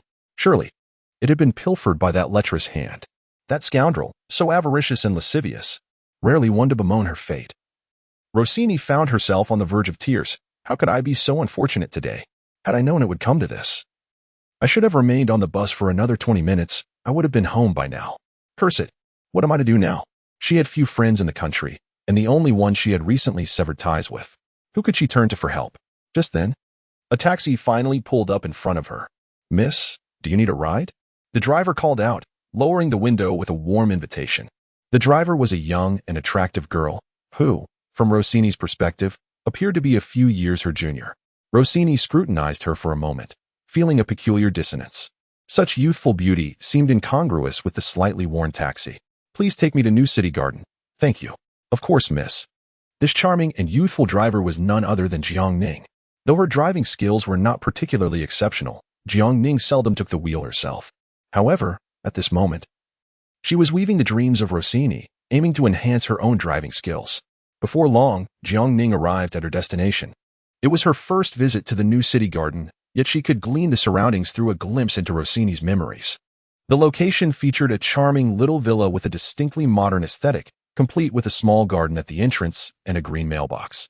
Jiang Ning fixated on the mailbox for a moment, silently repeating to herself, insert some nuisance letters, all written gradually, the more nauseating. The better, the more nauseating, the better. Once Rossini alighted from the vehicle, she instinctively reached for her phone, intending to scan for payment, only to realize that she felt nothing in her grasp. It dawned on her once more that her phone had been stolen. Embarrassed, Rossini turned to Jiang Ning and said, Please hold on a moment. I need to get some cash. Jiang Ning seemed oblivious to her embarrassment and kindly offered her an umbrella, gently saying, Miss, there's no rush. Take your time. After all, she wouldn't be receiving the money herself. It was precisely to allow Rossini to take her time. Nevertheless, Jiang Ning's soft voice and gentle smile caused Rossini, feeling utterly flustered, to blush slightly. Typically, Rossini would never accept items from strangers. However, in her current state of frustration and exhaustion, she could not muster the energy to refuse and reached out to accept the umbrella. Just a moment. I will be right back. With the umbrella in hand, Rossini dashed into the rain. Jiang Ning, meanwhile, was in a state of repose. She heard the chair in front of her shift slightly, indicating that Rossini had awakened and stood up. Rossini furrowed her brows and surveyed her surroundings, feeling quite perplexed. Equally bewildered was Jiang Ning, who pretended to be asleep. Chapter 166. Will you give up? Rossini's gaze was heavy. She was a person of considerable vigilance, never allowing herself to doze in public spaces. Yet today, she had inexplicably fallen asleep at the bustling entrance of the library. Was this reasonable? It was certainly not. However, she would not entertain the notion that she had been hypnotized. Instead, she would suspect that she perhaps consumed something harmful, maybe food poisoning. After all, the concept of hypnosis seemed too enigmatic. This was Rossini's inherent arrogance. She had reached the pinnacle in this domain and could not fathom that anyone else could achieve or even surpass her prowess. Even more absurdly, she often denounced hypnosis in public, claiming it to be a mere illusion, a grand deception. Was it the mushroom soup I consumed yesterday that was toxic? As for Jiang Ning, she barely spared her a glance, let alone consider any suspicion towards her. Only after Rossini departed did Jiang Ning slowly lift her head. Rossini herself is a master of hypnosis. The suggestions from an ordinary person would have no effect on her. The host has managed to hypnotize her for quite a while, which is already remarkable. Yet, this was far from sufficient. Jiang Ning pressed her forehead and sighed. Was this her own skill? No, it was the system's prowess. Even with such an advantage, why couldn't she incapacitate others instantly? I haven't even had the chance to show her the contents in her inbox. How could I incite her aversion? There is plenty of time ahead, host. In due course. To be frank, Jiang Ning also rose from her seat, preparing to step outside for some fresh air. Since my hypnotic abilities do not necessitate a face-to-face encounter to be activated, could it be that I could weave the fabric of her dreams tonight as well? Theoretically, yes. But in reality, indeed, that holds true as well. Before Jiang Ning could express her frustration, the system hastily added, however, it is not advisable for the host to proceed in such a manner. The reasoning is quite simple. Let alone the fact that the other party is a master of hypnosis, she possesses a heightened sense of vigilance, making it arduous to induce consecutive hypnosis. Even if the individual were an ordinary person, experiencing the same dream repeatedly would inevitably raise suspicions. At this juncture, Jiang Ning comprehended the situation. If Rossini were to become wary, infiltrating her psyche to plant the seed of disdain towards Lu Su would prove exceedingly challenging. The dream crafted for Rossini today was rather superficial, incapable of striking at the root. Jiang Ning harbored doubts that she would retain any memory of the dream upon awakening. This simply would not suffice. It appeared that another opportunity was necessary. Jiang Ning narrowed her eyes slightly. If memory served correctly, the narrative indicated that she frequented the riverside bar every Friday to indulge in libations? Indeed, host. Excellent. Jiang Ning retrieved her phone to check the time. Tomorrow was Friday. At that moment, she would test whether she could hypnotize Rossini again in a state of disorientation, seeking to achieve a more profound effect. As night fell, how is the new semester treating you? It should be rather intriguing, wouldn't you agree?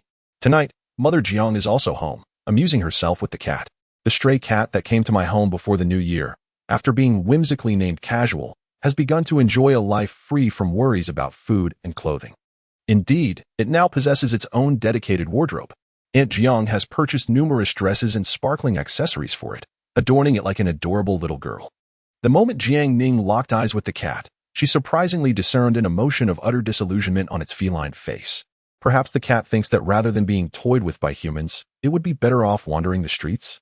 Truly, the joys and sorrows of humans and cats do not resonate with one another. As for the new semester, it is rather unremarkable, after all. I hardly comprehend what is being taught in class. Jiang Ning tossed aside her backpack and lazily reclined on the sofa. At that moment, Bai Jinyu had ceased her pretense of illness. Hearing Jiang Ning's voice, she emerged from the study to greet her. Oh, are you practicing calligraphy, little Jinyu? Jiang Ning mused, thinking that if Bai Jinyu had indeed begun her practice, she would surely notice a remarkable improvement in her calligraphy skills. However, Bai Jinyu shook her head. Today, I practice sketching. And calligraphy? Jiang Ning inquired. Bai Jinyu lowered her head slightly, her voice softening. I've come to realize that I may not be suited for calligraphy. So I have informed Professor Tao that I wish to pursue a different area of study. Upon hearing this, Jiang Ning leapt from the sofa, staring at her incredulously. What did you say? Her sudden outburst startled not only Bai Jinyu, but also Aunt Jiang and the casual cat in her arms. Aunt Jiang placed her hand over her heart and shot her a displeased glance. What's all this commotion about? Xiaobai is not suited for practicing calligraphy. So why not simply abandon it? Why the agitation? Bai Jinyu gazed blankly at Jiang Ning, feeling as guilty as a schoolchild who has erred. Although she could not comprehend the source of Jiang Ning's ire, she recognized that her abandonment of the endeavor was undoubtedly wrong. Thus, it must be that Jiang Ning harbored excessive expectations for her. She felt she had let Jiang Ning down, wasting not only her hopes, but also her financial investment. Jiang Ning had purchased numerous sheets of rice paper, an expensive inkstone, and a plethora of costly brushes for her. Reflecting on this, Bai Jinyu lowered her head once more, afraid to meet Jiang Ning's gaze, fearing that her guilt would compel her to kneel before her.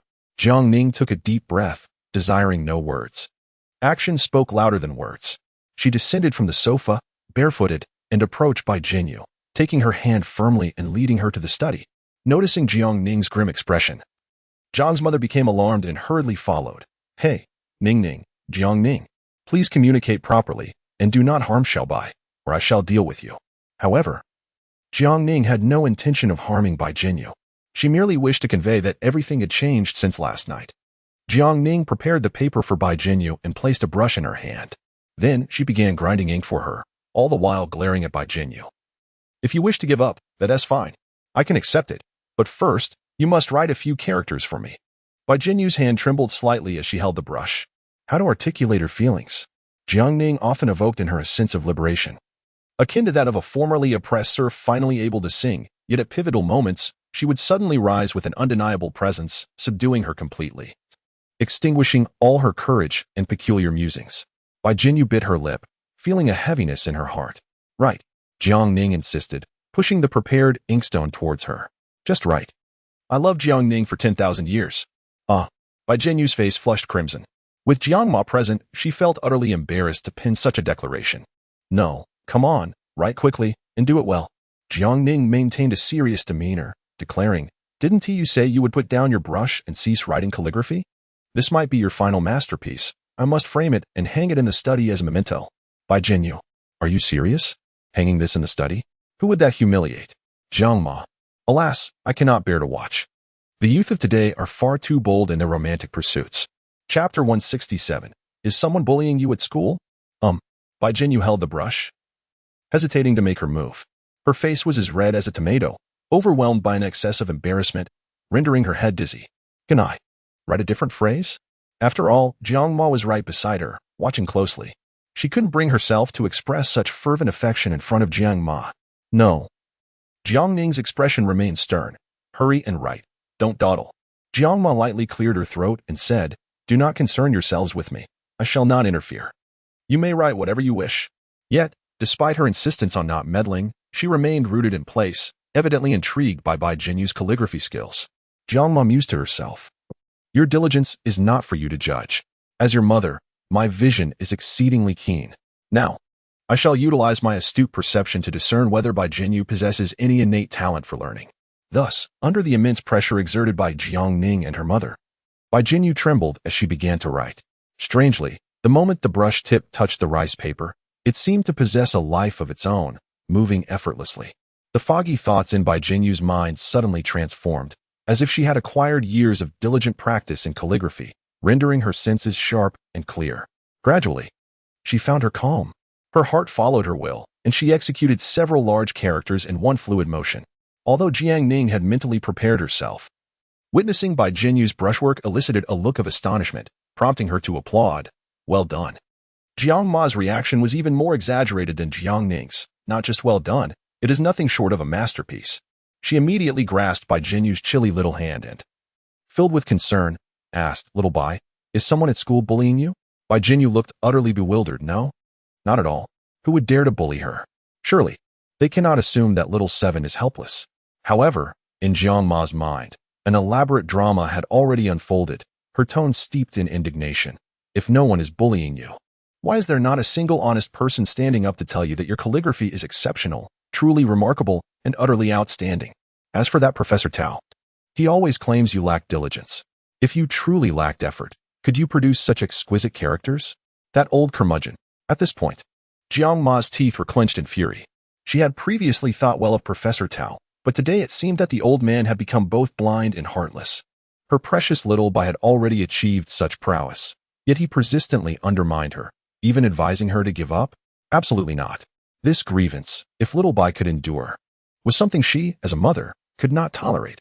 Jiang Ma swiftly resolved to confront the old man in his office the following day, to demand an explanation as to whether he was targeting little Bai or the Jiang family. It must be said, Jiang Ning knew her mother well. Upon witnessing her beloved mother's expression, Jiang Ning's heart sank, and she promptly grasped her mother's sleeve. "Mom, you cannot confront Professor Tao." Jiang Ma retorted indignantly, "Do not interfere. That old man is bullying my daughter. How can I tolerate him?" Hearing this, the Navi Bai Jinyu finally grasped the situation. She rushed forward and similarly clutched Jiang Ma's arm. "Mom, please don't do this.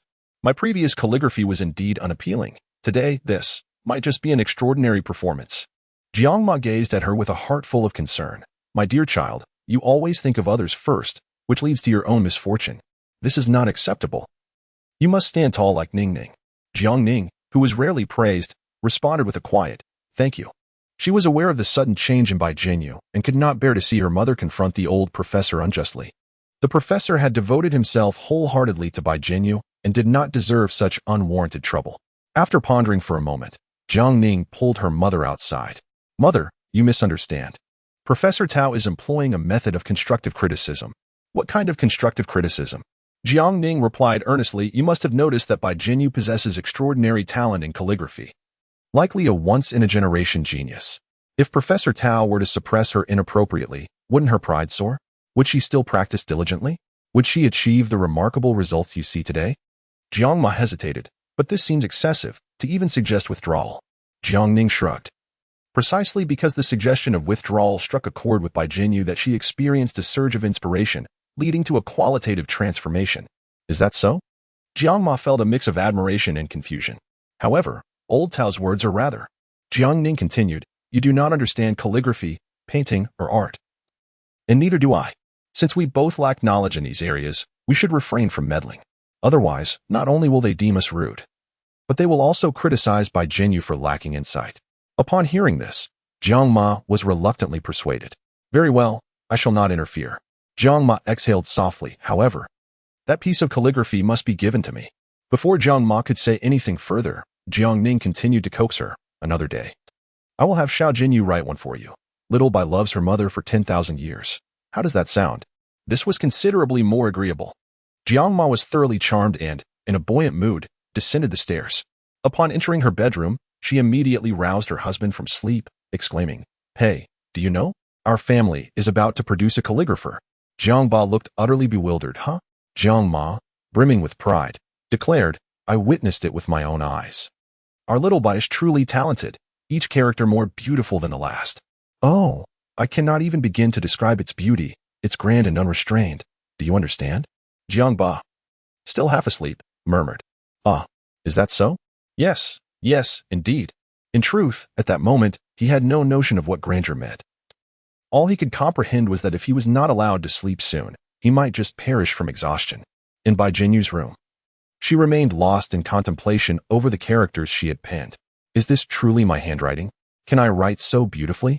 It seems too unbelievable." Bai Jinyu was acutely aware of her own limitations.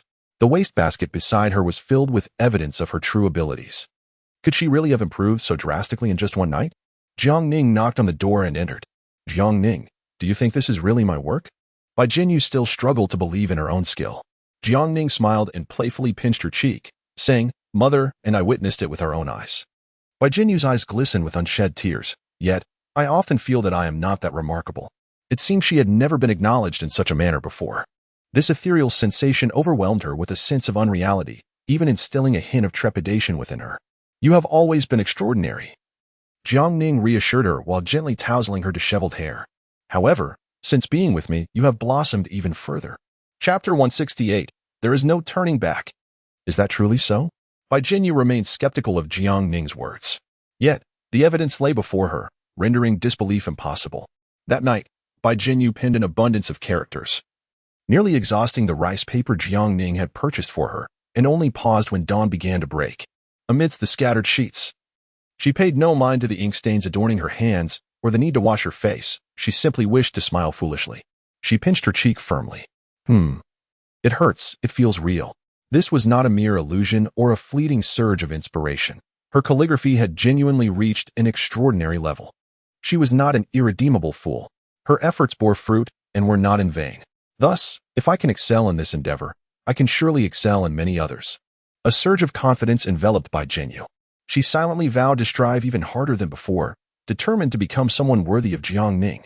However, before that, a flush crept across Bai Jinyu's cheeks as a bold idea took root in her mind. In Jiang Ning's room, after leaving Bai Jinyu's quarters, she managed to steal a moment of rest. At this moment, she felt a slight thirst and got out of bed to drink some water, taking the opportunity to check on Bai Jinyu's situation through the system. Ah, that fool. Upon seeing the pile of rice paper in Bai Jinyu's room, Jiang Ning could easily surmise that she must have stayed up all night, fervently practicing her calligraphy. Although Bai Jinyu's current level of artistry was attained through Jiang Ning's assistance in cheating, it still allowed her to feel that it was her own skill, which was not a bad thing at all. Jiang Ning was genuinely delighted to see her so happy and content. System. If I wish to help her master other skills next, that is also feasible, isn't it? Host, you've had enough. I only ask you, is it possible or not? Do you think you've left me any choice? I have not. Jiang Ning replied with a cheerful smile. I am merely expressing a modicum of courtesy and respect. The system indicated that it had come to terms with being led around by Jiang Ning, the dog-like host.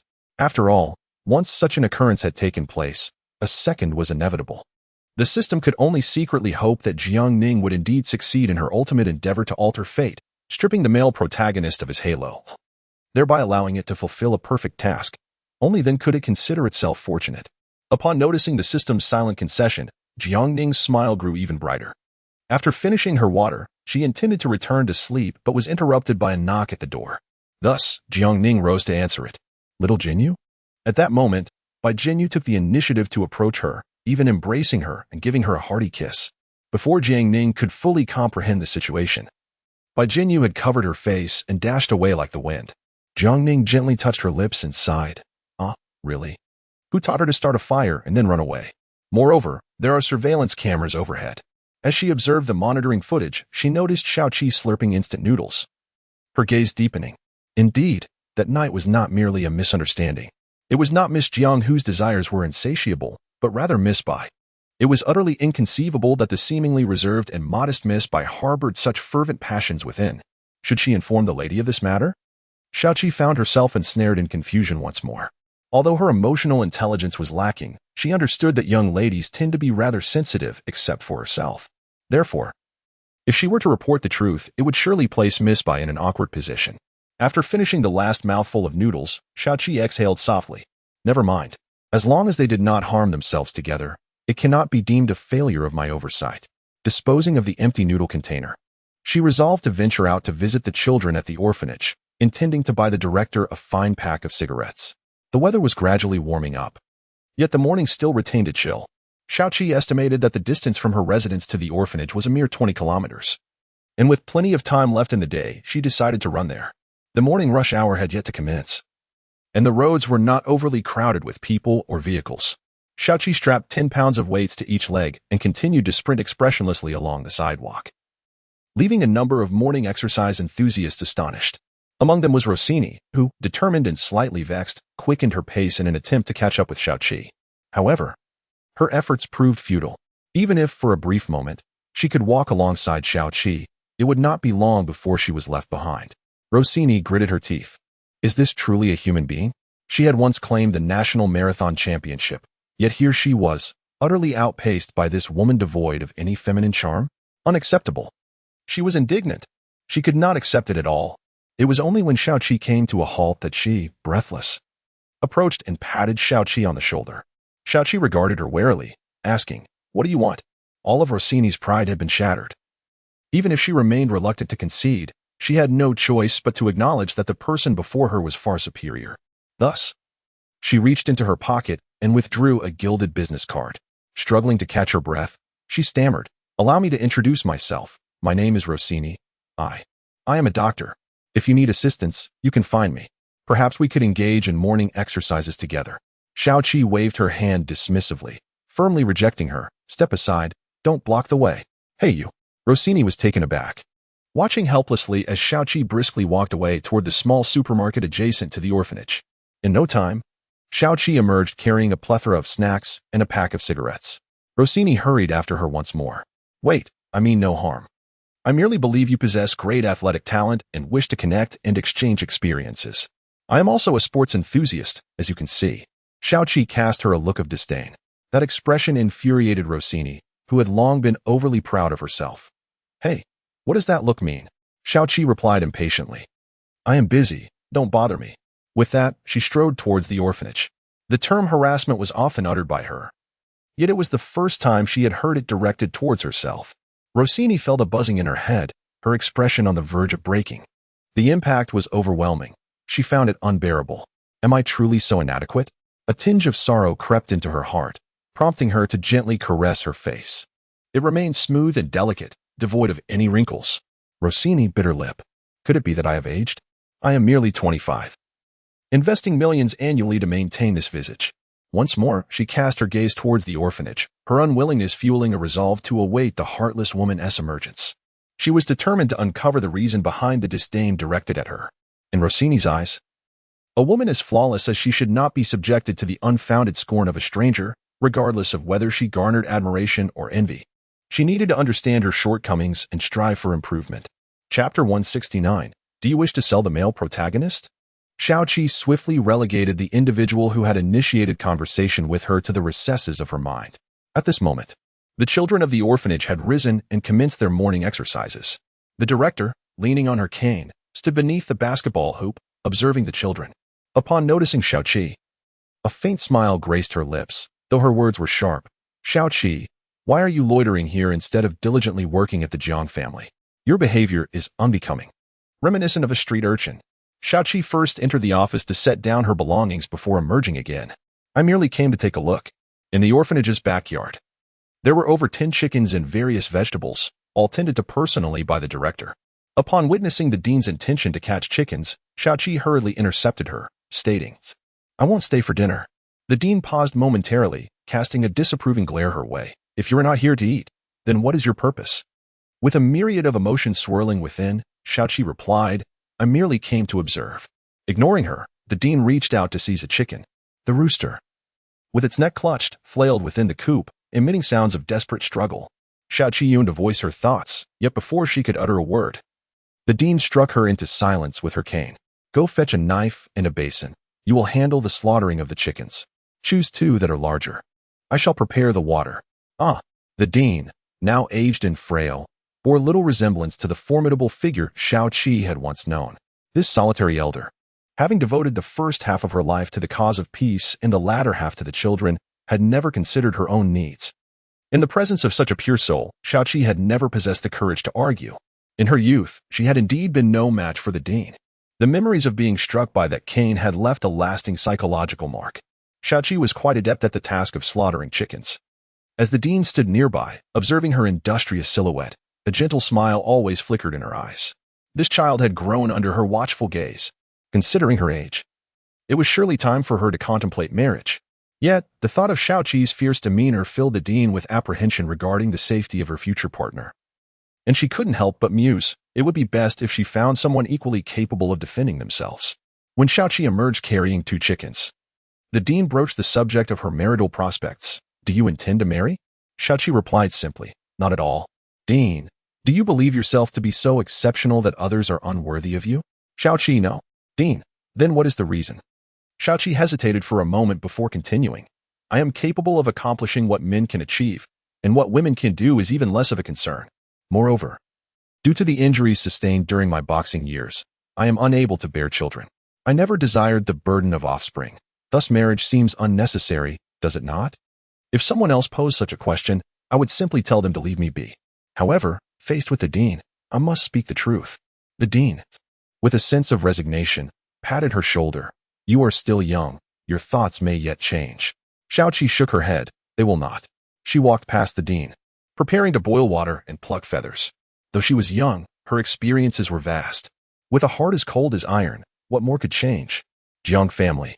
On the other end of the line, Xiaoqi. Oh, she recalled that she had asked Xiao to help cook fish. Of course. It was not for free. Xiaoqi had covered for her several times, leaving her unable to repay the favor. Thus, she could only labor as compensation. After a brief silence, Xiaoqi added, I'm sorry. Xiaowu. Her apologies have always been devoid of sincerity, often exacerbating the situation. Xiaoqi, later. I will bring you a portion of braised chicken. Xiaowu, is this now about chicken? Xiaoqi, this is a chicken raised by our dean with his own hands. Stir-fried by him. It is not just any chicken. Do you understand? Xiaowu, goodness, is this truly about chicken now? Anger prompted Xiaowu to abruptly hang up the phone. Gritting her teeth, she exclaimed, Xiaoqi has become increasingly unreliable. She dashed out for a game of chicken early this morning and has skipped class. Jiang Ning pondered thoughtfully. Is she at the orphanage?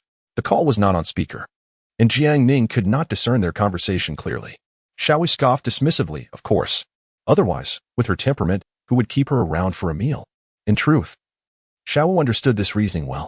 However, her heart ached for the bowl of spicy fish. She had spent over 50 yuan just on seasonings, which represented her culinary pinnacle thus far, truly delectable.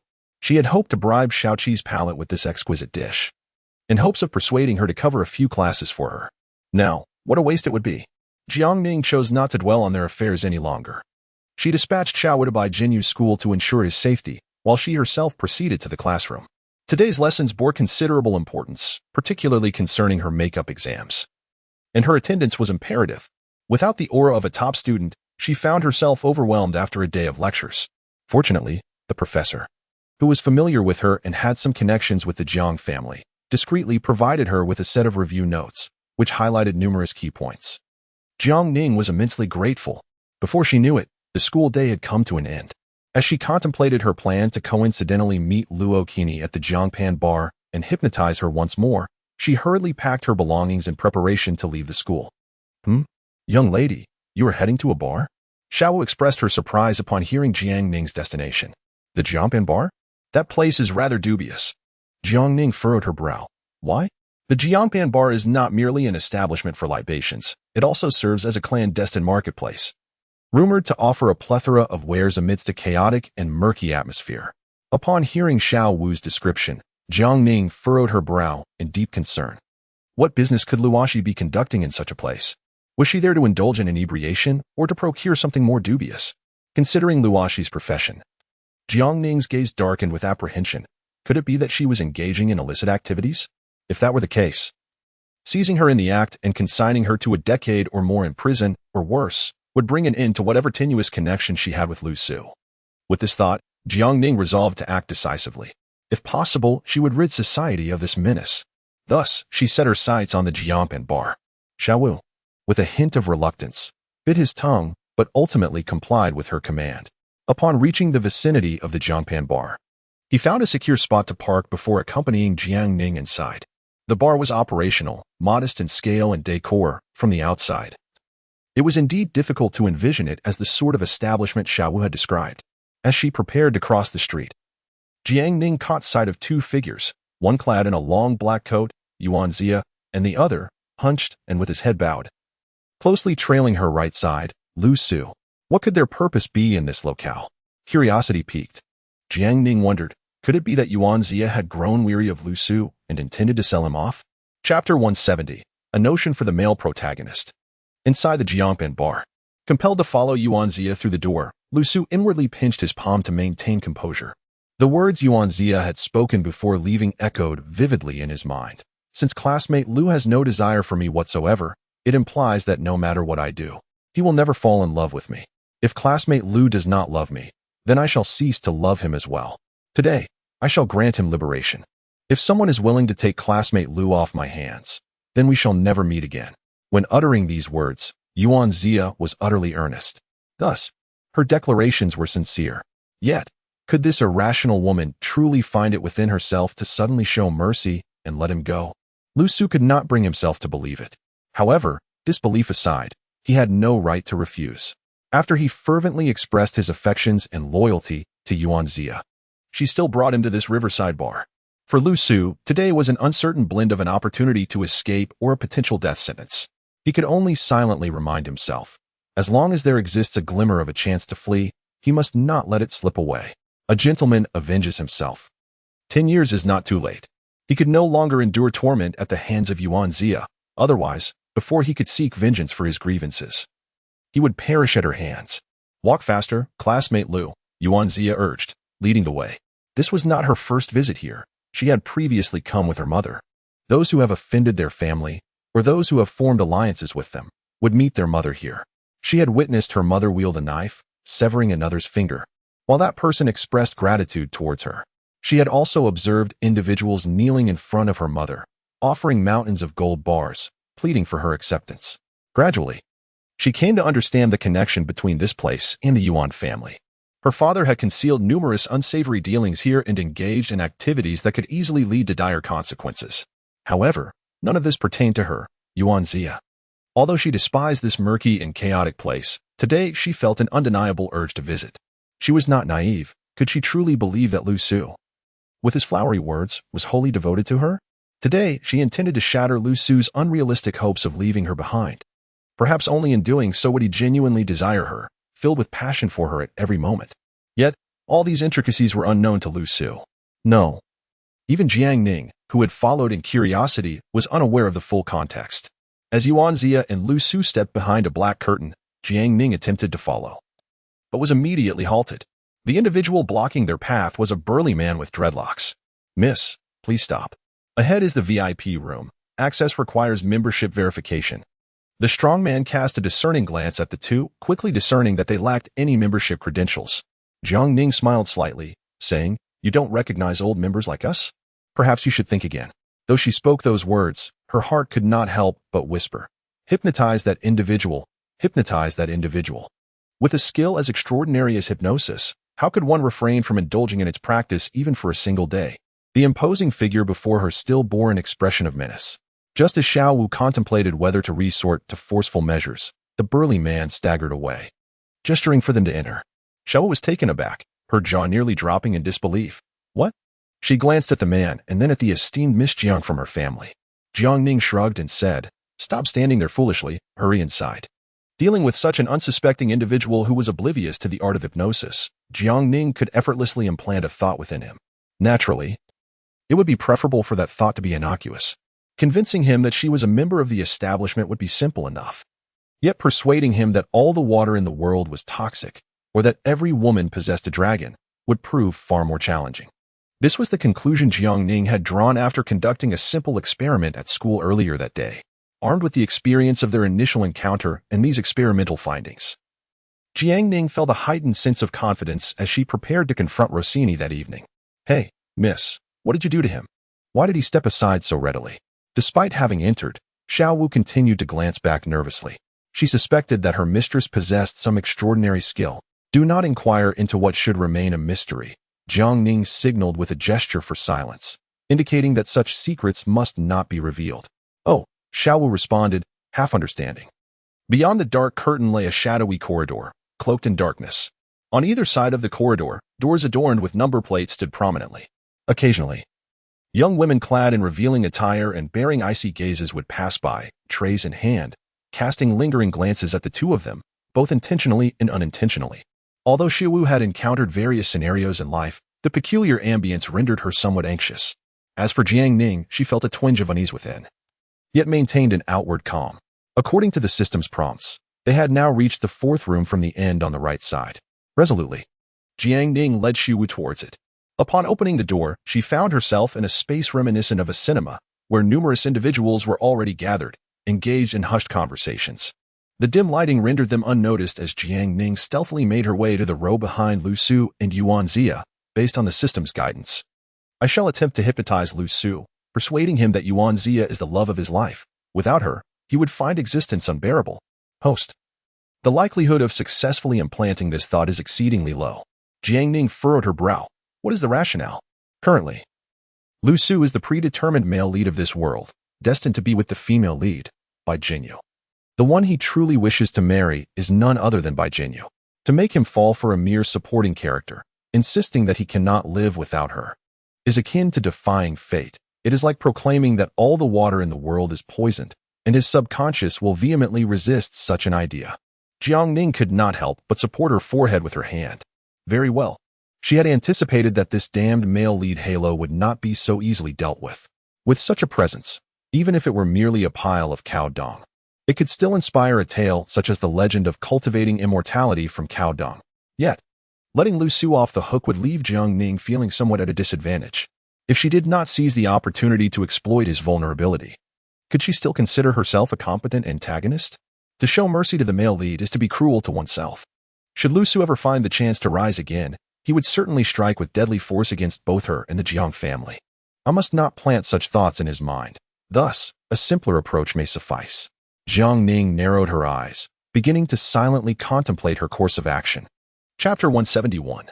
Lu Su, you're being dramatic. Lu Su had not encountered so many people for quite some time. Having been confined in a room by us.Ⅱ for too long, he felt a twinge of nervousness upon suddenly seeing a crowd. However, he swiftly overcame his discomfort and began to observe them discreetly. To his astonishment, he recognized a familiar face in such an unexpected place. He never imagined he would run into that elderly woman selling tea, Wang. Here, Lu Su was nearly overwhelmed with excitement. His legs trembling uncontrollably. She had promised that if I agreed to be her sweet little brother, she would buy me a car and a house. This affluent woman, weighing at least 200 pounds, was an investor Lu Su had chanced upon while seeking funding outside of school. She constantly referred to him as her brother and had even gifted him a pair of shoes worth over 2,000 yuan, arriving in her Bentley to wait for him at the school gate. Of course, such a woman was not someone Lu Su could ever regard with favor. Moreover, at that time, Jiangning was utterly devoted to him. In comparison, he could hardly spare Wang a second glance. Today, he desires neither a car nor a house, only freedom. Wang should not disappoint him, should she? However, what Lu Su did not anticipate was that after merely casting a glance at Wang, searing pain surged through his leg. Trembling, he lowered his gaze to discover a steel needle brutally embedded in his thigh. us.Ⅱ stood expressionless, gripping the needle. Her gaze fixed intently upon him. Darling, what are you looking at? Have you spotted someone you fancy?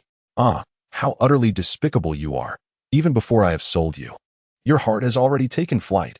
Whenever she felt anger rising within her, she would unleash such venomous words, bluntly assaulting Lu Su. At that moment, if Lu Su dared to retort, he would be met with even harsher punishment. His face drained of color from the pain, yet he forced a smile, saying, "No. My dear, I was merely looking for a restroom. I need to relieve myself." us.Ⅱ lazily replied, "Just urinate where you stand." Lu Su. us.Ⅱ tugged at the corner of her mouth. "If you don't, it means you're lying to me." "Oh, darling, have you deceived me again?" Lu Su, in a state of panic, shook his head vigorously. Seeing that expression on her face, he knew she had undoubtedly brought a knife. At this juncture, nothing he could say would suffice. The only thing he could do was, what is that foul odor?" The young man in the back, Xiao Wu, wrinkled his nose in distaste. As for Jiangning, she too frowned. This us.Ⅱ truly is a lunatic. One can only wonder what emotions are swirling within Lu Su, who has willingly thrown himself into her embrace. Per man, living off the fruits of another's labor. Jiangning narrowed his eyes, gazing at Lu Su. "Now, you may begin to dream." Initiating hypnosis. Endless humiliation. Endless shame. Endless hatred. Within Lu Su's chest, a cacophony of negative emotions simmered, threatening to erupt. He wished for death. He longed to drag that wretched us.Ⅱ down with him. Yet, in the next moment, a wave of disorientation washed over him. "Wake up, quickly." He felt a forceful shove. What was happening? Bai Jinyu looked at him with a mocking expression and said, "Little Su, this isn't your first pregnancy. Why are you being so melodramatic? I prepared breakfast, and I won't comment further. At least take a glance at the children. Are you just going to let them crawl around aimlessly?" "What? Pregnant? Who is pregnant?" Lu Su instinctively stood up, only to be immediately struck by a heaviness in his abdomen, forcing him to brace himself against the table and sit back down. The abruptness of the movement caused him to hit his backside painfully, bringing tears to his eyes. He was pregnant. How could a man be pregnant? Impossible. Utterly impossible. Yet, why did the scene before him feel so eerily familiar? The furniture was of his favorite style. The breakfast spread before him consisted of his beloved youtiao and soy milk. The floor tiles bore patterns he would choose, and the carpet was precisely to his taste. The 6 children, rolling and crawling on the floor. Lu Su's eyes widened in realization. With just one glance, he recognized them as his own flesh and blood. So this was his home, the abode he shared with Bai Jinyu. Had he made her pregnant? A tempest of turmoil surged within Lu Su's mind. He instinctively questioned the reality of his pregnancy, yet found himself unable to extricate from the terrifying familiarity of the situation. Sinking deeper into its grasp, even beginning to experience the emotional turbulence typical of expectant mothers. I do not wish to succumb to slumber, he murmured, gently caressing his abdomen. Last night, I was occupied with soothing the child. Bai Jinyu replied with impatience. Isn't it your responsibility to tend to the child? Why the dramatics? If you had born a son first, we would only have 2 children now, one of each gender. Given your current fatigue, can you truly blame me? Isn't it your own shortcomings that led us here? Lu Su felt tears welling in his eyes, a pang of anguish gripping his heart. At that moment, a sudden discomfort washed over him, and he felt a sharp pain in his lower abdomen. Help! I am going to give birth. Bai Jinyu, he cried out. Yet, Bai Jinyu remained unfazed. So what if you are? You've already brought 6 into this world. Why the fuss? Hurry, call the hospital. Lu Su had already collapsed beneath the chair, yet Bai Jinyu leisurely searched for her phone, displaying no sense of urgency. As Lu Su screamed in agony, he felt as though some force was tearing him apart. No, I am a man. Bai Jinyu, you are the woman. You should be the one bearing this burden. In the midst of such excruciating pain, a flicker of clarity emerged within Lu Su. You claim I am the woman? As she spoke, Bai Jinyu slowly unfastened the belt of her suit trousers. Lu Su's gaze shifted from anger to sheer terror as he beheld her. Madness. Is this fellow a man? The woman he cherishes turns out to be a man. At this moment, all of Lu Su's fond thoughts of Bai Jinyu transform into fear and aversion, deeply etched in his heart. Lu Su, have you forgotten? You are a hermaphrodite, possessing a complete set of female organs within you.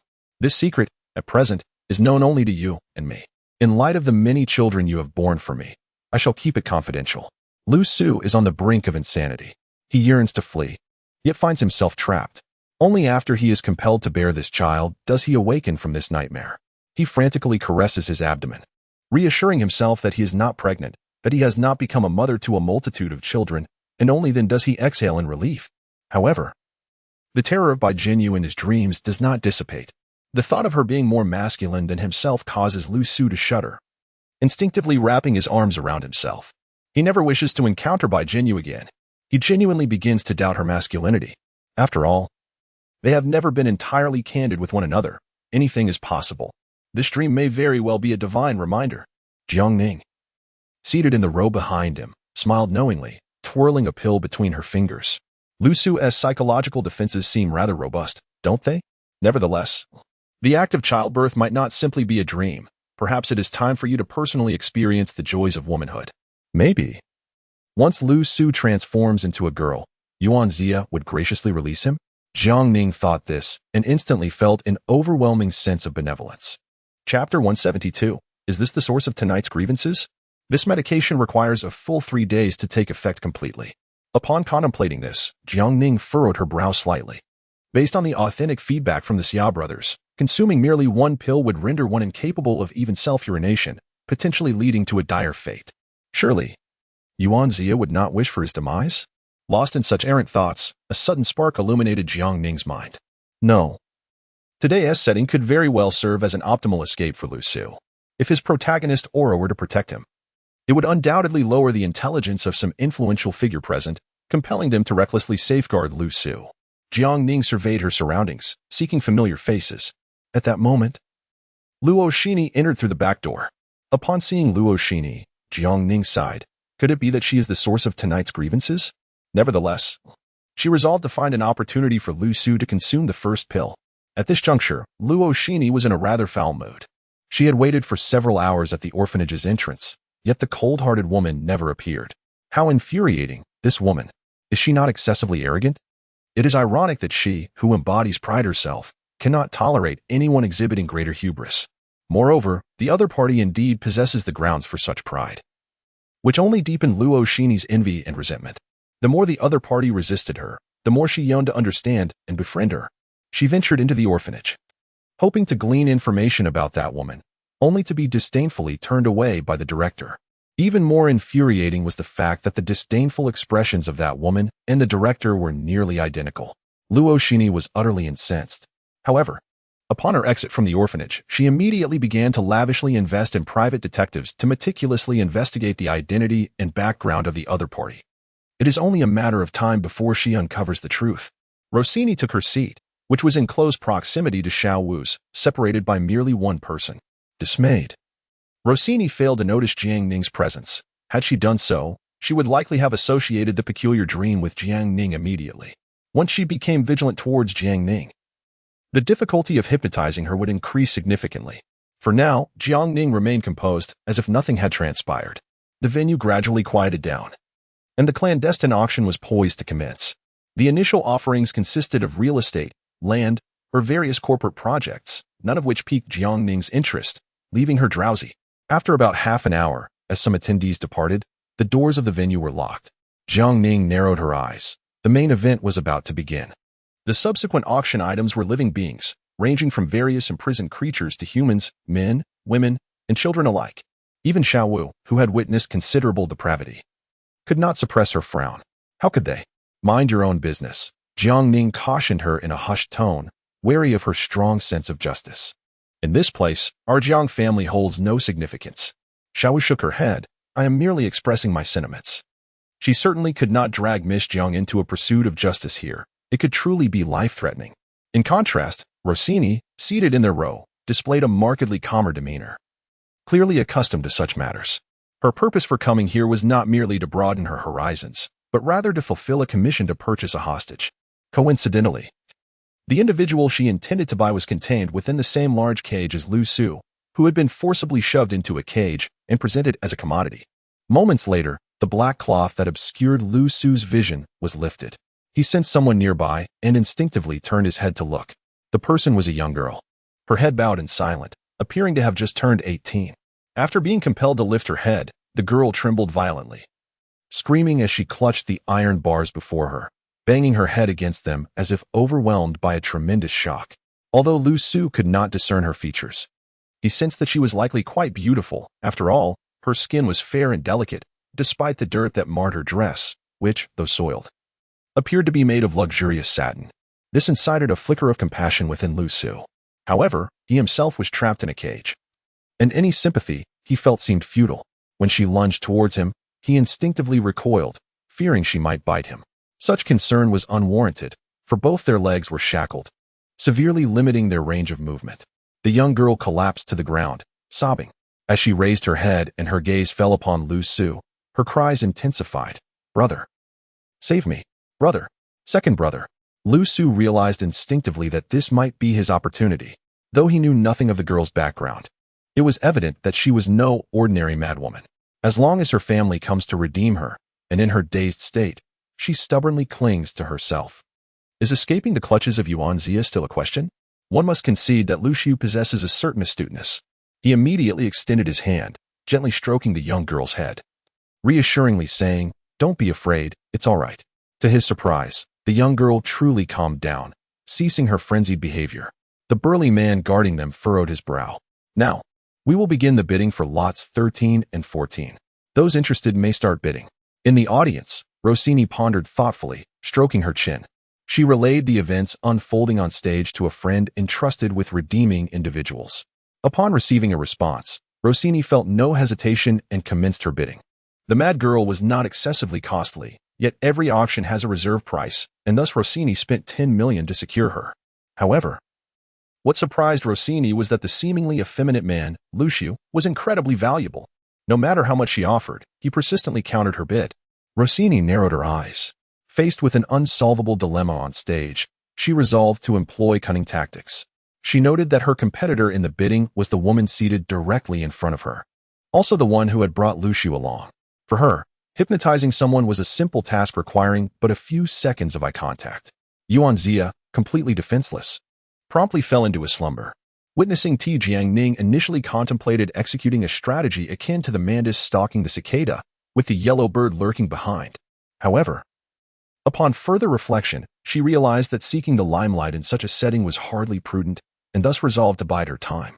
After all, this evening, she would ensure that Luo would not successfully escort Lu Su away. Chapter 173. What unsavory ideas does the host have?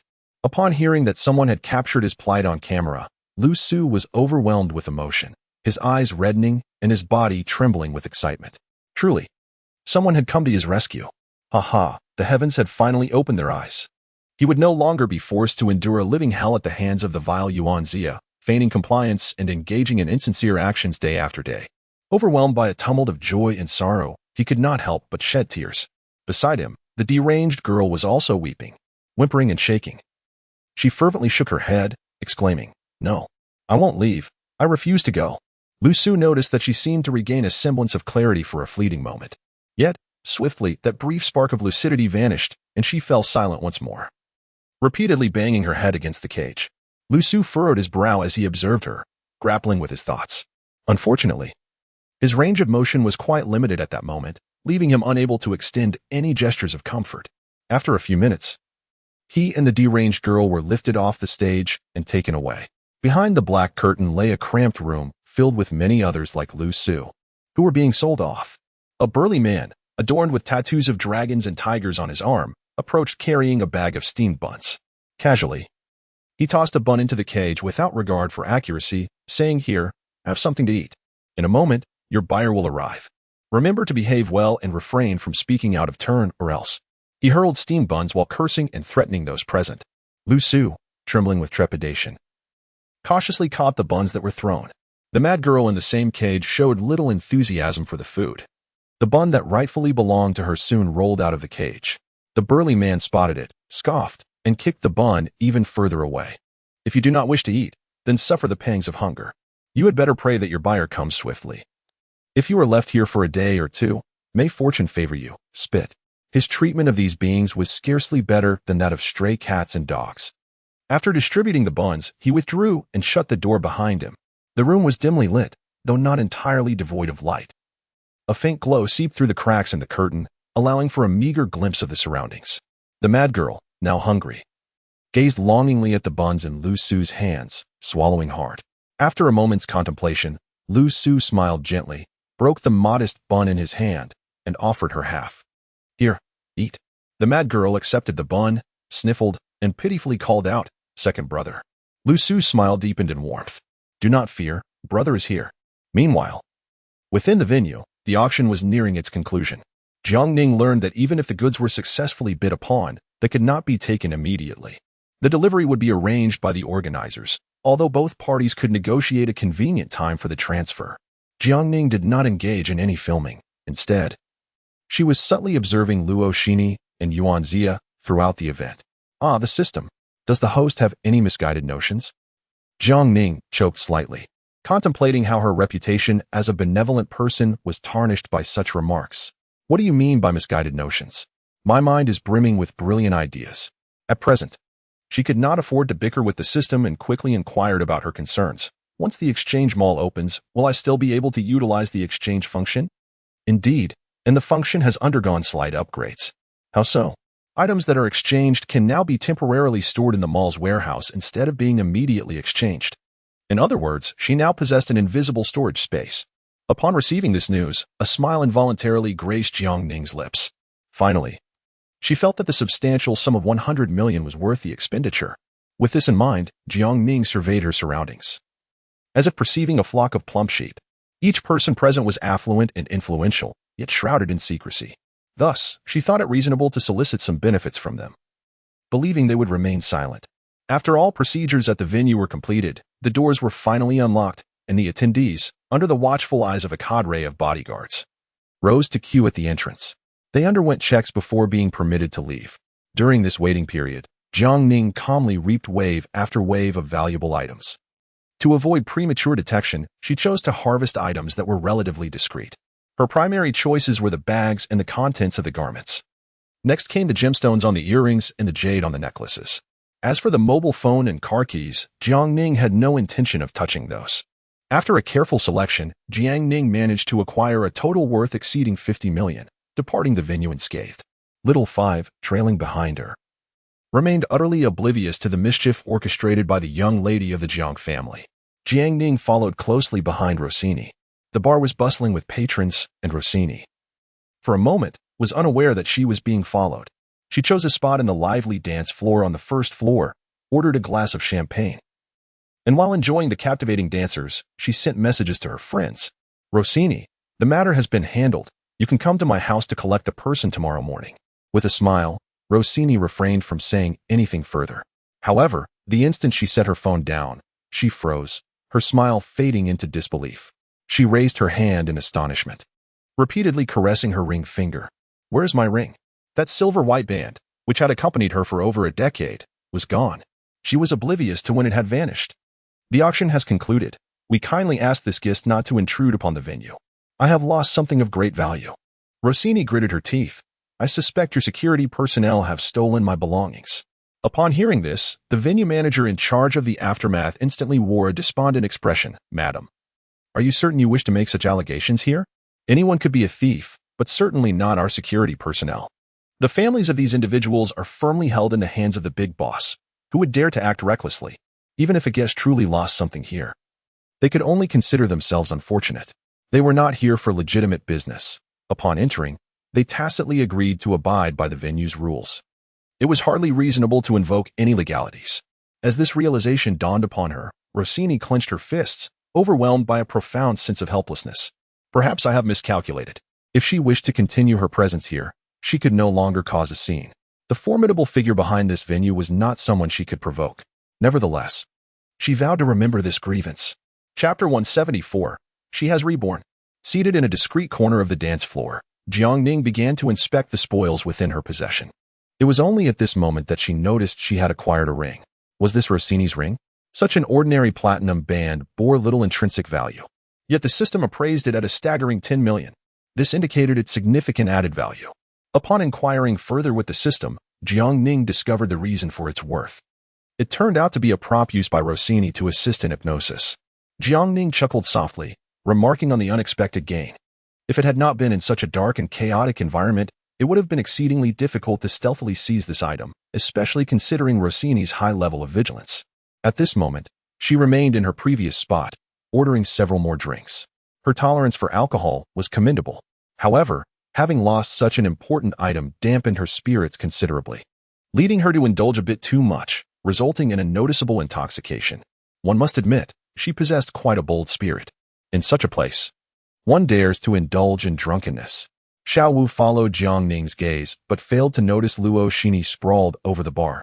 Instead, she caught sight of a male model posing enchantingly in the pool.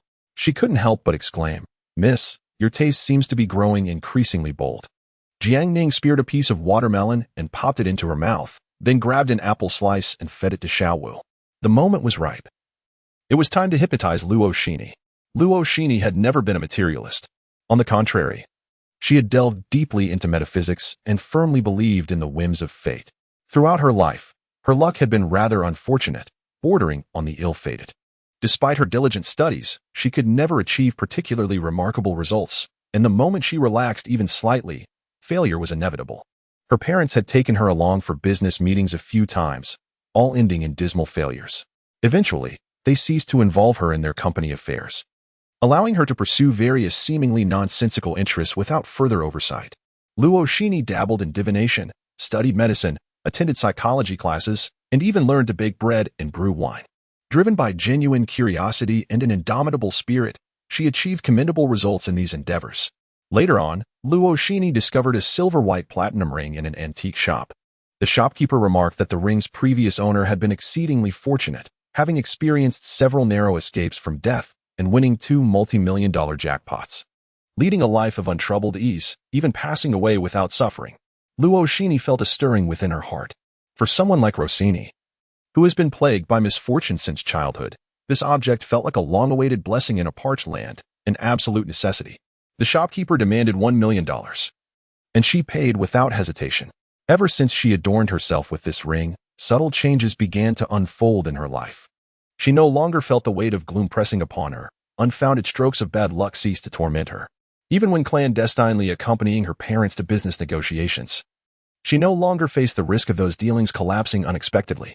Whether it was the ring that bestowed upon her this newfound fortune or merely a product of her own mindset, she chose to believe in the ring's power. However, now that this precious item has vanished so abruptly from her life, how could she possibly reconcile with such a loss? Was this the reckoning for her entanglement in such unsavory transactions? Regret washed over Rossini as she pondered that had she known this would be the outcome, she would have never acquiesced to her friend's request or ventured into this realm. If only she could turn back time. Lost in her thoughts, Rossini suddenly heard faint sounds breaking through her reverie. She looked up in confusion to see a figure at the podium in the distance, announcing loudly, "Now, we will auction lots number 13 and 14. Bidders may commence." Rossini's eyes widened in disbelief. Had she truly been reborn? Yet, was it not a tad too late? Instinctively, she glanced at her hand. The silver ring still grazed her ring finger, and a wave of relief washed over her. Though rebirth might have come a tad late, it was not entirely beyond redemption. Forget this absurd auction, she resolved to leave this place. Rossini clutched her ring tightly, her expression stern as she rose to leave the venue prematurely. The insufferable manager obstructed her once more. With indignation, Rossini declared, "You may inspect my phone and belongings, but I intend to leave." The manager, devoid of emotion, replied, "Miss, are you certain you wish to cause a scene here?" Rossini clenched her fists, feeling both furious and helpless. Her gaze drifted to the cage on the stage. Initially, the sight of the deranged girl stirred little within her. Yet, as her eyes shifted slightly, she caught a glimpse of Lucio, who bestowed upon her a disingenuous, overly flattering smile, inciting a wave of revulsion within her. "If you wish to exit early, there is a way. Purchase an item," the manager remarked nonchalantly. "Which of the two items on stage do you fancy?" Irritated, Rossini pointed at the mad girl. "I'll buy her. That should suffice." "And what of the other item?" the manager inquired. Rossini shook her head. She harbored no fondness for insincere men, and Lucio's pretentious smile filled her with inexplicable disdain. However, it appeared that the little lunatic had an affinity for the dandy. Rossini, exasperated, retorted, "Her preferences are of no concern to me. Please expedite the transaction. I wish to depart." "Very well," the manager said, feigning regret as he shrugged. Once the deal was finalized, Rossini paid a hefty service fee and underwent a thorough search before being allowed to leave. Throughout the ordeal, her focus remained steadfastly on her ring. She did not linger in the bar to drown her sorrows, but, clutching the ring, hurriedly departed. Rossini felt an immense sense of relief. Cradling the precious ring, she wept tears of joy. She entrusted the wild girl to a friend and immediately purchased a plane ticket, leaving the country the next day. Upon her return, her life continued to flourish. Her research achieved significant breakthroughs, and she was invited to deliver lectures at prestigious institutions across various nations, garnering countless like-minded friends and even a cherished romantic relationship. Every glorious moment of her life was accompanied by this ring. Rossini increasingly believed that all her fortune stemmed from this very ring. Occasionally, she would caress her ring finger, tracing the contours of the ring. An ominous premonition had begun to stir within her since she set foot on her homeland. This foreboding feeling materialized when she collided with a tattered beggar. The beggar, one hand clutching a broken bowl and the other grasping a bun, fled in a panic. That face was the face of disaster. A shiver ran down Rossini's spine as she quickly lowered her gaze to her ring finger. Seeing it devoid of the ring, she felt as though she had plunged into an icy abyss. It was gone. Her ring was gone. That man was a harbinger of misfortune, her arch-nemesis. A profound sense of despair and fury intertwined within Rossini, and like a madwoman, she shouted and chased after him, only to watch helplessly as the beggar vanished into the crowd. At that moment, Rossini awoke. Chapter 175. The basement still awaits you. Was this merely a dream? Rossini felt a wave of disorientation. She was an exceptionally vigilant person, rarely capable of sleeping so soundly, let alone dreaming for such an extended period. In her dream, she experienced nearly 60 years of life. No, this was not merely a dream. It was as if she had truly been reborn. Rossini preferred to believe in her rebirth rather than accept that it was simply a figment of her imagination. The dream felt far too vivid, too blissful. It embodied the life she longed for, the future she desired. Yet, everything came crashing down with the arrival of that beggar named Lucio. The despair and fury she felt before awakening were unbearable, and Rossini could not help but grit her teeth in anger. It was him. It must have been him. He was a harbinger of misfortune, our fates entirely incompatible. He was the one who caused me to lose my ring. Gazing at her empty ring finger, a fresh wave of anguish surged within her. Her hatred for Lucio was relentless, akin to an unceasing torrent of water. At that moment, it was already quite late. The revelry of the bar gradually dissipated, leaving only a few scattered souls nursing their drinks at the bar counter. Jiang Ning had departed this place of turmoil half an hour earlier, taking Xiao Wu with her. Host, Lu Su has been sent to Rossini's residence. Upon receiving the system's notification, Jiang Ning realized that this evening promised to be quite a spectacle. Indeed, as Rossini succumbed to intoxication, the effects of the hypnosis proved to be remarkably effective, extending the duration significantly. Jiang Ning was thoroughly satisfied with the outcome of tonight's experiment. Regrettably, she had yet to find an opportunity to administer the medication to Lu Su. He remained confined in a cage backstage, and without the chance for close contact. She could not execute her plans. Nonetheless, time was on her side. She would allow Lu Su to endure a wave of wrath from Rossini first. On the third floor of the bar, the icy-eyed Yuan Zia was mercilessly slapping the event manager across the face. Where are my people? What have you done with them? How will you compensate me? Huh. Damn it. How dare you sell my people? She was utterly unhinged, consumed by rage. The manager, terrified of the wrath of this deranged young lady, could only bow his head, enduring her blows in silence. His face had swollen to the size of a bun, and one of his teeth had shattered, causing him to speak with a slight lisp. Mississippi, you had given up on the bidding. This cannot be blamed on us. With another 2 resounding slaps, Yuan Zia, her eyes ablaze with fury, retorted, even if I ceased my bidding, they are still my people. You witnessed me bringing them here. Are you belittling me? Is it because my parents abandoned me that you feel emboldened to treat me with such disdain? The manager hastily shook his head. He dared not contradict her. The resemblance between Yuan Zia in her fury and her mother was striking, instilling fear within him. Witnessing her in such a state made him ponder whether it was truly her parents who had cast her aside, or if it was she who had frightened them away. If his own daughter exhibited such madness, he would be compelled to flee under cover of night. What are you waiting for? Go find them. Search high and low. Yuan Zia struck him with 2 more slaps, declaring, if I cannot locate my beloved Lu classmate, I want all of you to perish. The manager nodded in acquiescence, hastily escaping as if from a calamity. He has come to realize that the person responsible for the successive disappearances is Rossini, the daughter of a wealthy overseas merchant, who possesses no particularly significant background. Yet, despite her seemingly ordinary status, she is not to be trifled with. Her medical expertise is exceptional, particularly in the realm of psychological healing. Several influential figures in Kyoto maintain connections with her. Upon their arrival at the Luo residence, the manager earnestly cautioned his subordinates to exercise restraint and be courteous. Yes, we will be mindful, they replied obediently. However, when they reached the Luo household, they found it shrouded in darkness, as if it were completely uninhabited. The manager, accompanied by his men, circled the house several times, failing to spot a single illuminated room. With a sense of resignation, the manager approached and rang the doorbell. Despite repeated attempts, no one came to answer. Are they not home? That seems improbable. She personally received the 2 packages just 10 minutes ago. Is she hiding from us? What reason would she have to evade us?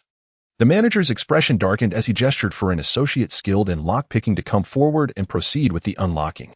Otherwise, that lunatic Yuan Zia would undoubtedly take their lives.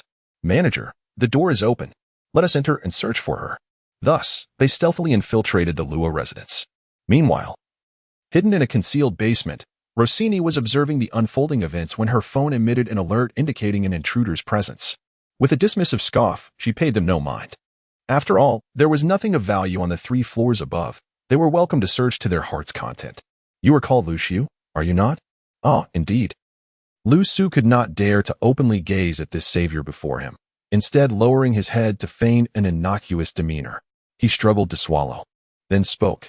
Yes, the woman named Yuan Zia, after her unrequited affection for me, imprisoned and tormented me. Upon hearing this, Luoxanai narrowed her eyes slightly. It seems you have encountered quite a misfortune. Misfortune? Lu Su mused. Was he not indeed a victim of ill fate? If fortune favored him, how could he have crossed paths with the calamity that was Jiang Ning? If fortune were his ally, how could he have lost the woman he cherished most? If luck were on his side, he would have already secured the investment from the Jiang family, successfully launched the project, and elevated his status among the elite of the capital. Yet, nothing had materialized. As these thoughts consumed him, Lu Su could not help but shed tears for his dismal existence. I am indeed unfortunate, but I believe. He lifted his gaze, looking at Luoxanai with a pitiful and fragile expression. I believe that meeting you marks the beginning of my fortune. From the professionalism Luoxanai displayed during his examination, Lu Su surmised that she must be a physician, and as a doctor, she would surely possess an innate compassion for the vulnerable, wouldn't she? Indeed. It must be so. Overcome with excitement, Lu Su thought. His current plight was already so dire that it would surely evoke sympathy, even from a mere passerby. The advantage lay with him. This battle would undoubtedly be his turning point. Upon this realization, Lu Su deliberately trembled his hand and grasped Rossini's pant leg. Expressing his heartfelt gratitude, regardless of the circumstances, "Thank you for your assistance. In my heart, you are my goddess of fortune, my angel." Before he could finish his sentence, Rossini's high-heeled shoe struck his face, sending him crashing into the corner of the cage. The thought of her lost ring, taken without cause, twisted Rossini's expression into a grimace. He had stolen her luck. He was a thief, a scoundrel. "Shut your mouth. If you dare utter the word luck again, I shall cut out your tongue." Chapter 176. This thief is elusive. Lu Su was rendered momentarily dazed by the unexpected kick, his mind momentarily blank. Why had events not unfolded as he had anticipated? This was their first encounter. Surely, Rossini could not harbor such animosity towards him so soon. Clutching his chest, he exhaled softly and, still unwilling to concede defeat, inquired, "Have I committed some grave error? We should be meeting for the first time, after all." Rossini let out a cold laugh. "The first meeting? Indeed, it is our initial encounter. However, if given the choice, I would prefer to have never crossed paths with you." She was uncertain whether the past 60 years had been a dream or a rebirth. But it was undeniably true that attending this auction had led to the loss of that invaluable ring. She could scarcely fathom the depths of despair her future might hold. The fear of what lay ahead only intensified her loathing for the man before her. "You will remain here quietly," Rossini hissed, her gaze icy as she glared at Lu Su. "Do not speak to me casually, nor engage in any unnecessary actions, otherwise I cannot assure you of your survival in this basement." With that, she cast another glance at the deranged girl. After a brief contemplation, she released the girl, gripping her collar and leading her out of the basement. Lu Su could only stare blankly at their departing figures. As the lights before him extinguished and silence enveloped the space, he shivered and slowly lowered his head. How could this be? How could this possibly happen? He had been confined in one basement only to find himself in another. The freedom, rebirth, and hope he had envisioned shattered in that instant. Even Lu Su, possessing a resilient spirit, could no longer maintain his composure. He frantically rubbed his temples, pounded on the iron cage before him, and screamed in anguish. Alas, here, his voice could not transcend to the surface. No one would come to rescue him. There was no salvation left for him. Everything was gone, truly. Everything was lost. Damn it. Why does fate conspire against me? Why not grant me a path to survival? Let me die? Let me perish. I cannot endure this any longer. I am at my limit. Meanwhile, within the Jiang household, Jiang Ning silently observed Lu Su's descent into madness through the system. "I nearly allowed you to escape," she mused. "Fortunately, my skills surpass yours." "Lu Su. Oh, Lu Su, can you still surprise me?" Jiang Ning harbored no sympathy for Lu Su. To be merciful to Lu Su is to be cruel to oneself. This truth has been clear to her since the day she entered this world. Now, Jiang Ning vaguely realizes that her true adversary may not be Lu Su himself, but rather the protagonist's halo that looms above him. In the system's words, as long as Lu Su remains alive, this halo will not dissipate. Even if Lu Su willingly resigns himself to mediocrity, abandoning the ambition of becoming a billionaire tycoon, this halo will relentlessly pursue that goal, regardless of Lu Su's fate, tirelessly seeking ways to achieve it for him. Contemplating this, Jiang Ning's gaze dimmed. "I must remain vigilant. As a villain, the gravest mistake is to uncork the champagne too soon. System, keep a close watch on Lu Su. Report any unusual circumstances to me promptly. No need to elaborate. Rest assured, host. Well then, I shall take a brief respite." Just as Jiang Ning was about to drift into slumber, her phone buzzed incessantly. The incoming call was from an unfamiliar number, one whose origin remained concealed. Furrowing her brow, Jiang Ning answered the call. "Hello? Is this Miss Jiang? Who is this?" Jiang Ning's expression turned serious. "What is the matter?"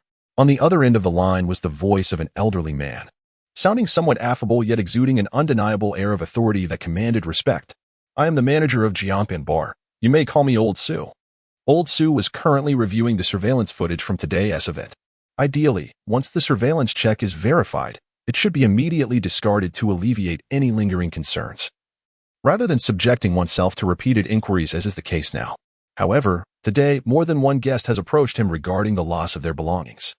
If it were just one or two individuals, he might dismiss it as mere opportunism. Yet, the current situation undeniably indicates a genuine issue at hand. Strangely, there is no sign of any anomaly captured in the surveillance footage. This inevitably breeds unease, and the reputation of the Jiangpan bar is at stake. When a minor incident occurred at the venue, we merely called to confirm if you had lost any belongings. Jiang Ning feigned contemplation for a moment before replying. It's not anything of great value. I had no intention of pursuing the matter. Old Su adjusted his glasses and inquired, so, what are your thoughts regarding the loss of property? Upon hearing this, Jiang Ning scoffed. What thoughts could I possibly have? I merely came to observe the festivities. Who would have guessed your security would be so abysmal? I apologize on behalf of our bar for the unpleasant experience. Jiang Ning, clearly irritated, added, enough with the pleasantries. I wish to sleep. Is there anything else? Nothing further. Wishing you a good night, came the reply before Jiang Ning hung up. They proceeded to conduct an unauthorized investigation into the guest's information via the surveillance footage, reaching out to inquire individually, only to be met with derision and reprimands.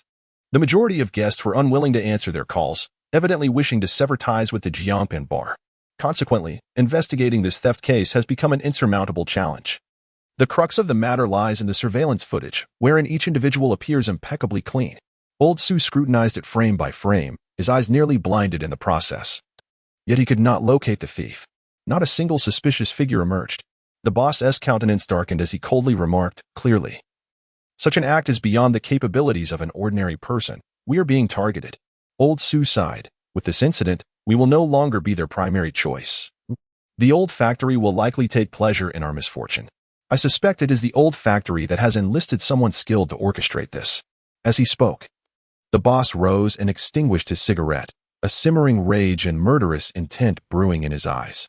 If they can execute the first move, then we shall respond with our own counterattack. Old Su, make arrangements to give them a taste of their own medicine. If we cannot conduct this business, then neither shall they. Understood. On the other hand, Jiang Ning did not feel any anxiety from the phone call. She was well aware that even if the Jiangpan bar were granted another century, they would still be unable to unearth the true culprit. As for the valuables in the system warehouse, she had yet to devise a plan for their disposition, so for now, they would remain untouched. Chapter 177. What is there to endure? I shall not endure. The following day was Saturday. When Jiang Ning rose, it was already past 2 in the afternoon. She yawned as she stepped out of her room, noticing the absence of her parents and even Bai Jinyu. Only Xiaowu was downstairs practicing Tai Chi. Good morning, miss. Xiaowu greeted her with a smile and a wave, displaying a rather sycophantic demeanor. Do you have plans to go out today? Will you be visiting the supermarket? Jiang Ning rolled her eyes in irritation, exclaiming, You spend all day dragging me to the supermarket, indulging in free food and drink. You are not lacking in funds. So why do you always act so miserly? Xiaowu chuckled. I need to save my money. It will be of great use. She was indeed a pragmatic individual. Jiang Ning casually inquired, What do you intend to save for? Surely not a house. Oh please, I already own a house. Xiaowu continued, practicing her evasive tactics. I just want to go abroad in the future and undergo artificial insemination. Pfft. Jiang Ning, having just taken a sip of tea, sprayed it all over Xiaowu. Xiaowu looked disheartened. What was that for? I'm being serious. I don't desire marriage or a man, but I want a daughter. I've thought about this since I was 18. Is that so strange? Jiang Ning paused, contemplating honestly. It's not that odd. She's not an old-fashioned person. Her acceptance of such matters is rather high.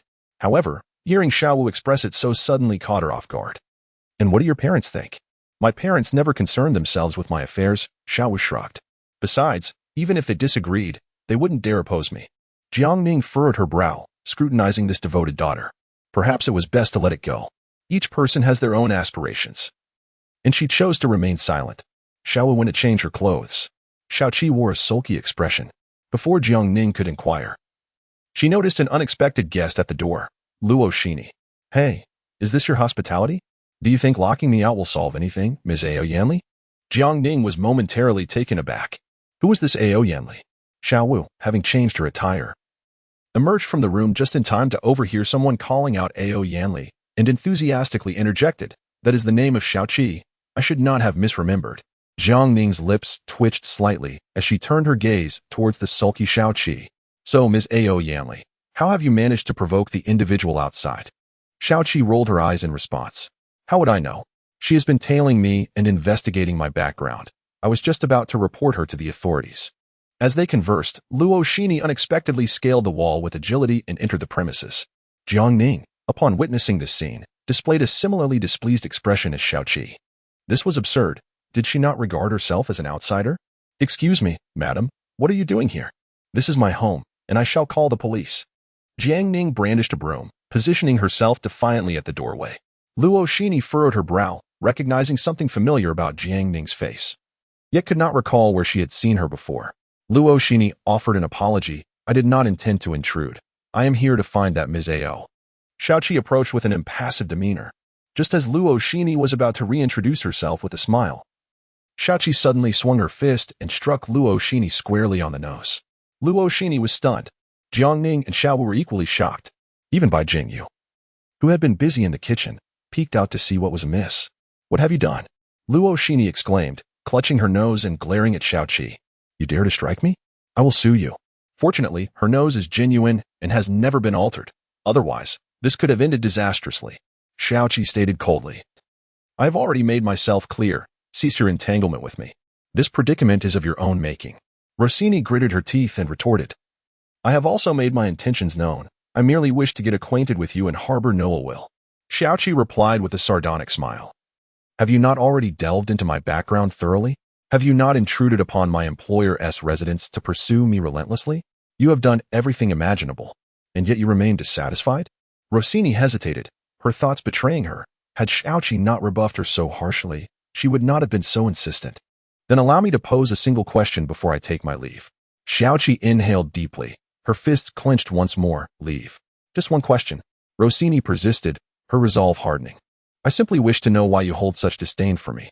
From our very first encounter, your contempt was palpable.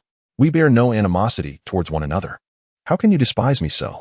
Upon hearing her inquiries, Jiangning and Xiaowu exchanged glances. Why does Xiaoqi harbor disdain for us.Ⅱ? Surely, it is not a sentiment directed solely at her. Xiaoqi appears to regard everyone with a similar contempt. us.Ⅱ thought to herself, perhaps it would have been better not to ask. This woman's words are laced with venom. Xiaoqi continued, "However, the circumstances have shifted. I have indeed begun to disdain you. I have never encountered anyone as audacious as yourself. You resemble a weak." Before she could finish her sentence, Xiaowu hastily covered her mouth. Xiaowu awkwardly chuckled twice and remarked, "Madam, you should leave promptly. Otherwise, you may find yourself being carried out on a stretcher." us.Ⅱ's heart shattered into a million pieces. She felt she had endured the greatest humiliation of her life in Xiaoqi's presence. Was it the loss of the ring that had brought her such fortune that had caused Xiaoqi's disdain to grow, even leading to physical confrontations and harsh words? Contemplating this possibility, the anger that us.Ⅱ had struggled to suppress surged back within her.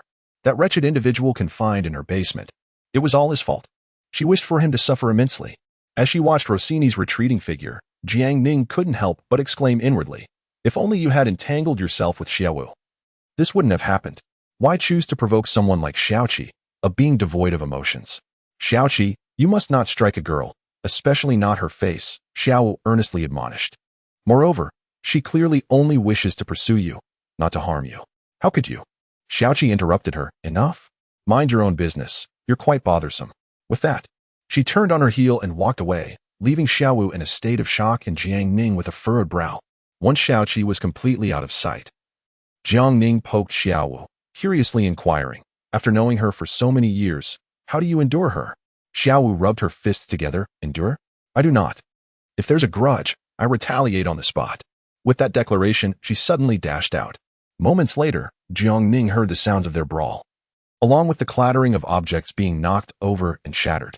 Ah, truly. Wait a moment. They must compensate for the losses. Chapter 178. Do not struggle, brother. I have prepared steamed sea bass and spicy hot pot. Once the tumult outside subsided, Bai Jinyu emerged from the kitchen. Today, she took it upon herself to cook, eager for Jiangning to savor her culinary skills. With a chef at home, one need not toil in the kitchen. Jiangning noticed the scars on her hands, likely inflicted while she was preparing the ingredients, which tugged at her heartstrings. She hurriedly grasped those delicate hands, gently massaging and blowing on them. Jiangning beamed. Of course, I would cherish that. Who could possibly refuse a meal lovingly prepared by their little wife? However, knowing how hard Bai Jinyu worked on her studies, Jiangning did not wish to burden her further. She truly hoped Bai Jinyu would not follow the cliché narrative of becoming a housewife solely devoted to her partner. Nevertheless, Jiang Ning mused. She had already granted her ample freedom to pursue her own path. If Bai Jinyu chose to become a housewife, it would be beyond her control. Just then, the wheelchair-bound little girl mentioned that the outfit she had made was ready. It appeared to be a maid's ensemble, an apron play. Hee. That would fit Bai Jinyu perfectly. Bai Jinyu, caught in Jiang Ning's gaze, felt her heart race and her cheeks flush. How vexing. It was not as if she had never been seen before. Why was she being stared at so intently? I will bring the fish over. Dinner is ready, Bai Jinyu exclaimed. Fleeing the scene, while Jiang Ning chuckled with delight, her mind swirling with whimsical thoughts. What are you laughing at? Why so cheerful? Suddenly hearing her mother's voice. Jiang Ning was startled and quickly stood up. She shrugged her shoulders and replied, Jinyu personally cooked for me, and I couldn't be happier. Is it wrong to smile? Jiang's mother became excited at once. Jiang Ning casually inquired, what is Dad busy with? You know the Xia family, right? Jiang's mother, in good spirits, did not conceal anything from Jiang Ning and directly recounted the recent developments at their company. They have withdrawn from the Kyoto market and introduced us to several significant clients. Initially, your father and I thought it was a trap and hesitated to agree. However, the person in charge from Kyoto personally came to plead with us. As she spoke of these matters, Jiang's mother's smile radiated brightly. After all, who would ever complain about having too much money? They had initially believed that the Jiang family would suffer a loss of at least half of their market by opposing the Xia family, but to their surprise, they ended up making a substantial profit. Now, the Jiang family was secure. Hey, Ning, do you think those two brothers from the Xia family and the sister are really together? Did you actually see it? Jiang's mother displayed a hint of curiosity. Jiang Ning suppressed a laugh and nodded. Of course. Otherwise, how could they afford to go to such lengths to win us over? Jiang's mother rested her chin on her hand and mused. That's true. But the price they paid is just too much. That's true love. Love is priceless, Mom. You wouldn't understand, would you? Jiang's mother seemed to be convinced. Oh, true love. I never expected that in this day and age, there could still be such genuine affection. Jiang's mother sighed. It's a pity, though, that their love is destined to be unaccepted by the world. All right, Mother, let us not concern ourselves with their affairs any longer. The instigator, Jiang Ning, wore an expression of utter composure. After all, whatever benefits they offer, we shall accept with discretion. Let us remain low-key and not draw attention to ourselves. Mother Jiang nodded in agreement. I understand. It was merely a casual mention to my old friend while playing cards. It should not amount to much, right? Oh dear. I must remind her later to keep her lips sealed and refrain from speaking indiscreetly.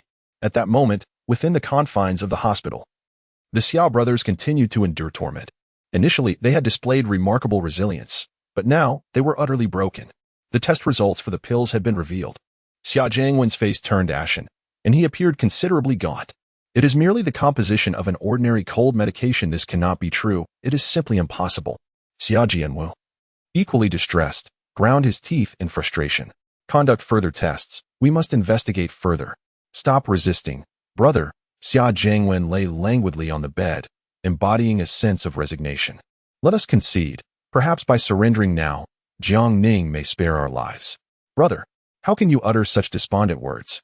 Xia Jianwu retorted, his eyes blazing with indignation. What other recourse do we have? Xia Jiangwen turned away, glaring at his sibling. I have sent that pill for examination at several institutions, all confirming it contains only the components of a common cold remedy. Whether it is indeed a cold medication, others may question, but we know the truth, do we not? Xia Jianwu fell into silence, his head bowed, and he struck the bed with a forceful thud. It seems we have no choice. Later that evening, they received the medication sent by Jiang Ning. The pain in her body dissipated rapidly, akin to a receding flood. Xia Jiangwen experienced an unprecedented night of restful slumber. At the break of dawn the following day, she hastened to the bathroom, eagerly shedding her trousers, yearning to recreate a miracle. However, it was utterly barren. With trembling hands, she caressed her body, her expression shifting from shock to fury, intermingled with profound shame. She was not naive, having bullied numerous girls. How could she be oblivious to the current state of her own body? Jiang Ning, you wretched woman, what you provided me was not an antidote. You deceived me. Unable to withstand such a blow, Xia Jiangwen rolled her eyes and collapsed to the ground. Hearing the commotion from the bathroom, Xia Jianwu rushed over. Brother, what happened? Why are you? Xia Jiangwen was still without her trousers. Her condition was self-evident. Xia Jianwu, terrified, screamed as if he had touched something foul, hastily discarding his elder brother's form. As her head struck the wall, Xia Jianwen was jolted awake by the pain. Clutching her head, she struggled to open her eyes. Brother, don't call me brother. What the hell are you? What have you become? Xia Jianwu was on the verge of a panic attack. Xia Jianwen, feebly crawling towards him like a zombie, instilled a dread within Xia Jianwu, causing him to flail about in terror. Get away, you monster. You are not my brother. Spit him out. You've consumed him. You've devoured my brother. Chapter 179. You wish to see Bai Jinyu in a swimsuit, do you not? In the hospital restroom, Xia Jianwu cried out in a fit of anguish, startling the entire floor's medical staff, who hurried in groups to investigate. The brother's attending physician pushed through the crowd to the front. By this time, Xia Jianwen had managed to put on his pants, his face ashen, sitting against the wall in silence. Not far away, his younger brother, Xia Jianwu, continued to scream in a fit of nerves. Unable to endure it any longer, she kicked at him, exclaiming, "Stop that noise." After receiving the kick, Xia Jianwu fell silent, gazing at her in terror. The attending physician adjusted his glasses and scrutinized Xia Jianwen. What seems to be the issue? Are you experiencing inexplicable pain throughout your body? Xia Jianwen shook his head. I'm fine today. He struggled to articulate his current state. Should he confess to the doctor that he had taken cold medicine for 3 consecutive days, transforming himself from a robust man into a delicate woman? Such a statement would not only be unbelievable to the doctor, but also to himself. The dilemma was that he had irreversibly lost all evidence of his masculinity, becoming a frail woman, his once firm chest now soft and flaccid. More alarmingly, he sensed a shift in his emotional landscape, plagued by inexplicable feelings that made him want to weep. He had previously found women's tears utterly vexing, yet now, as he found himself in a woman's form, he too yearned to cry. Was this retribution? No, Xia Jianwen did not subscribe to the notions of karmic punishment or hellish retribution. It is all Jiang Ning's fault. She seeks vengeance against Jiang Ning and is determined to pursue her relentlessly. Doctors, you may leave for now, Xia Jianwen said, propping himself against the wall as he gradually rose to his feet. If anything arises, I will call for you. The doctors exchanged glances, understanding the unspoken tension. Very well. We shall take our leave, they acquiesced, though they were eager to thoroughly examine the condition of the Xia brothers. None dared to offend the Xia family, and thus had to postpone their inquiries. Once the ward fell silent again, Xia Jianwen approached his younger brother and delivered 2 sharp slaps to his face. Are you awake? He demanded. Xia Jianwu winced, cradling his stinging cheek and instinctively recoiling. Xia Jianwen, uninterested in further banter, swiftly removed his brother's trousers to assess his ailment. You are missing a pill, he quickly concluded, his expression darkening. Wait here. I will go find Jiang Ning to procure the medication. Why should he be relegated to the role of a woman? Why should he alone suffer misfortune? No, absolutely not. They were brothers, and thus, they should share both fortune and adversity. Xia Jianwen's mind was consumed with dark thoughts. He could not allow his dear brother to remain uninvolved. Emerging from the restroom, Xia Jianwen dialed Jiang Ning's number. This time, Jiang Ning answered promptly, her demeanor surprisingly cordial. Stop feigning kindness, Jiang Ning, Xia Jianwen replied coolly. I need you to give me another pill. Jiang Ning expressed her astonishment. Are you still addicted? Xia Jianwen scoffed. My brother is reckless and has misplaced a pill. Now he is caught in this unfortunate predicament, and I must devise a solution for him. Upon hearing these words, Jiang Ning couldn't help but chuckle. Perhaps it is not your brother who is lacking understanding, but rather you, Sister Jianwen? The moment she heard the term sister, Xia Jianwen was akin to a cat whose tail had been stepped on, erupting in fury. Shut up. What are you so proud of? You shameless woman. I will make you pay for this. Before she could finish her tirade, Jiang Ning hung up the phone. She could surmise that once the siblings acquired the medicine, they would undoubtedly opt for testing it. Unfortunately, it was a product of the system. Given the current technological capabilities of this world, it was impossible to decipher the true composition of these drugs. Thus, they had squandered a dose in vain. Jiang Ning was not devoid of medication, but why should she provide them with more? They sought her assistance, yet dared to act so arrogantly? Truly foolish. Jiang Ning sighed. Realizing that they had not yet suffered enough, they needed to be left to stew a bit longer, setting aside the troublesome matters of the siblings. She set out with her companions, Shao Qi and Shao Wu, in tow. Thankfully, she prided herself on being a virtuous person, having no intentions of engaging in any dubious activities. Jiang Ning earnestly muttered to herself. Upon hearing such brazen remarks, The system silently bestowed upon her a look of disdain. How could she utter such words? One would wonder who it was that, upon obtaining a new pill or mastering a new skill, instinctively began to contemplate inappropriate thoughts. Others may be oblivious to Jiang Ning's true nature, but the system was not. So, host, where do you intend to go today? There is a newly opened swimming pool that seems quite promising. I plan to test the water temperature. In truth, you are eager to see Bai Jinyu in her swimwear, are you not? How could that possibly be? Jiang Ning immediately retorted, am I truly that superficial? Clearly, you are. Shut up, dog system. Jiang Ning was a woman of her word. She promptly conveyed this idea to Bai Jinyu and thoughtfully mentioned that she possessed a variety of swimsuits suitable for her, including one-pieces, two-pieces, sophisticated and alluring styles, as well as youthful and charming designs. This left Bai Jinyu momentarily stunned. Was this truly a spontaneous idea from Jiang Ning? It felt far too premeditated. Moreover, she couldn't swim at all. At this point in the conversation, could Bai Jinyu still refuse? Initially harboring some anticipation to see Jiang Ning in swimwear, she hesitated only symbolically before agreeing. Having secured Bai Jinyu's consent, Jiang Ning hurried to persuade Xiao Wu and Xiao Qi. Xiao Wu exclaimed, swimwear? I don't have any. You must reimburse me. Xiao Qi asked, can I just wear swim trunks? Jiang Ning? Xiao Wu. In her shock, Jiang Ning suddenly recalled that in this household, she was not the only one lacking modesty. As for Xiao Qi's physique, how should one put it? If one merely covered her head, her upper body would be completely indistinguishable as female. Unaware of their astonishment, Xiao Qi earnestly explained, when I was abroad, I dressed like this, and no one said anything. Xiao Wu regarded her with a look of exasperation. You truly have forgotten you are a girl. Haven to you?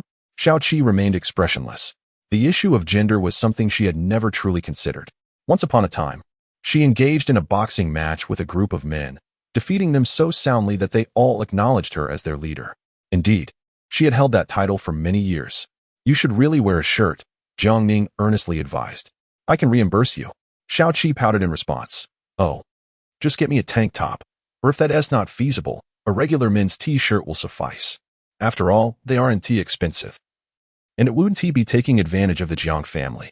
Chapter 180, confirmed by a glance, it's a rivalry at the suburban swimming pool. The Jiang family's vehicle had already descended into the underground garage, with Jiang Ning exiting the car first. It was the weekend, and the place was bustling with activity. Their car circled the garage several times before finally locating a parking spot. As soon as she stepped out, Jiang Ning spotted the manager who had come to greet them, accompanied by two female swimming instructors. Miss Jiang, your arrival is an honor. We apologize for our inadequate reception and hope for your understanding. The manager bore a sycophantic smile, leaving Jiang Ning somewhat perplexed. This newly opened swimming facility was not part of the Jiang family's enterprises. She had merely called to book two instructors and mentioned her name. And yet, this was the treatment she received? In this day and age, running a swimming pool business couldn't be that challenging, could it? Miss Jiang, I have arranged for you a platinum VIP card for this establishment. From now on, these two gold medal coaches will be your exclusive trainers. Should their services fall short in any way, please do not hesitate to call me. I am at your service around the clock. Upon hearing this, Jiang Ning couldn't help but frown. I did not request a membership card, did I? The manager still wore a sweet smile. It is the young lady of our family who instructed this. She is your friend. Jiang Ning tugged at the corner of her mouth. Huh? Her friend? Upon hearing the word friend, an unpleasant visage surfaced in Jiang Ning's mind. As they arrived at the venue on the third floor, this unsettling feeling became a reality. Jiang Ning's expression darkened. Ah, it's you. Bai Jinyu also felt a pang of anxiety, instinctively retreating behind Jiang Ning and clutching her arm tightly, glaring at the other party. Clearly, such words could not convince either Jiang Ning or Bai Jinyu. Zhang Ruo turned her gaze towards the manager of her cat CAF. Manager. The manager, blissfully sipping lemon water while engrossed in a drama, looked up in confusion. Huh? Please take them to the changing room to change. Oh. The manager set down the lemon water and hurried over. Come on, the changing room is over there. You brought your swimsuits, right? Oh, that's wonderful. If you didn't there are brand new ones available for you to choose from in the changing room. In the presence of the manager, Bai Jinyu felt significantly less anxious. She was acutely aware of the manager's male sexual orientation, his loving relationship with his spouse, and their children. This realization often left Bai Jinyu feeling flustered while staying at the Jiang residence, spending day and night with Jiang Ning. Now, stepping out of the Jiang household and encountering more formidable rivals, this anxiety magnified infinitely. Lacking any sense of security, Bai Jinyu clung tightly to Jiang Ning's arm, resembling a frightened kitten afraid of abandonment. Jiang Ning seemed to sense her anxiety and gently reached out to stroke her head. Without uttering a word, Jiang Ning perceived a different potential within Bai Jinyu. This seemingly fragile individual. How would she steadfastly pursue the person and the thing she desired? This thought intrigued Jiang Ning. Come, try on this swimsuit. Jiang Ning retrieved an old-fashioned blue swimsuit and gestured in front of Bai Jinyu. This size should fit just right. Don't you think? Bai Jinyu's cheeks flushed a delicate crimson as she timidly inquired, Isn't this too revealing? Jiang Ning chuckled softly, Not at all. Compared to those bikinis, this is quite modest. Then, Jiang Ning, do you want me to wear this? Bai Jinyu hesitantly lifted her gaze, her voice barely above a whisper as she sought Jiang Ning's opinion. In truth, she was reluctant to don such attire. However, if it pleased Jiang Ning caught the fleeting glimmer of hesitation in her eyes. Yet, she chose not to expose this understanding. After all, the game would be far more enjoyable that way.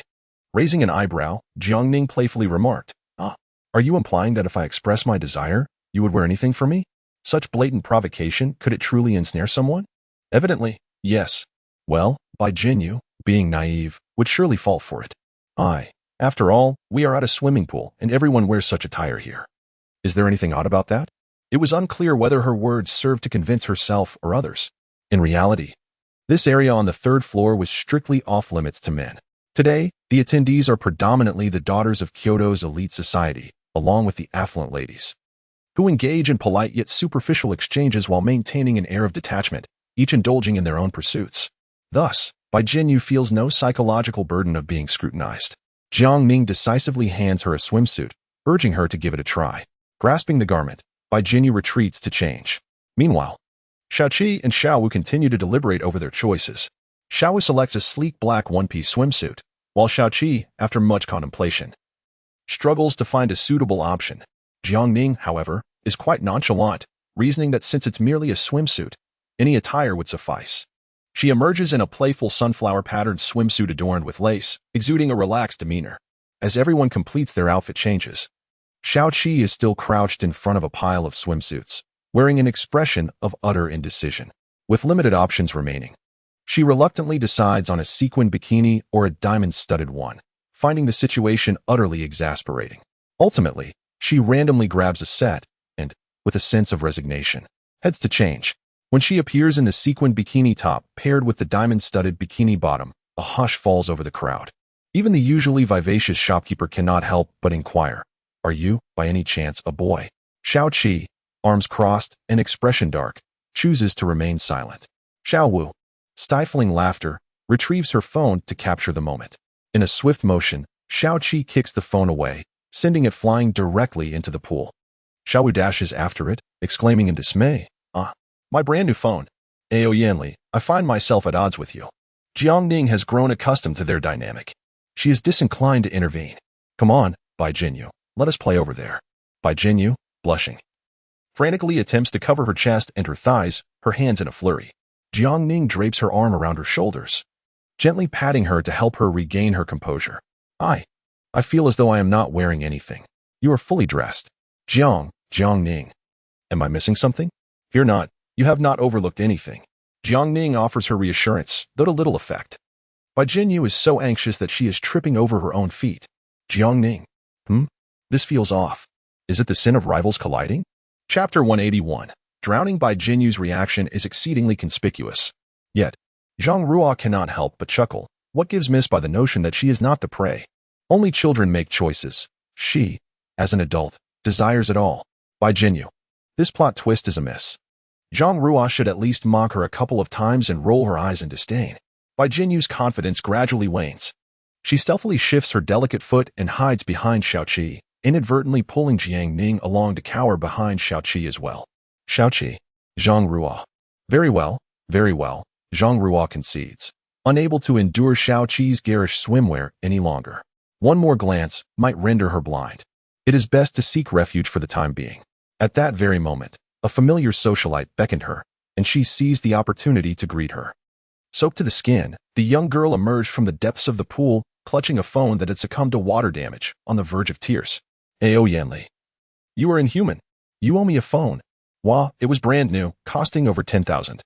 And I hadn't even warmed it up yet, but Xiaoqi paid her no heed, striding toward the distant pool in an attempt to escape the onslaught of Xiaowu's lamentations.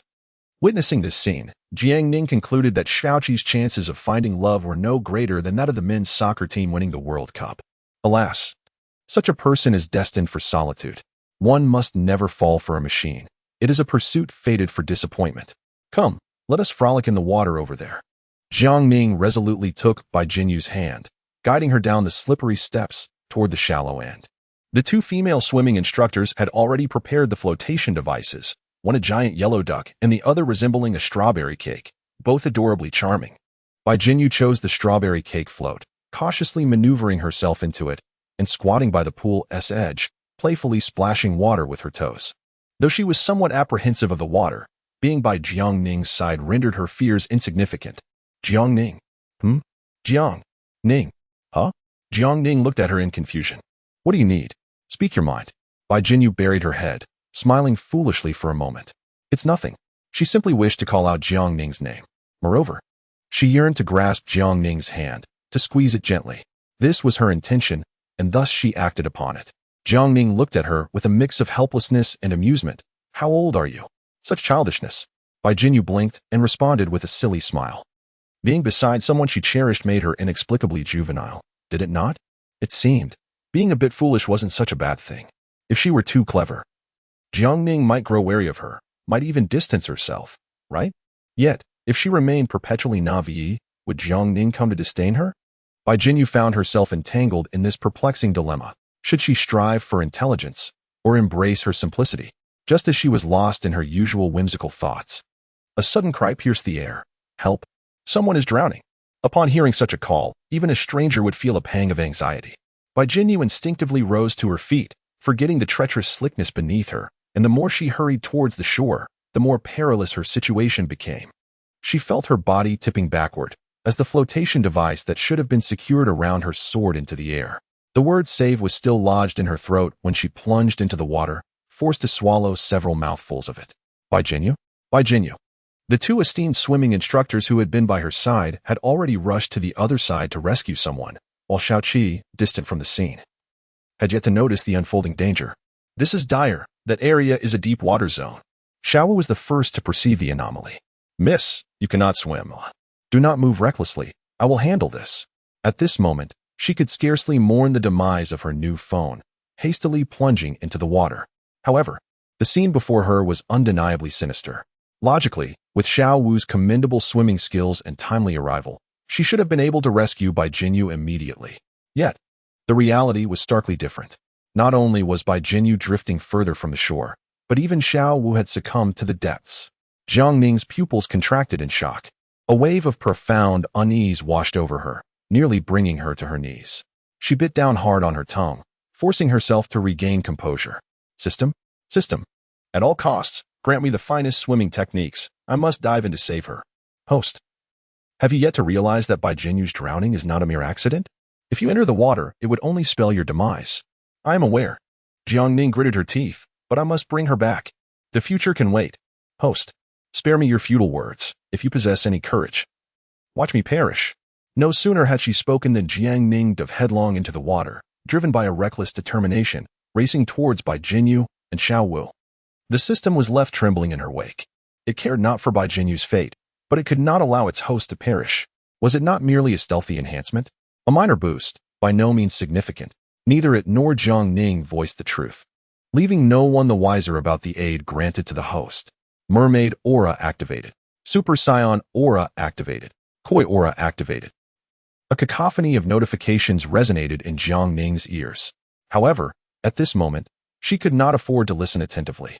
She was someone who could not swim and was on the verge of sinking, yet now she was imbued with an extraordinary strength, akin to an enraged tuna, propelling herself at an inhuman speed towards the drowning Bai Jinyu and Xiao Wu. She was determined to save them, regardless of any obstacles in her path. No one beside her could be lost. Jiangning grasped Xiao Wu's ankle with one hand and Bai Jinyu's arm with the other, attempting to pull them upwards. The immense resistance beneath her sent a jolt of fear through Jiangning, who had already faced death once. Instinctively, she looked down. It seemed as if they were no longer at the bottom of a pool, but rather on the brink of an unfathomable abyss. Was it because I targeted the beloved son of the heavenly Tao that I must pay this price? Huh, how amusing. You, wretched heavenly Tao, are just like Lu Su, the stomach-coddling man, only capable of playing tricks, a mere clown. With her body already adorned with countless burdens, could Jiang Ning truly suffer in this tug-of-war? Despite the overwhelming pressure, she persevered, dragging Bai Jinyu and Xiao Wu upwards, struggling against the weight of the water. The surface seemed so near, yet it felt as if she swam for hours before finally reaching that glimmer of light above the water. I will prevail, not just this time. Oh, heavenly Tao, open your eyes and witness how I have outplayed Lu Su. Chapter 182. You just happened to be unlucky. Jiang Ning sat on the shore, gasping for breath. Her expression dazed. Bai Jinyu and Xiao Wu had been taken to the emergency room on the second floor. Unbeknownst to her, a throng of people had gathered around Jiang Ning, each individual sincerely expressing concern for her well-being. Some even insisted on taking her to the hospital for a thorough examination. But she instinctively waved them off, asserting, I am fine, truly. Please give me some space. I need to breathe. Zhang Ruo said nothing, silently gesturing for the crowd to disperse. She was uncertain whether Jiang Ning could swim, but if it were her in that situation, even if she were capable, she would never plunge into the depths to rescue two drowning individuals simultaneously. Such an act would be far too perilous. Zhang Ruo felt a flicker of admiration for Jiang Ning. As for Jiang Ning herself, she harbored a hint of admiration for her own bravery. When she dove in to save others, she displayed remarkable courage. The truth was, she could not swim at all. She pondered where that immense courage and confidence had surfaced from in that moment. What if the system chose to abandon her?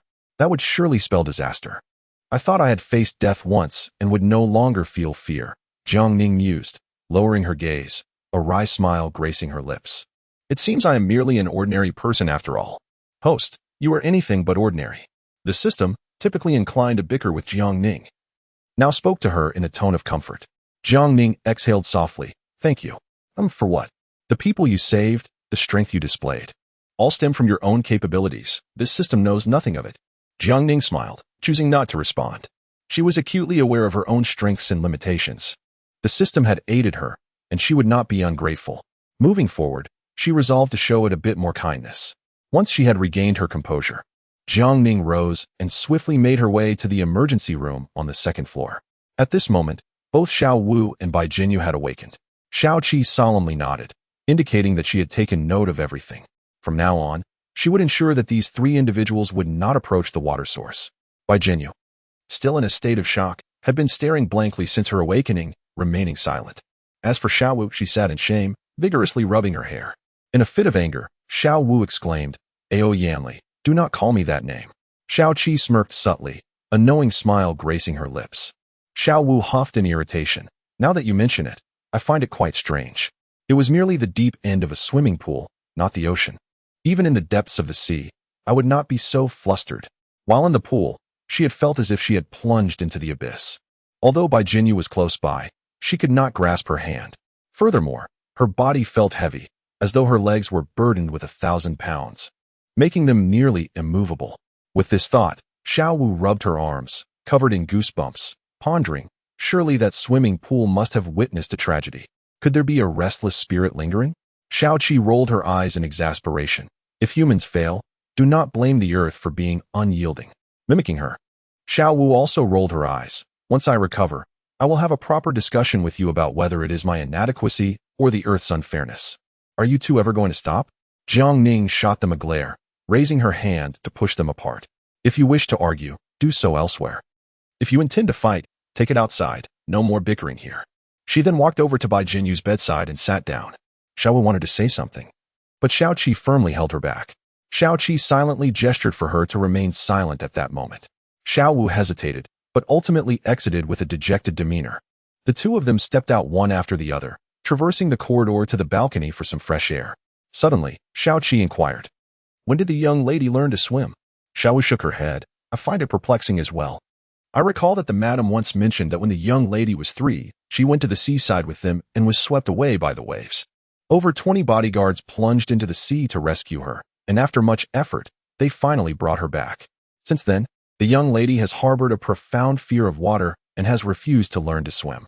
Both the chairman and the madam had asserted that perhaps it was for the best that she did not learn. It was safer that way, as those who drowned were often the ones who could swim. As Xiaowu spoke, her brow furrowed.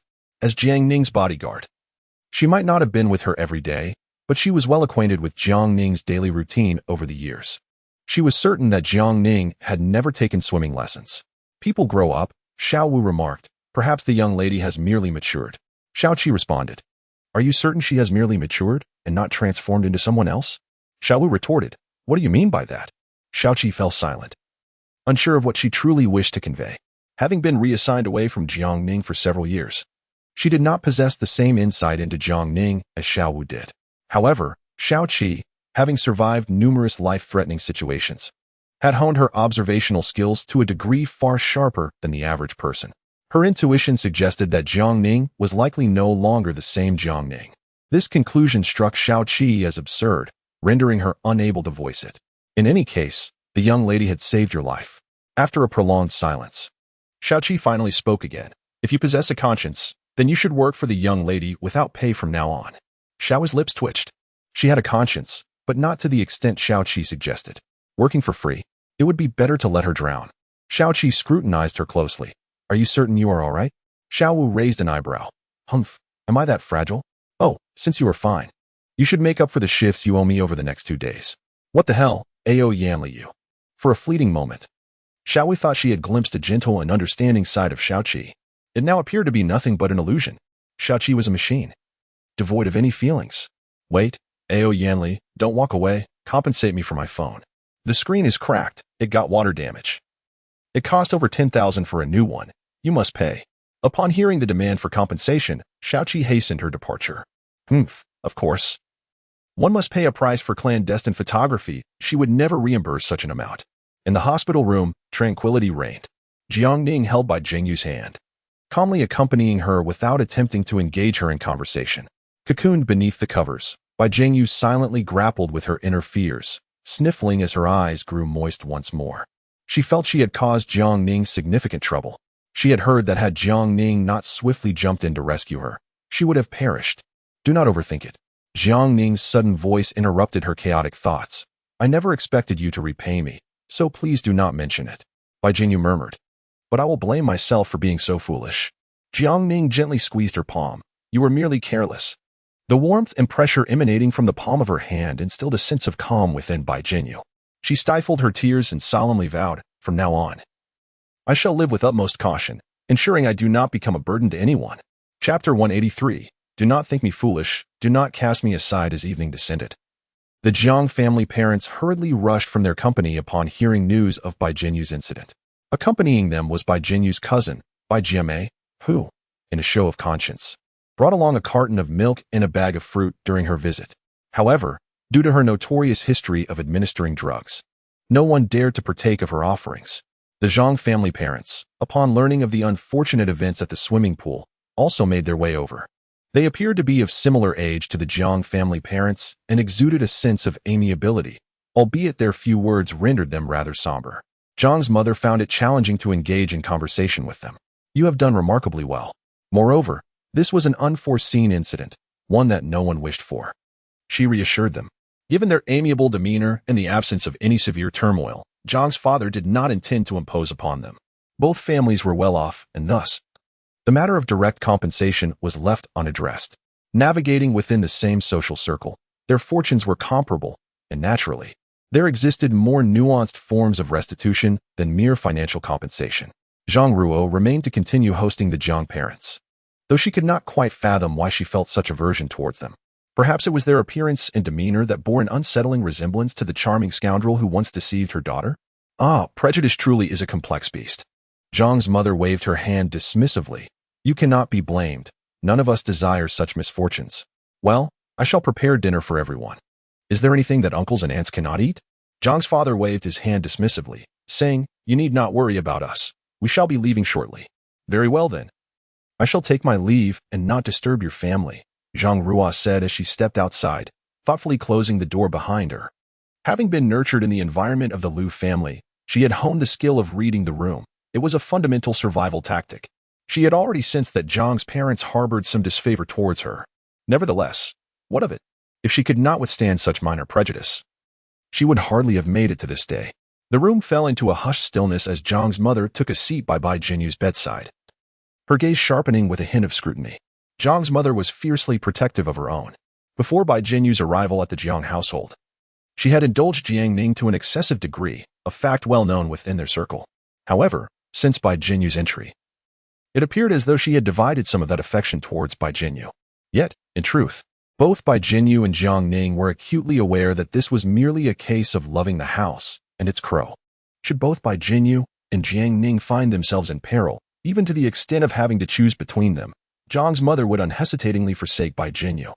Her favoritism towards Jiang Ning would remain unwavering. At this moment, facing the penetrating gaze of Zhang's mother, Bai Jinyu felt a tremor in her heart. The pallor of her already waning complexion deepened. Weakly clutching the quilt, she murmured an apology, "I'm sorry." It was no wonder her mind was racing with conspiracy theories. She had watched her own daughter grow up. She was acutely aware of her daughter's capabilities and shortcomings. Was it Jiang Ning who saved the drowning Bai Jinyu? Or did Bai Jinyu attempt something nefarious only to be struck by a pang of conscience? Before Bai Jinyu could utter a word, Jiang Ning interrupted the interrogation. "Mom, it was I who saved her. I have made that abundantly clear. Please be silent." Zhang's mother shot her a fierce glare. "You are my only daughter, my sole child in this lifetime. Do you think I have indulged you all these years for no reason? I endured 10 months of pregnancy, faced complications, and suffered for an entire day and night, nearly losing my life to bring you into this world. I cannot bear the agony of losing a daughter. Do you comprehend that?" In the past, Jiang Ning would have bowed her head in submission at such a tone from her mother, remaining silent. However, the present Jiang Ning could not remain mute. She boldly squeezed between her mother and Bai Jinyu. "Mother, since you have voiced your thoughts, allow me to reiterate, it was I who saved them. I rescued my lifelong companion and my dearest friend. Even if given another chance, I would still dive in to save them." Zhang's mother glared at her, seething with anger. "Fine. When did you learn to swim? Speak." Jiang Ning replied calmly. "It is merely a natural talent." Raising her hand as if to strike her, Zhang's mother was halted by Zhang's father, who swiftly grasped her wrist. "Enough, enough. The surveillance footage shows it was an accident. What purpose does it serve to blame the children? Come, let us step outside for some fresh air and calm down." He forcibly led Zhang's mother out of the room. In the corner, Bai Jiame remained silently as a mere ornament, eventually slipping away without uttering a word. Bai Jinyu stifled a sniffle, striving to suppress the tears welling in her eyes, yet she could not hold back any longer. It was not a sense of grievance that plagued her, but rather a profound shame. If only she could swim today, as events might never have transpired. Had she simply stayed home diligently working on her studies, such an incident would not have occurred. If she had never come to the Jiang family, never stirred trouble with Jiang Ning, then all of this would have been avoided. Yet now, she found herself unable to leave. Her heart and soul were irrevocably entwined with Jiang Ning. To part from her would be akin to forfeiting her own life. "Jiang Ning, I do not wish to leave you." Suddenly, Bai Jinyu embraced Jiang Ning fiercely, sobbing uncontrollably. "I will strive to improve. I will learn to swim. I will learn to drive. I will learn everything. Please do not think me foolish. Do not cast me away, all right? I promise I will no longer be lazy. Jiang Ning, I do not want to leave. I will not venture outside anymore. I will not invite danger again. I will take care of myself. I will not burden you further, Wu." Her cries were heart-wrenching. Even the most stoic of hearts would be softened by her tears. Moreover, Jiang Ning's heart was not forged of iron. "What are you crying for? Look at me. I am strong. You can live boldly and fearlessly, pursue any endeavor you desire, and create any trouble. I, Jiang Ning, will always have your back." Jiang Ning would never willingly suffer a loss. The way of the world is merciless. Thus, one should not blame her for her lack of righteousness. If one wishes to ascend smoothly, one must first seek the consent of this malevolent antagonist and her nefarious system. This system is not malevolent. Thank you. Chapter 184. Could she fail to recognize her own daughter? Mother Jiang is, after all, a woman of compassion. After braving the winds outside for a while, she was once again admonished by Father Jiang, leaving her with a tinge of regret. They scrutinized the surveillance footage, and indeed, this incident was an accident. To chastise Bai Jinyu, or to blame Jiang Ning, or even to punish Xiao Wu and the others would bear no fruit. Yet, she felt her daughter had changed. Take the matter of rescuing someone from the water. The former Jiang Ning, even if adept at swimming, would never have ventured to do such a thing herself. As her biological mother, she still possessed the capacity for such judgment. Ning Ning has grown up. She can no longer be sheltered as a child. In truth, Father Jiang harbored doubts as well, yet he was uncertain how to articulate them. However, I believe that the child has undergone more than just maturation. Mother Jiang's brow had yet to unfurl. I have always found it peculiar. Father Jiang glanced at her. What seems peculiar? Mother Jiang asserted resolutely. Ning Ning is afraid of water. She cannot swim. And it is utterly impossible for her to save anyone. Are you suggesting that your daughter has become someone else entirely? Mother Jiang hesitated. That was not her intention. Could it be that she would fail to recognize her own daughter? Surely, there cannot exist two individuals who are entirely identical. Father Jiang sighed. In truth, I too feel that Ning Ning resembles a different person. In the past, she was selfish and self-serving, fearful of death, lacking ambition, prone to making scenes, and disruptive, bringing shame upon our family. Mother Jiang was furious, but she is still your daughter. Is she truly that terrible? Father Jiang remained composed. He stated, the truth is known to her mother, even if she is somewhat lacking. Mother Jiang felt a twinge of guilt. Then, we have a responsibility for raising her wrongly. We cannot solely blame the child. Father Jiang replied, yet I distinctly remember, before her 3rd birthday, Ning Ning was not so poor in character. Mother Jiang was taken aback. That Ning Ning would say good night to us every evening and ensure we had breakfast in the morning, behaving like an adult, reminding us to cherish food and finish every morsel of bread. Despite her tender age, just starting kindergarten, and her speech often lacking coherence, she exhibited remarkable maturity. At this point, Father Jiang's eyes grew misty. How could that Ning Ning have transformed into someone so troubled? Was it truly a matter of education? Father Jiang hesitated to claim he had taught her exceptionally well, yet she should not have turned out this way. There is an old saying, dragons beget dragons. Phoenixes beget phoenixes. A mouse's offspring will dig holes. He and her mother devoted their lives to virtuous deeds, consistently teaching Jiang Ning to be a person of kindness. Even if they could not expect her to emulate them perfectly, she should not have become malevolent. However, Jiang Ning's actions over the years have indeed been disheartening. Jiang's father once harbored doubts that their family might be torn asunder by Jiang Ning, fearing that his lifelong efforts would be regarded as mere trifles, easily relinquished. Just as he was on the verge of abandoning all hope for Jiang Ning and resigning himself to fate, a remarkable turn of events unfolded, almost as if it were divine intervention for their family. Recently, I have been contemplating whether we should embark on a journey to Haicheng to pay a visit to the elderly Taoist priest. Jiang's father suggested that, as the demands of the company had eased, it would be a splendid opportunity to clear our minds. Jiang's mother hesitated, concerned that Xiaobai was still recuperating and Ning Ning had recently experienced some fright. Both required companionship during this time. As parents, was it truly responsible to abandon their children for a vacation? They are both adults now. They will manage their affairs. Jiang's father gently patted his wife's shoulder, encouraging her to let go when the time is right and not to act like a wicked stepmother. A wicked stepmother? Am I truly so malevolent? Jiang's mother nearly burst into laughter at the absurdity. If all wicked stepmothers were like her, the divorce rate would likely drop significantly. Ultimately, they resolved to proceed with their travel plans. By the time Jiang Ning and the others learned of this news, their rather unreliable parents had already arrived in Haicheng. Meanwhile, in the basement of the Rossini household, Rossini had received funds from a friend for living expenses, compensation for her efforts, and a portion of the treatment cost for the troubled girl, totaling 30 million. In light of their long-standing friendship, Rossini was attempting to perform hypnotherapy on the troubled girl, hoping to awaken her consciousness. Unfortunately, the results were less than promising. As for Lu Su, Rossini indeed released him from his cage, albeit with restrictions on his movement and speech. The chains binding his hands and feet remained firmly in place. Lu Su found himself incapable of action and devoid of spirit, spending his days curled up in a corner, his face sullen. Only during mealtimes did a flicker of light occasionally ignite in his eyes. Rossini's phone rang several times before she stepped out to answer it. Cindy, how did the treatment go today? Not well. Oh, that is quite unfortunate.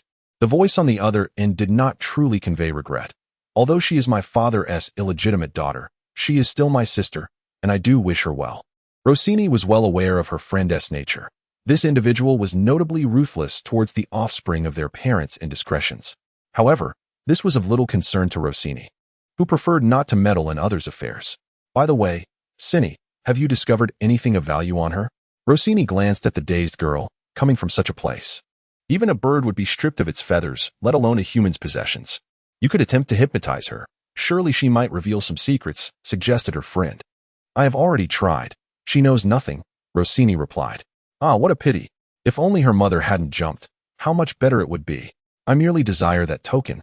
I do not seek their lives, yet they have chosen such despair. It grieves me deeply. Is there anything else? Rossini inquired. Never mind. I will hang up now. Just then, the voice on the other end dropped to a hushed tone, ominously declaring, By Dio is on the verge of death. This news is true. I have witnessed it with my own eyes. You must find a way to come here and persuade him to reconsider. Afterward, we shall split the gains equally. I am not in need of money at present. us.Ⅱ was thoroughly weary of such aristocratic feuds. Moreover, having recently lost her ring, she felt her hypnotic abilities had diminished. Her spirits were quite low. She had no desire to become entangled in the Ⅱ family's sordid affairs. Ⅱ, please help me this one time, the caller urged, their voice now even more subdued. Take your time to ponder it. I await your reply. With that, the person hastily ended the call. Shortly thereafter, us.Ⅱ's phone chimed with a text notification. She discovered several photos sent by a friend. The images depicted an exquisite collection of classical jewelry, the golden-laid jade pendants, green jade hairpins, and gemstone rings and earrings. The materials used were not the finest. Yet the craftsmanship was nothing short of breathtaking, leaving a lasting impression. ⅱ, if you have connections, please help me find them. To be frank, these pieces of jewelry are heirlooms of the Ⅱ family, each concealing immense secrets and wealth. Chapter 185. Please help me. The Ⅱ family's heirlooms. She had no desire to meddle in the internal conflicts of the powerful families back home, and thus, she swiftly dismissed the matter of the photographs from her mind.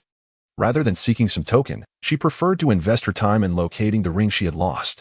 Rossini directed her gaze toward Lucio, who was in the corner. Initially gnawing on boiled potatoes, Lucio seemed to sense the perilous gaze upon him. He shivered and dared not raise his head, instinctively hastening his pace of consumption. Eating too hastily, he soon choked, his face contorting in distress. Rossini furrowed her brow as she approached him. MMM. MMM, MMM, MMM. Lucio clutched his throat, struggling to emit a cry for help, his complexion turning crimson. Swiftly, Rossini intervened, delivering a precise punch that dislodged the potato lodged in his throat. Phew! Cough, cough, cough. Lucio collapsed to the ground, violently coughing. He felt no elation at having survived.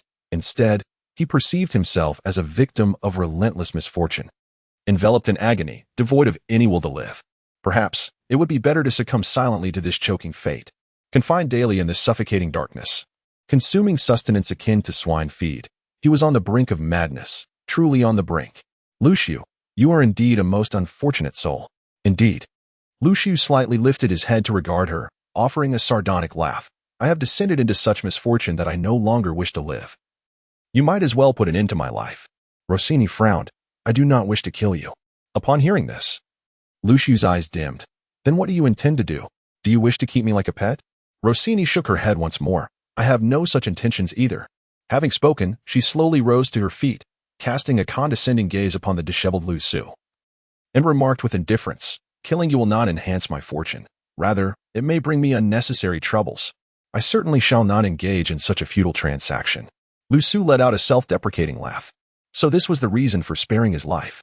Had his existence sunk to such a lowly state? Did he truly possess any chance of turning the tide? You may attempt to persuade me to let you go. Rossini had no interest in toying with a despondent wretch. She was already prepared to depart the country. I can assure you, I have no intention of supporting you indefinitely. Upon hearing this, a flicker of hope ignited in Lucio's eyes. Would she genuinely release him? No, perhaps this was merely another test akin to us.Ⅱ's. These damned women always speak with forked tongues, deriving amusement from his torment. Lucio opened his mouth, hesitating on the brink of speech. Forget it. It would be wiser to remain silent. A woman's heart is as elusive as a needle in the ocean, beyond his grasp. Previously, his flattery had earned him neither kindness nor favor, but rather a harsh kick. Now, he wished to avoid conversation with women altogether. Noticing Lucio's renewed despondency, Rossini lost interest in further communication. She turned on her heel and exited the basement. In Haicheng, within an unassuming tea house, an elderly man clad in a dark blue Zhongshan suit, sporting a goatee, ascended the stairs accompanied by a young man in a robe. Arriving at the entrance of a private room named Hia, the young man stepped forward and knocked gently on the door of the private room. The individuals within quickly came to open the door, respectfully addressing the elder as Master Shiran. Master Shiran, a frail old man with a goat-like beard, merely nodded in acknowledgement without further engagement. From the moment he entered, Master Shiran's brow remained furrowed, indicating his apparent displeasure. Accompanying him was a young Taoist priest, who curiously glanced around, embodying the essence of a curious child. The private room was spacious, adorned in a quintessential Chinese style, characterized by simplicity and serenity, exuding a subtle yet imposing elegance. Behind an enormous pearwood carved screen, a frail cough echoed through the air, mingling with the faint scent of medicinal herbs. A middle-aged man with a square face emerged from behind the screen, wearing a servile smile, and approached Master Shiran. Master Shiran, as you can see, my father, began Mr. Bai. Master Shiran turned his gaze toward him, replying with a weighty tone, "Speak plainly. There is no need for circumlocution between us." This Mr. Bai was none other than the elder's eldest son, us.Ⅱ, a prominent figure in the political arena. For most, encountering him was a formidable challenge, as he typically presented an austere demeanor, exuding an air of authority without uttering a word of levity. However, today his countenance was adorned with a forced smile, and his words dripped with deference. "I implore your assistance. This is my biological father, and I harbor feelings for him," Master Shiran said coldly. The old man is already 105 years old, suffering from countless ailments. Each day he endures endless pain. If you truly wish to be filial, it would be wise to let go sooner rather than later. Upon hearing these words, us.Ý's smile, which was never entirely sincere, grew even colder. The elder's hearing had severely deteriorated a decade ago, rendering him nearly deaf. Consequently, us.Ý never felt the need to conceal his discussions from the old man. Master Shiran observed him in silence. us.Ý took a few steps forward, circumvented the screen, and approached the balcony with a more picturesque view. Standing there, he gazed at the opulent metropolis before him, a faint smile gracing his lips. "You are more aware of my current predicament than anyone else, Master. I am merely 59 years old. I do not wish to die. I am counting on these antiques to salvage my future and save my life. As the eldest son of the Bai family, if these treasures are not bestowed upon me, upon whom else can they be given?" Master Shiran remained silent.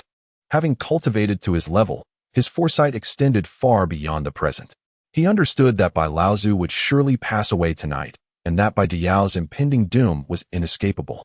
The vast Bai family would soon face inevitable disintegration. It was the branch of the Bai family that us.Ý spoke of that would truly rise to prominence. What flourishes must decline, and what is excessive must revert. The fullness of the moon leads to its waning. Master Shiran sighed, shook his head, and turned to leave. However, the guards at the door were not to be underestimated, as they swiftly surrounded him. us.Ý adjusted his glasses, his expression devoid of emotion as he regarded them.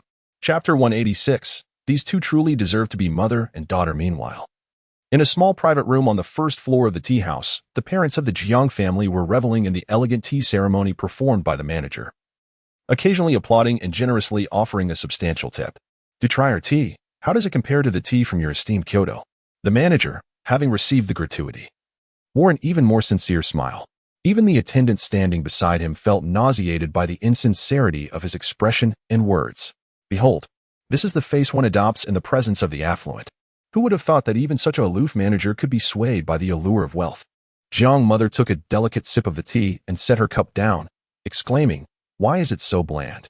Jiang father, eager to analyze it more thoroughly, began to use an array of technical terms, prompting the manager to beam with delight and nod in agreement. "Since you are also a connoisseur of tea, I shall present you with this rare specimen." "Oh, how can that be? A great sword is bestowed upon a hero. Exquisite tea should naturally be gifted to one who appreciates it. That is not acceptable. We must pay the proper amount, lest we tarnish the value of such fine tea." Observing the two middle-aged men engage in their polite banter, Jiang mother could not help but facepalm. Alas, have they fallen for it again? They are clearly here to sell this particular tea. Just look at that canister, adorned with gold and jade. It is evident that this tea cannot possibly be acquired for a mere few thousand. In the end, Jiang mother was astounded to discover that Jiang father had indeed spent 50,000 yuan on a mere morsel of tea cake, no larger than the palm of his hand. After the manager exited, Jiang ma could no longer contain herself and poked her husband. "What are you doing? This trinket is worth 5,000. Spendthrift," Jiang ba snorted, safeguarding his precious find. "You don't understand, so refrain from speaking foolishly. This is a genuine treasure, a fragrance that transcends a millennium, a legacy of culture. Jiang Ma rolled her eyes disdainfully. You're just spouting nonsense. They had not come to this place merely to sip tea. They were here to await someone. Yet, the appointed time had long passed, and Master Shiran had yet to appear, causing them a degree of anxiety. Could it be that the master was in a foul mood today and unwilling to attend to their matters?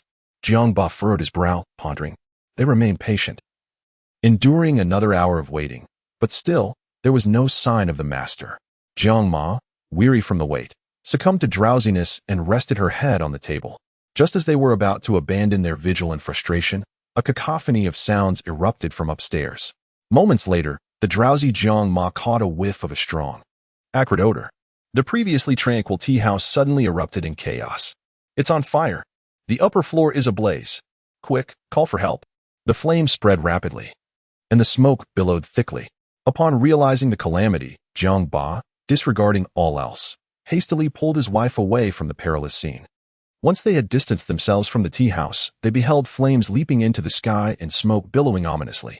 Inside and outside the establishment, confusion reigned. How could this happen? It is a rare occasion for us to venture out, only to encounter such unfortunate events. It is truly disheartening. Mother Jiang placed her hand over her heart, sighing deeply. It is merely an accident. Besides, we are unharmed. Let us proceed. The incident of the fire was kept from Jiangning. Meanwhile, far away in the capital, Jiangning seemed to sense something amiss and abruptly awoke from her slumber. Frowning, she gazed out into the dark night from the floor-to-ceiling window. Why does it feel so peculiar, as if something significant has transpired? However, the system indicated that nothing was amiss. Bai Jinyu remained peacefully ensconced in his hospital room, soundly asleep. As for Lu Su, he was still securely located in Roshini's basement, with no unusual disturbances. But what of my parents? Host. This is an entity beyond the system's surveillance. You useless little creature. Considering the system had recently rendered great assistance. Jiangning begrudgingly swallowed her retorts. I shall make a phone call. Jiangning swiftly dialed her father's number. Father Jiang, who had been sound asleep, was abruptly roused by her call. Without indulging in pleasantries, Jiangning quickly inquired, Father, have you and mother encountered any trouble? Are you injured? Have you been robbed? You did bring a bodyguard with you, did you not? Hello, father? The groggy Father Jiang replied, Oh dear. He was truly at his wit's end. Whether his daughter was indifferent to him or overly concerned, he found himself unable to cope. Speak, father. You are not in the hospital, are you? Which hospital are you in? Please let me know. Jiang's father reluctantly opened his eyes a crack and muttered, What hospital am I in? Cursing me and your mother in the dead of night. Truly, you are something. Ah, enough. We are fine. If you are all right, I shall hang up. With that, he ended the call. Jiang's mother, still in a sleepy haze, stirred and nudged him. Whose call was that? Your daughter. Jiang's father replied. Suddenly, her eyes widened. Our daughter called you? Why didn't she call me? What happened to her? Is she in trouble? Is she unwell? Surely, she isn't running a fever. Hey, don't fall asleep, speak to me. Jiang's father, utterly disenchanted, turned away. Never mind. He couldn't tend to her needs. He truly needed to sleep. The next morning, Jiangning awoke to a news alert on her phone, reporting a devastating fire in Haicheng's Golden Commercial Street, resulting in 1 fatality and 2 injuries. The identities of the deceased and the injured had been confirmed. They were all employees of the establishment, mere ordinary workers. Jiangning closed the news page with a sigh. Was the reason for my restless night related to this? It seems it has nothing to do with me. Host, you have been entangled with a malevolent entity. Upon hearing this, Jiangning's body jolted, and she quickly sat up, scanning her surroundings. What malevolent entity? Is there a ghost? What ghost? In our system's terminology, it refers to an entity that diminishes the host's internal energy, thereby increasing the likelihood of unfortunate events for the host. Speak plainly. There is a spirit following you. Jiangning gasped in shock. Such things truly exist? Host, if needed. This system offers complimentary capturing services and can also assist in sending them to other worlds for a life experience. Can I meet the other party? Yes, if you desire. Thus, aided by the system, Jiangning beheld an elderly man clad in a white robe, his visage gaunt with sunken eyes, and his hair and beard entirely white. He sat upon her sofa, surveying his surroundings with an inquisitive gaze. Eventually, his eyes settled upon Jiangning. She offered him a gentle smile, which inadvertently startled the old man into an upright position. Young lady, can you see me? Chapter 187. Perhaps my descendants, this is indeed peculiar, Jiangning mused. Here is an uninvited apparition, and while I am not afraid of you, why should you fear me?" The little old man regarded her with palpable anxiety. "Ah, I apologize for my abrupt intrusion. I beg your pardon. However, dear girl, what is this place? What is your name, and who are your parents?" The old man seemed to prattle on, as though he had not conversed with anyone for many years. Jiang could not help but facepalm. "Enough already. I won't inquire about your background, yet you wish to pry into mine?" The old man, taken aback by her retort, wore a look of indignation. "Oh dear, the youth of today, truly lacking in patience. Are you very busy? You seem rather unoccupied. Cannot you spare a moment to converse with an old man?" Jiang replied curtly. No, the system had already informed her that she could not harbor a specter for an extended period. Even if this spirit harbors no ill intent towards her, it could still adversely affect her fortune and even her physical well-being.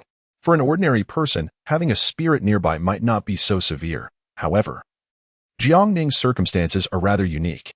After all, she is a transmigrator. Moreover, she bears the debuff of a villain, making her situation inherently more perilous. Seeing Jiang stern expression, the old man felt helpless and could only suppress his desire to vent, introducing himself in a subdued manner. "I am Huasheng, and I suppose I am around 100 years old now?" Jiang replied, "It's quite apparent that you are no longer youthful." Huasheng chuckled awkwardly. "In my youth, I appeared quite youthful indeed. Living to such an age was never my intention. Haha." His words bore a slight hint of a boastful tone, yet they were sincere. He truly did not wish to live to such an old age. "Do you have any idea how many years it has been since I indulged in hearty meals and carefree revelry? It's somewhat disheartening," Huasheng lamented. "I was once a remarkably handsome man, and now I have been reduced to this ghostly visage. Alas, how shall I face my dear sisters now?" Jiang could not help but smirk at his self-absorption. Wait a moment, did he just say his name was Huasheng? His surname is Bai? Then, could he be the ancestor of Bai Jinyu? If that were the case, did the other party seek her out because of Bai Jinyu? Jiang gaze deepened slightly. She needed to verify this conjecture. "Follow me." Huasheng was initially immersed in his own world, engaging in soliloquy, oblivious to Jiang's departure. He had no desire to trail behind such a young maiden, for it would certainly cast him in a rather peculiar light. However, the moment Jiang stepped out, his body involuntarily followed her. Alas, reluctantly escorting her, Huasheng could not suppress his grievances, exclaiming, "Young lady, what incantation have you cast upon me? Please release me, for I am but a decrepit relic, of no assistance to you. Your insistence on my company serves no purpose." Jiang remained silent, contemplating that had she the choice of a spirit companion, she would certainly not select such an elderly gentleman. She would much prefer a youthful and enchanting beauty in a cheapao cough. Merely a fleeting thought. Before long, Huasheng's attention was captivated by the vibrant world outside. Since his 80th year, he had been plagued by ill health, confined to his bed for years. For a libertine such as himself, a life spent reclining, unable to tend to his basic needs, was far from his desires. Thus, he had long contemplated death not in despair, but with a serene anticipation of its embrace. During moments of lucidity, he had even selected his burial plot, chosen the attire for his eternal rest, and contemplated the treasures to accompany him in his coffin. Particularly, his will was crafted with utmost diligence, meticulously pinned 10 times, each word and stroke thoughtfully deliberated. Even the music for his funeral was a piece he had personally played on the pipa. All was prepared, save for the favorable winds of fate. Alas, it was indeed a misfortune for his household, as these individuals often gathered by his bedside, shedding genuine tears and heartfelt lamentation. Though his hearing was impaired and he could scarcely perceive any sounds, he still found it quite bothersome. Eventually, when his eyesight finally failed him, he experienced a measure of serenity. While Huasheng was lost in contemplation, Jiang guided him into the sanatorium and directly upstairs, arriving at the chamber of Bai Jinyu. Upon catching sight of Bai Jinyu, Huasheng exclaimed softly, his eyes sparkling with recognition. "This young girl seems somewhat familiar. Could she possibly be a descendant of mine?" Huasheng stroked his beard, a wistful expression gracing his features. "Alas, I have far too many descendants to keep track of. I cannot be blamed for this, for I truly cannot remember them all. If blame must be assigned, let it rest upon my concubines, who are remarkably prolific. Perhaps I should not have married 7 concubines." Jiang interjected, "Tsk. You old rascal, look at how proud you are." She felt he was boasting and chose to ignore him. Bai Jinyu, unable to see the old man, focused solely on Jiang. She hurriedly descended from her bed, approached Jiang Ning and embraced her tightly. I have been studying diligently. Jiang Ning, look, I memorized 2 pages of vocabulary today. I remember them all. Would you like to quiz me? Jiang Ning lowered her gaze slightly, meeting her sparkling eyes. Ever since the incident by the water, Bai Jinyu had become increasingly proactive, greeting her with a grand hug each time they met. This was certainly delightful. Yet, Jiang Ning couldn't shake the faint sense of danger. Bai Jinyu's possessiveness was indeed on the rise. Are you 2 sisters? Bai Huaxing observed the scene with a knowing smile, remarking, such a close relationship. I truly envy you. To speak candidly, my siblings were all incorrigible rebels, and they met their demise by execution at your age. Jiang Ning. The corner of her mouth twitched perceptibly. Good heavens, this little old man truly has a story to tell. Keeping such a character around, listening to his yarns every day, would be quite amusing, I dare say. Alas, it cannot be, it cannot be. Suddenly, Jiang Ning sensed a chilling draft from behind. It was a middle-aged man with a square face, marred by extensive burn scars, his body ravaged, eyes bloodshot, appearing far more terrifying than the garrulous old gentleman. The man was mute. Upon entering, he charged directly towards Jiang Ning. Just as a collision seemed imminent, the loquacious old man abruptly raised his leg and, with a resounding thwack, tripped the square-faced, middle-aged spirit. Jiang Ning, witnessing this scene, was utterly dumbfounded. Bai Huaxing, incensed, roared, Bai Yao, you scoundrel! How dare you frighten this young lady? Is this how your father raised you? Kneel and apologize. Bai Yao, formerly with a face full of murderous intent, shuddered. Father. Chapter 188. Determined by Providence, the Luo family. Alas, Qian and I, there's no need for you to come. That old codger, Bai Yao, is already dead. Luo Qian and I received this ominous phone call first thing in the morning. Her expression immediately soured. On the other end of the line, the friend remained oblivious to her discontent, continuing to ramble. I knew he was dying, but I never anticipated it would be in such a manner. With severe burns covering 80 of his body, he clung to life long enough to enter the ICU, where they fought valiantly to save him, yet at dawn, he breathed his last. At this juncture, Rossini's friend sighed, his words tinged with a hint of melancholy. Though he treated me poorly, he was still my father. He amassed so much wealth, it was only a matter of time before his demise. Yet, I envisioned he would at least arrange matters properly before taking such drastic measures. Whether by lying on the tracks or leaping from a height, striving for a death of utmost significance. Alas, what a pity. Regardless, I take pride in him. He is the pride of the Bai family. The friend let out a hiss, offering an awkward smile. Tomorrow for sure.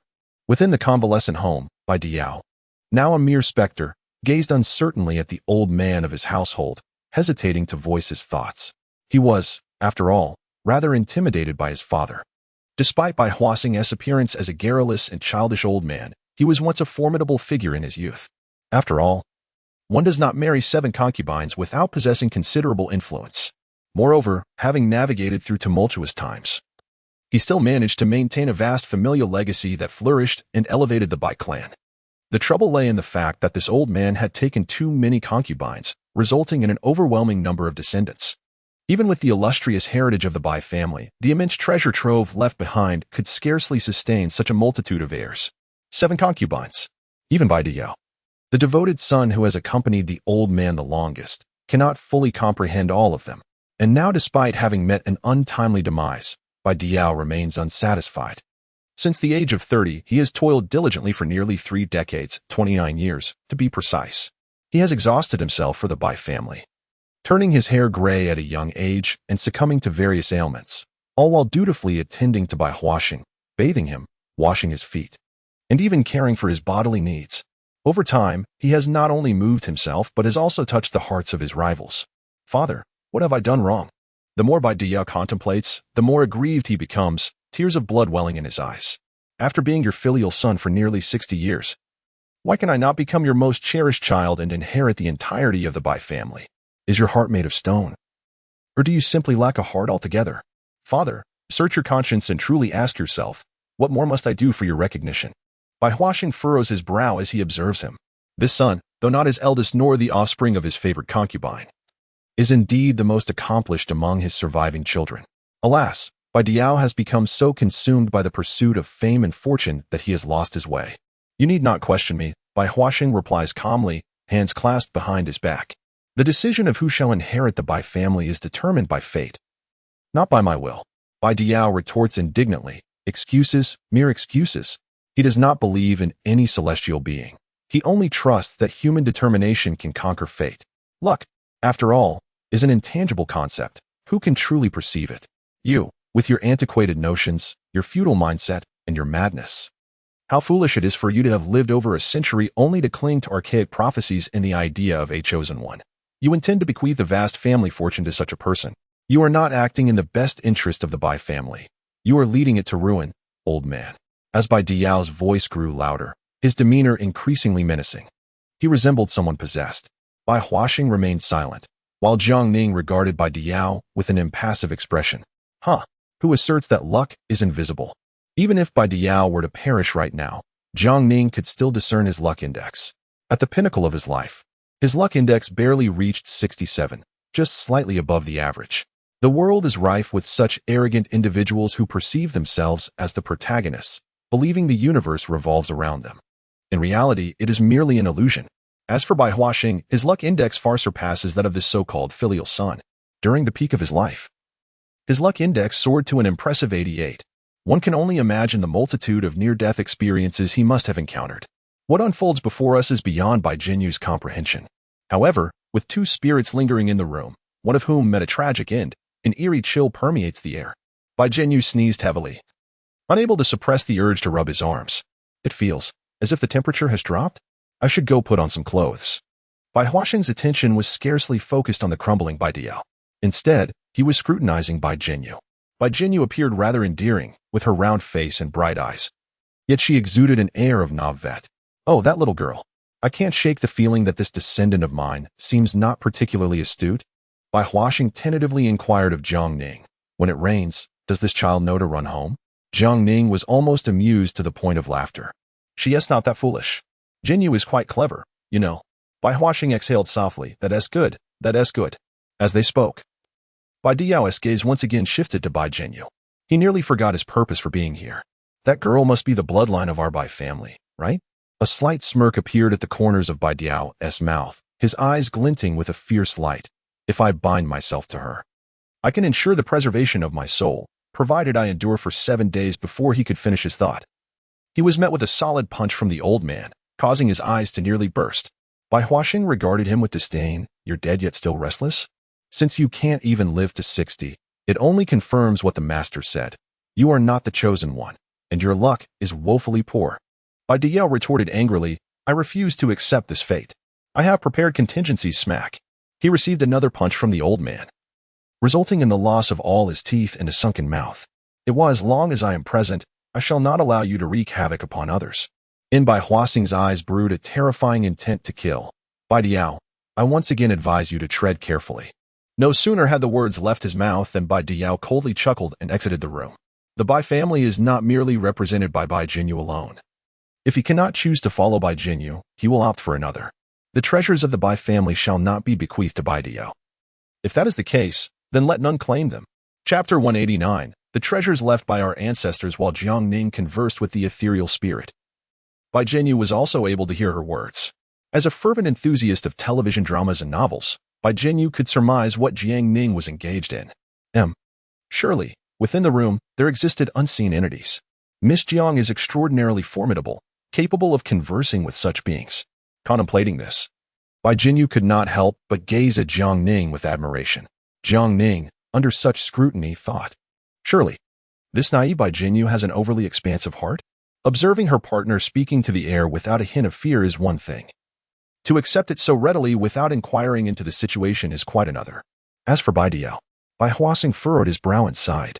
I recall that in his youth, he was not so irksome. The old man passed away peacefully, harboring no attachments to the mortal realm. After death, he lingered for no more than 7 days before moving on. Unlike Bai Diao, he was unable to roam freely and could only remain within a certain vicinity of Jiang Ning. As for Jiang Ning, after eavesdropping on their quarrels for much of the day, she had likely garnered a glimpse of the underlying tensions within the Bai family. Old man, you mentioned that the treasures of the Bai family are reserved solely for the chosen one? Jiang Ning could not help but inquire. How do you determine who qualifies as the chosen one? They do not possess any system to reveal a definitive luck index, do they? Upon hearing Jiang Ning's question, the old man chuckled softly. You share a fateful connection with the descendants of the Bai family and are fortunate enough to witness my current state. Therefore, I shall reveal this to you, our ancestors. Let me think, approximately 330 years ago, a master in metaphysics emerged. He was erudite and could read celestial phenomena, his words wielding power, capable of discerning life and death. He accurately predicted the calamities that the Bai family would encounter over the years, enabling us to make early preparations that maximize the safety of our kin and preserve the ancestral estate. At this juncture, Bai Huaxing paused for an extended moment, seemingly sifting through the fragments of his memories. This ancestor claimed that with his abilities, he could ensure peace for the Bai family for a mere 330 years. Should we wish for the Bai family's continued glory and legacy, we must heed his counsel and seal away 99% of our fortune, forbidding anyone from accessing it, awaiting the arrival of the Chosen One 330 years hence. As for the Chosen One, the ancestor stated that this individual, or their companion, must possess a similar experience of death and rebirth, having glimpsed another realm, and be endowed with formidable support from a higher dimension. Bai Huaxing exhaled deeply, casting a glance towards Bai Jinyu. However, in truth, it was Jiang Ning, upon absorbing his words, who felt an overwhelming shock within her heart. These words, Bai Jinyu cannot hear them. Even if Bai Jinyu were to hear them, she would likely not believe the old man's words, would she? Oh wait, this foolish fellow might actually take him seriously. The ancestor of the Bai family spoke of a formidable assistance from a higher dimension, which is nothing but the so-called system. Isn't it? That individual, much like her, is probably a time traveler endowed with a system. We cannot perceive the mysteries of metaphysics, nor shall we dwell on them. However, what is most significant and visible to all is, Bai Huaxing emphasized, it is the token of faith. Before Jiang Ning could inquire about its nature, Bai Huaxing continued to elaborate. It is a set of dowry personally crafted by the ancestor. It includes a phoenix crown and flowing robes, earrings, rings, and bracelets, an entire large chest filled with treasures. When I was but a child, I once beheld this in the attic of the ancestral home, and it was truly breathtaking. Subsequently, amidst the chaos of war, the members of the Bai family, adhering to the prophecies left by the ancestor, took with them portions of the tokens as they fled their homeland in search of survival. At this point, Bai Huaxing could not help but sigh. The trials they endured were all validated within the ancestors' prophecies. Most of this dowry will never see the light of day again. Particularly, the exquisite red wedding gown embroidered with golden threads has long been destroyed. This I have witnessed with my own eyes. What remains are likely only a few bracelets, rings, and hairpins. The ancestral words proclaim that, 330 years hence, anyone who possesses a token, regardless of whether they bear the surname Bai, shall receive the unwavering assistance of the descendants of the Bai family. Should this individual successfully navigate the trials of life until the age of 60, they shall bequeath 99% of the Bai family's wealth unto him. He is destined to guide all Bai descendants along the righteous path. The utterances of Bai Hua lingered in Jiang Ning's mind, leaving her in a state of profound contemplation. She was increasingly convinced of the prophecy's authenticity. The true harbinger of fortune, the chosen one, was not herself, but Bai Jinyu. Furthermore, her arrival as a time traveler was not a mere coincidence, but an inevitability. Lu Su's existence fundamentally contradicted the prophecy. Thus, if she were to adhere to the original narrative, it was highly likely that Lu Su would not reach the age of 60, never to witness the true treasures of the Bai family. This realization filled her with melancholy. Jiang Ning felt a myriad of emotions swirling within her, yet an unsettling emptiness persisted, as if she had forgotten something of great significance. System. What is your perspective on this matter? This system is somewhat unclear. Hey, can you investigate the Bai ancestor from 330 years ago? The time frame is far too distant. It exceeds the scope of this system's capabilities. Very well, Jiang Ning sighed once more. If this individual were also a time traveler equipped with a system, could they possibly be her compatriot? She wondered whether that person was a modern individual, what narrative they had encountered, and whether they had achieved the life they desired. This feeling of being pulled by fate is neither particularly pleasant nor entirely unpleasant. The thought of the Bai family's treasure, which can only be unlocked when they reach 60, diminishes Jiang Ning's anticipation. After all, she is not in dire need of money. Even if she had to support a little Jinyu, she could easily manage it, let alone if she were to care for 17 or 18 more. Once Bai Huaxing had finished sharing what he knew, he began to seek Jiang Ning's assistance.